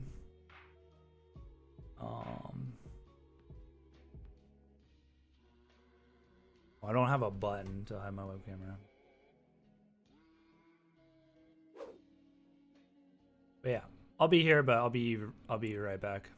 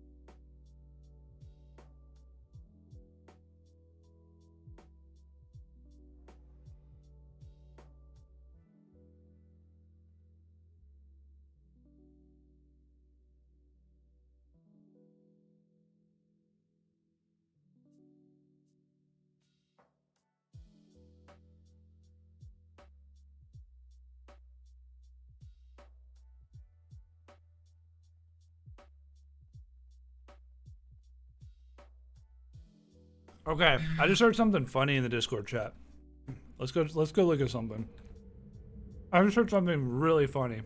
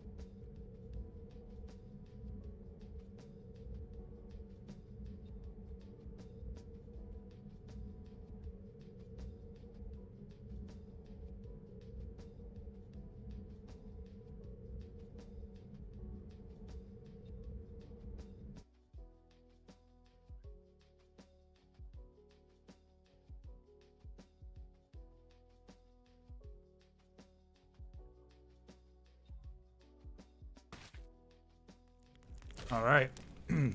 Apparently there's something funny going on here. Oh, he brought the plow. What is happening? Apparently everybody was stuck in a big meat pile. I wanted to come check it out. I think we missed it though.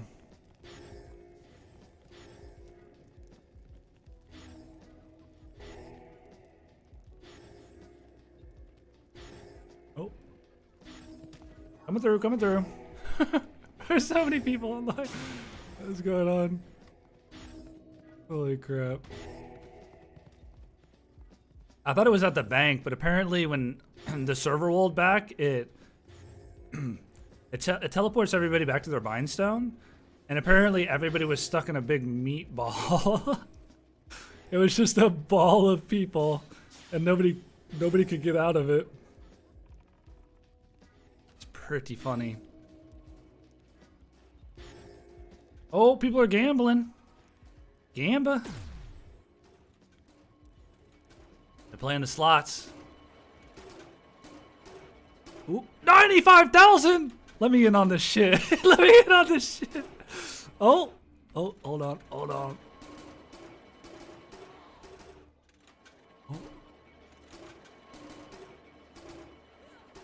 Oh, okay. All you, it's all you, it's all you. Okay, we gotta let some. Oh no.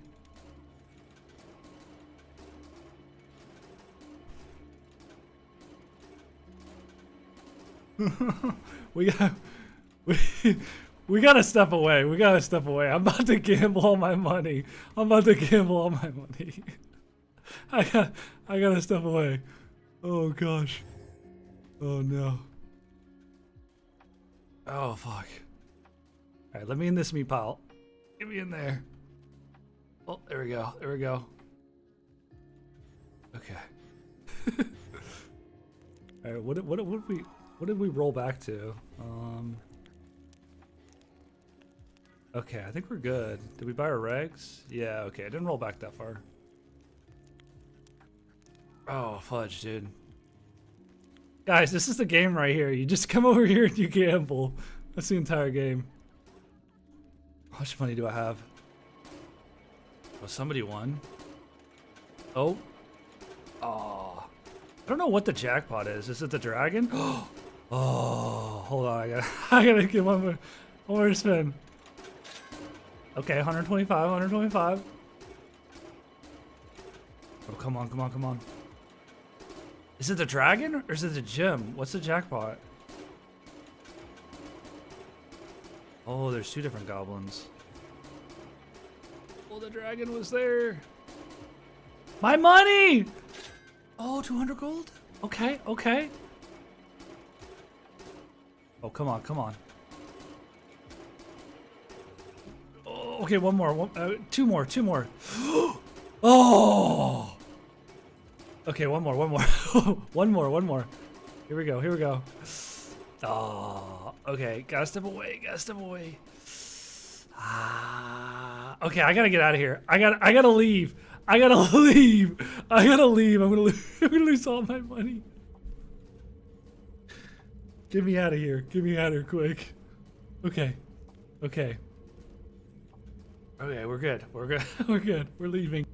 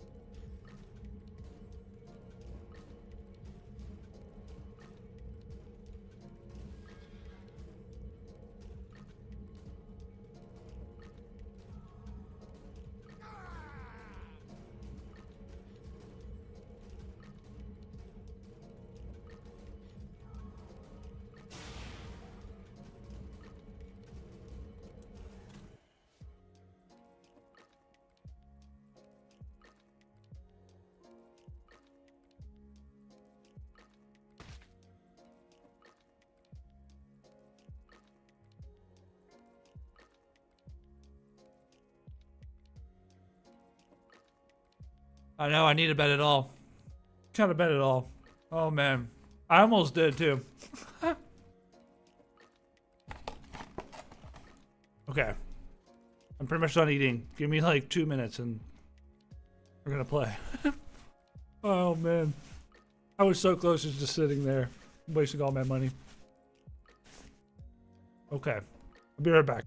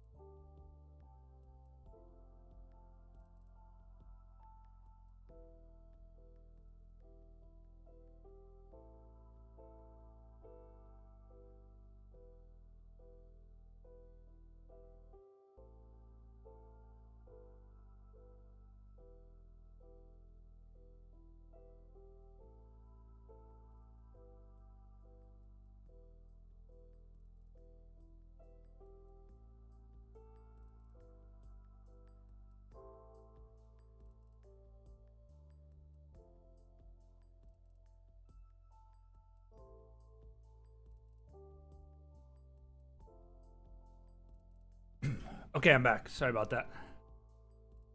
Ooh. Oh, COT. Oh, hello. Okay. All right. let's actually play. Man, I was so tempted to just spend all my money. I spent 2K like in the blink of an eye. Oh man. That jackpot, that was enticing. Almost 100K. I could feel it. I could feel the win. I had 2 dragons twice. Oh, man. Could have been it. I don't know if it's the dragon or the jewel. I'm not sure what the jackpot is, to be honest. What icon is the jackpot? Okay, so I think we're good to go back. Yeah. Wait, I might not have. Yeah, I didn't equip that gear that we pulled out earlier. It did roll back quite a little bit. Not like too crazy.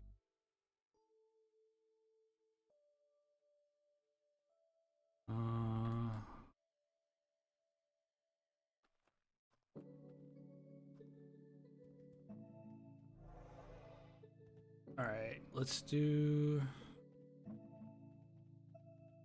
These are the only gloves we got.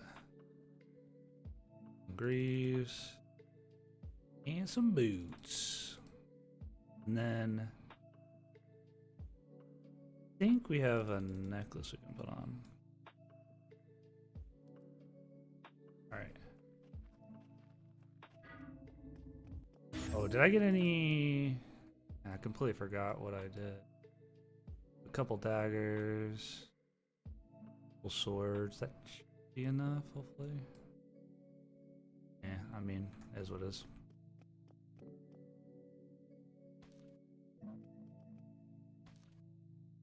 Yeah, I'll add you. Sure. Why not? I believe it's journal.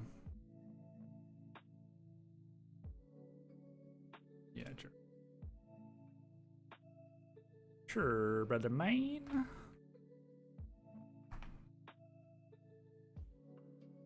I think it's weird the way I think you have to like search just the first name. Yeah.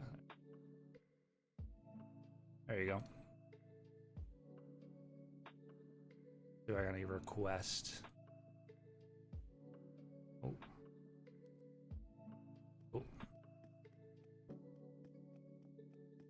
Yeah, I mean, for the most part, depending on how long this 32-bit server lasts before the 64-bit comes out, I mean, there'll be a point probably where, you know, there won't be a whole lot to do potentially because, well, I could be wrong about that because they're going to add in a lot of the things that they're going to add into the 64-bit into the server to test it. So there could end up being a lot of stuff to try out and whatnot, and like to continue to play, like reasons to continue to play. But the progression is really fast, so we'll have to see. You know, I don't necessarily plan on playing it all the time because I feel like you will hit some time periods where you're like, well, I've leveled all my spells, and you know, now what do I do? I think what I'm gonna do though is probably maybe level one of each race. And just to get a good feel for like maybe what race I want to play. And there's races I haven't played. Like I've never played Alpha before, so I'm trying this out. I've only played Human and Orc, like quite a bit of each. And so I wouldn't mind trying out Murdane and Mahiram and Dwarf. I wouldn't mind trying those out.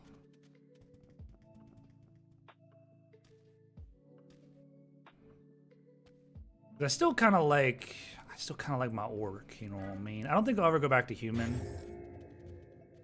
Because human's really good. And there's the food buff, increased food buff is really nice on human. But and obviously human is really good all around.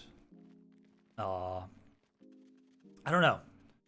It's just, you know, I kind of want to mix it up a bit, and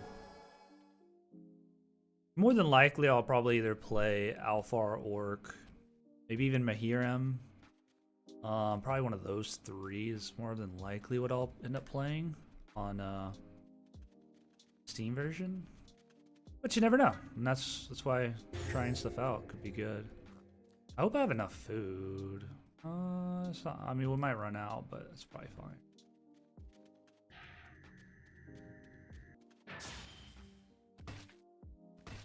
I wish I was better at bunny hopping. Yeah, you can add people. You just gotta put in the first name. I don't know why, but if you put in the full name, capitals and all, it just doesn't find it. Just put in the first name and then look for the person you're trying to find or send a request to. There's a few things that they need to fix. A few little things like that they need to fix.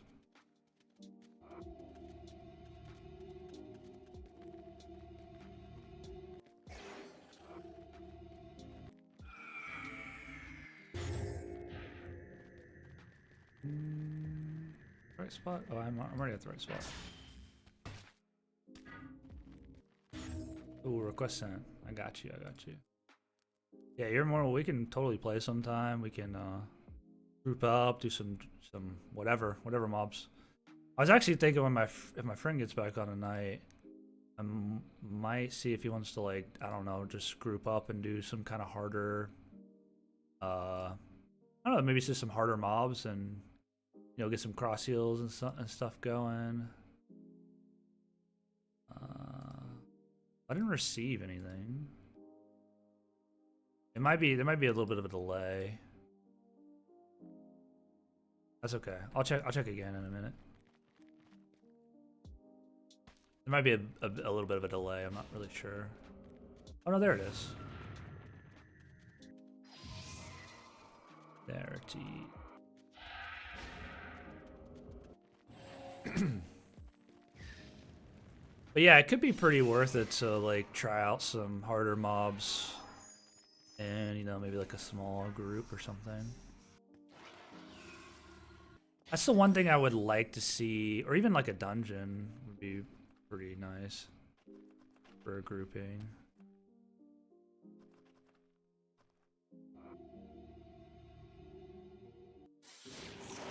That's one thing I wouldn't mind seeing more of, though, is...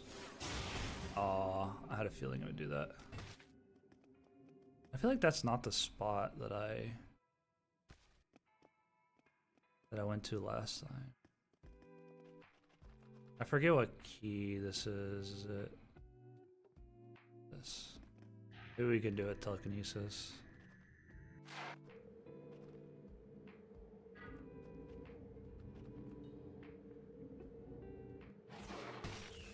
Go! Yes!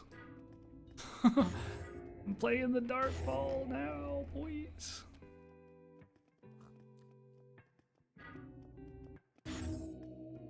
Hey, sounds good, sounds good. No problem, no rush. The game is out, so...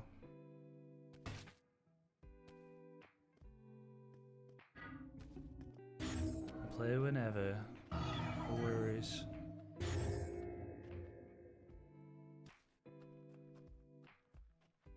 Try to kill some more revenants.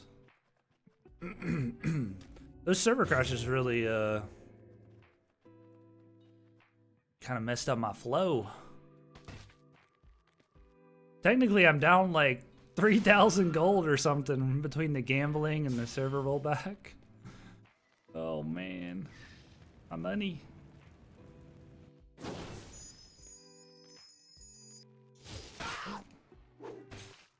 Off of me.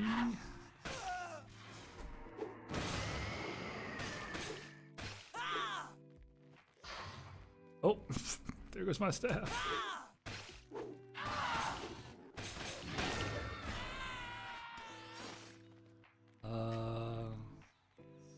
Oh, there's...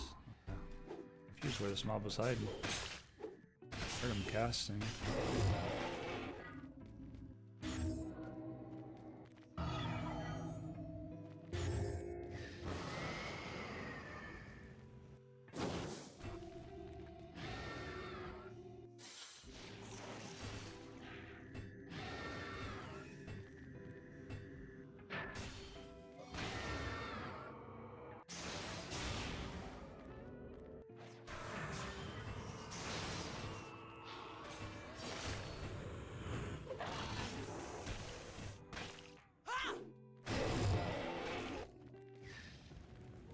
Man, I have missed this game.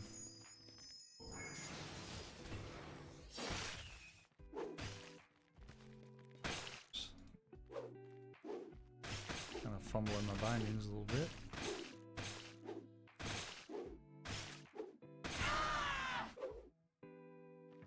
I don't think you can get credit for hitting the dead body like right as it falls, right as it dies anymore. Used to be able to. You might still be able to, but you might have to do it like right when it dies. Like maybe with a ray or something you still can.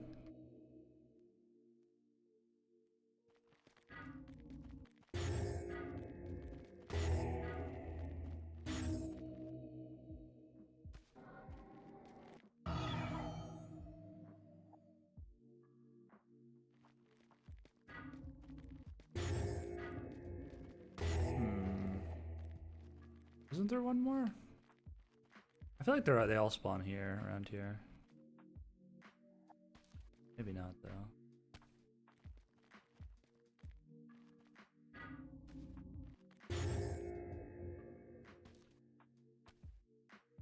I wish you'd go up in this tower. That'd be cool. Let me in, game. I wanna go exploring.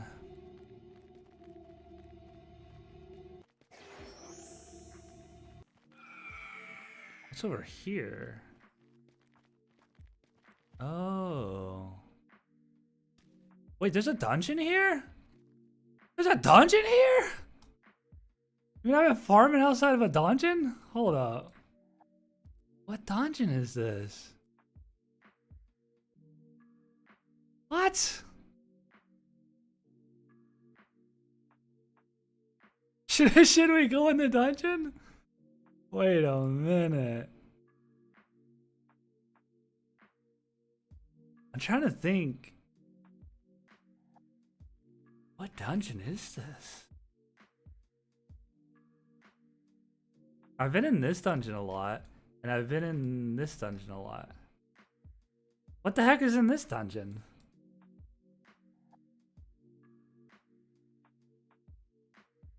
Alright, we're going in. I'm probably gonna die, but let's go. Good luck, good luck. Good talking to you. Have fun with the old Darkfall. You need any help, anything like that? Feel free to hit me up. What's this casting at me? Oh, we're so dying going into this. What the fudge? What the heck? Happening? Oh, that's not ominous or anything. Scared. I'm scared. Do we go in? I think we go in. Fuck it. Are dungeons are still lawful, right? If it's a lawful zone, surely, right? I mean, is it? Oh, dude, we're gonna die. We're so gonna die. This is good. Okay. Okay. Hold on. Is this one that has a quest giver? You would probably be right here. Where am I? I feel like I've been in this dungeon before. I think this is a confusing one. Holy crap, this is a cool place. I'm not sure if I've been here before. Oh, bro. This is actually sick.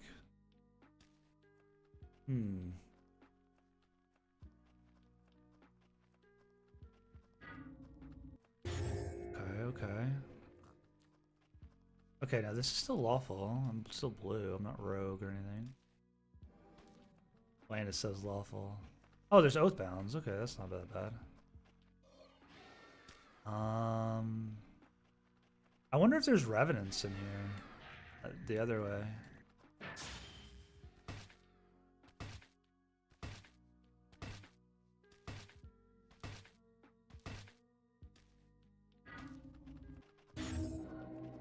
I could fight Oathbounds in there, but that's... I kind of want to avoid fighting the Oathbounds, because... Okay, so...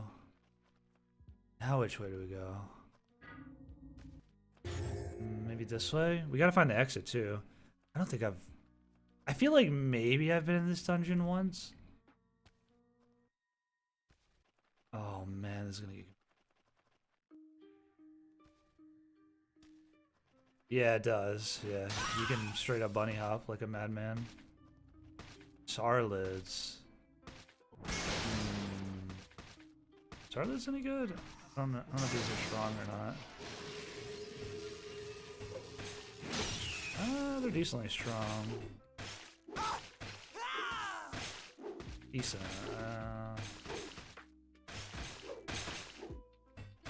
Not too crazy though. Let's see what they drop, though. If they'll be worth farming or not. Ooh, an adept. Probably drop rags. Or maybe that's acolyte. Maybe I'm thinking acolyte.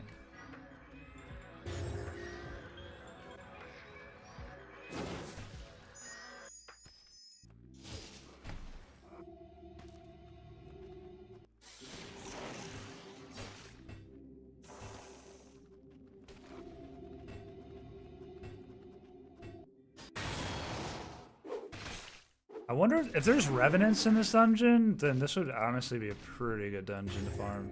Even those Oathbounds could be worth it. 60 gold? That's okay-ish. What was that? think somebody's in here with me.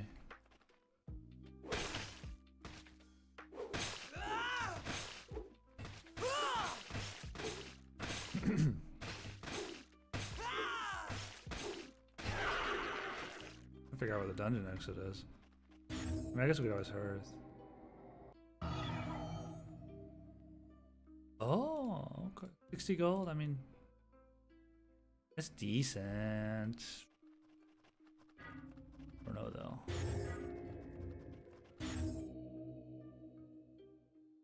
115 for the Dark Weavers. It's pretty good. Let's figure out. And this is a big open area. Oh, this place is gonna be confusing. I can already tell. I'm gonna get so lost in here. I don't think I really want to farm these. I want to explore what else is here. I think this is just gonna loop back around. Sorry, the bottle and pour for something. Yeah, the money's not too bad. Yeah, I mean it's just Q2 though, sorry the bottle. Which I mean is still fine. You can always combine too. But I don't think this goes. I think this just loops around. I didn't realize, but there was a dungeon in between these revenant spawns, but I just didn't notice and see. Now we're doing a little bit of exploring. Have you ever been in this dungeon? The Zanal dungeon? I think maybe I've been in it once. Maybe. Yeah, it's like right here. It's pretty cool looking. I'll go back to this one area in a minute. That looks super sick. It's like some solo leveling type shit or something looking. Yeah, here I'll show you. It's like right here. This you'll probably recognize it if you see this. It looks familiar, but does this look familiar? Giant Alfar statues, fog floor, giant hallway.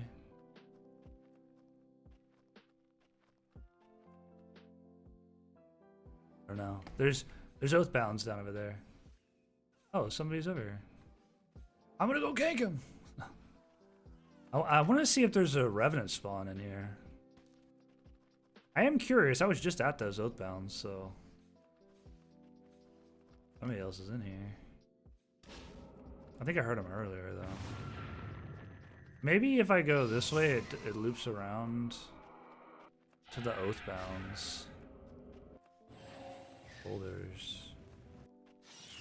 Oh, I don't think that's this dungeon. Oh, I really hope we don't see the beholders. I really hope I don't see those dudes. I'm about to get clapped. Those guys hit, bro. They shoot rank 90s.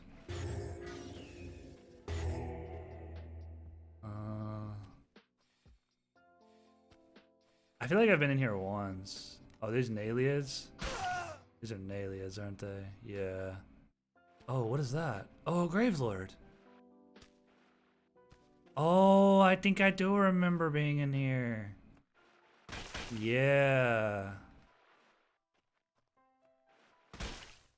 I don't think I want to kill I think Naliads are kind of trash. Loot. God, and they're so annoying. Oh, they're so annoying.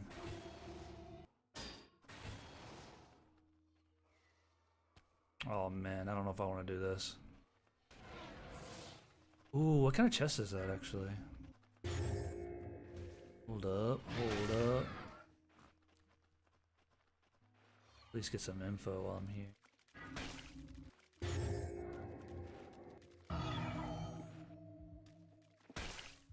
It is a lean spar. I don't have a lean spar key. I like lean spar is pretty good. I have a couple of Velron keys. How many lean spot. I feel like Grave Lords are really tanky. Oh, maybe not.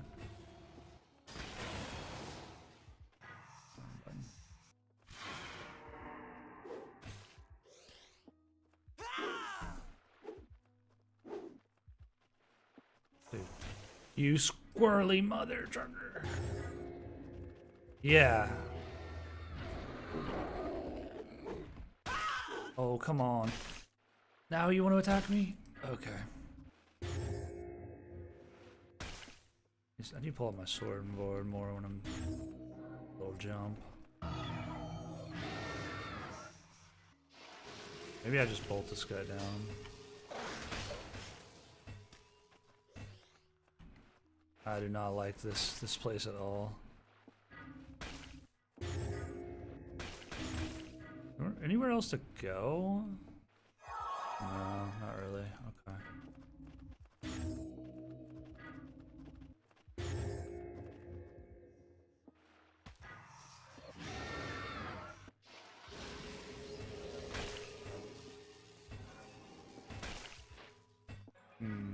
We're not close enough? Oh no, that one hit.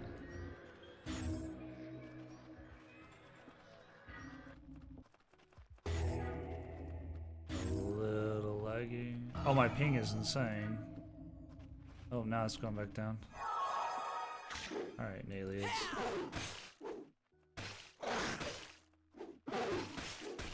Okay, bro. I gotta be very careful. These guys are gonna firing squad me.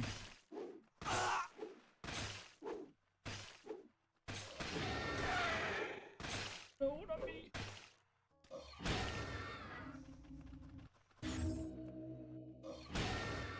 Oh. Okay. Okay. I think we're okay. Oh gosh.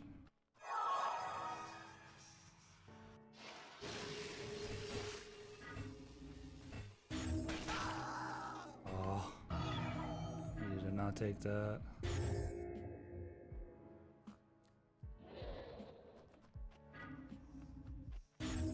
There's nowhere to hide.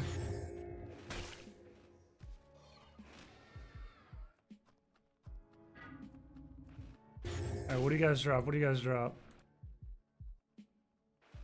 Oh, bro. You guys don't drop shit. Oh. I knew it. I knew it. Oh, I'm in trouble.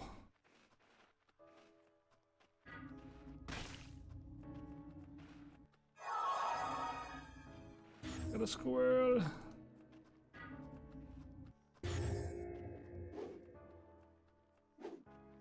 What is my button? There it is. What is my button? Okay, we're okay. Yeah, that Gravelord is not worth killing. Yeah, I guess really the Oathbounds is where it's at. These Sarleds aren't too bad either, but I don't know if I don't know if I'd rather kill them over the Revenants. And where's the dungeon exit? Did I miss it? This way? I came from this way. I guess it's in the Oathbound room or across, maybe across from the Oathbound room. I don't know, I'm about to spook this guy, I can tell you that much. Love the environments. Me too. The game looks so. I don't know. I love the way this game looks. It's just so cool. Dungeons look really cool, especially. I am coming for you. Hello. Hello, friends. Is there even anywhere to go?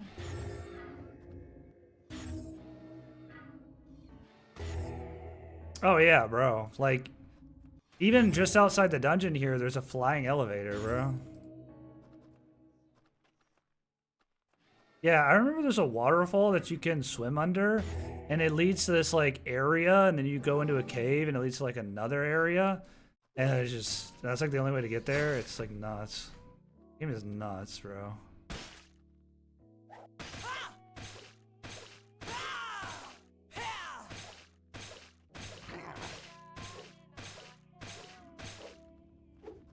I didn't even know about flying elevators for the longest time in this game. And I saw one and I was like, what the fuck is this? And it just takes you to like a floating island or something. Something crazy. I was like, what the heck am I, like, am I even playing the same game? Like, blew my mind.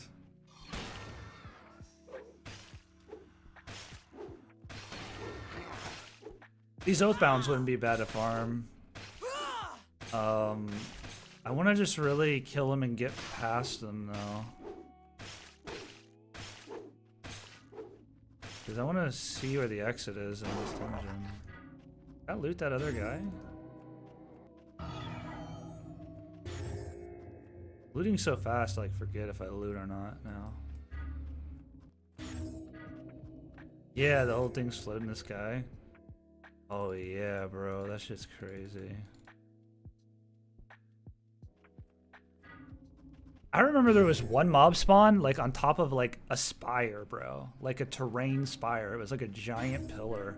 And there were like multiple sections that you had to like basically do the whole wall of force, storm blast, explosion just to get up to one part. And then you had to do it again to get up like to the next part. And then I don't know if you've ever leveled in the dwarf area. Right outside the main dwarf city, it's a whole fucking ordeal. There's like 3 different elevators that each like go up to different levels, like up this mountain and stuff. It's crazy. It's such a cool area. And it's like a starter area. The exit might be in the Charlotte room. I might have seen it. But honestly, what does the exit look like? Oh, there's a guy.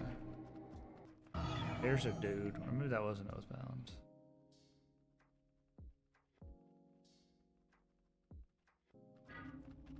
I don't think I looted this one, right?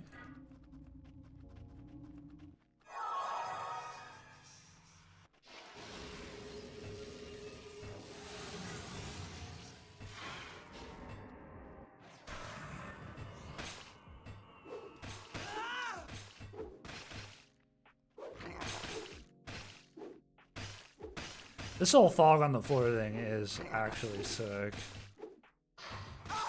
No! No! No, no, no, no, no! No, no, no, no! Oh, bad time for the sword to break right there. Oh, not a good time right there. Not a good time. Thank goodness for the new weapon bar slot thing. Would have been in trouble right there. That was kind of riskier than I thought that was going to be, that fight. These Oathbounds are no joke. Bro! Oh, fuck. Okay. It's not good. Onto my freaking bum. Oh, look at this. Bro. What? There's more? Oh, shit. Okay. Alright, this dungeon's pretty sick. This is pretty sick. More Oathbounds? Oh, fuck me, bro. Yeah, let's... Oh, please, have mercy. Have mercy! Okay. Okay, we're good, we're good. Oh, wait. What is that? Oh, it won't show me. Is it like Nethril or something? Is this a Velron key? Oh, don't do it to me. I don't want any. Yeah, Nethil chest. Dude, there's so many! Oh, get me out of here. Okay. Nethil chest there. So there's a lean spar and a Nethil. Interesting. Hey, there's the exit.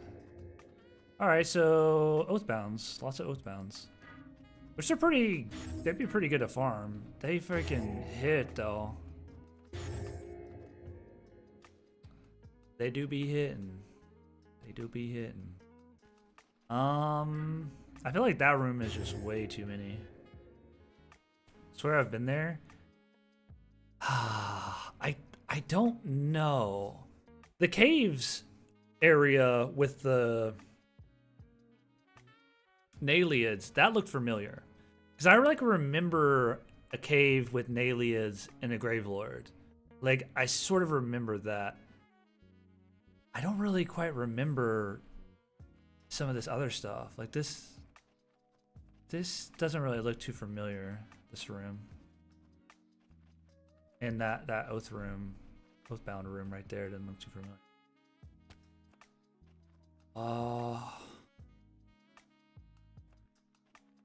Should I farm here? I don't know.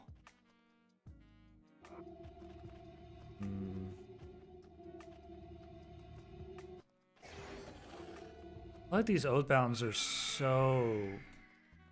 they're just so strong in a way.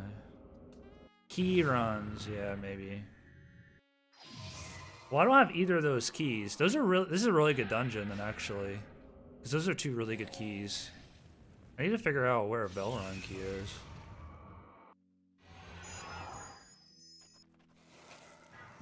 Maybe I give it a little bit of a try. And if it's starting to be, there's not a lot to kite around here. It's so open.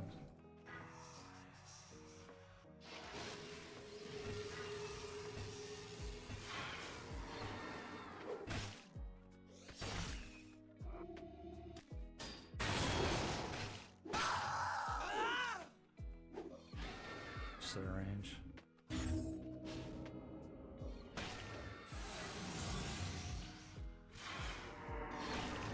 This might be okay. I get in trouble though, I'm very screwed.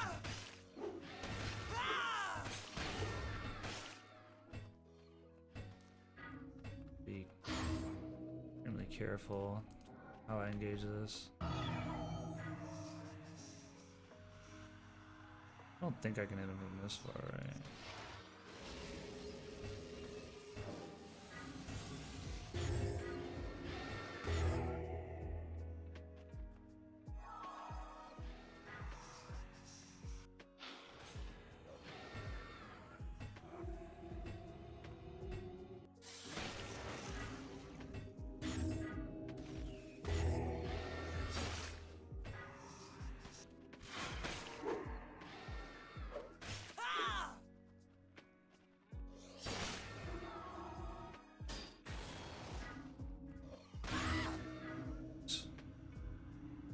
Ain't no joke, man. I don't know. I don't know if I was first or second in this dungeon. So, cause I was, I don't know. The dude that was in here might have already been in here. It's hard to say. I don't, cause there used to be load lag in the world too sometimes. I haven't experienced that at all. So I would say I doubt it,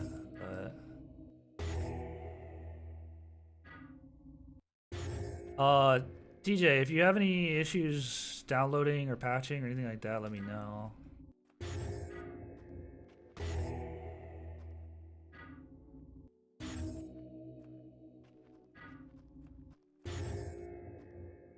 Yeah, I don't think I want to farm these. It's just... This feels very risky. Also, like, stairs are kind of weird to get up.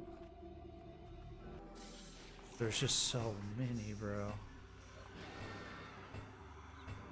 Yeah, this is like a 2-person spawn, bro. I don't think I can deal with this shit. It'd be pretty nice with 2 people, actually, because you could just cross heal and...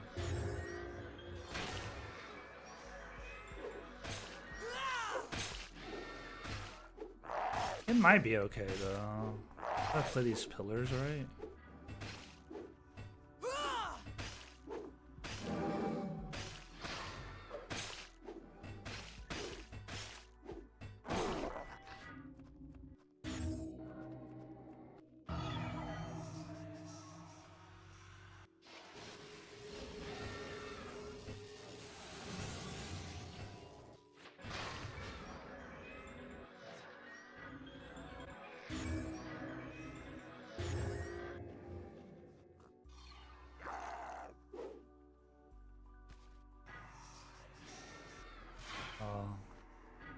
dropped on a dime.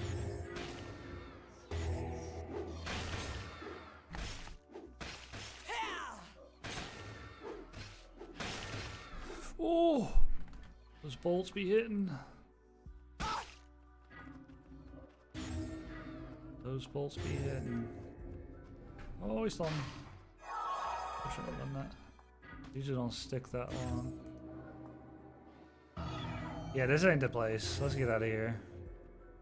It's just too tough.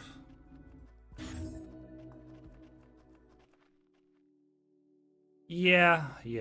Oh, well, for sure. It's just, we're just not that confident, and it's like, all of a sudden, if like, a couple more than I expect start bolting me from a little bit of range, you just get like firing squatted, and all of a sudden like half your health's gone. So I don't want to get in that situation. I don't really want to have to come back down here to. I guess I would only just drop what I. Yeah, I would only drop what my loot bag has. I guess my bags. Yeah, like bone armor and stuff. I don't really have that great armor or anything like that.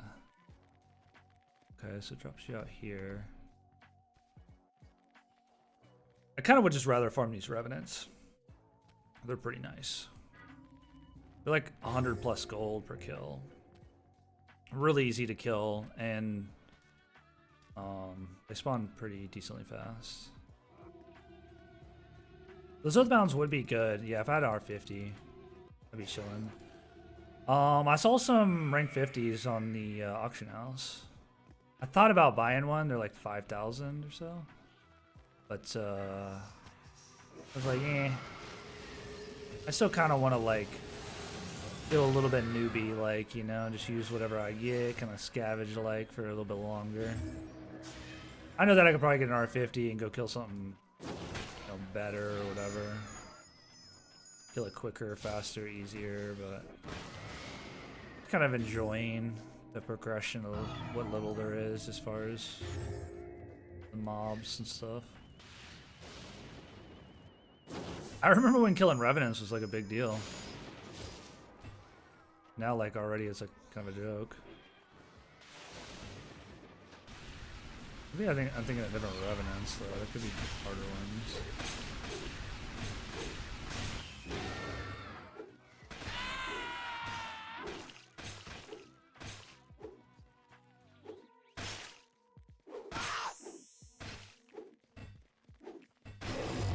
At least it was a big deal for me at the time. I don't know if it was a big deal in general, but big deal for me. Same thing with Minhears. That was a big deal too.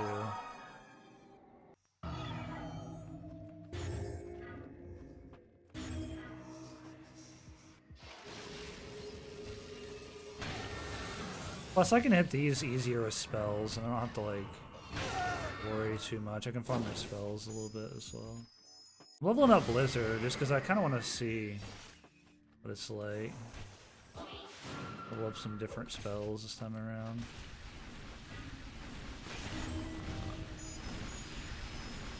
Oh, he did that.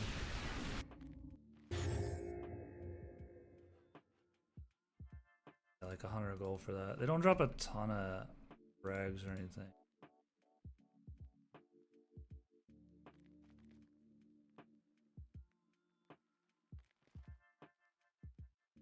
I thought they were dropping 100. I thought they were dropping 88.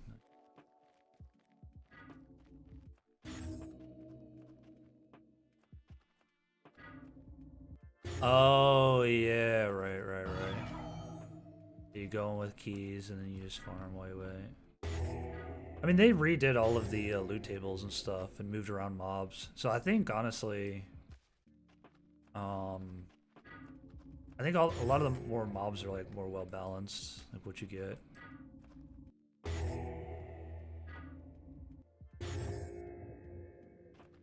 So I remember there were certain mobs you like just didn't ever farm because they just weren't as good as the same mobs on that, or different mobs on that same tier difficulty.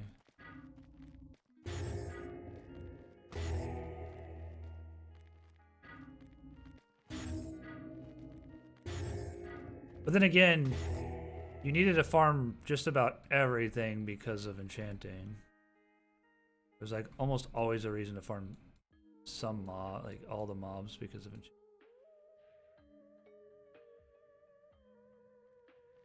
Freaking chest broke.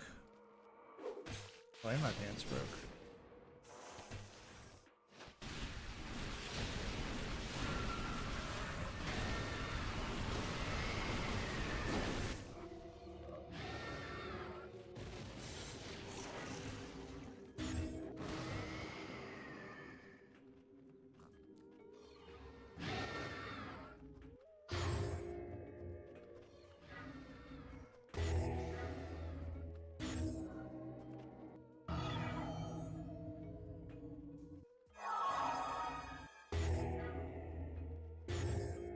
Mercian mobs that I could barely kill for like forever. Yeah, I remember the first like pretty tough mob was the what do you call them? Malutes or Malcient acolytes or whatever outside Chillborn. I remember those were like the first tough mobs. Other than obviously goblins. Goblins used to just absolutely clap you. Back in the day, moblins would beat your ass. I remember I couldn't even kill when I first started Darkfall. I literally could not kill a goblin. I had to level up my sword skill. I had to fight a goblin one at a time, and I had to just hit it with my sword to level up my skill enough to where I would do enough damage to kill a singular goblin. And I had to do that for a little while. It was so stupid. It was the dumbest thing ever. Oh man, but I sure do remember it. That shit was so stupid, but in a way it was kind of fun because of how challenging it was. I couldn't even get any loot until I leveled up my sword skill a bit. It was pathetic. And then I think you couldn't level up your sword skill or something like that unless you got gold. You couldn't level it up with the starter swords. So I had to like, it was like this weird balance of like, well, I have to kill one, but I can't kill one because my skill just doesn't allow it. So I just really had to work one down to kill one and then finally save up for enough for just a normal plain sword so that I could start skilling up my weapon. Darkfall used to be so insane, bro. Getting clapped by kobolds? Yeah, bro, kobolds were no joke. Especially, I think, was like the raiders. It was like the higher tier kobolds in the camps, like the tankier ones. Those dudes used to clap. Absolutely would clap you.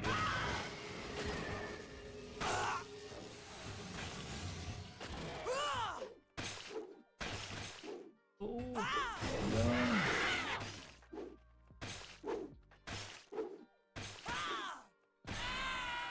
Man. I don't know how any of us really play Darkfall like that. It's insane. And then people turn around and say the PvE is easy, and it's like, I mean, I guess it is now, maybe? Like, it was in Rise of Aegon, I guess, but Darkfall Online, PvE was not easy. You had to have a maxed out character. Kill some shit, I feel like. Not. I also was really bad at the game, so. And I like didn't level my magics, and buffs made a big difference in PvEing. Debuffs made a big difference in PvE. And I don't really know or use those at all for a very long time. So, in a way, it's like you're really farming pretty efficiently. Ooh, what is Nith? Bloom meditation points. Go. Oh, wasn't Nith one of the like basic enchanting? Yeah, it's this. It was like one of the basic enchanting mats that you needed.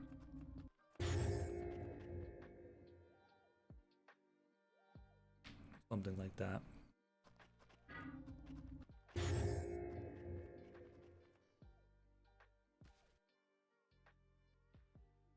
Yeah, these Revenants are much nicer, easier, cleaner to kill.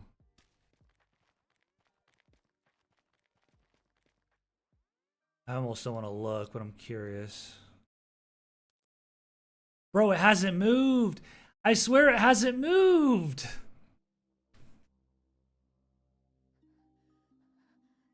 I swear it hasn't moved! Is it because I keep losing my progress when the server shuts down? Man.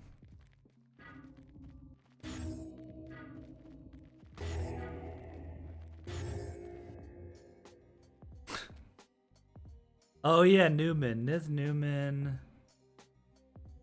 Like an L or something? Heck, I might even have it. No, I don't.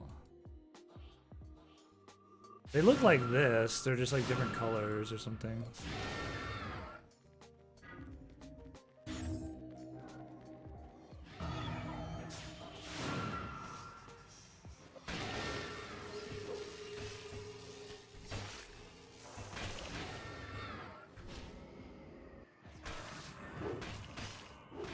I guess I'm not really meleeing that much. Probably the issue. Probably should just like super duper duper spam melee for a little bit. That'll probably get it done.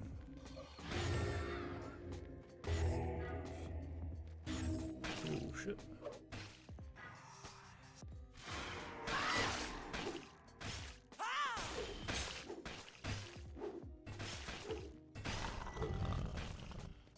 Also would help if I had like the cross buff haste. Would help out leveling wise. Oh, he's sticking back at me. Hey. Oh, these guys can shoot a rank 90? Okay. I think these are the jackals, this way.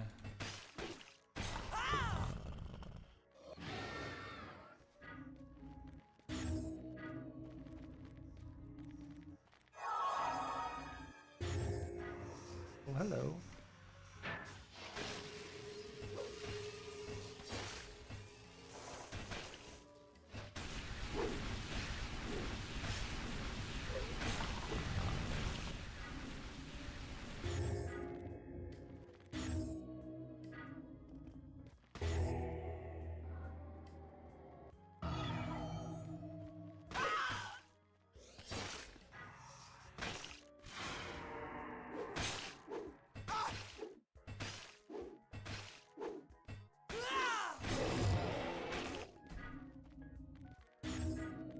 Is that it?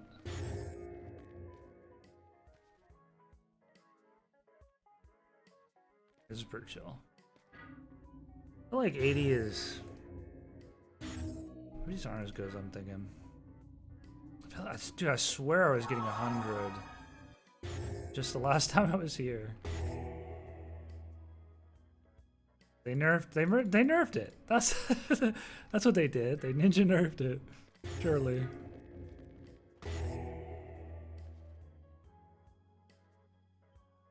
Lumen. Is it Lumen? No. It's because you said Newman. What is it?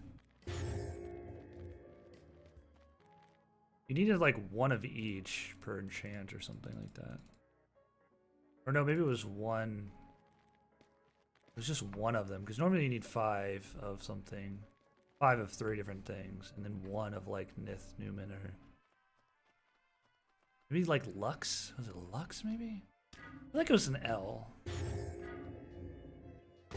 Could be Lumen instead of Newman. Yeah, but Newman sounds right too. I don't know. Gonna drive me crazy. I'll look at my bank when I get back and see. Oh, hello.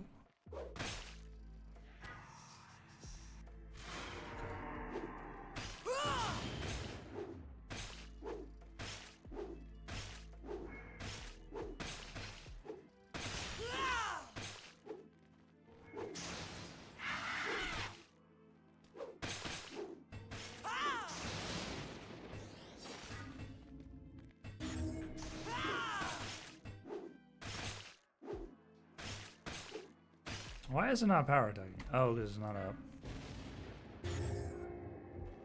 I'm not used to some of the cooldowns and spells and abilities. A little bit too early on some.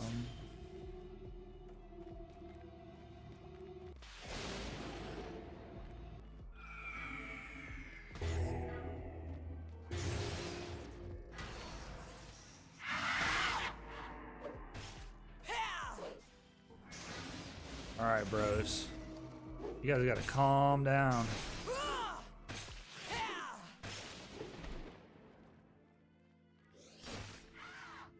Okay, buddies. Okay, buddies. Get alone. Get alone.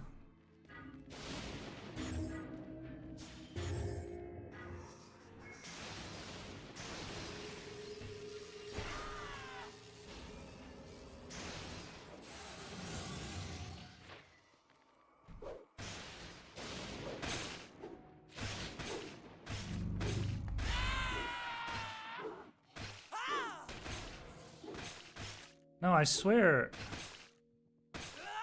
What is happening with power attack?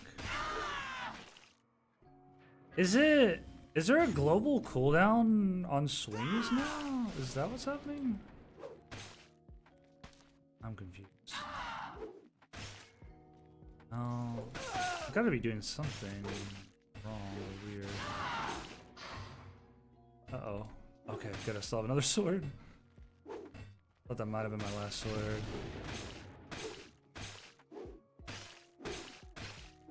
Ichor! Ichor. Where I was getting an L from.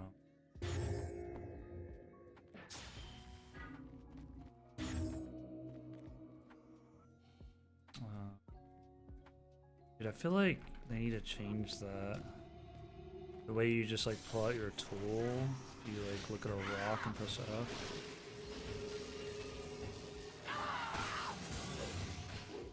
It's because Wall of Force used to be F, so I press that sometimes thinking I'm gonna cast it. But then like if you're looking at the ground, press F, you don't equip. I feel like that needs to be changed. Or you need to at least still be able to have like a different button for that.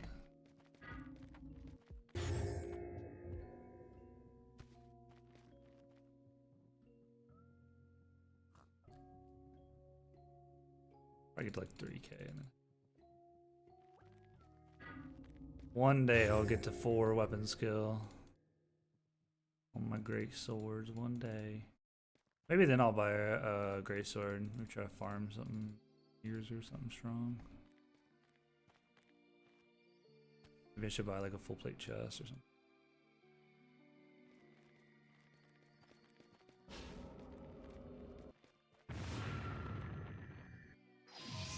Oh yeah, because it's Ichor. Right. So it looks like an L. Oh, it's kind of right. It's sort of kind of. This game is so fun though.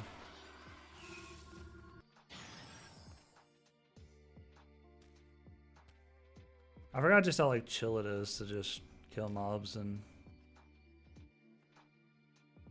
kind of do whatever in the game. I bet I'm getting a task done too. Book Lords. I'm down Revenants. Oh, I did a repeatable quest. Okay. No, there's actually no Revenant ones. What about Oathbounds? Bounds? I know. I'm actually surprised like there's not a task for every like type of mob. Because there's 27 pages, so like what else are the quests? Maybe there's just that many mobs in the game.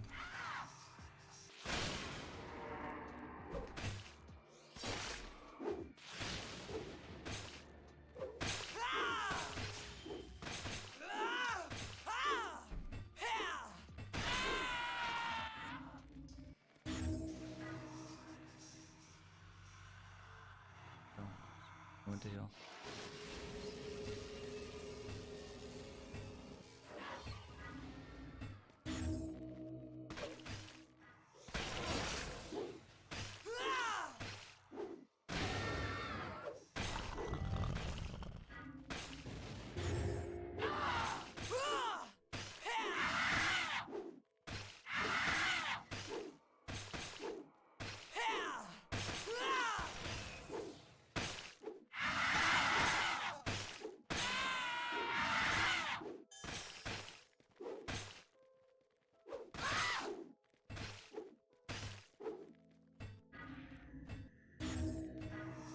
You can be on me, that's fine.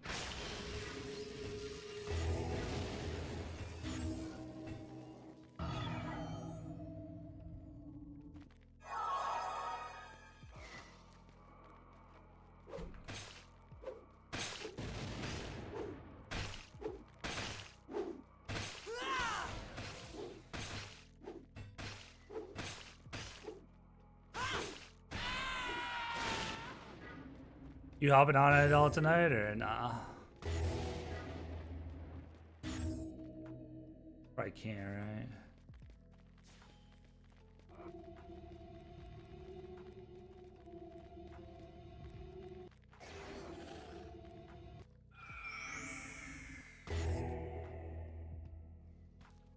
Oh, there's. You know what I was thinking about doing? Depending on how long the beta or whatever 32-bit lasts before the 64-bit, I'm thinking about just making 5 more accounts and just leveling, not like going too hard leveling, but just like playing some of the other races and kind of just getting the feel and seeing what they're like and leveling a little bit. It's kind of fun being able to like go back, kill goblins, level up your spells a bit.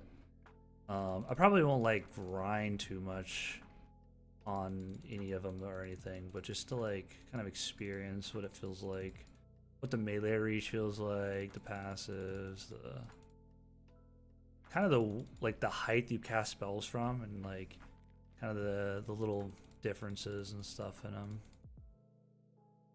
I mean, you might as well, with everything being sped up, try out the different races. It's probably the best time. Because I've always wanted to try out Mahiram. So I really want to try out Mahiram. And I kind of want to try out Dwarf too. Like really give Dwarf a try. And Elves. I kind of feel like Elves are going to be similar to humans, but just maybe slightly cleaner or something. I mean, they're probably going to be very similar to humans. Oh yeah, you're out of town. Oh, until Sunday. I wasn't sure exactly what you said. That's okay. I mean, there's been a lot of, I mean, not too many, but there's been a few server downs, and some people were having queues. Surely it can be long queues because I've been able to get in, but you know, it's not the end of the world. There's been some downs or some rollbacks with the downs. I really didn't do too much for the first 4 or 5 hours that I was on. I was just explaining the game to people and not really playing much, just kind of talking about the game a lot.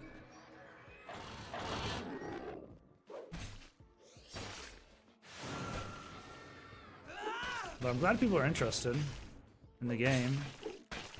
Quite a few new people as well, so pretty cool. Just surprising.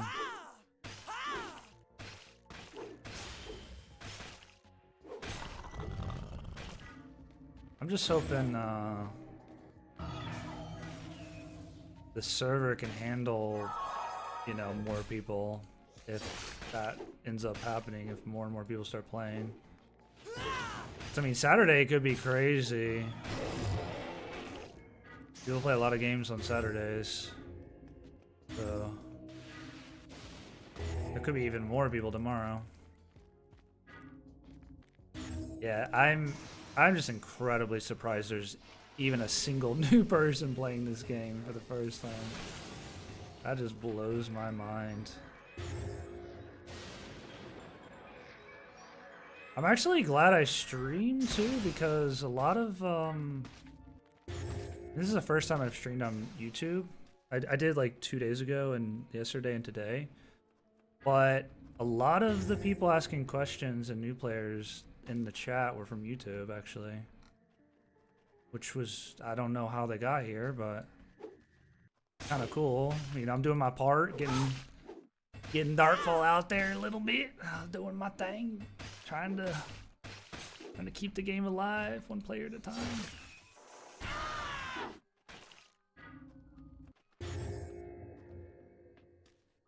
And obviously, you know, it being on Twitch, and I haven't been keeping much track, but at one point I saw almost 700 viewers in the category, which is insane, bro. Like that might be better than original Rise of Aegon numbers. That's pretty good. I know there's a few streamers that are a bit bigger now, that used to play, but still, even so, it's still really good. Like you get like 1,000, you know, maybe 1,000 or two more, and like that'd be insane. If you're ever able to get it on like the browse list in like the top 2 or 3 rows, ooh, talking about people cycling through at that point, then you'll really have some exposure. That's why when big streamers play games, it like boost it to up into that top column or two on the browse category, and then all of a sudden, like, you get a bunch of new people just kind of being like, "What's that? Rise of Aegon? Darkfall? What is that? Let me check this game out. See what this is about. Why is this up here in the category?"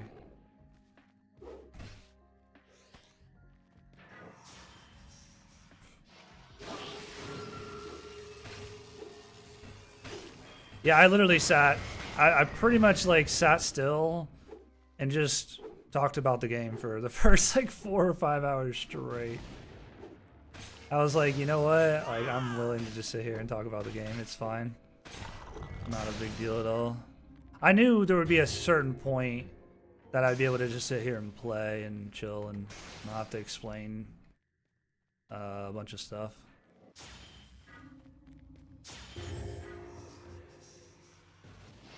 Besides, I could talk about Darkfall all day. It's such an awesome game that people don't really know about.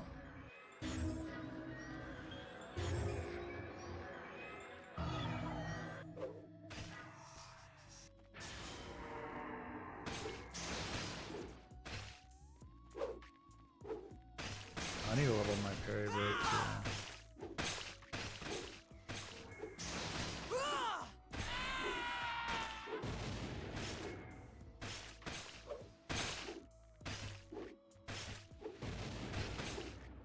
Hopefully there's been some of the other streamers have been just as helpful, hopefully.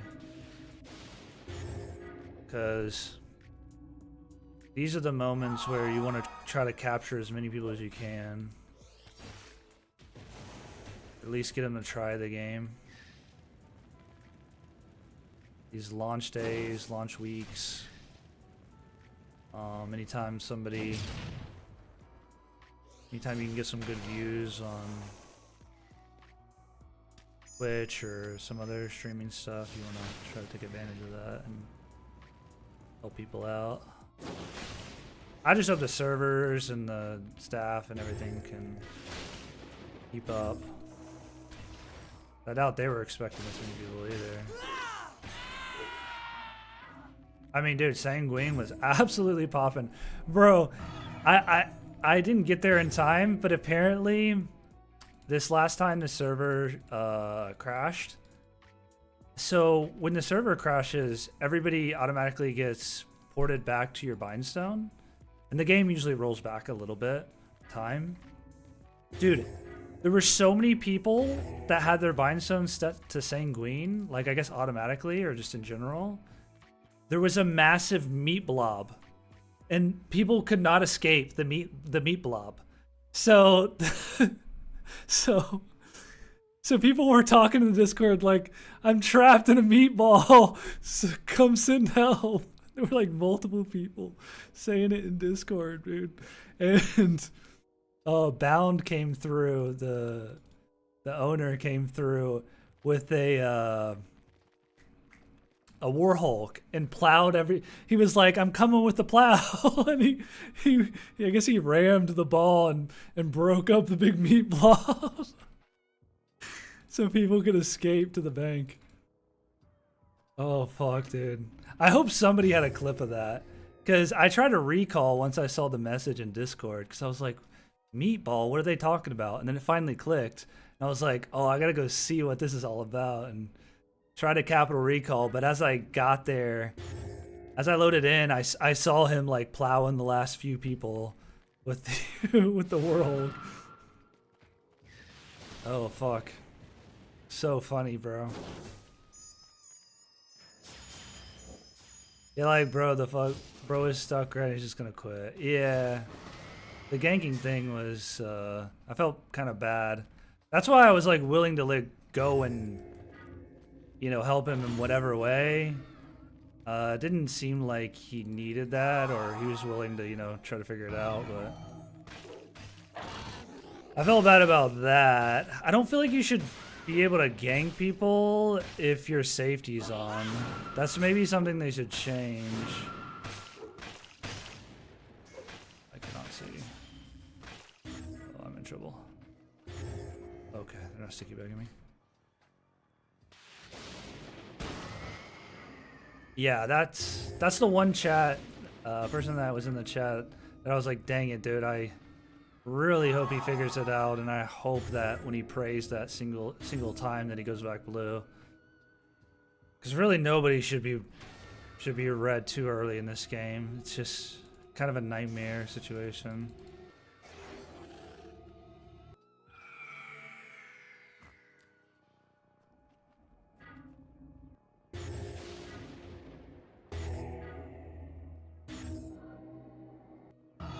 Get him. Yo, TJ, let me know if you hop on. I can, I'll send you a friend request. And if you got any questions, bro, I got you. Feel free to ask whatever. And don't worry really about the race. Just whichever race you think looks cool or you'd like to play, just pick whatever, bro. They're all good in their own ways. They're all viable.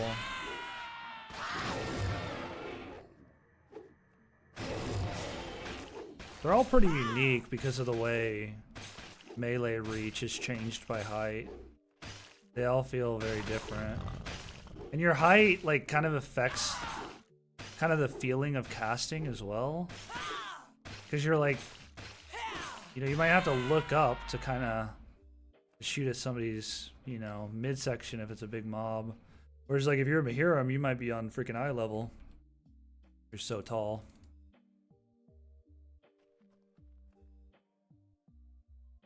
Yeah, I hope there's not too many noob issues like the whole gang situation. Now, luckily the safety is on by default, and you'd have to come up here and click it and turn it off. So the gank thing, I hadn't even thought about that, but accidentally ganking someone, that's definitely a thing that could happen. You're like, gank, what does this do? And you sit there and you kill somebody and you're like, wait a minute, what just happened? That is a problem. But hopefully they got to figure it out. One can hope.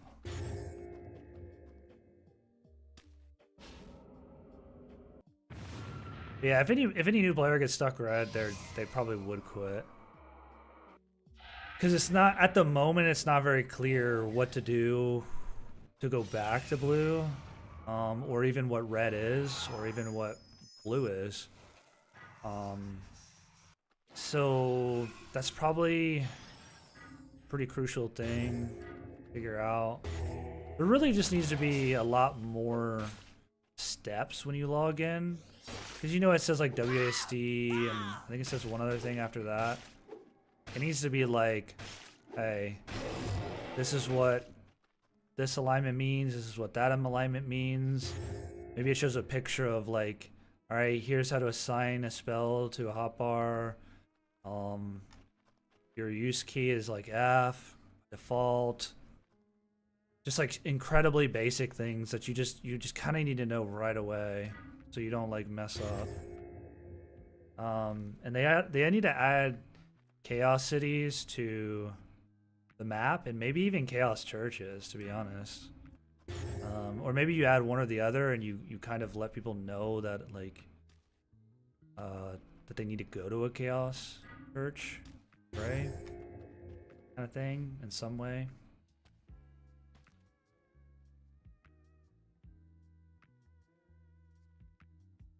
No, ganking isn't too accidental, don't get me wrong.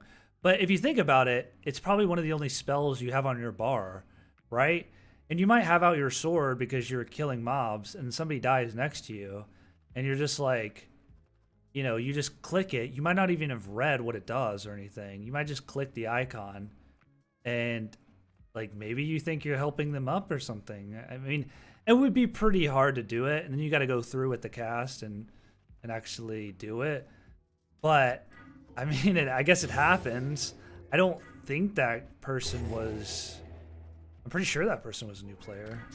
That was in the chat earlier. I doubt he was trolling or anything. Especially because he asked where to go afterwards to get blue again. But yeah, that would be a hard accidental to make. Like I haven't really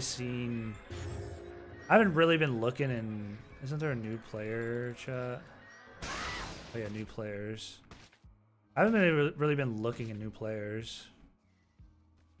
I probably should be.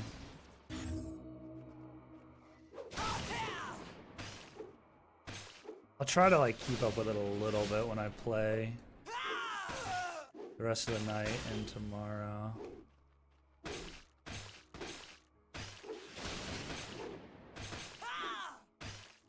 But I've been helping out the people that in chat and stream. Yeah, I saw you message. I think it must have been in Aegon chat or public or something, or global or Aegon at some point answering questions.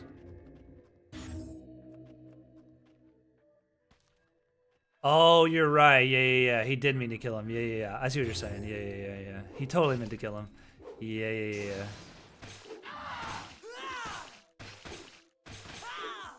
Heck, he might have even figured out how to turn the safety off. I still haven't even turned the safety off, so I'm not even entirely sure if there's like a cooldown on it or how it works. You're right though. He probably was like, yeah, I'm gonna kill this person, and he didn't realize, oh, I can now be killed by everybody, and oh, now I can't go back to the city I was living at. Then he's like, oh, wait a minute, this sucks. What is this? What do I do? How do I play now? I can't do anything now. I can't go to my bank. That's the other problem is like you can't go to your bank, you don't have somewhere to recall to. You're just like completely abandoned by the game the moment you go red. I didn't know I killed mobs over here. Going red too early is rough.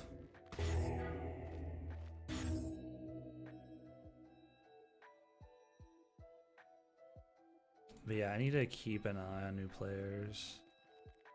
Hotbar horizontal. You can't make hotbar horizontal. It'd be cool. I mean, it'd be cool to make this horizontal, right? I don't think you... Obviously, this is a square, so this doesn't really make sense to be able to make this horizontal, but... Yeah, you probably should be able to do that. I don't think there's a way to do that.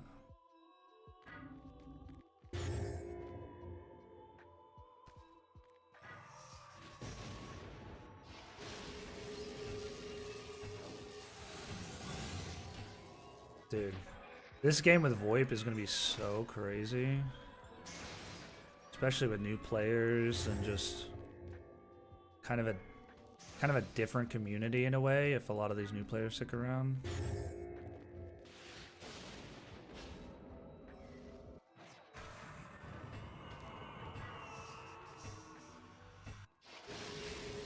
They do need to add some more audio settings if they're gonna do Void. Which I'm sure they will. Audio probably needs to be completely redone. Oh, okay. Well, that's probably my cue to leave. We still have knives. And we still didn't hit 4 great swords.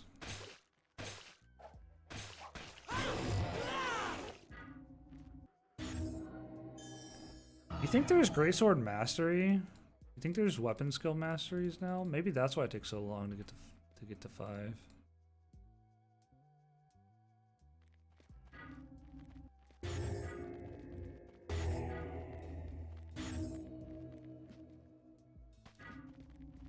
Alright, well we need to bail out of here now.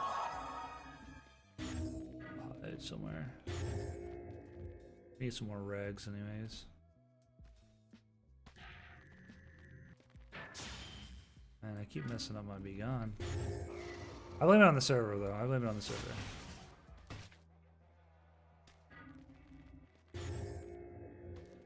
Alright, let's get out of here. Maybe it's all included. It could be. I don't think I've seen it on skills. I mean, I don't know if I have it, right? It might unlock at 5. Because I remember you used to have to get to 100 and the mastery would unlock, and then you have to get that to 100. Or you'd have to at least get to 50, I think.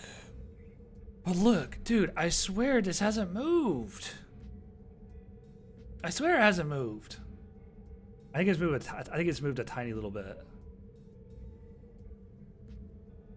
It has moved because my knife and sword skill were almost identical. Gosh, bro, it's slow. It's slow. Oh, 50 to unlock mastery? I thought it was 100.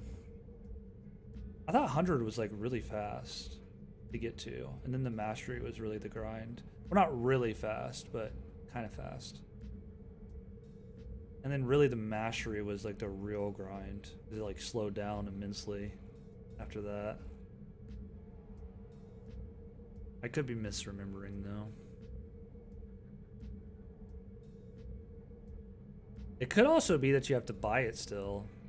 Maybe melee's, well no, you had all these melee skills for free.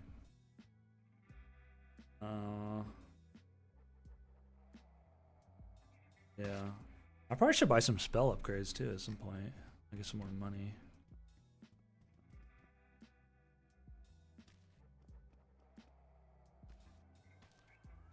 Now loot this corpse with your current PvP.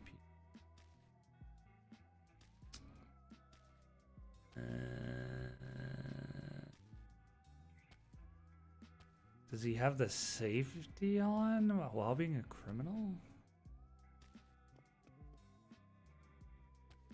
No. You take months, yeah, you take forever. It was so long.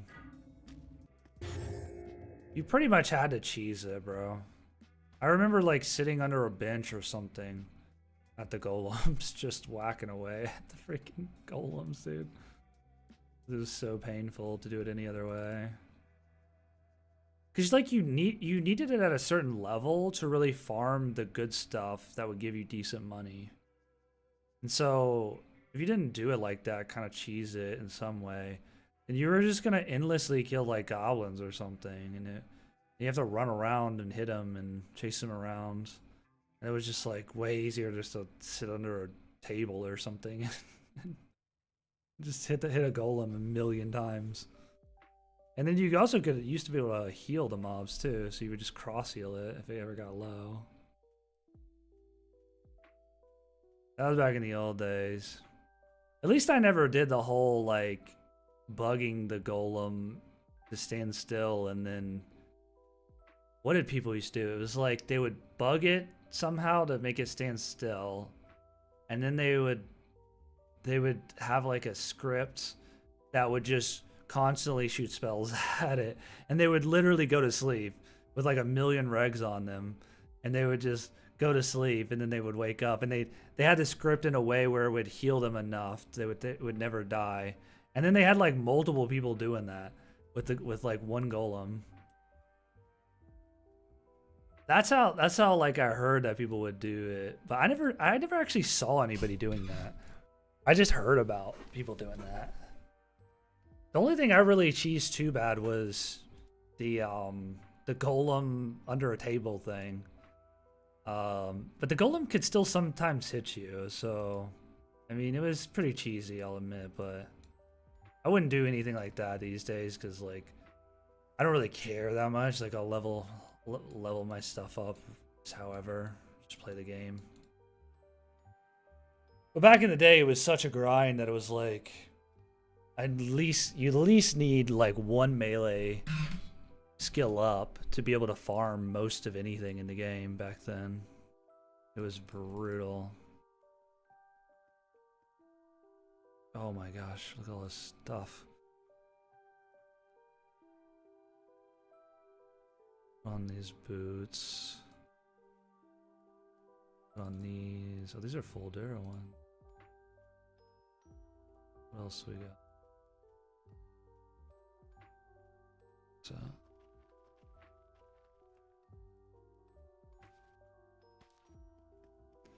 Yeah, there was a spot. I don't remember. Well, it won't be on this map anymore, but because the mob spawns have moved. But it was like kind of that like red golem that would go into a ball, I think. I think it was that kind of golem. And there was just like this little like picnic table, and it was kind of butted up against a wall. And I think you could like crouch and be in between the wall and the picnic table. And the golem couldn't like hit you really. Like it could sometimes, but very rarely. And it would like stand on the table and you could just smack it. And it would just be like, bruh, what do I do? What do I do? And you didn't even really have to like cross heal that golem because he would go into his ball and heal up or whatever. And you always use like a rank 0 sword to like spam. You could get more hits on it anyway, so it's like it never died. Just sat there and took all the damage just forever. Yeah, that's how I leveled a decent chunk of my greatsword skill. I think I did that to like probably close to 50 mastery or maybe 25 mastery or something like around there. I don't know exactly how long I did it, but it was just to be able to get to where I could actually kill like menhirs and better gold mobs because it's just so brutal to try to like melee is really the starting essential thing that gets you going and farming wise in Darkfall. You really need to get up melee as quick as you can. At least one melee.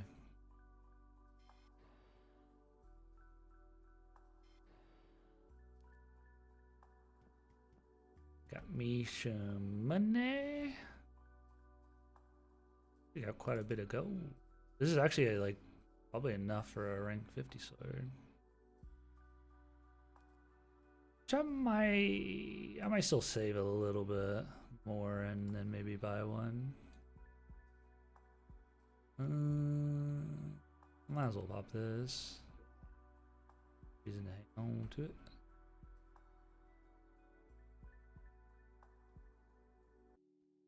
Regs.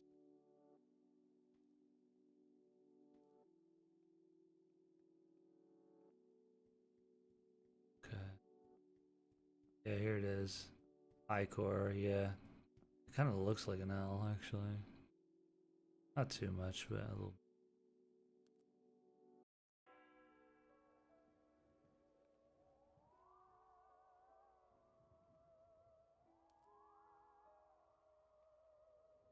Got a fish. Eggs. I feel like I should be using these essences.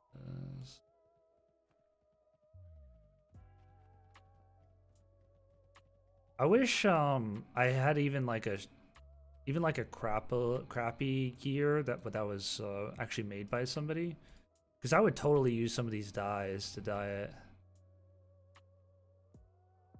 Oh, I actually have 2 of these pants. Let me.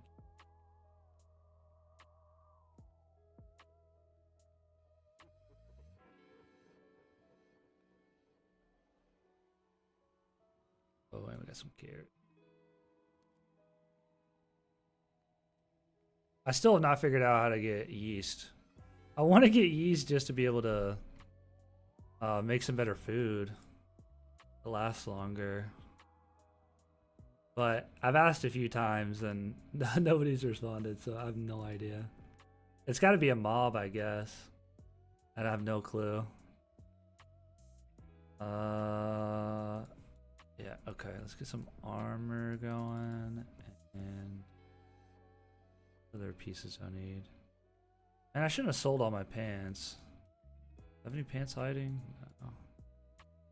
But that helmet's kind of.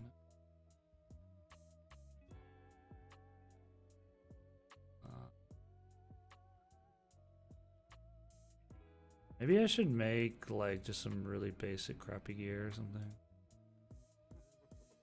Some kind.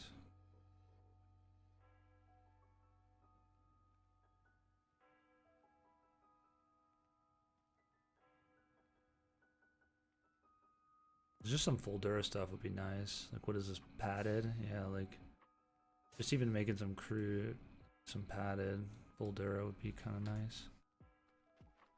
Oh yeah, I need. You know what? I might have to. No, I got some swords. I might have to buy some swords. I'm actually gonna bring out quite a few. A few knives. That should. Staffs. Okay.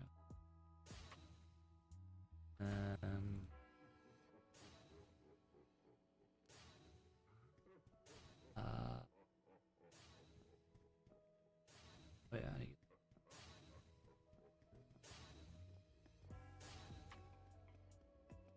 Oh yeah, we were very far behind.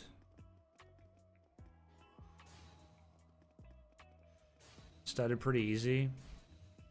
I could look into it. I could look real quick and see.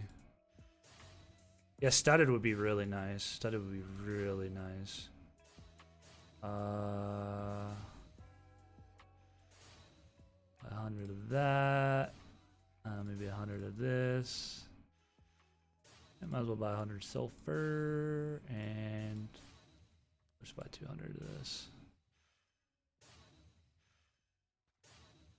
That's probably good. Back down to 11k. At least I'm still over 10k at least.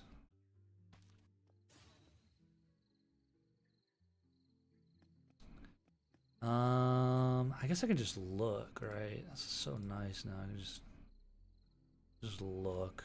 Armor smithing. Actually, I don't think it's armor smithing, isn't it? Not tailoring, right? Oh, it is. Oh, stud is under tailoring. Iron leather. I actually got some iron and leather. I'm pretty sure GM gave me some iron and leather whenever I got premium this weekend.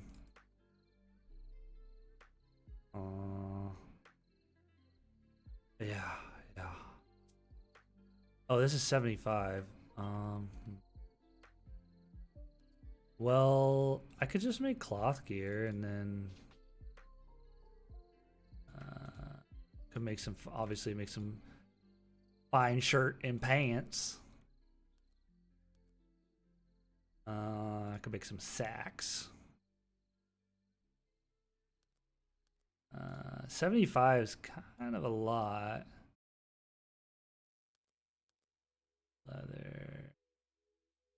Leather's gonna use up a lot of that leather. That's okay though. I have rawhide. Does rawhide make into leather? Is that how that works? Let's just grab all this.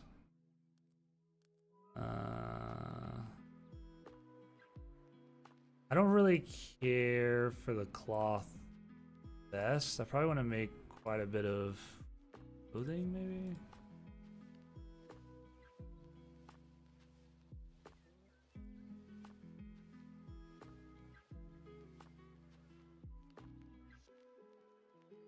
There's tailoring. There it is.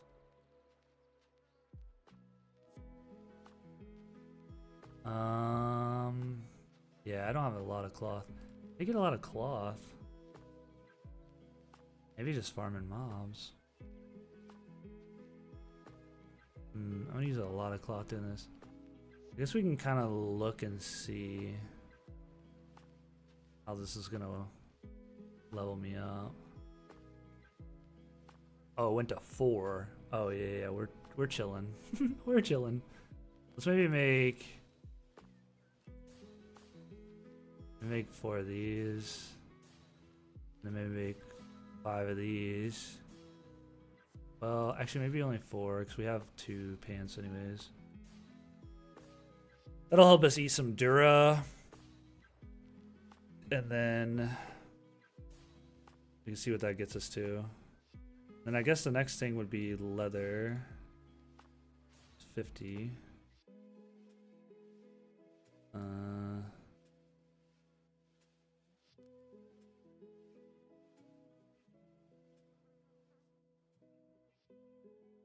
Much not very much. I don't think I even want to bother making these. Probably just make one is 100. Yeah, this isn't too bad. If I can get some more cloth, I can probably get this leveled up pretty quick.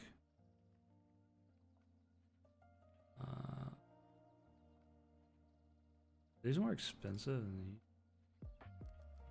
Might have messed up by doing that. Oh, they are. Ooh, maybe I should have done simple. I might have should have done simple. One craft went up 2, right? Oh, that like did nothing.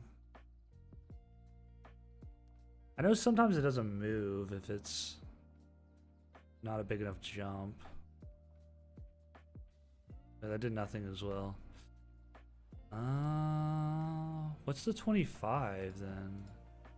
Do we have to make bags? 25?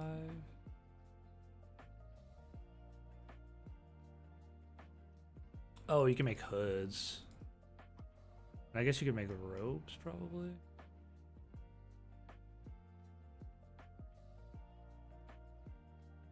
Oh, you make it with cotton. I've got some cotton. Ah. Oh, I'm so heavy. Oh, I gotta be careful with this. Why am I so heavy? I guess this rawhide is just that heavy. Okay. Okay, hold on, hold on. Oh no, oh no. Let's put on these.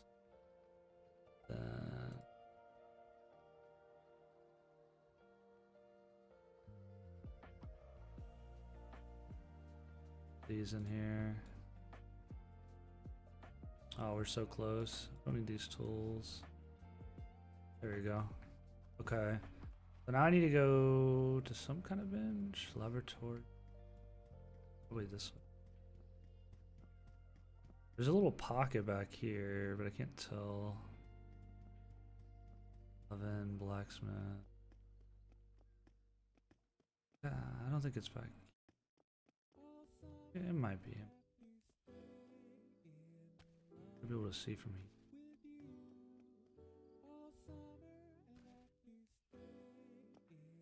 I think it's a woodworking bench. Actually, you might not need a bench.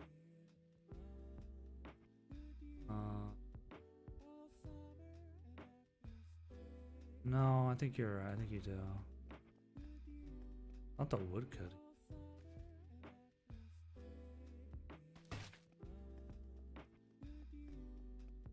Oh, grain tent. Okay. I think it's up here. Unless I'm... Oh, there it is. Yeah. Man, I keep messing that up. Shooting it too close. Wait. Isn't this for scribing?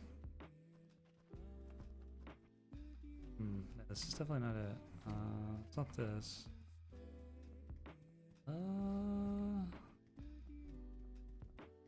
Alright, screw it. I'll zoom in more.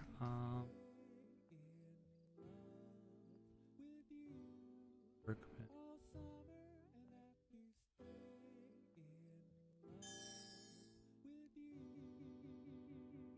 Is there not one here?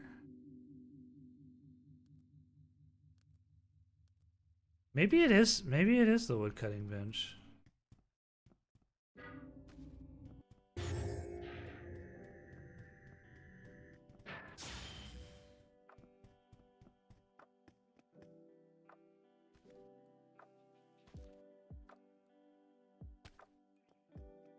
It's gotta be, right? Oh, it is a wood cutting bench. Yeah, and I saw the wood cutting bench here, but I thought maybe there was a tailoring bench. That would be leather and cotton.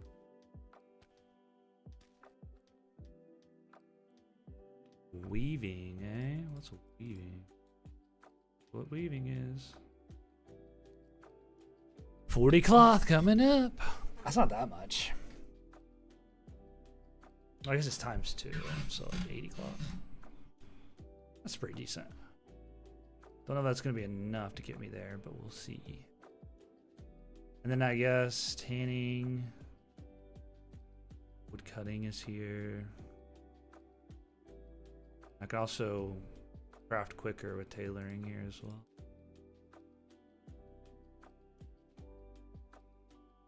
What the heck is a glyph one? Conquering glyph.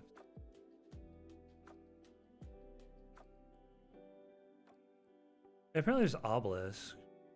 Interesting. Right.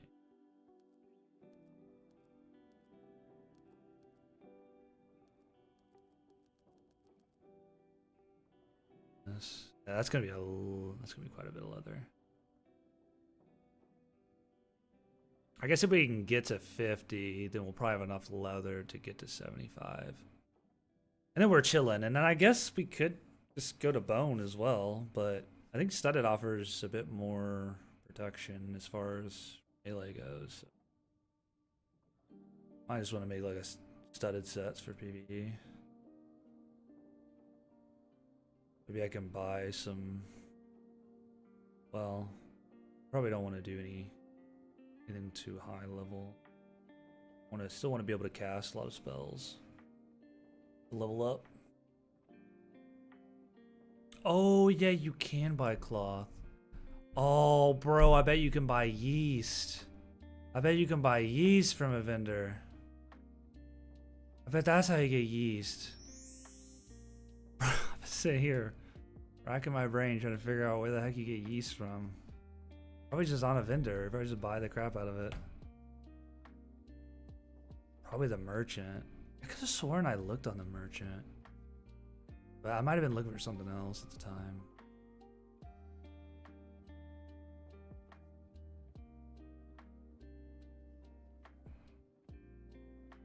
That's another thing. They're talking in chat about how somebody was asking, how do I skill greater magic? I'm using Rin, but it doesn't seem to skill up. Somebody had answers. Any staff other than the default? And that's a very, very common question I'm starting to notice. They need to just like take those common questions and just like put some text at the beginning of the game, like that you have to like click next through, and at least that gives them the opportunity to maybe read a couple things and be like, oh, okay, like my default staff only skills up lesser. You have to get another staff to skill up greater and beyond, I guess. I think staffs is the only thing that does that, right? Because I mean, obviously, I don't think your sword skill or anything stops at starter. It might for melee abilities potentially. I don't know.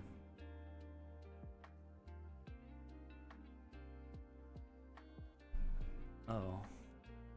Weird. I don't know why it let me queue up that 100. I was wondering why it was stopped. Yeah, 80 cloth. That's okay. We've got quite a bit of leather now.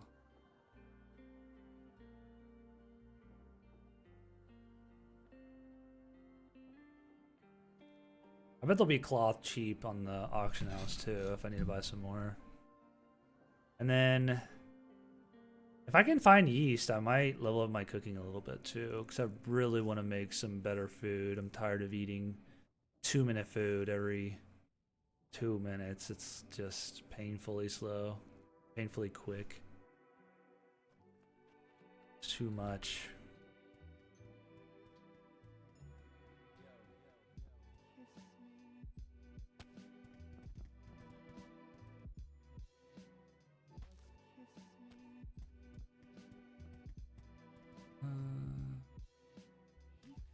Yeah, let's check this merchant.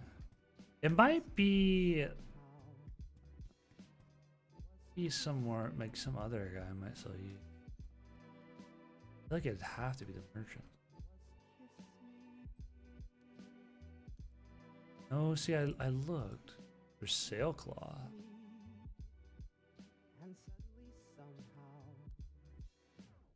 Clothing.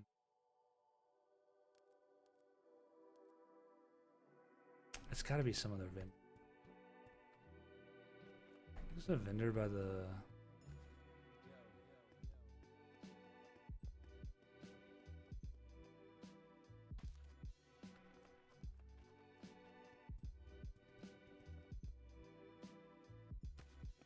Maybe I'll ask again.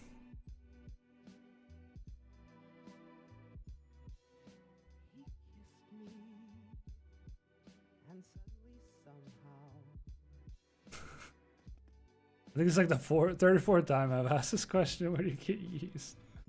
Get some yeast. Please tell me.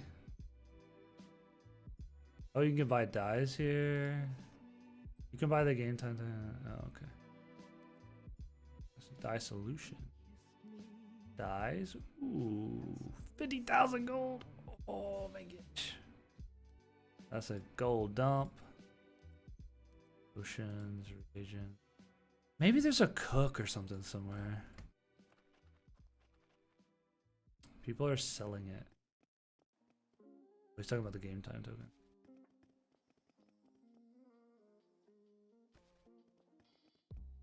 Arcanist? Okay, okay. Oh, this is Arcanist. Maybe the mage? I don't think there's a mage in the city. I think it's Arcanist. Maybe the capital city has like extra NPCs potentially. Maybe the fighter? Maybe the fighter has some loot. I know the blacksmith is up here, but I doubt it's the blacksmith. Oh, counselor. There's that counselor NPC. That's the bro with the yeast right there. The bro that's always hanging out on the front of the city. That's the bro right there. Mage is there? Was it? Merchant. Oh. Oh, you're saying there is a mage here? What's it next to the Arcanist? Oh, I see him. I see him. He's back in that corner. I see him now. Oh, it's gotta be the counselor. Wood cutting. Yeah. I see him now. Oh, it's gotta be the counselor. Yeah, it's gotta be this bro. Let me at him. Come on, bro. Hook me up with the yeast. Oh, no. He just sells all the weapons. Bro, how is this not a fighter's job?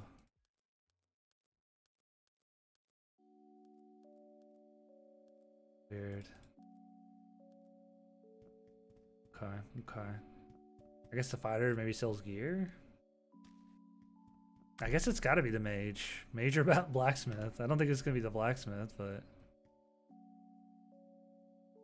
it's got to be the mage then.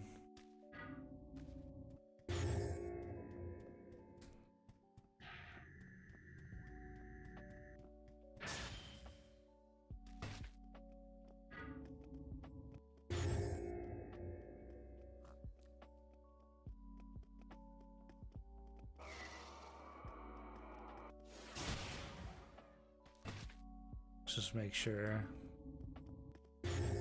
isn't this dude? No. Okay, he sells the armor. What does the fighter sell?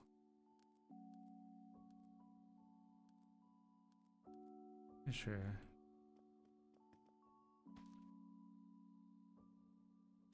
Alright, mage, hook me up, hook me up. Robes, staffs, agents. Oh, you can buy rune books here. You were lying in the Discord or something then. Alright, where's the fighter? The fighter's back up here, isn't he? You think maybe in the capital city it's different? Maybe there's different NPCs in the capital city. Can I fit through here?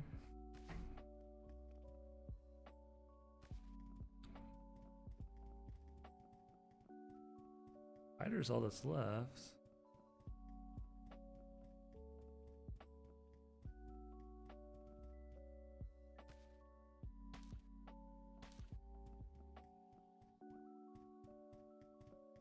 What game is this? This is Darkfall, Rise of Aegon.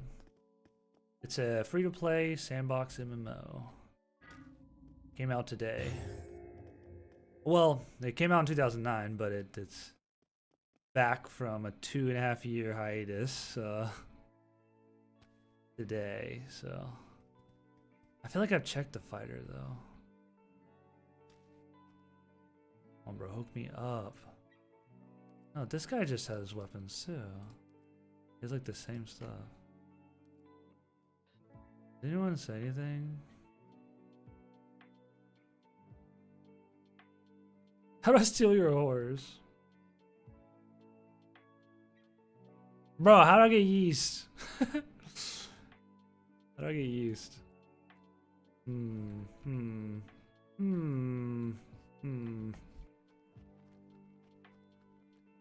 Here, I'll let me help you out here. All right, so what you do is go back. What you're gonna want to do? 1 second. Let me post this in chat. All right. So what you're gonna want to do is you're gonna want to click that link, and this will take you to this website here, and it's free to play, right? So you click sign up. You make an account, and then you can click download right here. And then what'll happen is you'll download the game, and you'll be able to open it up, and then you'll have a launcher with a login screen. You'll log in, and then the launcher will pop up, and it'll patch the rest of the game.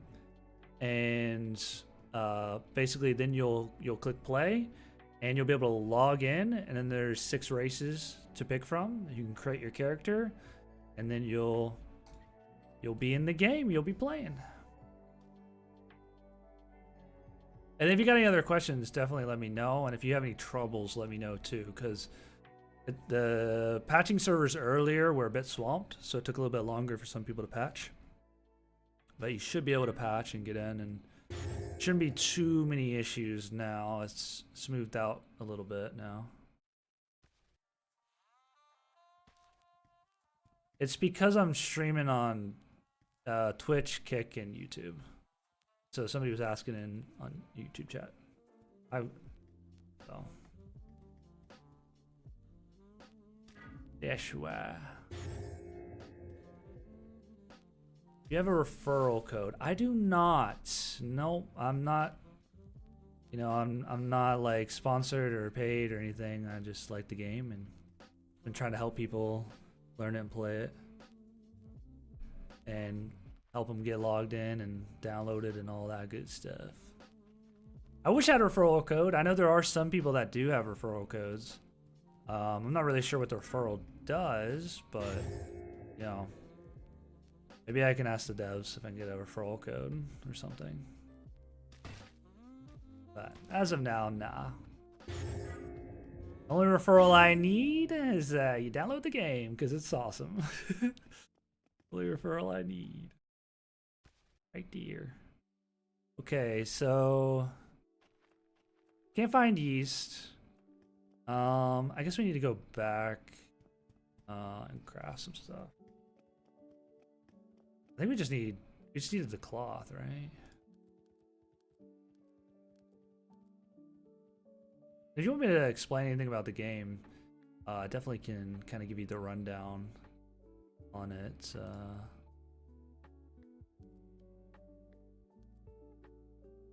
guess we should keep making these fancy pants. Fancy pants. Does that seem to be the way? Let's make one to see if this is actually still going up. We might need to make something different even. Oh, see, that went to 18. So let's make 4 more, and then we'll make 5 more.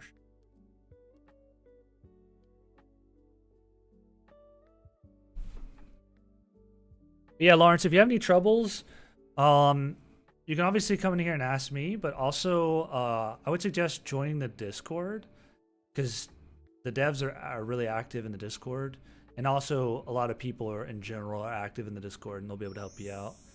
And then once you get in the game, there's a new player chat, and feel free to just hit that new player chat up, or feel free to ask questions in here. I don't mind explaining whatever questions you got.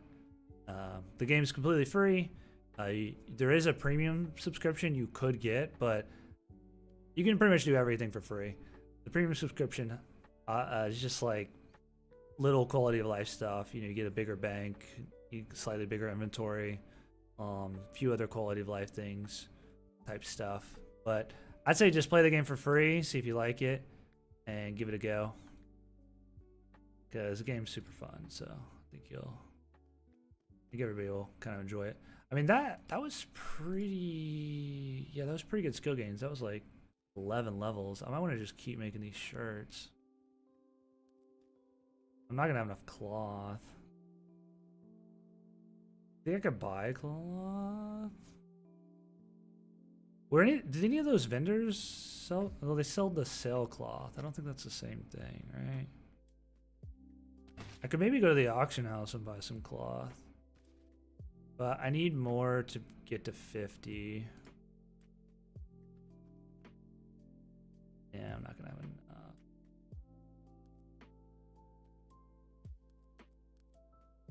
I'll make 2 more shirts. Yeah, I'm short quite a bit. Oh, these are only 2. Oh, I should have. Oh, I should have tried to do this. These cloth. These might have been better to make. They're only 1 cloth. I might have messed up. Use all my cloth. Oh, that didn't give me a skill gain. I think these fine pants and stuff are the way. Oh well, we already used all of it. Well, we'll figure that out later. I could make a little trip to the capital and see if I can buy some cloth. Oh, I have more cloth. What am I doing? Well, let's go. Hold on. I don't know if that's enough, but I'm cloth hiding from myself. The pants are like 1 cheaper. Maybe I just make the pants.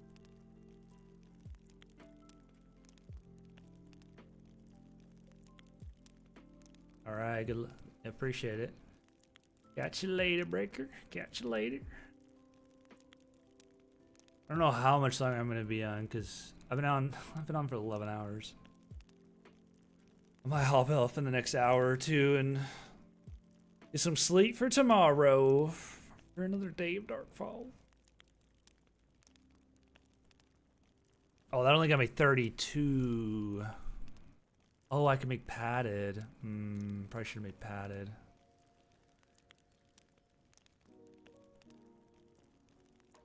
Yeah, let's make 1 padded and see how that goes.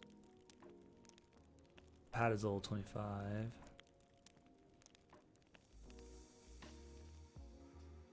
Where'd my tailoring go? There it is. 33. I think that leveled up 1, right? It's like barely moving. I see it.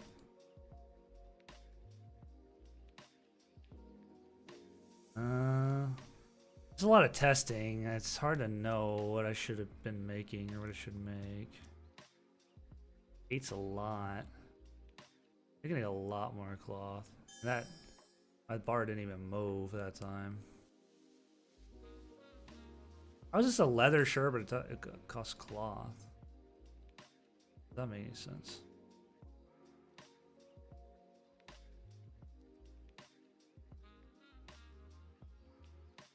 Yeah, I just need to get to 50 and I can get started on leather.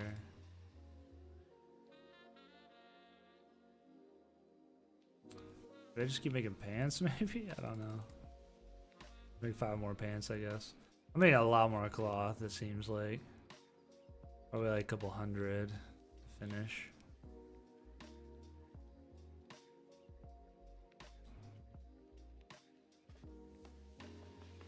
That's alright though. Maybe we will go to the auction house, see if we can buy some. We're gonna need to buy like a couple hundred though. I doubt people are gonna be. I mean, people could be selling it because cloth drops off like goblins and kobolds and stuff.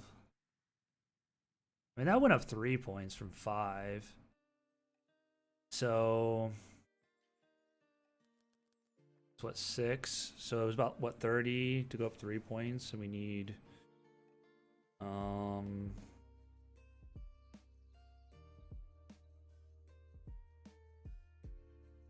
5 times 5, 25. So we need I guess we need about 150 cloth. Yeah, about 150.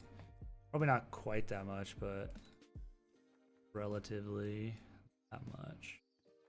Not too bad. Might actually wear this folder.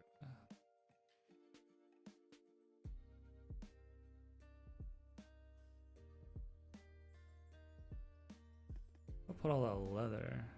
Oh, I made it. Okay. I need some food. The music is deafening. I'm premium, but you can totally play the game for free. You don't have to. Yeah, you can turn on the music. That's just every game. The music's always super loud. It's a little gear up in the top, and then you can turn down the. I had to turn down the volume a lot at first. It was very loud. But I'm premium, but I think premium's like $12-ish a month. You can also buy game time tokens in game. And they're actually fairly cheap, so you could play and then buy a game time token and then redeem it. And then that'll get you 30 months of premium. So you can play this game completely for free. And then you can use in-game gold to buy a game time token. And then you could just kind of do it like that. Biggest difference between premium and free? I don't know all the differences, but I can name you the few I know. It's you get a bigger bank. So instead of 700 items here, oh, you actually can't see. Let me move my webcam for a second. So right here, this is your item count. So each item counts as to this number. So I have 2,000. I think free is like 750-ish. And then also you get a bigger backpack. You can carry more weight. So normally this is 350 for free, and you get an extra 50 with premium. And then premium, they can own houses. Let me put my webcam back on. The premium can own houses, and they can create clans. You don't have to be premium to be in a clan, just to create a clan, I believe. And those are the 4 things I know about. I think there might be more, but I don't know. Those are the pretty big differences. The The bank and backpack is a big one, and then the housing if you ever want to try to own a house. But the housing stuff doesn't matter too much right now because eventually the server is gonna obviously be reset whenever 64-bit version comes out on Steam. But I don't know when that's gonna be, so that could be a factor that people might want to you might want to consider eventually with the housing stuff. And I can show you on the map. There's tons of housing plots. Essentially, there's all of these little triangles are villages, and there'll be a certain amount of houses in a village. Some villages are bigger than others, so they'll have more housing plots. And if you own a house, then there's a couple things with the house. It has a personal local bank, so you can bank items in your house, and you can also recall to your house. So you have a bindstone recall, so I'm like bound to the city where I'm at, right here, and I can recall to it.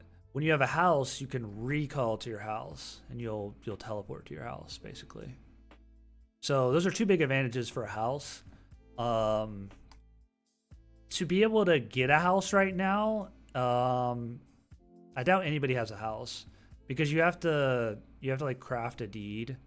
And there's a lot of crafting that goes into crafting a deed. You have to have a couple of different crafting professions at a certain level, skill-wise, to make the pieces you need to make a deed, and then you go claim a house. And then, but yeah, you can only get a house if you're premium, I believe.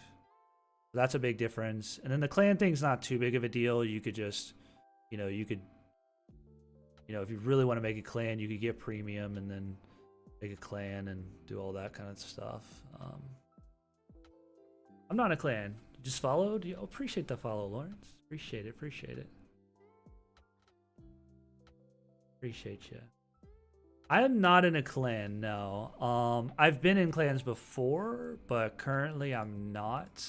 I might join a clan at some point, but I'm kind of a solo player, most of the time. I'll definitely, I'll probably get into a clan at some point, or maybe even make a clan, but more than likely maybe get into a clan at some point. But for now, I just like being solo, doing my own thing, and kind of just, playing a bit solo. But I would honestly recommend people joining a clan, to be honest, if you're new, because you'll be able to get a lot of help from other people, and you'll be able to learn a lot about the game just by being in a clan, because they'll help you out, and you'll have places to live outside of the main cities. So you've got faction cities here. These are all the NPC cities that you can live out of, right?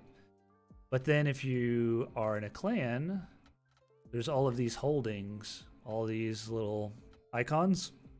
You can live out of these cities. Clans can own the cities, and then you can farm out of, farm the mobs around the city. You've got a bank there. You've got crafting tables. You've got a bindstone where you can recall to there. Bunch of different, advantages to having a city. I would recommend joining a clan for sure. Just if you're even somewhat interested in it, then I would join a clan, because there's also a lot of fun things to do in a clan where you can duel each other, have group duels. You can do sieges, and sieges are probably the most fun part of the game. It's where one clan sieges another to try to take their holding. Let's say a clan owns this holding, somebody could siege it, and then they could basically attack it and try to take it from that clan. And sieges are extremely fun. Big, massive battles. Pure chaos, hectic, fun, intense. Just an awesome, one of the best experiences in any game, any MMO, is a siege in this game. And the way you're going to get that is by joining a clan. There's not going to be too many sieges or anything right off the rip, I would say. People are trying to just get developed a bit, clan-wise and character-wise. But I'd recommend joining a clan, and I probably will eventually. It's not the end all be all. You can definitely play this game solo or, you know, in a small kind of group, tight knit group. But eventually, you might want to join a clan just to experience the sieges and all the kind of benefits from a clan, and just to have a group of players you can play with, and you can duel, and they can give you advice and on what to level and what, you know, different tips and tricks of the game and stuff like that. Definitely helpful. Solo is very viable. I've played Darkfall mostly solo for years and years and years. It's very viable. There's nothing really stopping you from playing solo at all.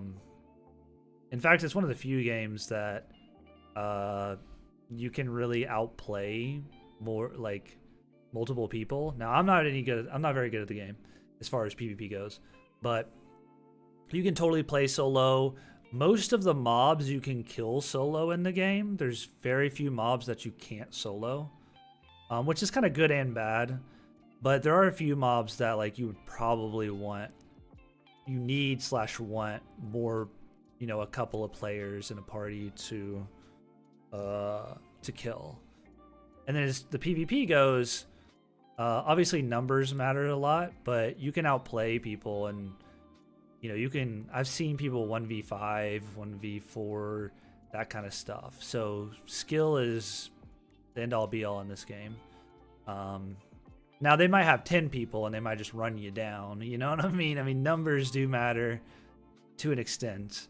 But what's interesting is, let's say you have like a tight knit group of 5 or 6, maybe 10, and you siege, and I've seen plenty of sieges where it's 10v20, 10v40, and the 10 party wins.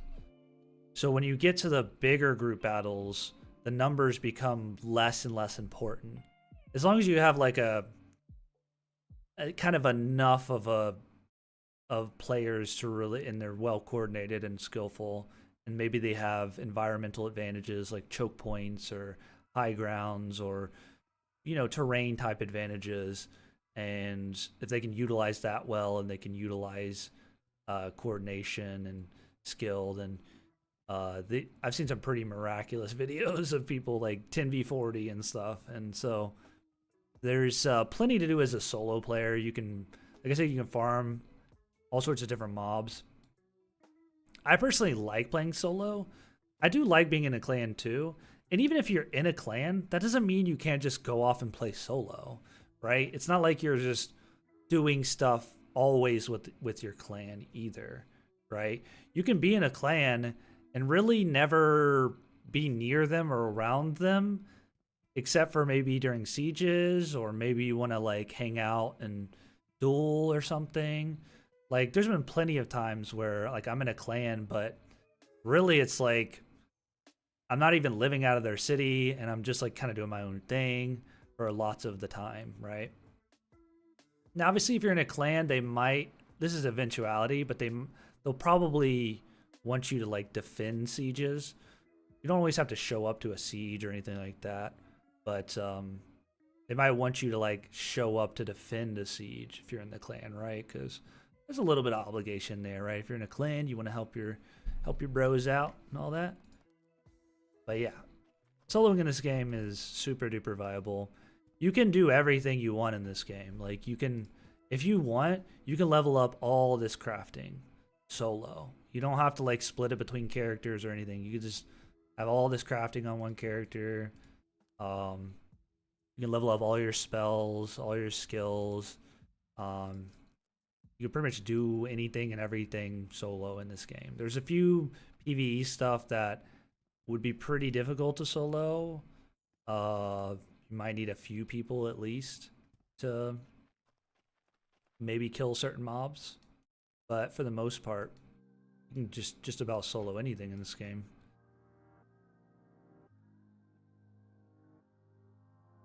Yeah, this game's really, really good to play solo. Really, really good. I would say most people kind of play solo most of the time in a lot of ways. Like, you might be you might party with people and stuff to kill mobs, or party with people to like maybe run around and PvP or something. But for the most part, a lot of people are running around solo, just killing mobs and doing their thing, you know, leveling up and skilling up. And even if they're in a clan, even when you're in a clan, a lot of times you're still doing stuff solo. You're still going out and farming things solo. You're still crafting stuff, and that's contributing to your stats. You're still leveling up your stats, your skills, your spells. And there's an auction house too, so you can, you know, buy the bits and pieces you need, sell this, you know, whatever. You can still do a lot. And then eventually when 64-bit hits on Steam, there's going to be faction warfare. So what that'll mean is it'll be kind of like sieges, but it'll be for the different races. So you'll have it'll be basically a way for, you know, solo players and maybe more casual or newer players to kind of get some of these large scale fights earlier on, and without kind of the kind of ties to like having to join a clan and stuff. Because there's tons of people that I know that weren't in a clan back in the day and throughout the game. Because the game used to be very much like join a clan or you're kind of missing out, and that's not that true anymore. It's mostly just like you just kind of play how you want, you know. Yo, what's up, Kozlo?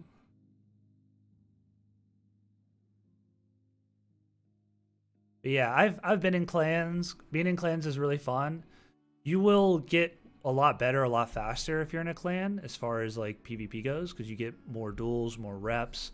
You get to kind of learn how people play and fight a bit better, a bit quicker.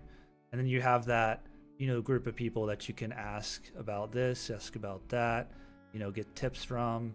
And then, you know, you got a little bit of a, it's kind of like you have like your own, you're part of a little community, you know what I mean? And then you all kind of get to live out of a holding, so you get to see your clan bros at different spawns around your holding and stuff like that, you know? So being in a clan is pretty chill too. But you by no means have to be in a clan at all. Like you can, I mean, I probably played solo half or more of the time I've played this game. Like, hard to say exactly how much, but...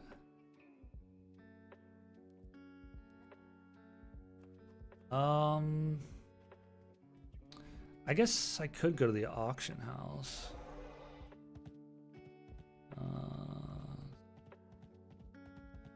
I wish there was an auction house here, but I think it might be in just capitals.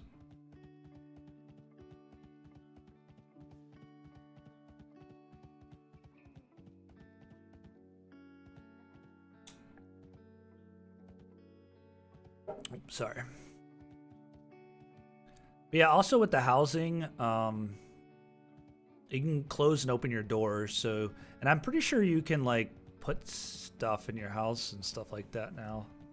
I could be wrong about that, but I think you used to be able to have like a crafting bench in your house, and maybe like one of those slot machines and stuff.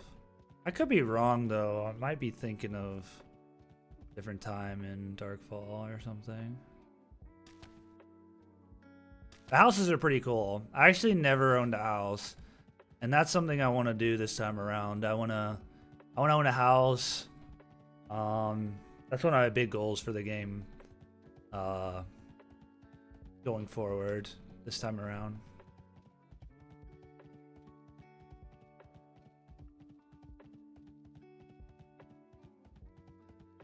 But yeah, the housing system's pretty sweet. At one point they talked about doing dynamic houses, like where you could put them anywhere, but I doubt, like, I think they said that that's not gonna happen. But you know, you never know. If they had thought about it or were working on it at any point, you know, that could still eventually become a possibility. But I actually sort of like the way houses are coupled to villages. I wish there were more, maybe more villages or more plots potentially, because I would like more people to be able to own houses. Because I think like for the most part, most people should be able to own a house, but it does kind of create a market. Like there would be people buying and selling houses and using middlemans to kind of secure the deal. So in a way, you could definitely buy a house, and then some villages were more, you know, people were more sought after and stuff like that. So it does add an interesting dynamic. And also, if you could put houses anywhere, it's like you would just have all these random houses just everywhere. It would look kind of messy, and then, you know, whenever you live in like a village with other people, you get to know your neighbors, you know what I mean, and all that kind of stuff. So it's like you know, you get a little bit, you kind of get a little bit more tight knit kind of community there as well, right? Because you can have your neighbors, you could fight your neighbors and stuff or whatever. And also villages, they become available to take, like the village stone. So each village has like a timer on it, and you're able to go and take, capture the village, and you'll get resources when you do that if you complete capturing or whatever of the village. And then the timer resets after it's been captured. I think it's a 12-hour cooldown, and they're all like staggered for the most part. So you can look around, and like this one's in an hour, so like I could go in an hour and try to take that village, and it would get me some resources and some items and such. So that's another advantage of owning a house, is you could see that your village is going to come up soon, and you could recall back there and, you know, try to capture it and get those resources and whatnot. There's only one server. Let me make sure I sent you the link, right? Or I posted the link, right? I think I did. Let's see. Yeah, here we go. Just in case I didn't already. I feel like I did. Oh, hold on. Once that posted. Here we go. Yeah, you just sign up, download, boom. I'd also suggest joining the Rise of Aegon Discord, because that'll have guides. There's forums in there where you can talk to, make posts and all that kind of stuff. The general chat is usually popping. You can ask questions in there and all that good stuff, and get your questions answered. Yeah, I'm gonna head to the... I think there's an auction house in here somewhere. Yeah, here it is. I might try to buy some cloth. And maybe I'll see if anybody has yeast, because I swear I can't find yeast anywhere. Somebody's gotta be hoarding all the yeast. Yeah, yeast. Yeah, how do you have yeast? I'm about to whisper this person. Bro, where the yeast at? Where you get the yeast, brother man? Brother man, help me out. Where's the yeast? What else? I was gonna have cloth.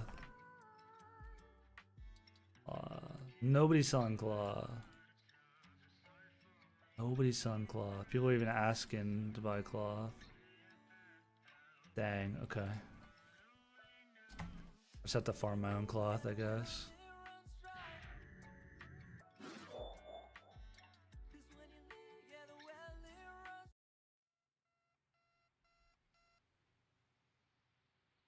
Just load it in. Let's go. Let's go. So.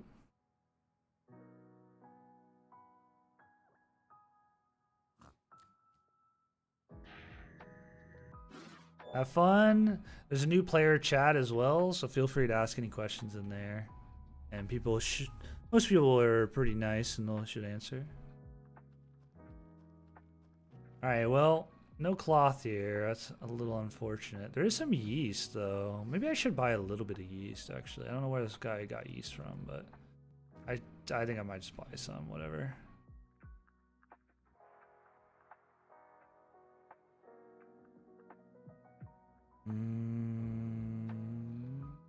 For 10. 123. So for 10, it would be at 1200. There's got to be a mob or something that you can farm for yeast. There's got to be. All right, I'm not giving in. We'll keep on the hunt for yeast. Gotta find the yeast. I wonder if there's a different NPC somewhere in here. Spider maid. Let me check the merchant. Maybe the NPCs have more stuff in the capital cities. I doubt it, but it must be a mob must drop yeast. It must be what it is.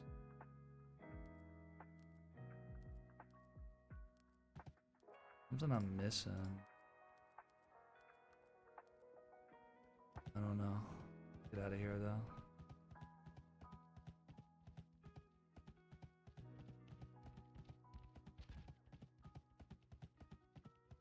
Let's get on out of here and do some more leveling. Farm some more gold. Okay, so we got that. We're looking armor wise, that's good enough. Okay.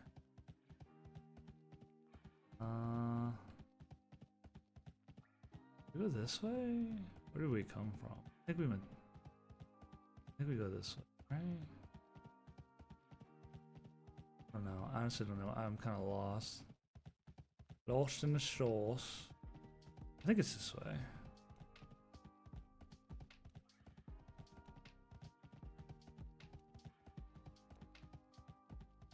Thanks. I need to zoom in. Yeah, this looks like an exit.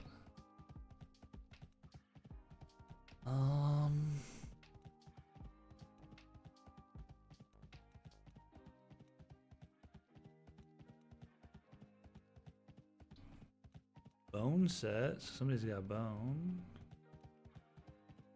So when you pull up the map, you can actually hit this gear and you can sort by mob strengths. Probably need to figure out what mob. It's probably like an easy or medium, maybe. There's got to be some mob that drops E.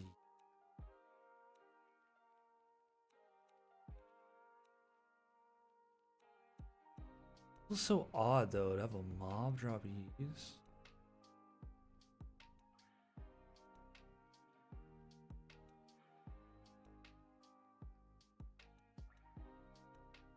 I guess mobs drop like eggs and stuff, right?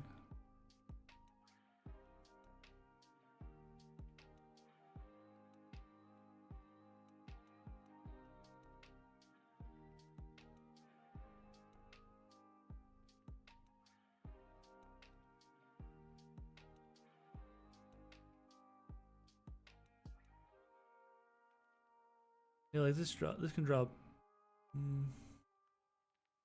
lobster and trout and eggs.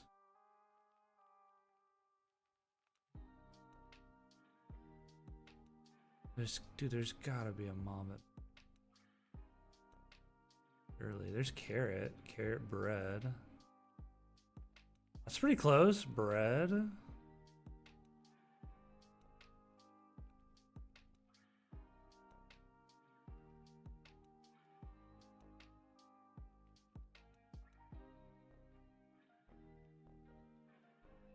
Onion and bread. Yeah, there's gotta be a mob that drops a yeet.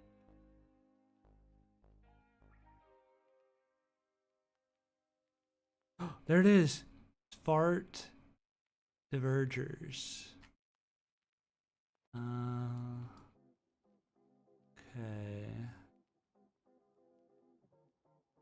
I don't know if there's any of those in Outlands. Maybe Severies?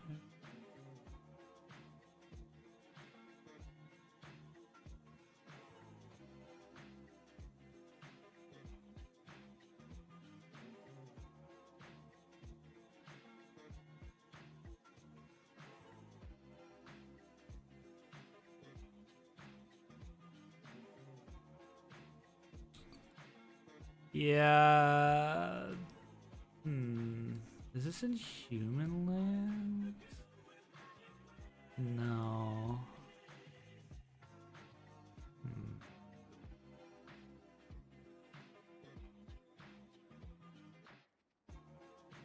There's some up here. That might mean there's might be some up here then. Serpentine. And eggs. This is pretty far over here. This might also be in... Well, this is in the red zone.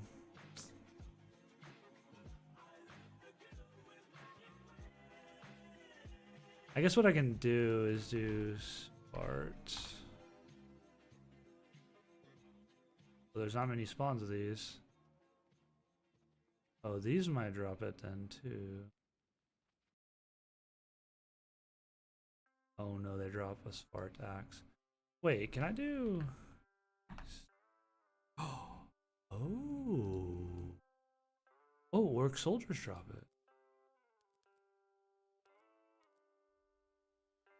There's just like nowhere in Outlands. I guess over here, and these are gonna be too hard though. Resident Yeast. I could go to the Mercians drop it. Oh, and Maluites, Mercian. These are right outside Sanguine now. Could maybe go to this spawn. Okay, that makes things easier. What level difficulty is this? Hard? I could try to kill these. 4 and 4.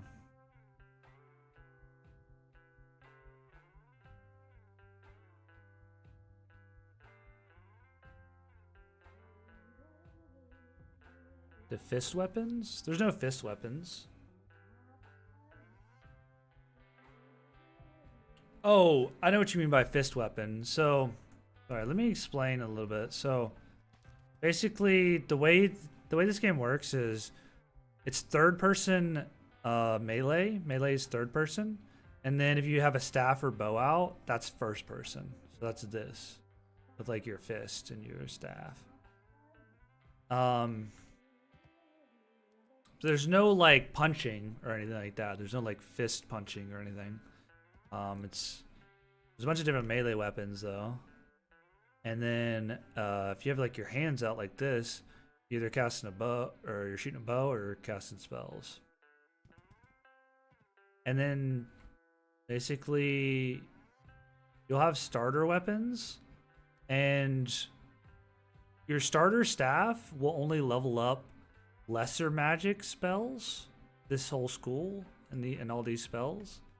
But then after that, once you unlock greater magic, you're gonna need to actually get a staff. So you might want to collect some staffs off of like goblins, shamans, or some easy mobs that have staffs.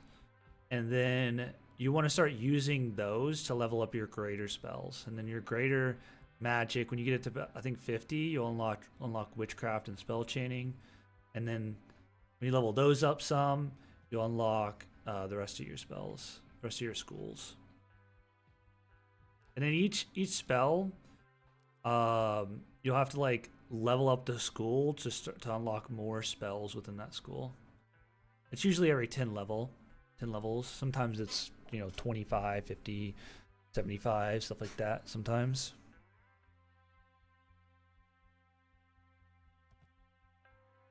But yeah, if you need help with the hotkeys, let me know. Basically, the easiest way is to go to your spells or your skills, and you can open up lesser. And then let's say you have like heal and conversions, you can drag it onto your bar, and then you can right click and hit this gear. And then basically you can click set bind.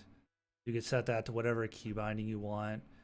And then what you can also do is there's cycle and first available. Not to worry about that too much, but that, by default is cycle. And then let's say you want like something else on this button. You can actually drag it and highlight it over to here and put it on that. And then what'll happen is you'll press this keybind once and it'll go to heal. You press it a second time, it'll go to heal mount. You press it again, it'll go back to heal, and so on and so forth, and it'll go down the line. So it'll be like a priority. So it'll be this one first and this one. You can actually shift these around if you want. If you want to rebind something, click the gear, set bind. Kind of like a little walkthrough. And let's say you have like a stack of spells like on this button, and you're like, well, actually I want it here. You can kind of collapse it, and then you can move this, and then the stack stays. And then you're gonna find, you're probably gonna have lesser spells here. It's gonna have a bunch of key bindings already set for you, but what you can do is you can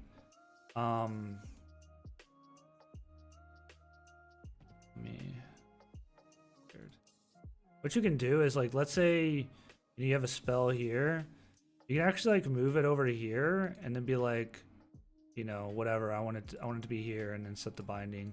Or what you can do is, if you don't like the binding it has, just right click whatever it is, click the gear, and set it to a new binding that you like, you want it to be. Your quest. So the main quest is you press J and it opens your taskbar.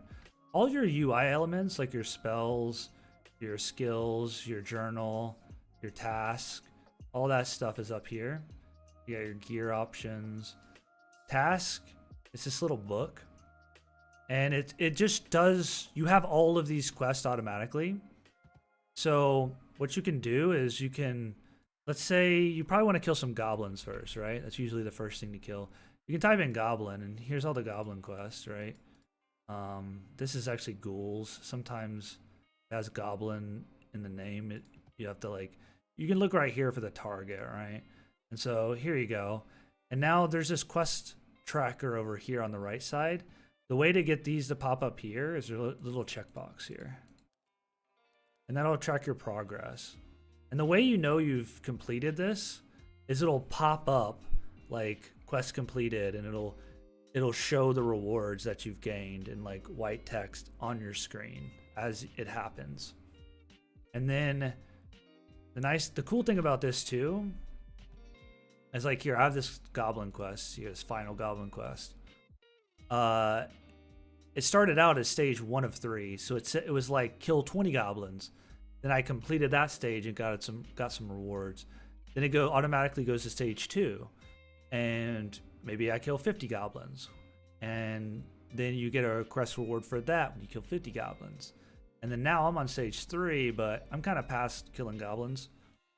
But I could go back and kill goblins, and I would get 100 gold, I'd get some arrows, I'd get some reagents, I'd get a Nectar of the Gods, which a lot of these like early quests, like on the first page here, will give you Nectar of the Gods. And what that is it's like a elixir that gives you +5 to all your stats. So all of these stats, it'll give you just drink it, it gives you +5 to all of them.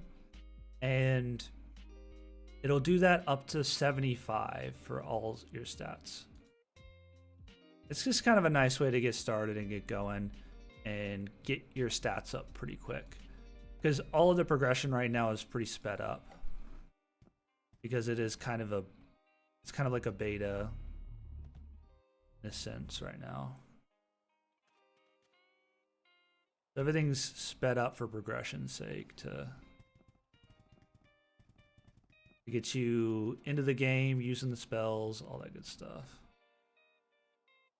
What I want to do, I probably want to go here. I could recall to Sanguine.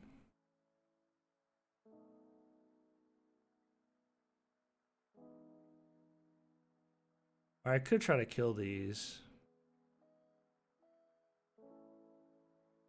I mean, I might be able to kill these, even with a bad sword. Let's try it.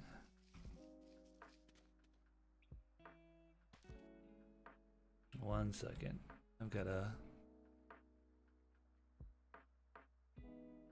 I gotta do something.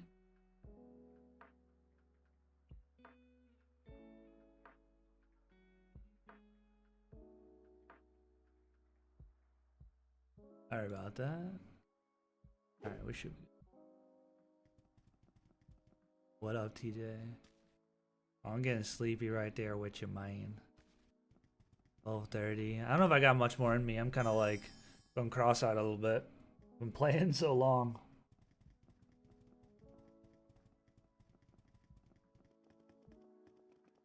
I might need to get up and walk around a little bit.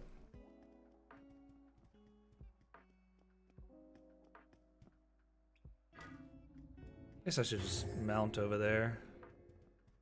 Turn off my brain a little bit. Mount is being weird, spawning wise. Oh, I left my mount down there, didn't I? Oh no, there it went.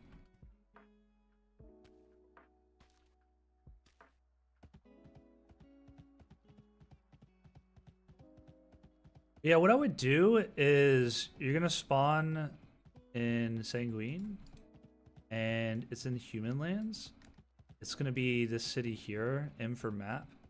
And what I would do is on your map, click the gear and then click very easy, and you can scroll this. Here, I'll do it with you so that it's a little easier to understand. And then what you're gonna want to do is scroll this until you see some spawns near you, around you. And then I wouldn't maybe go to this goblin spawn, but maybe head west a little bit and maybe go to this goblin spawn or this one or maybe this one. And just go and kill some goblins. Get a couple of your bindings down, like get a binding to pull out your sword, get a binding to pull out your staff, stuff like that. Another thing you could do if you're still watching is there's this really cool thing, weapon bar right here, and it's a little bit tricky, but once you get it set up, it's really easy. But what you'll do is like you'll put a sword on this bar, or put a staff. You can put I'd put your sword, staff, bow, and shield and sword. And what you can do is you can click this gear. And basically what you want to do is you want to check enable auto equip. What this is going to do is it's going to equip the highest damage sword. So it's going to choose, you need to have something that says only these weapon types, or it says yeah, only these weapon types first, because it needs to know what to grab, right? And this is the order in which it grabs it. So it's going to grab a greatsword first, and it's going to grab the highest damage greatsword. You can actually add filters to it. And essentially what this does, and there's also presets. You can mess around with presets too if you want. But what this does is, let's say I have two swords, and one is better than the other, damage-wise. It will automatically pull out the better damage sword. So let's say I have this sword out right here, right?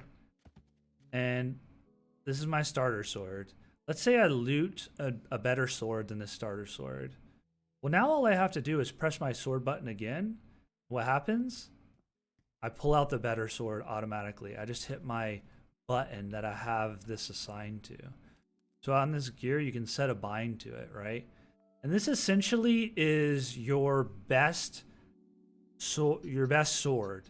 It'll just pull it out automatically as long as it's in your bag. And you can set a binding to that. So set that to your, that'll be your melee binding, right? Your sword binding. And then you can do the same with the staff. You can set the staff up the same way, right? Like my staff here, I have only these weapons, and then I have highest damage, highest speed after that. So it'll pick the highest damage. And then if all the damages are the same, it'll pick the highest speed staff. But you have to have only these weapon types at the top here. If you've messed it up somehow, you can actually drag these up like this. Swap them around. And if you somehow deleted this one, like you pulled it off the bar, you can actually add it in right here. And click add filter. And then you set that binding here.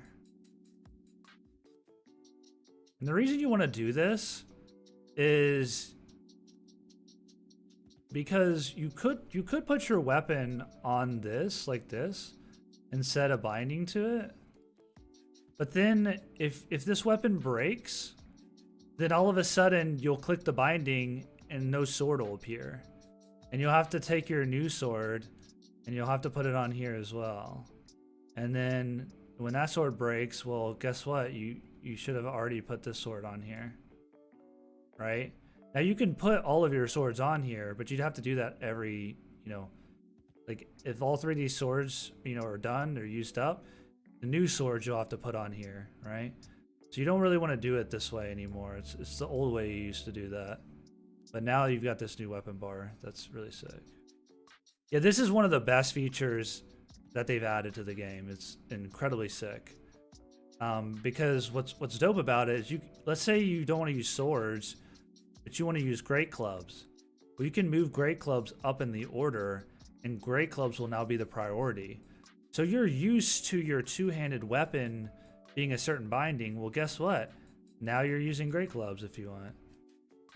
And you actually can take this off. Like, let's say I don't really want pole arms on here. I can just drag that off. Right. Now to get it back, you just right click and then click pole arms. Now personally, the way I do it is I have a two-handed weapon, which is my swords. You can level whatever. You can level axes, pole arms. I'd recommend swords, axes, or great clubs. Maybe one of those 3. Pole arms it's okay, but you can, it's whatever you prefer. Then you got staffs. I'd have a staff one. I'd have a bow one, and then I'd have a sword and board, because you want to block in this game, right? And sword and board stacks, right? So you click this, and you've got sword and boards right here. You can have like a sword and shield, axe and shield, club and shield. Works the same way, just it does both items. And then I have one for knives. Knives are really good for PvE. They're kind of the fastest swinging weapons, but you have to be really close. So they're really good for PvE because you can just dive onto the mob and the mob will like sit there and just fight you back and not really, they won't really like try to play the whole dance of melee with you. They'll sit there and try to beat on you, and you'll sit there and you'll get a lot of knife damage off. So I personally like to have a knife hotkey. You don't have to do that. I would have at least these 4 in some form or fashion, and then make sure you have them bound. And then you don't ever have to worry about this again, right? You never have to look at this ever again, basically, unless you want to adjust something with the way the filter works. I'm gonna go ahead and remove that because I'm probably gonna use this slot for another staff, but I won't even get into that because it's not really very important. Where'd my mount go? Did I put away my mount? Oh man, where's my mount? Where am I? Oh man. Where's my Drake? I feel like I hear my Drake. Hold on.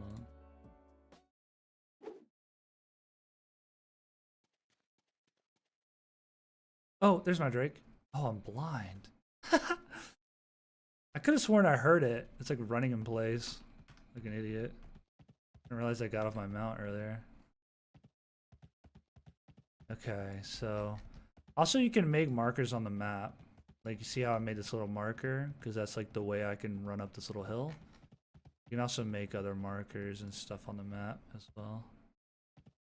If you're like, oh, I found a chest here, or I really like this spawn, but I don't want to have all these markers up with the spawn stuff. You could just mark it with a marker and you can tag it and stuff like that.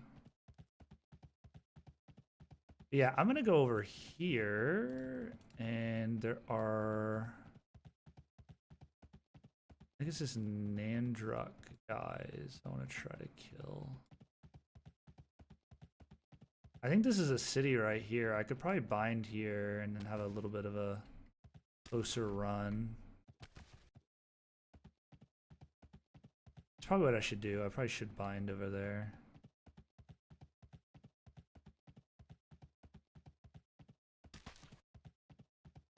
I guess I could do this. I could turn on Oh yeah, so it's called Bel Malek. There's other cities you can live out of other than these cities. NPC cities. There's other little smaller NPC cities too.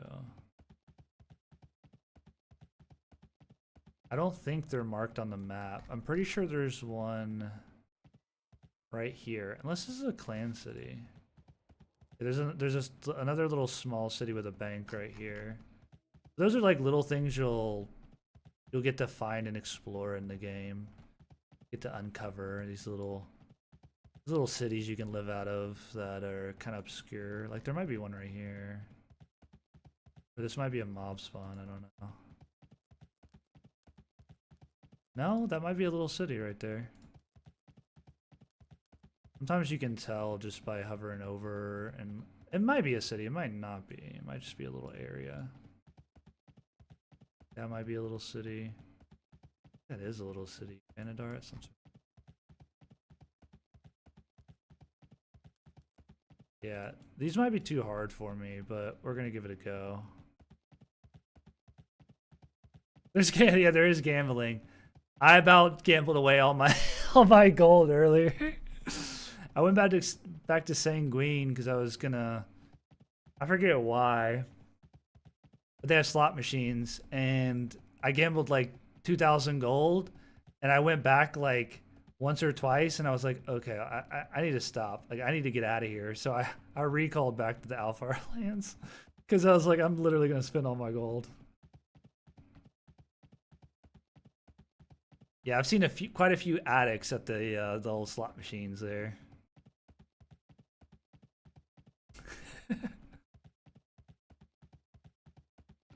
So a lot of the mob spawns are going to be pretty packed around Sanguine. What I would maybe consider is like maybe go to one of the other cities in Human Lands. Like you can go to Copperdale or Monkfield or something like that. There's also a billboard, I believe, in town that you can portal to the other capital cities. It might be right outside of Sanguine. You can maybe ask around, and I don't know quite where it's at, but I think it's free to portal to the other capital cities from Sanguine, because everybody starts in Sanguine. So you could check that out as well. And if you want to get a little bit farther away from people and not have as much competition, like killing mobs, because it's a madhouse over there at those first couple of goblin spawns around Sanguine. It is packed, or it was when I was over there. There's somewhere where you can teleport to the capital cities, either in Sanguine, I think it's the billboard near the bank, or it might be somewhere outside Sanguine, or somewhere in the city. I actually don't know exactly where it's at, because I didn't know it was a thing when I was playing on Saturday. So I actually I mounted and mounted the Alpha lands like an idiot because I had no idea it was a thing. Because it's not normally a thing. They're just doing it so that people can spread out and explore the world, and you know, so that those few mob spawns aren't just completely overloaded with people. Because normally, if you're the different races would spawn in each of the different zones, right? This whole thing is in little pie sections. So you've got Alphars normally would spawn here, Elves would spawn here, Mahirims would spawn here, Dwarves here, Orcs here, Humans here. But they make everybody spawn in Sanguine because it's a blue zone and you don't drop any of your items. So it's kind of like the noob, you know, not noob, but like new player, like when you first, new character, when you first load in. That's where, you know, the action's at. It's kind of the capital almost of where you start, kind of deal. It makes sense because for the moment, because that's the population got pretty small, you know, 2 or 3 years ago before the game shut down. So they kind of moved, like had everybody start together, so there was like a little bit more cohesion and you would actually see people and whatnot in the beginning of the game. Because the world is very big. So once everybody starts to spread out, all of a sudden it feels like nobody plays the game. But really, there's tons of people playing. They're just everywhere. Where's the pine stone here?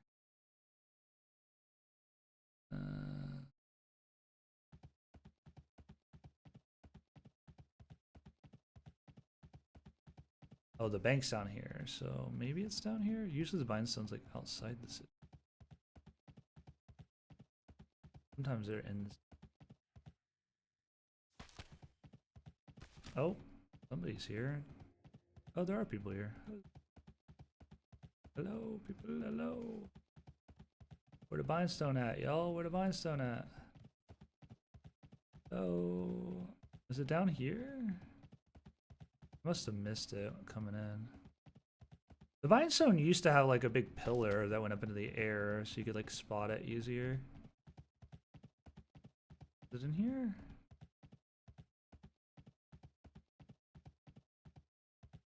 I must have missed it. Unless it's over here. Oh, you know what? I bet it's over here. This is kind of far. Yeah, I bet it's over here. It's a cool city though, actually. The Alpha cities are pretty cool. I never really lived out of the Alpha cities much. Yeah, here's the bindstone. The bindstone should probably be on the map. Oops. That's what I did last time. Let's bind here though and see if we can kill those guys for some yeast. Might as well, right? And then might as well head south out of here.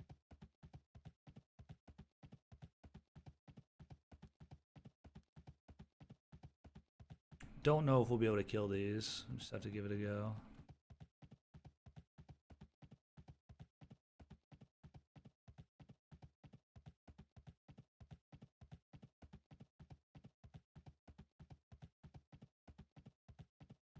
Ain't got a clue.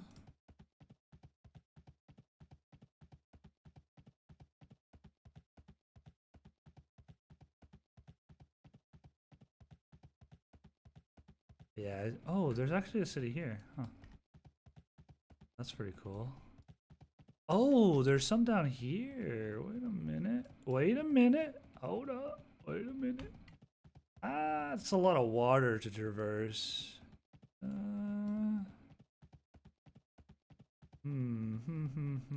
What else is down here? Oh, there's some revenants here too. That's what I was farming. You know what? Let's go live out of here. This looks promising, actually. Let's go live out of here instead. Because I wouldn't mind farming these. And maybe even these as well.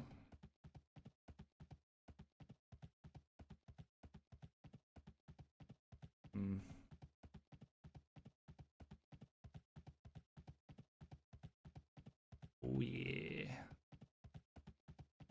It is going to be quite the swim. I can show you all some water hopping. But it's still probably worth it to make that swim over making this run. That's a lot shorter. You get a couple good water hops, the price not too bad. Plus we get to check out another city here.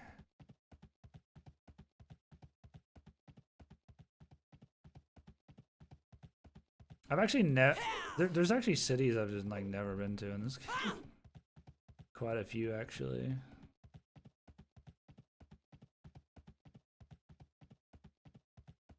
At least I've never played Alfar, but some of these cities you were able to go to. Wait a minute, hold on. What you got? You're like a random named mob. There actually are quests. Kill 3 revenants. Actually, this is like this is how quests used to be. You actually can still get some of these quests. Pretty funny actually. I'm actually gonna kill revenants, so kind of funny, kind of funny, kind of cool. Cool. This is a cool little city. I like it. I like it. We probably, yeah, we can just start from here. This might be kind of a pain. Might as well just test it and see though. Did I get food? I need to get some food. Find the bank.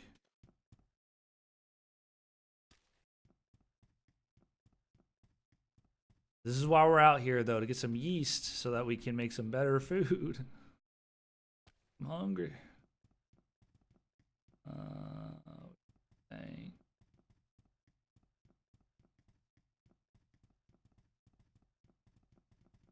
Where's the shiny bank?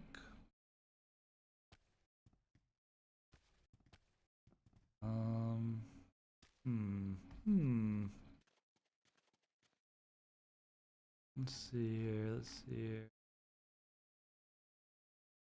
This is very hard to tell. That's a bank, right? There's no way this doesn't have a bank.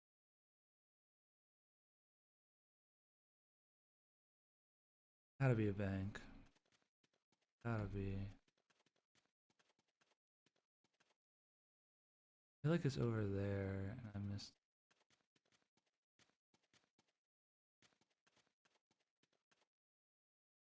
It's usually like pretty easily findable after you come into the city. Usually you can just see it. It's not going to be up here or anything. But it depends on the entrance. Like it could be near this entrance. I think it's back there.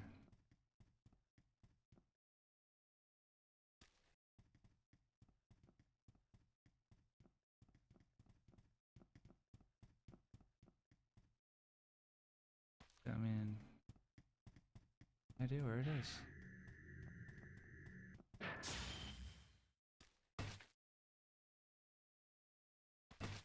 It's not right there. Where's the bank?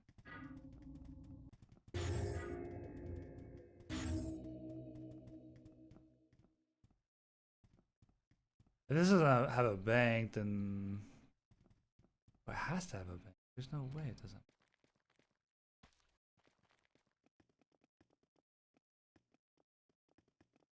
I gotta admit, it's in a weird spot, wherever it is.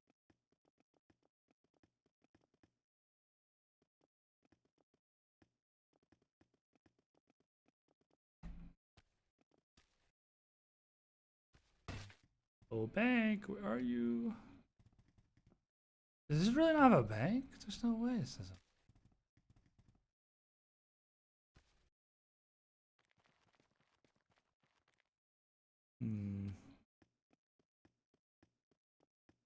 No way.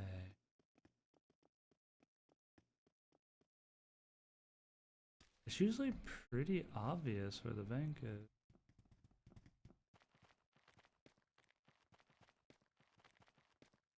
Oh, there it is.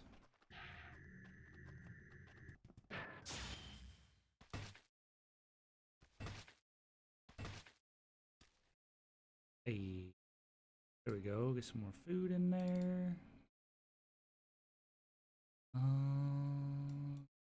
More food. This is on my food bar here.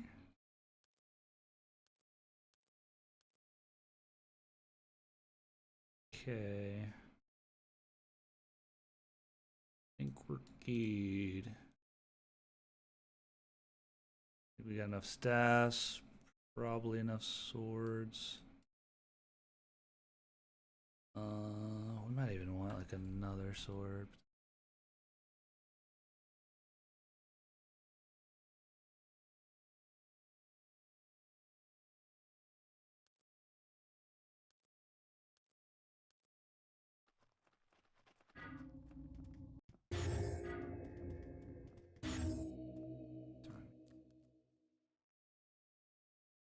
We'll grab some water real quick.